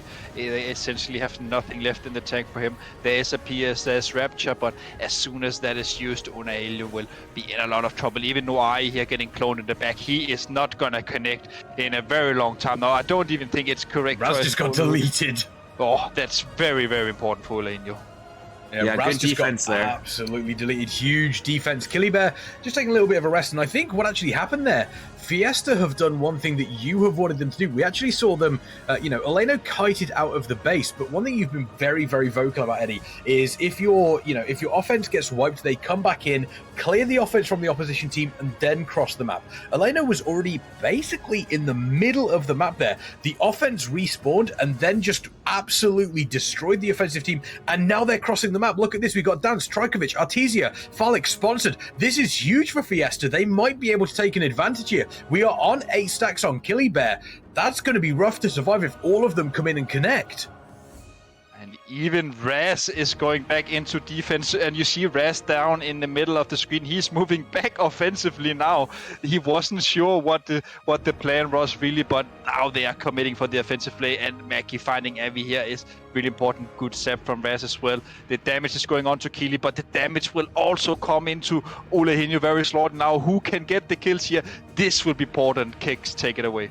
Yeah, Artesia, we've got sponsored there. We've also got, obviously, on the Falik does seem to have dropped. The offense has kind of stalled on the side of Fiesta, though. I thought they were going to do a great job. Trajkovic is there. Artesia, it's still not over for Kili because Dance is there doing everything they possibly can as well. But it looks as though slowly but surely we are losing a couple of the players on the side of Fiesta. Dance dangerously low. Kilibear still under pressure, but Kilibear dropping below 50%. They need to make sure they've got their cooldowns available. Kilibear doing everything they can. 10 stacks now. Eleno also taking a bunch of damage. Eleno goes down. Eleno just basically got absolutely deleted. Nobody else charge, a good play. There we go. Eheroes have taken the first flag capture 7 minutes 45 seconds into this game. Eleno not quite able to get away from it. Sivax there. Sivax proving that Feral is incredibly powerful against Eleno. Eleno trying to get towards obviously the flag capture. Maybe there could have been a call that Kili was getting low, but it doesn't look like it's worked out. Lurtex there coming in once again, just absolutely deleting Fiesta. They are one flag capture down, but that does not mean that we are ending this game here. Mudspitter trying to potentially get a quick cap. Artesia same on the side of Fiesta. Oh, sorry, take it away. No, you're okay. You go. I was just about to say that I think even Eheroes, he left his own dome. I'm not quite sure if it was the dome from the offensive priest. Regardless, the pressure onto him was immense. And we see here Artesia, they did stop the swap here. Artesia is sort of running. Kili should be lying in wait. No, Kili is not even in position yet. Maybe Lurtex has to pick it up and they need to go for the swap because look at evidence. He's in wait. So if Artesia gets in, this would be insane for them. He's taking out Lurtex as well. He's going to get him. He's just taking out Lurtex. He just basically 100-0'd Lurtex there. Incredibly impressive. Kilibear coming across, seeing if they can potentially pick up this flag. There we go. But Avidance, once you as you mentioned, duel. He's able to stop it. Going to be long He's enough. Able to stop it. Are they actually going to be able to cap it? There we go. Oh my God. Kilibear getting out of the last possible second there, Torpid. Yeah, that duel, for anybody in the chat who doesn't know, when Evidence duels Kilibear, he cannot click the flag for the 5 seconds he's in the duel. He had him in a cheap shot as well. Kilibear needing to trinket Incarn, so immediately coming out of the duel, was able to click the flag just barely. But again, a huge heads-up play by Evidence. A great job by Team Fiesta getting Artesia across the map. But now we've got to look at Artesia's dead. Illinois is picking the flag up with full CDs, so really anyone's games, but some pretty insane gameplay from both teams. Again, trying to play out of their minds and win the method tournament. Yeah, Lurtex is on Eleno, though, straight from the start, so that's going to be a lot of pressure. And Eleno is effectively by themselves as well. Kilibear just relaxing, but I don't know whether there's anybody there that can help out Eleno at this point in time. It does look, no, we do have, it looks as though we've got Lurtex is there, Mudspitter is there. Eleno needs to get back to support, and it looks like that is exactly what has happened. Kilibear getting to support as well, and we may see, once again, a little bit of a standoff between these two teams. We are halfway through the match, though. Eheroes 1-0 up against Fiesta. Yeah, and 9 minutes left on the clock. Cooldowns are getting back up. Mana looks fine for both teams. Kili is in a safe position. The root beam onto shot. The convoke onto Kili. The starburst coming in as well with the surges. 1, 2, 3. There's no more power of Fury or Fury of Elune now for him. So he should. Zosoff as well. Zosoff as well. He's in real trouble in that smoke bomb. Are they going to? Zosoff climb back up. Miscommunication. They've actually been able to return the flag. No.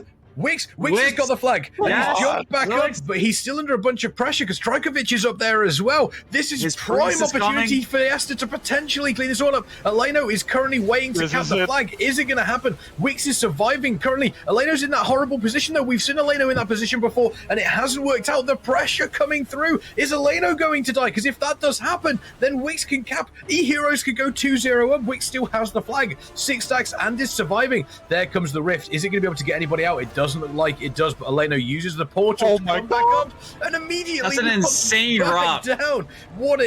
That was huge. Eleno soul shaping doesn't quite know where to go. It's on Avidance. It's on He's Avidas. dead. Wix is dead. He has to die here for Fiesta. Is it going to happen? There we go. Wix is Killy Bear can claim the flag, though. A perfect Killy snap. Bear has come back and picked it up. What is going on Twin Peaks? Perfect snap. What's going on? Absolutely insane. And now both FCs with the flag back on defense. I think now, honestly, Eheroes, it looks like they have the offensive pushing. Or maybe both teams are kind of a little bit depleted on both ends, making a reset, but... Killy Bear's going to die. Killy Bear's going to drop. Killy Bear drops, and Fiesta claims it. Fiesta has capped. We are less. The reverse sweep dream is still alive here. We have just over 7.5 minutes here between Fiesta and Eheroes. Fiesta currently, if it stays at this point, Fiesta will claim the victory.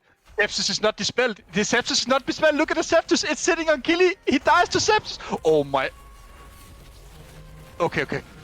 Yeah, there we go. Killy Bear. Yeah, drops down, and that is where we saw Fiesta claim it. Looks, oh no. Olehino has been picked off, though. We do have the flag on Artesia, but Lurtex picked off Oleno, though.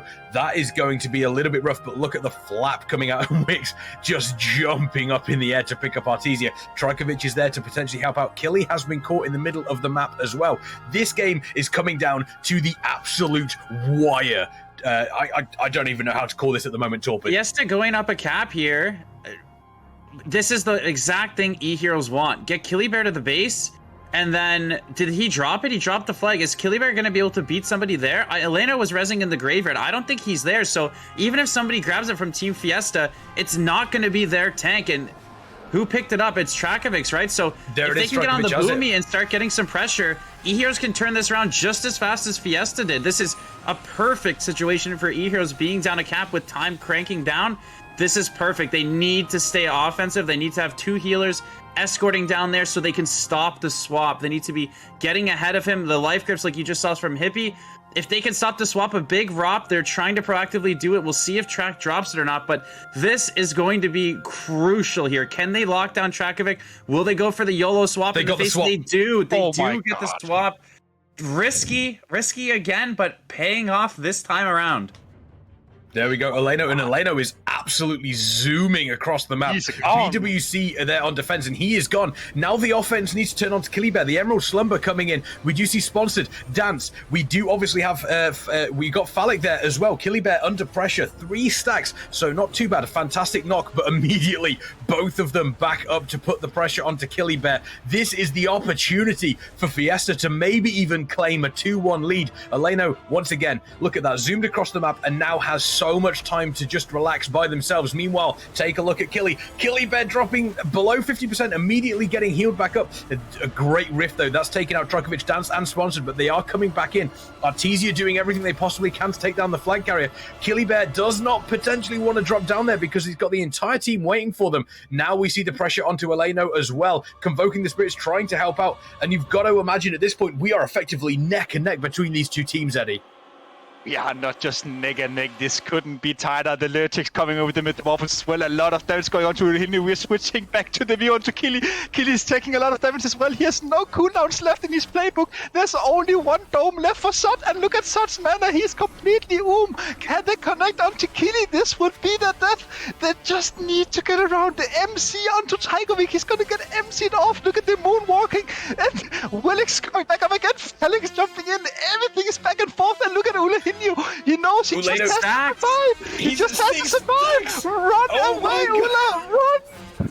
Yeah, but he's at 6 stacks, he can't go any faster. The problem you've got is if he gets caught out there, Killy Bear's in a perfect position. The offense on the side of Fiesta is starting to stall. Artesia is down, Artesia nearly went down. Trajkovic is down at the same sort of time. Killy Bear still under a bunch of pressure. Looks, there's the rift. That is a huge rift, and Eleno is currently out in the middle of nowhere. This is a really rough position for Eleno at the moment. That could have been everything for Fiesta, but it hasn't quite worked out for them. If Eleno manages to survive this, that is absolute god plays on the side of Fiesta. Eheroes are circling in. They're circling in, and again, another perfect situation for him.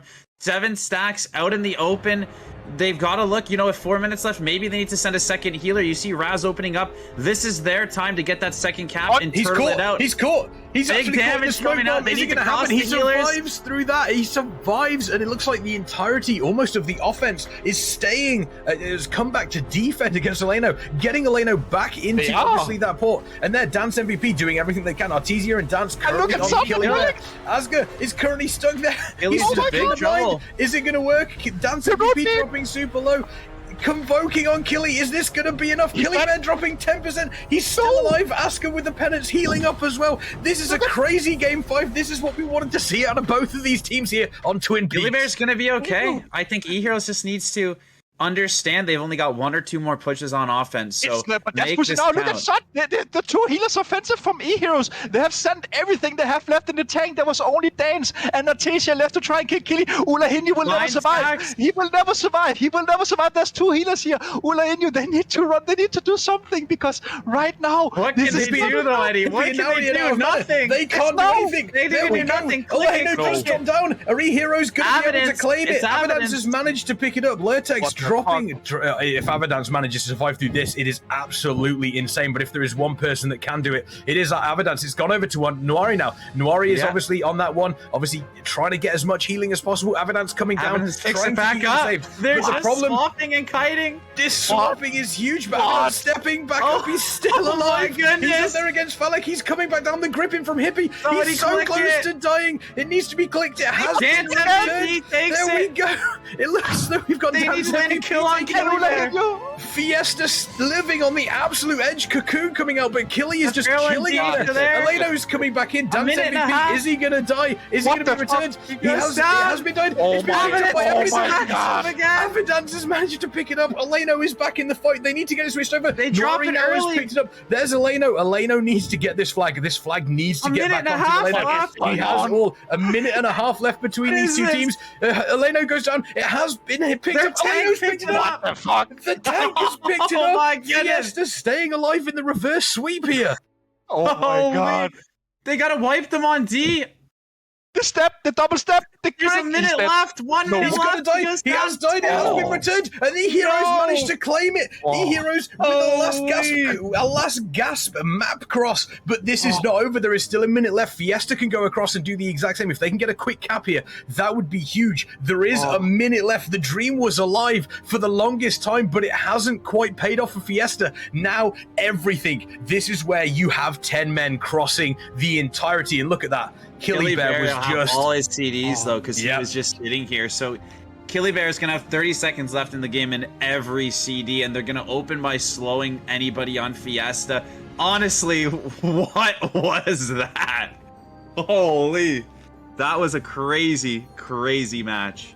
Honestly, in the last go there, when we saw Dance and Artesia pushing in for Killy only had Ascar and himself. Yes. And then in the end, Raz, he died offensively, but he rotated in to defend Killy, killing the 2 offensive players, the only 2 left from Fiesta, allowing everyone else from Eheroes to push. And in the end, they just couldn't hold the stand. In the end, they couldn't quite manage it. Eheroes taking an incredible Twin Peaks victory. They have won the best of 5, 3 games to 2. And not only that, they are your Method, Mayhem, EU RBG Gauntlet winners.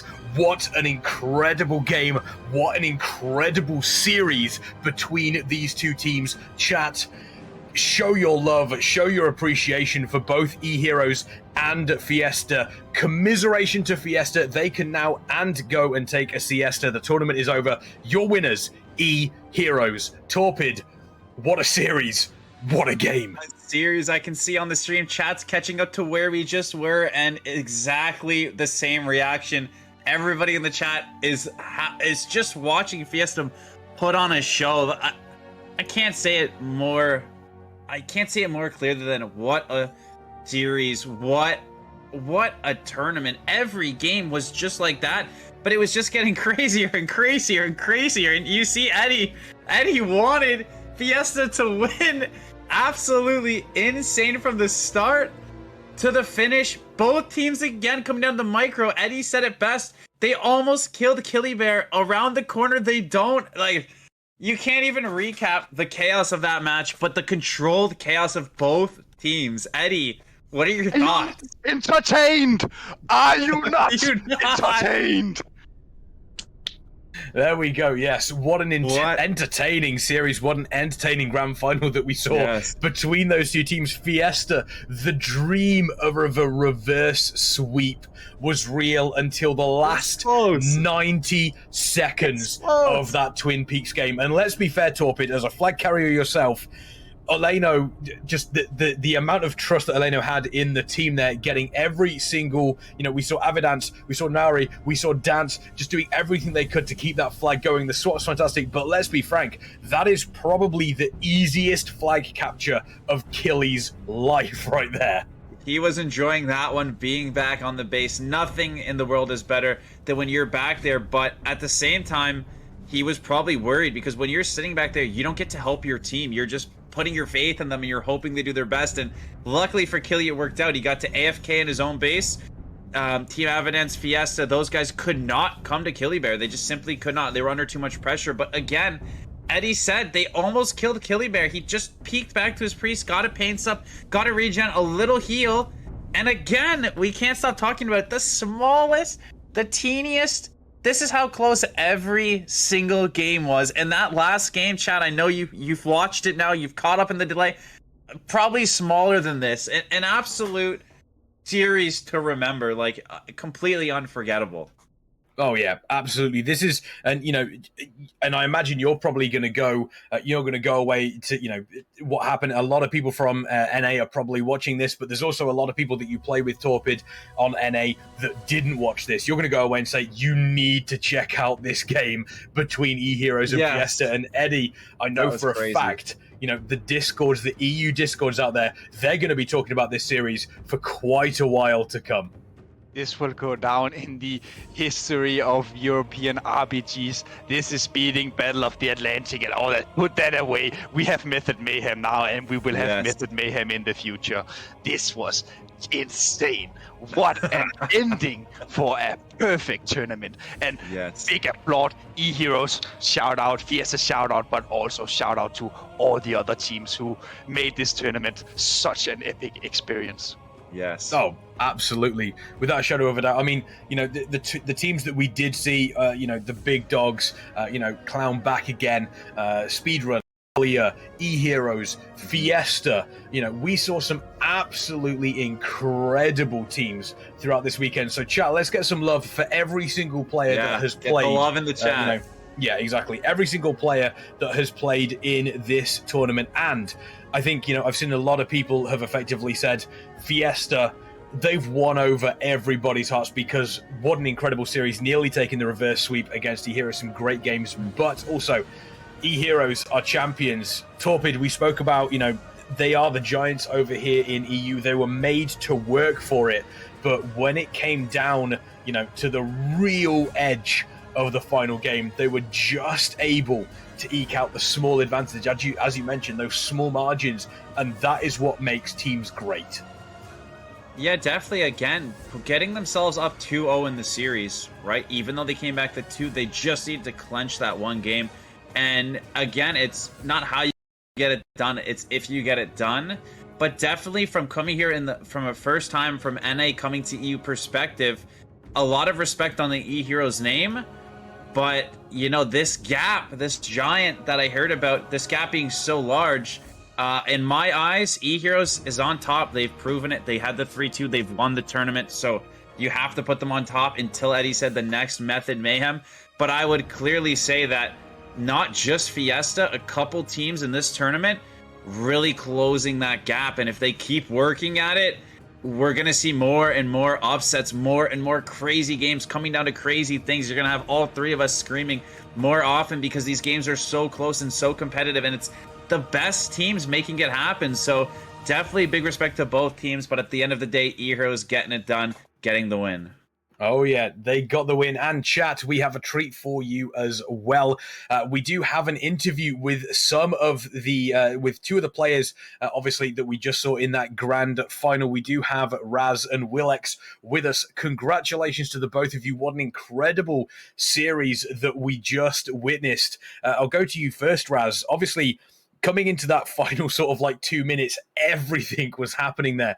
Just how crazy was it in comms that we wouldn't have been able to have heard? I mean, the last part of the game when everyone was like picking the flag and we were trying to return and everything, that was like everyone was screaming, obviously, because Killy was chilling and we just need to return to win. So everyone was saying, very true. Return. I said it was probably the easiest flag capture of Killy's life there, just chilling in the base by themselves. Going 2-0 up and then seeing Fiesta just come back game after game, taking you to that game number 5. Was there ever any doubt there, Willex, from yourself in regards to game number 5? Or, was it a bit of a surprise that you did end up and you weren't able to close it out on game number 3, game number 4? The past FC games we've had, we've been kind of strong. So it felt good going into the FC map. Would have been worse on some other maps. But yeah, felt good. That's always, and I imagine winning is probably going to feel very, very good as well, the entire tournament. Any questions from yourself, Torpid, at all?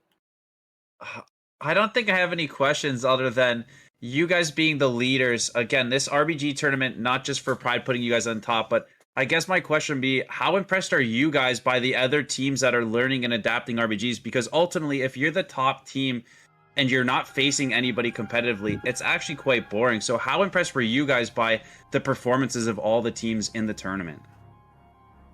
You want to take it, Willex, or me? You can take it.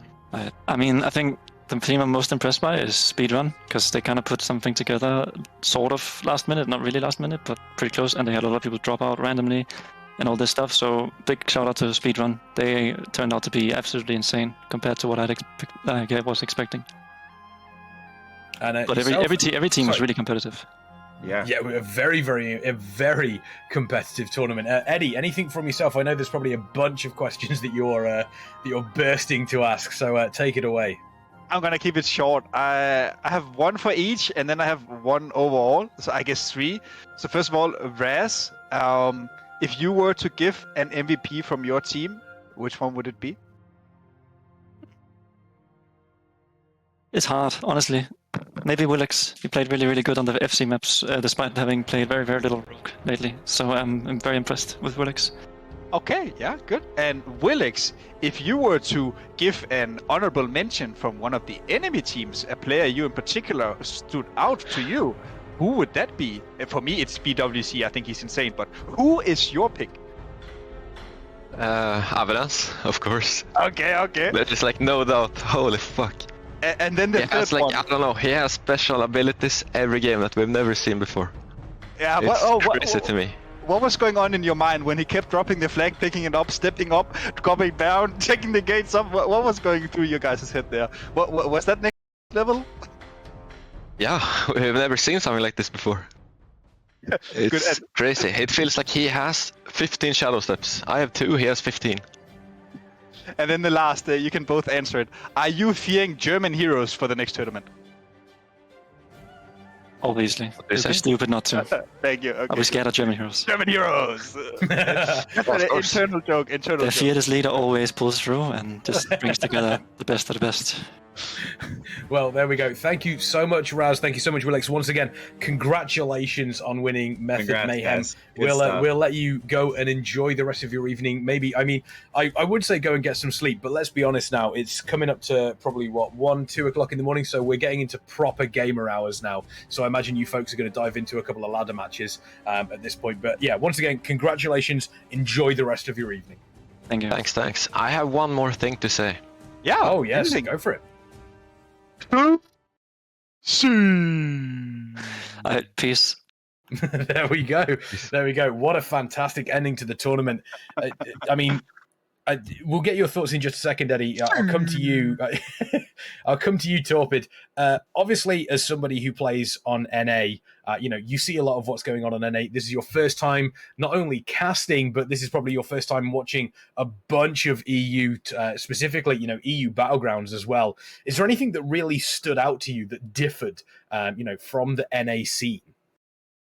In the NA tournament, we had an extra seed, but it felt like there was maybe 3 really good teams on NA, and then the rest were pretty good. on EU, it felt like every team that you guys put together really had a shot, right? Team Camel was our Eheroes. They're the victors over there. It felt like our team had the only shot of beating them, and we were the only team to beat them. In here, you saw multiple EU teams taking games off Eheroes or making it very close, which I think speaks to, again, the leadership in the EU RBG community, teaching everybody what needs to be done, and then the players putting in the time and the effort and learning that, right? Like Willix just said, evidence coming out of nowhere, players emerging onto the scene and competing with these top dogs. So I'm most impressed by the amount of competition we had from the start of the tournament right until the end. There was really no breaks. There was really no stomps. It was competitive the entire way through. And that's what you want with a Method Mayhem tournament, is a competition. And, you know, chat said, I saw some people write in the chat, oh, Eheroes doesn't lose series. They almost got reverse swept. So again, they held on, but there was moments where EU is rising up, proving the chat wrong, showing that there isn't just a couple good teams. There's lots of good teams in EU. Absolutely. And a point towards that, Eddie, the EU scene, we've seen some fantastic teams over the weekend. You know, Eheroes being pushed to the absolute limit by Fiesta, Speedrun putting on some brilliant performances, La Familia making it to the Final Four here. Next time if there is a next time for a Method Mayhem here in the EU, is that going to make more teams potentially push on and join a tournament such as this after witnessing a finals like we've just seen? 100%. I might even make a return myself. I am so hyped seeing this, but no, I don't think I'm making a return because you need me here on the disc, right, Kicksman? I mean, I would say you could probably cast and play at the same time. Let's be honest here, Eddie. You're multi-talented. That would be pretty insane, just leaving the cast and winning the tournament. And then for the next tournament, I come back on cast, hey guys, I'm back. It's just a quick crown. Yeah, with a crown and a quick... No. But for real, I think in the next tournament will be even bigger, especially because of one of the fan favorites. It was the one I asked here in the end as well, German Heroes. You probably remember them from the other tournaments. They are maybe not the strongest teams, but they have tons of fans here in Europe. And if they are to compete, that would just mean even more drama and even more amazing games. Yeah, really. That's what we want to see. We want to see amazing games. This is what we are here for. We're here for effectively just, these are, these battlegrounds. This is what we want to see. The amount of people that do want to continue, seeing these tournaments happening. That is why we're here. We're not here for the drama. We're not here for anything else. We are here to watch some incredible games, and we have just witnessed some incredible games. So if you want to be seeing more of this in the future from Method, if you want to be seeing this in the future from other teams, then make sure you are getting people in this community. Make sure you are making this community a good place for everybody, making it a place that people want to be in, because the more this community grows, the more we can do. And it's just been shown by that best of 5 that we just saw. But we are going to be wrapping up here. Torpid, any final thoughts from yourself before we say goodbye? Final thoughts, again, every team played amazing. Everybody should be hyped about the tournament and how they did. And to touch on what the Kexman said, follow him on Twitch. To touch on what he said, it's really important you guys do understand the gravity of Method Mayhem and what the team at Method is bringing you. There's no other entity, including Blizzard, the creators of RBGs, doing anything on this level. And the amount of production that you guys are getting, the incredible camera angles, the incredible pick and bans, there is so much effort going in behind the scenes. They didn't just turn this on. They've put in a tremendous amount of effort. So yeah, I'm with Kexman. Respect the tournaments, promote the good, positive energy, because without Method Mayhem, RBGs really don't have anything else going on besides ladders. So we need Method Mayhem in our lives. And I'm super proud to be a part of it. And I'm super proud to be a part of the RBG community. I'm not Team NA. I'm not Team EU. I'm Team RBG. Team wherever you can RBG, from Australia, NA, EU, wherever you are, I'm Team RBG always. And I think this was such a great thing for the RBG community. There we go. Eddie, obviously an absolute pleasure. Another series under our belts. As always. Any final thoughts from yourself? I mean, I just hope that everyone in the community, they really enjoy it, and I hope also that they learn to just be good to each other, man. We have our community here, and it's so clear that everyone loves this. So let's keep it at it, and let's all be nice and just enjoy these amazing games. And remember just to applaud Method as well. Method is the corner for this. Like, they are the stepping stone for us casters to get out here into the scene. So I mean, Method, a big shout out to them for setting all this up. And when we say Method, of course, a personal shout out for Bookmark and Linden Krohn, of course, the behind the scenes production, really putting a lot of work into this. And also, shout out to Torpid. I hope that this is not the last time we see you on cast. I think you have fit very well into this role. Yeah, I think. I appreciate it. This is for those of you that don't know as well. This is the first time that Torpid has ever been on a cast. This is the first time that Torpid has ever cast anything.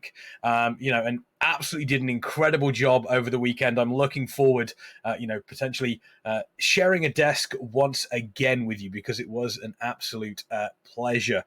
It was my pleasure to be here. You guys are great leaders and made it easy for me, and I really appreciate that. Again, make sure you're following Eddie LOL and the Kexman guys. Follow them, !casters. If you're not following the stream, what are you doing, really? Well, there we go. Yes, I also, one last thing, if the folks want to find Torpid, where can they find you on the internet? Yeah, so I'm streaming RBGs just like these every single day at twitch.tv/nevertorpid. Down here, we run viewers, and again, I'm trying to give you guys experience at 1600 CR, 2100 CR, 2400 CR, keeping it fun and helping you guys become your better selves, right? I want to be the change that I want to see, which is good things for our community. So that's what I'm doing. If you click on my name in the chat, come to the stream, follow it, and come RBG with me. That's all I would ever need. There we go. And Eddie, where can the folks find you on the World Wide Web? If you want to check out more from me, you can find me mostly on Twitch TV/EddieLol1. I am usually streaming RBGs. I'm not that active, but if you want to tune in every now and then, that's the channel you can find me on. And Kexman, what about you? The Kexman, baby. Well, if the folks want to find a little bit more about me, you can find me on Twitter, very simply at Kexman. You can find me on Twitch, twitch.tv/thekexman. And one final time, I want to see hearts. I want to see all the love in the world coming from chat for not only all the players and all the teams that have played in this tournament, Fiesta for putting up a fantastic fight in the grand final, Eheroes for finally taking the victory, but most importantly, the production team here who have been running Method Mayhem, Bookmark, Lind, all the admins that have been doing, obviously making sure all the teams are getting to where they need to be, the camera people, just doing incredible work across the board, and the fantastic mods that we have in chat. But from myself, Kexman, from Eddie, from Torpid, from Method, this has been the Method Mayhem EU RBG Gauntlet. We'll see you maybe next time.